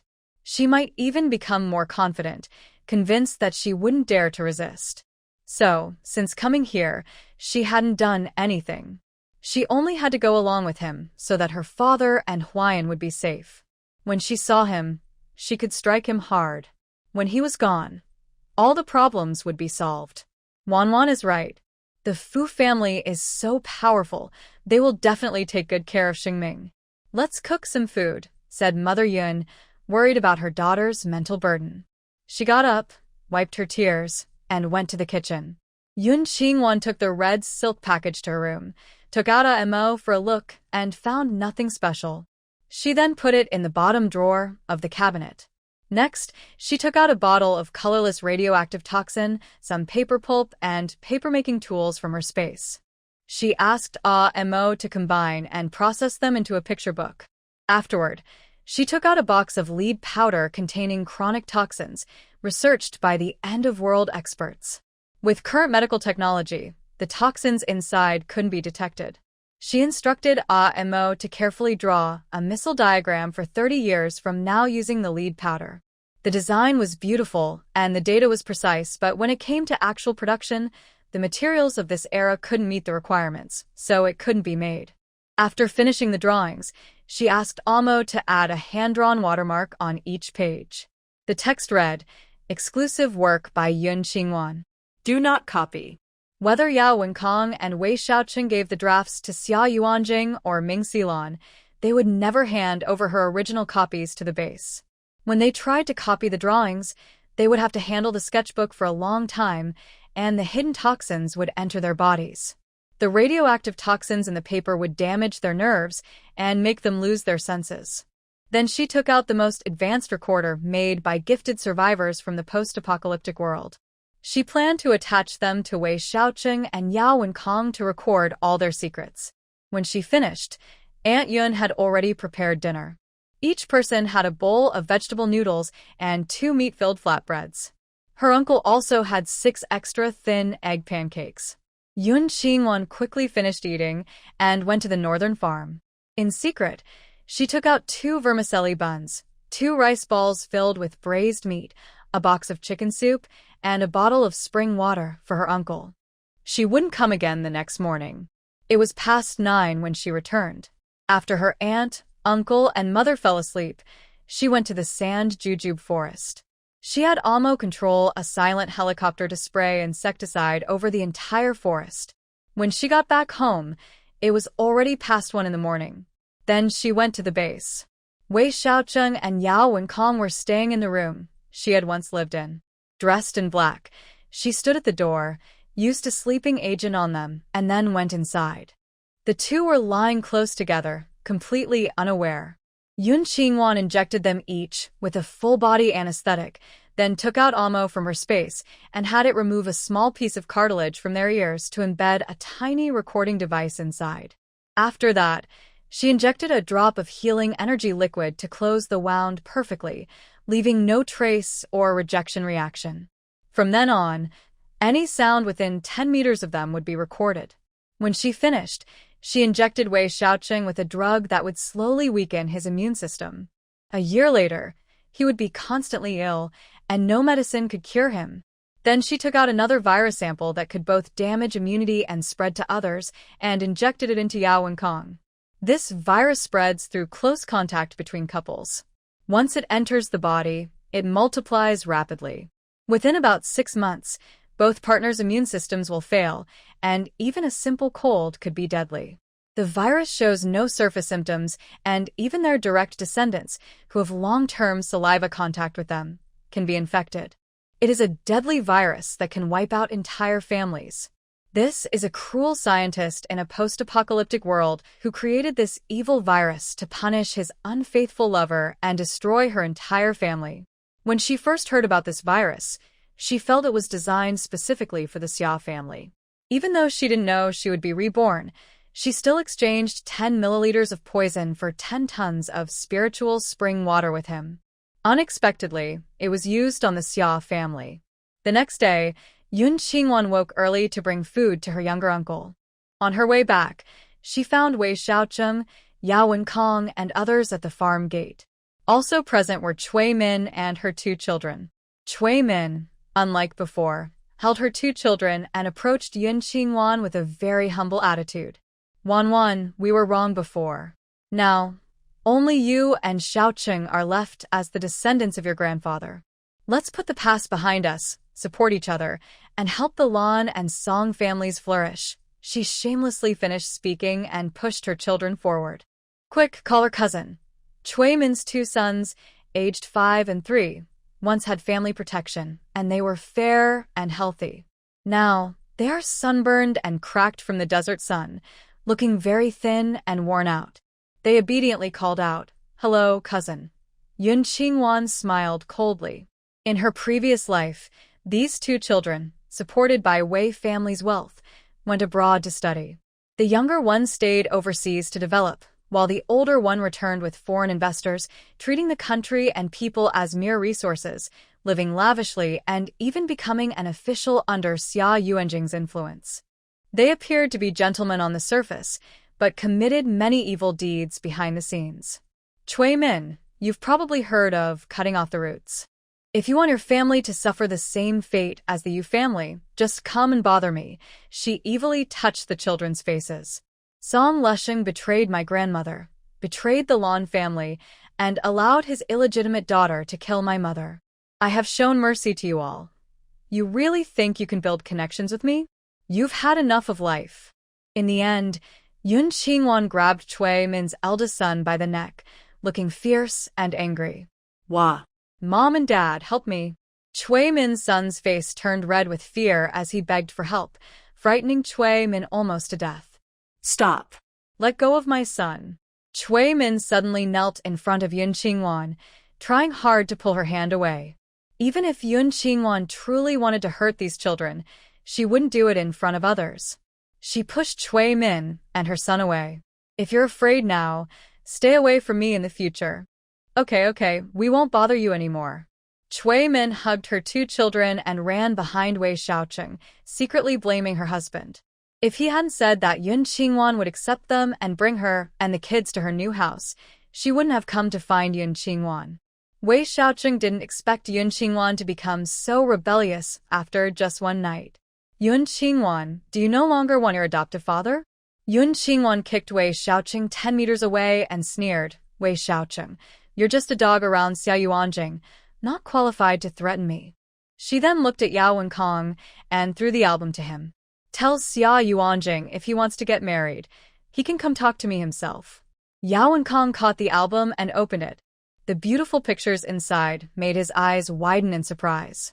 How could anyone draw such beautiful missiles? If these designs were made into real weapons, the person who drew this album would be famous forever.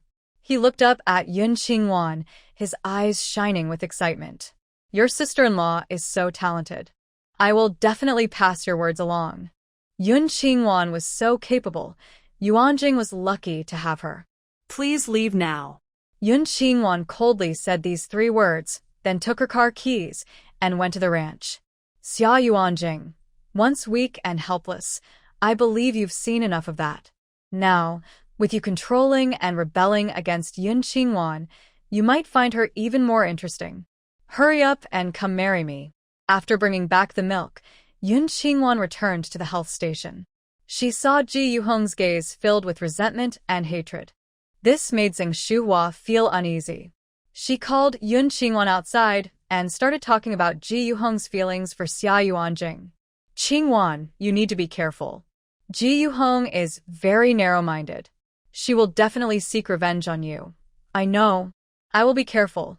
Qingwan just checked and saw that Ji Yuhong was still wearing the watch she gave her.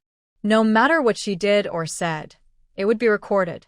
If she really did something illegal, it would be her own fault. Seeing Qingwan so calm, Zheng Shuhua could only watch quietly. One day passed peacefully, and Ji Yuhong did nothing. The next morning, second Aunt Yun got up early to make red date millet porridge, egg pancakes, steamed sponge cake, stir-fried vegetables, and cold spinach. Qingwan gave each of her mother and others a jar of yogurt, then went to deliver food to her brother-in-law, and afterward, she went to get milk. Back at school, she handed in the milk. Just then, Wenxi returned from the general military region with 2 large barrels of gasoline.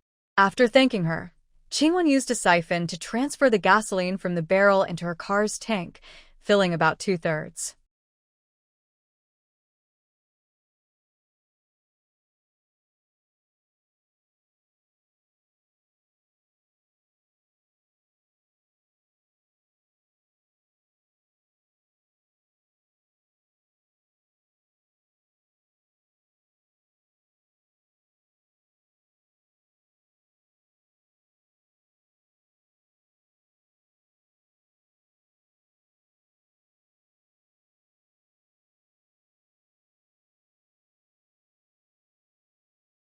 Back at the health station, she just happened to meet Ji Yuhong arriving. Out of politeness, Qingwan greeted her. Good morning. Ji Yuhong didn't reply, her eyes filled with cold hatred, and she strode into the pharmacy. Qingwan frowned. She's just a man. Is it necessary to hold such deep resentment? It seems she needs to warn her mother, second aunt, and second uncle to be more cautious around her. Sitting in the pharmacy, Ji Yuhong looked at Qingwan with obvious hostility in her eyes. If it weren't for her father's help, Xia Yuanjing would still be just a poor worker sent to the farm for reform. Why is it that now he's successful and famous, and instead of repaying her family first, he's marrying someone else? Qingwan, this is all your fault. If you were gone, Xia Yuanjing wouldn't have to marry you. Cloud Qingwan, I want you to disappear from here. Ji Yuhong was angry inside for a long time. She looked at the medicines she managed and had a fierce thought.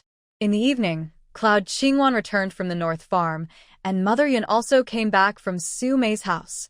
Su Mei's daughter doesn't cause trouble at night, and with Guxing Yuan taking care of her at night, Mother Yun decided not to stay overnight. At dinner, Cloud Qingwan told the three about Ji Yuhong and gave them a watch with a tracking device and a signal flare. The three were scared last time by Yu Qing's woman, and hearing that Ji's family had bad intentions, they became very worried. After accepting the two items, they promised to stay alert all the time.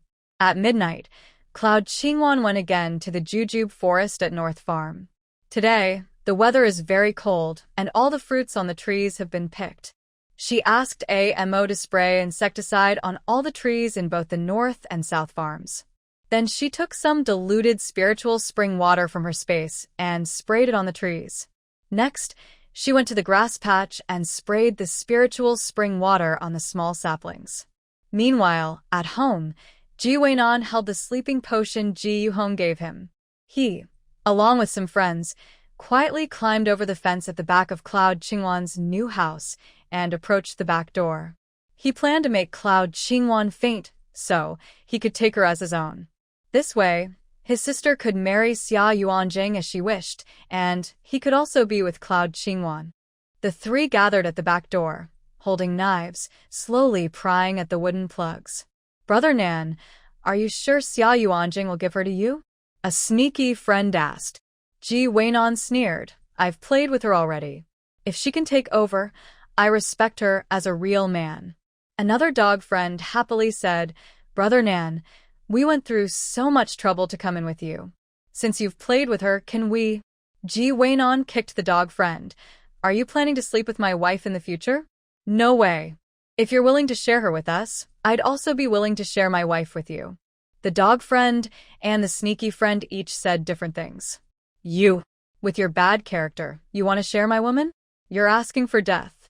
Ji Weinan kicked the willing to share friend hard. Brother, I was joking.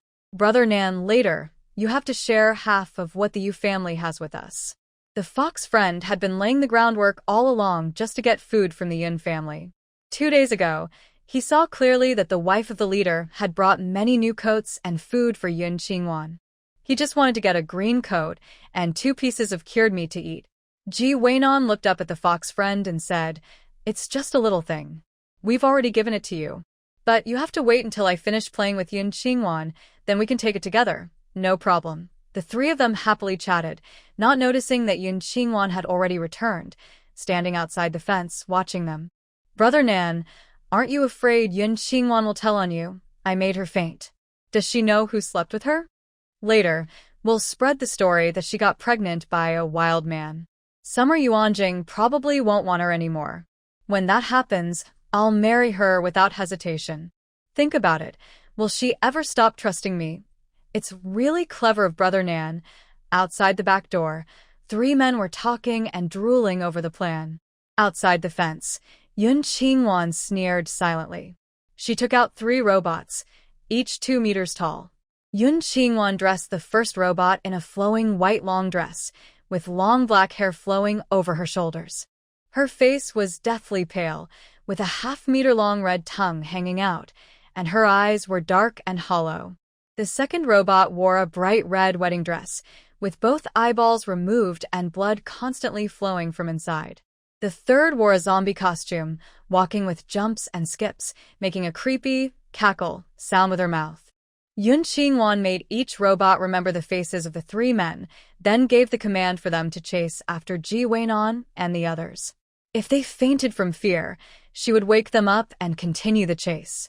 They would keep going until the three men went crazy and stopped. All three robots had high intelligence. After receiving Yun Qingwan's instructions, they suddenly appeared behind the three men and patted their shoulders. Ji Weinan turned around and faced the female ghost in a bright red wedding dress with blood streaming from her eyes.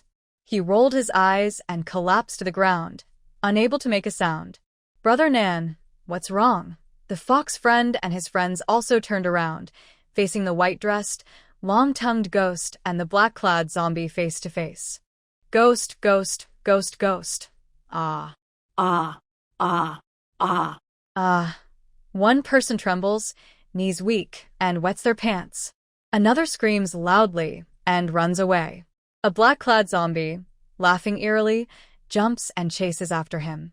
The white-clad ghost holds the shoulder of the person who wet their pants, lifts him up, and jumps over 3 meters out of the backyard.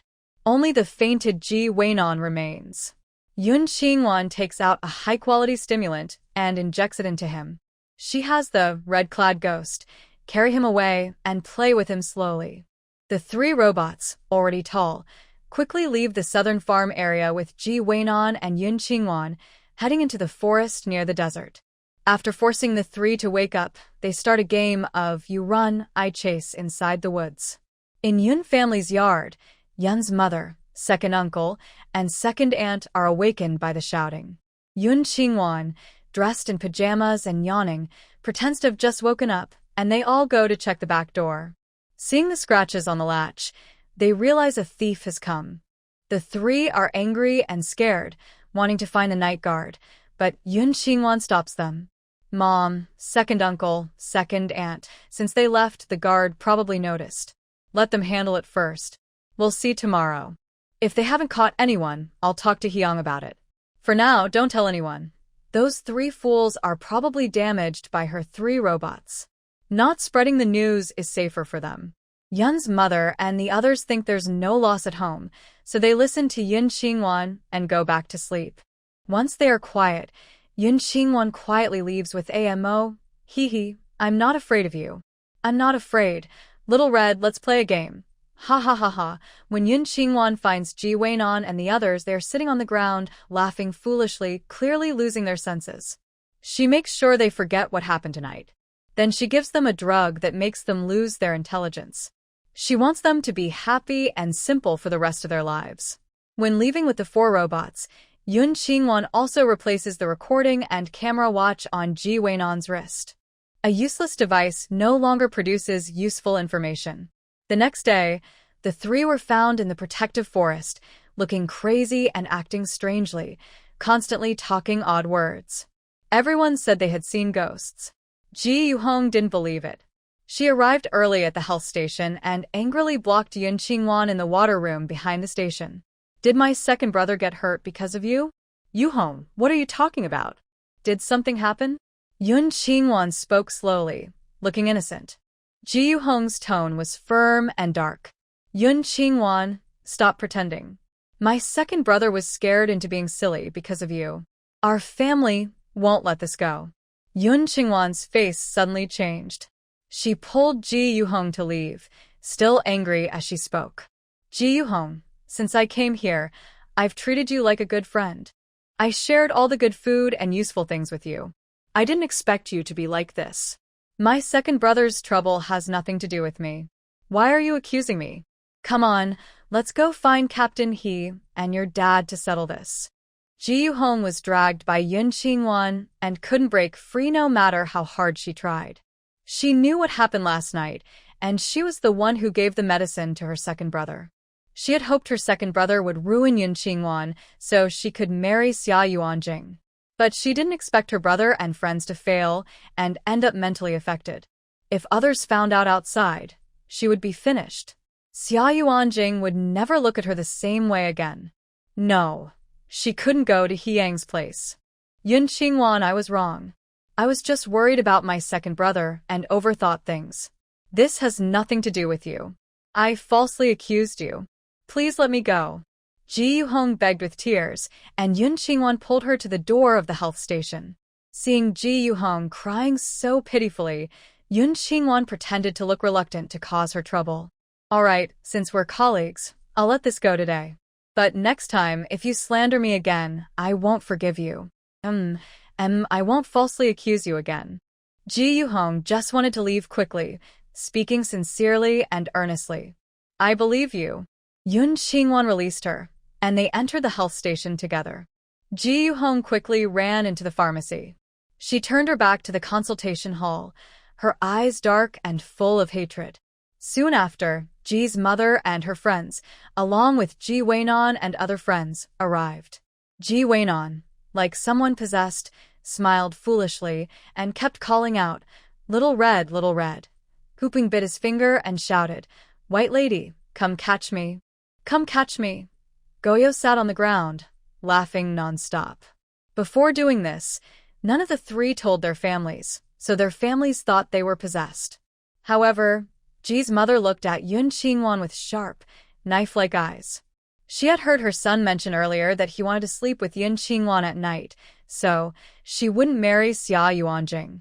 She suspected that Yun Qingwan scared her son last night, but if she told anyone, only her family would suffer.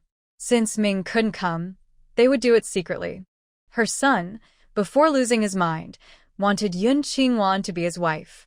So, she planned for old Ji to control her mother, uncle, and aunt, forcing Yun Qingwan to marry her son and serve the Ji family forever. Zheng Shuhua examined Ji Weinan and the others' pulses for a long time. All three were healthy, with no problems. She sighed heavily and said, "You should take them to the main military hospital for scans. Probably, they were so scared that their nerves were affected. In my opinion, we should find a spiritual healer to help them. It looks like their spirits have been shaken." Hupeng's mother insisted her child was possessed and needed someone skilled in spiritual practices to exorcise the evil. Goyo's family thought the same, but dared not say it aloud. Now, they couldn't rely on superstition. Ji's mother looked at Yun Qingwan and asked pointedly, "Dr. Yun, what do you think is wrong with my son? I heard the three were found in the protective forest.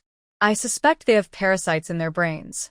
Take them to the main military hospital for scans and an ultrasound. The cause should be clear." Yun Qingwan spoke calmly, professionally, and seriously. Even if Ji's mother doubted her, she couldn't argue.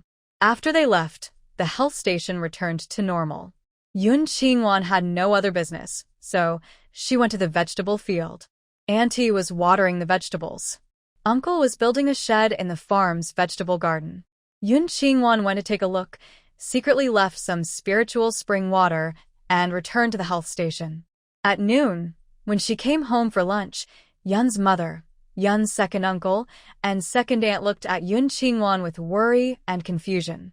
Yun Qingwan saw they wanted to know what happened to Ji Weinan and the others last night. She blinked and looked innocent. "I don't know what happened. Maybe I really saw a ghost. How could she let her family know that her way of revenge was so dirty?" Mom Yun and the others didn't suspect her. Instead, they warned her not to talk about what happened last night. Yun Qingwan nodded obediently. "It won't be a problem." 2 days later, around 4 in the afternoon, Jiang Jianqing and 2 soldiers brought in a dying elderly woman on a stretcher. The woman's hair was half white, and her face was covered with black patches of skin that looked scary and sad. Behind them, there was a pretty young girl. Zheng Shuhua looked at Jiang Jianqing in confusion. "Captain Jiang, what are you doing?" "I'm here to ask Dr. Yun for help." Jiang Jianqing waved his hand, signaling the soldiers to carry the woman into the health station. The girl also followed inside. She looked around the room, her delicate eyebrows furrowed tightly. "Can this small place really cure my mother?" Yun Qingwan glanced at the woman and asked Jiang Jianqing, "Is she Captain Cheng's wife?" Jiang Jianqing nodded seriously. "Yes, this is Comrade Lin Rong, Captain Cheng's wife." "Look, do you think she can be cured?" Everyone in the South and North farms knew about Lin Rong's skin cancer. Hearing this, Zheng Shuhua looked at Yun Qingwan in surprise. Cancer in the intestines can be cut out, so can skin cancer? Would that mean peeling off a layer of Lin Rong's skin?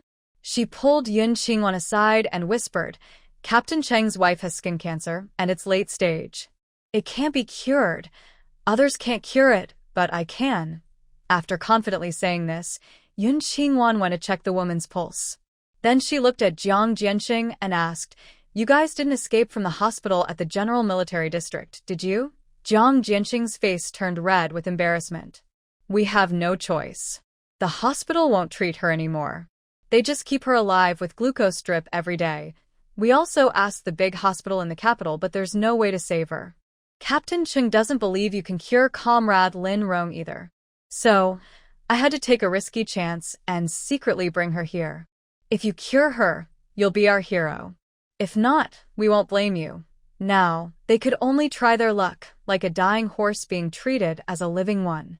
After listening in the evening, Yun Qingwan glanced at the young girl, who looked about 14 or 15 years old, with a gentle face but tired eyes and brows. The girl also looked at her and asked, You look so young. Can you really cure my mother? Jiang Jinxing quickly explained, Dr. Yun, this is Cheng Tuan's daughter, Cheng Zilin. She has come to take care of Comrade Lin Rong. Hello, my name is Yun Qingwan. Yun Qingwan gave Cheng Zilin a comforting smile. I learned my method from old books. I give herbal soup 3 times a day. After a month, you'll see some results. To be fully cured, she might need to drink medicine for half a year. There's an empty room in my new house. If you don't want to climb stairs, you can move there. I won't charge you for medicine, living expenses, or accommodation. I only have one small request. After a month, when Comrade Lin Rong is better, you need to transfer my little uncle to the Nanyang farm. Although both farms involve work, the Nanyang farm starts early at around 6 in the morning and returns around 6 in the evening. They work 3 or 4 hours less each day than at the North farm. The meals are more varied and the management is gentler. Most importantly, her little uncle can eat well and sleep well there. She also doesn't need to send food or water anymore. Additionally, Su Mei is almost a month old, so her mother doesn't need to care for her every day. When the health station gets busy, second aunt helps out, so her mother seems less needed. Staying at Yun Qingwan's place would definitely be more comfortable than at the health station. Jiang Jianxing agreed almost immediately. Then I'll stay at your place. As soon as Lin Rong gets better, I'll find a way to solve your little uncle's situation. All right, but if you're lying, I won't treat her after a month. After saying that, Yun Qingwan poured a glass of spiritual spring water and fed it to Lin Rong. Then she took Jiang Jianxing and the others to her new house. Xing Shuhua was worried, fearing Yun Qingwan wouldn't be able to cure her. Ji Yuhong, on the other hand, watched with a cold, amused smile. She knew that the team leader's wife was involved, and if Yun Qingwan failed, it would be trouble for her. Passing by the vegetable garden, Yun Qingwan happened to see Second Aunt Yun. She waved and called out, Second Aunt, come back for a moment. Second Aunt Yun heard and ran over. Seeing the dark spots on Lin Rong's face, she guessed it was the team leader's wife. She didn't ask anything and followed Yun Qingwan back to the new courtyard, arranging Lin Rong and her daughter in the bedroom next to hers. Then she went to the kitchen and cooked a bowl of egg noodles for Jiang Jianxing, Cheng Zilin, and the 2 soldiers. In the main hall, after hearing Yun Qingwan promise she could cure the illness, Jiang Jianxing took out 100 yuan. I can't let you suffer losses. This is part of the medical fee. I'll bring more food tomorrow night. If you have any other requests, just tell me. Yun Qingwan didn't ask for money. It's just for 2 people to eat. I can afford it. You don't need to hide anything from Commander Cheng. I believe he doesn't want his wife to leave. I won't let you down either. These words made Cheng Zilin, who had been tense, suddenly start crying. Big sister, I believe you can cure my mother. As long as you do, I will do anything you ask. Don't cry. Heaven will bless good people. Yun Qingwan took out a handkerchief and gently patted her head. At that moment, Aunt Yun brought 4 bowls of vegetable and egg noodles. Commander Jiang, Miss Cheng, comrades, we have nothing special to offer. Please have some noodle soup. The 4 of them had left the General Military District early in the morning, traveled all day, and were cold and hungry. The smell of noodles and fried eggs made their mouths water. After expressing thanks, they started eating eagerly. After the meal, Jiang Jinxing led the two soldiers to carry 4 large bundles from the car, Lin Rong and Cheng Zilan's clothes and bedding. After giving a few instructions, he took the people and the car, preparing to return to the North Farm. Yun Xingwan took a thermos of spring water and 2 boiled eggs, 6 sweet buns, and caught up with Jiang Jinxing. Captain Jiang, please give these to my brother-in-law and tell him this pot contains sugar water I made for him. Don't waste it. I'll bring him food tomorrow morning. Jiang Jinxing was speechless. Even if Mei Lidong was truly wronged, he should behave properly now that he was here. Yun Xingwan brought him food and sugar water every morning and evening. How could he refuse? He could only take the eggs, buns, and hot water and leave. Yun Xingwan asked Aunt Yun to stay home and look after Lin Rong and Cheng Zilan. Then she returned to the health station. She drove to the river, fetched water twice, brought 3 packs of herbs, and returned to the new courtyard. She went to the riverbank again to bring back 2 jars of drinking water for her family. In fact, the water was a mix of tap water and spiritual spring water stored in her space. Aunt Yun had already packed up everything in the bedroom where her brother-in-law was staying. All the clothes, shoes, and household items inside were moved to Aunt Yun's room and piled up. She arranged all of Lin Rong's and Cheng Zilan's belongings there. Soon after, Mother Yun also returned. Seeing Lin Rong's appearance, her eyes filled with pity. She and Aunt Yun cooked plain rice porridge in the kitchen, steamed 2 baskets of brown sugar steamed cakes, and 2 baskets of steamed buns. They prepared garlic greens, scrambled eggs with chives, cold spinach salad, 8 salted duck eggs, and a plate of spicy beef chunks bought from outside. When the meal was ready, Uncle Yun, who had been busy in the vegetable garden, also came back. Aunt Yun called Cheng Zilan to the table and told her not to be picky. Cheng Zilan stared at the dishes, surprised. She had grown up mostly at the General Military District and had rarely been here. She had heard that life here was very hard, with daily meals of sorghum rice soup and salted vegetables. Especially in winter, there was no green vegetable to be seen. She wondered how the Yun family could have so many green vegetables. Curious, she asked, "Where do you buy these vegetables?" "They're not bought. We grow them ourselves," Aunt Yun replied proudly. She smiled happily and explained her seaweed method, which made Cheng Zilan's eyes widen in amazement. How could such a miraculous thing happen? The General Military District wasn't short of water, yet they couldn't grow such tender vegetables. She couldn't believe that just relying on her hands, they could grow vegetables. This didn't seem scientific. From her eyes, Yun Xingwan saw the words, "Too shocking." She smiled and said, "Actually, it's not that difficult. It's about watering. Different land needs different amounts of water and fertilizer. My second aunt just happens to know how to control the amount of watering and fertilizing so she can grow these vegetables." Aunt Yun quickly added, Yes, there's a lot of science to it. The soil's pH, air temperature, and humidity all affect plant growth. In the past few days, Yun Xingwan had given Aunt Yun and Uncle Yun 2 books on vegetable and fruit planting. It wasn't really to make them experts in farming, but to make them seem more mysterious and impressive in front of others. The young girl listened with a mix of understanding and confusion but admired Aunt Yun very much. After dinner, she followed Aunt Yun wanting to help clean the kitchen. Aunt Yun naturally didn't let her do heavy work. She boiled some hot water for her to wash up and told her to rest first. The girl insisted on helping, saying, "Aunt, I can do laundry, cooking, and cleaning. I will do a good job." Aunt Yun couldn't refuse.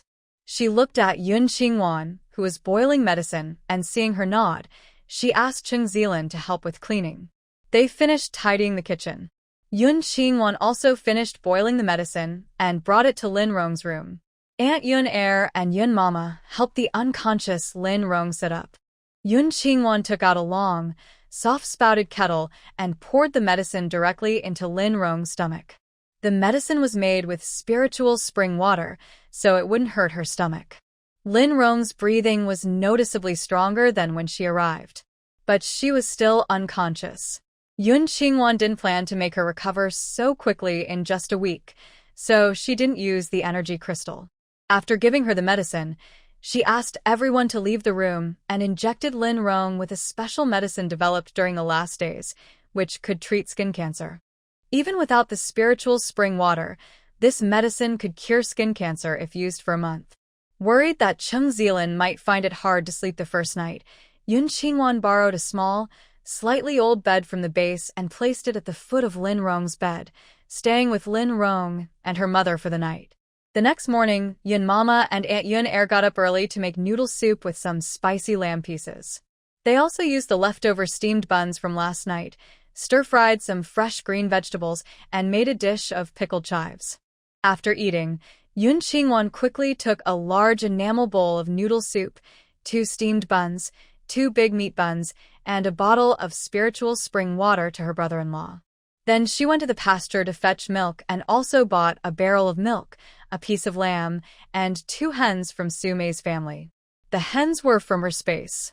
Because Yun Mama sometimes ate at Su Mei's house, she didn't take money from Su Mei. Su Mei felt a bit embarrassed, but silently appreciated this kindness.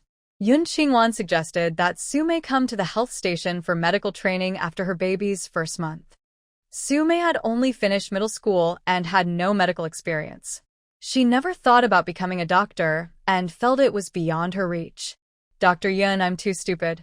I can't learn this," Yun Qingwan gently advised her. "Medicine is broad and deep, but it's not hard to learn. It depends on whether you want to learn it or not. I'll get you a set of beginner medical books. You can start reading them. If you find it interesting after your baby's 1-month celebration, bring the child to the clinic and we can teach you. If you don't learn it in a year, we can try for 3 years. There will always be a time when you understand. The doctor's salary is quite good and they are respected." Su Mei naturally thought about it. When she heard Yun Qingwan was willing to teach her, she became interested. "Okay, I'll give it a try. At noon, I'll bring the books to you." From this visit to the health station, Yun Qingwan saw that there weren't many people, so she returned to the new courtyard. Inside, only Chung Zilin was there.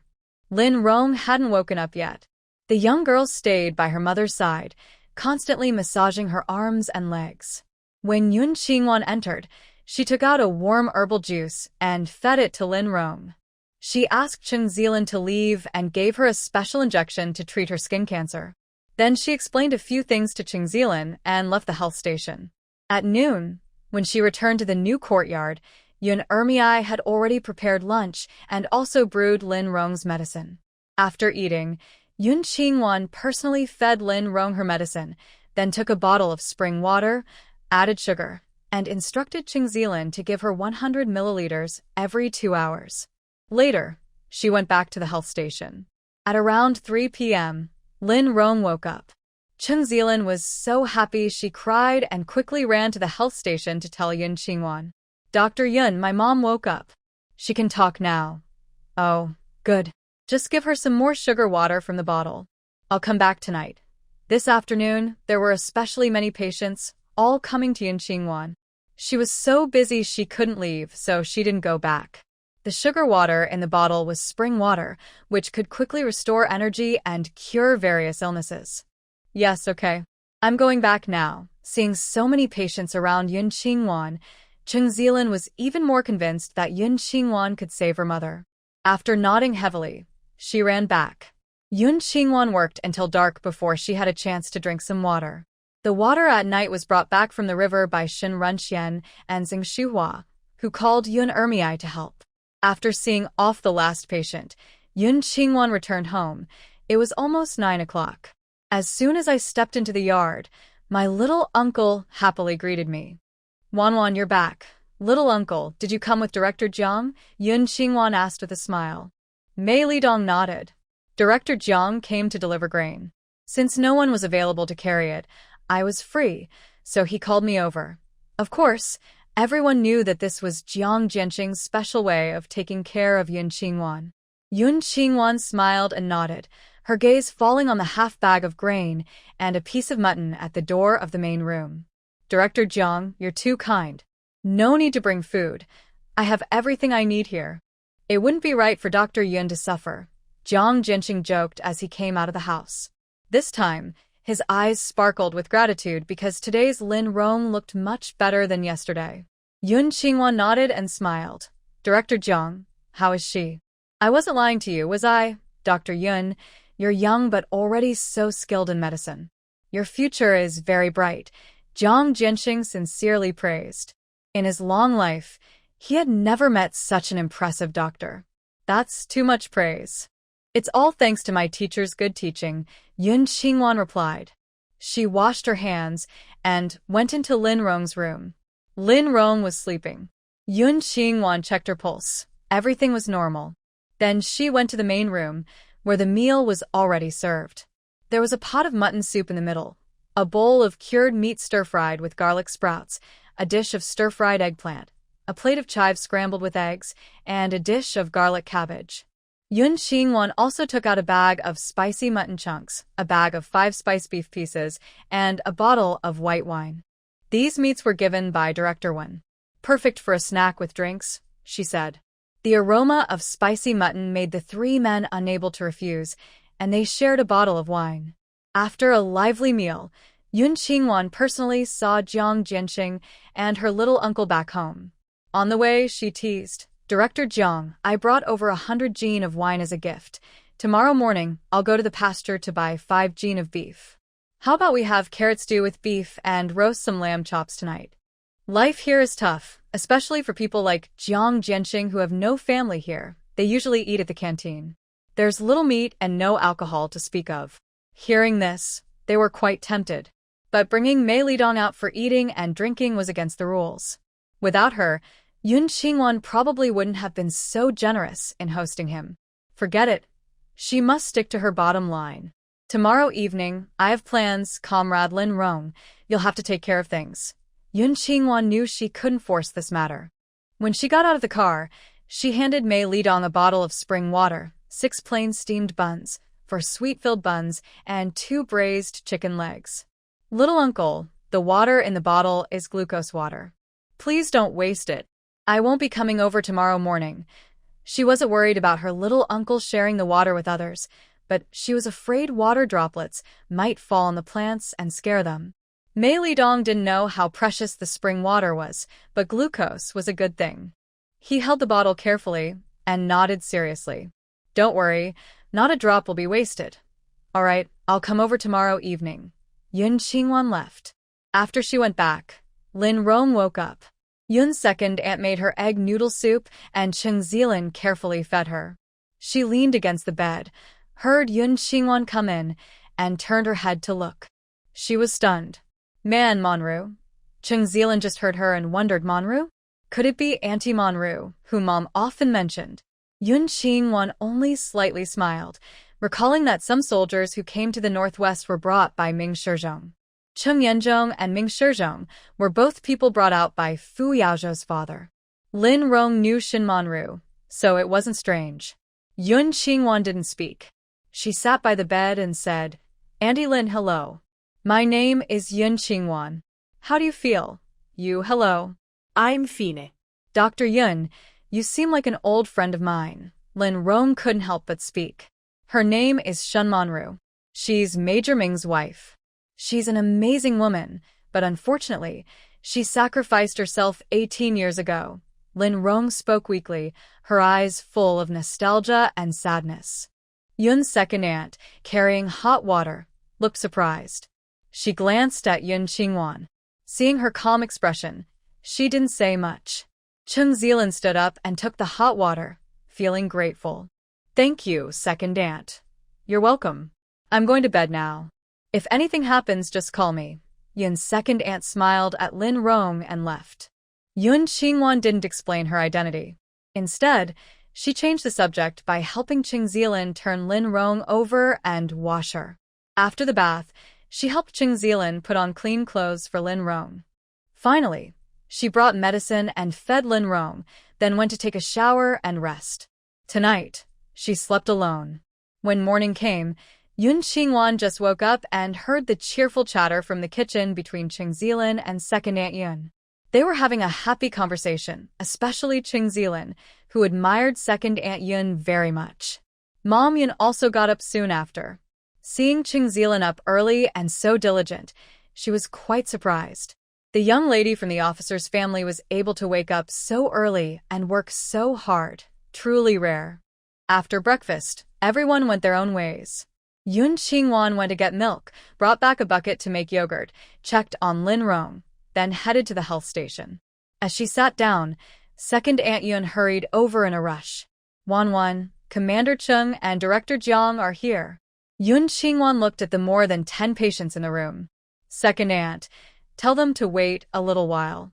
I'll finish my work and then go see them. Okay, I'll go watch over them. Second Aunt Yun hurriedly left again. Yun Qingwan quickly examined the patients. One of them had a very serious gallstone. She took the person to the operating room, used some calming incense, then used the MRI machine from her space to check. She saw that the gallstones inside were large and numerous. Fortunately, removing stones was not difficult, so she scheduled the surgery for the next morning.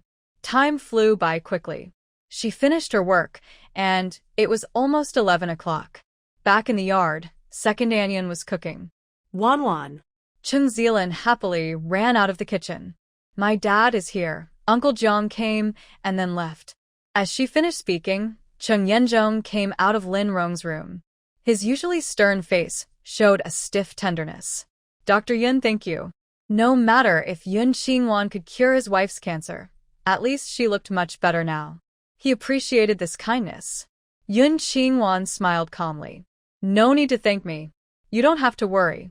Aunt Lin will definitely get better. Cheng Yanzhong didn't fully believe her confident words, but he also hoped his wife would recover. All right, my wife, I'll trouble you. No trouble at all. Yun Qingwan entered Lin Rong's room, where bright, clear light shone on her, fully revealing her features in Lin Rong's eyes. Lin Rong was shocked and opened her mouth wide. You look so much like Dr. Yun. You really resemble an old friend of mine. Yun Qingwan smiled gently and walked over, pouring her a glass of spiritual spring water. Andy Lin, drink some water. Thank you. Lin Rong noticed that every time Yun Qingwan finished her water, her body felt incredibly light and relaxed. She happily took the cup, drank half of it in one go, and then said to Cheng Yanzhong at the door, Dr. Yun looks so much like Monru. When I first saw her, I thought I had gone back over 20 years. When I first met Monru, she was just as young and beautiful. I couldn't take my eyes off her, she added happily. Are you talking about Shin Monru, the lover of Ming Shizhong? Cheng Yanzhong came to his wife's bedside, looking at Yun Qingwan but not showing any particular emotion. When he met Shin Monru, she was already disfigured. He didn't know what she looked like before. Yes. When I met Monru back then, she was about Dr. Yun's age. But she was very cheerful, brave, and thoughtful. She always completed her tasks excellently. We all enjoyed working with her, Lin Rong reminisced, feeling both nostalgic and sad. It's a pity she's gone, and her name still hasn't been cleared, she sighed. Yun Qingwan took Lin Rong's hand to check her pulse. After hearing her words, she quietly took out a recorder and put it in her pocket. She asked curiously, Andy Lin, I love hearing stories about heroes from your generation. Can you tell me what Shin Monru did exactly? There's so much. She fought in the war when she was just 16. She was also the daughter of a wealthy family. Lin Rong's eyes softened as she shared many stories about Lan Xueheng, but she didn't mention her name directly or that she was the daughter of the richest family in Zhongzhou. Because in the past 6 months, she had been mostly unconscious, with little time to learn about the outside world. Plus, the newspapers in the Northwest were limited. There was not a single report about Lan Xueheng's deeds in the Northwest. As a result, many people there didn't know that Lan Xueheng had been exonerated, nor did they know about Yun Qingwan's existence. Due to her unresolved past, she only spoke of Shin Monru's heroic deeds and avoided mentioning her own background, cleverly missing the chance to reunite with her old friend's child. Yun Qingwan only quietly recorded her mother's story, not planning to reveal her own background to them. She then asked Ming Shizhong, someone as high-ranking and powerful as Commander Ming, as he ever looked down on his wife. Don't talk nonsense. Cheng Yanzhong coldly scolded. Commander Ming and Comrade Shen have known each other since they were young. They fought together in the war for many years. Their feelings go beyond ordinary love between a man and a woman. How could he abandon her just because of her appearance? Just like him, he never looked down on Lin Rong, nor did he think of giving up on her. Even if she had passed away, he would never remarry. People's hearts are hard to read. How do you know Ming Shizhong didn't betray Shin Manru? A trace of sarcasm appeared in Yun Qingwan's eyes. Shin Manru disappeared 18 years ago. Did Ming Shizhong ever look for her? If he truly cared, why hasn't he cleared her name? Her constant questioning sounded especially harsh to Cheng Yanzhong. His usually gentle face suddenly fell. Dr. Yun, since you're young and don't understand what happened back then, we won't blame you for speaking out of turn. Please don't talk nonsense in the future. Oh, Lao Cheng, why are you so fierce? Lin Rong glared at Cheng Yanzhong, then gently pulled Yun Qingwan aside and said softly, after Shin Manru's incident, Commander Ming was also affected. Plus, some people deliberately suppressed him. His future was almost ruined. If Director Fu hadn't sent him to the northwest, he might not be alive now. By the end, Lin Rong's tone was very sad, and Yun Qingwan felt a bit moved. Maybe Ming Shizhong really was powerless over the years? Dad, Sister Wanwan, dinner is ready.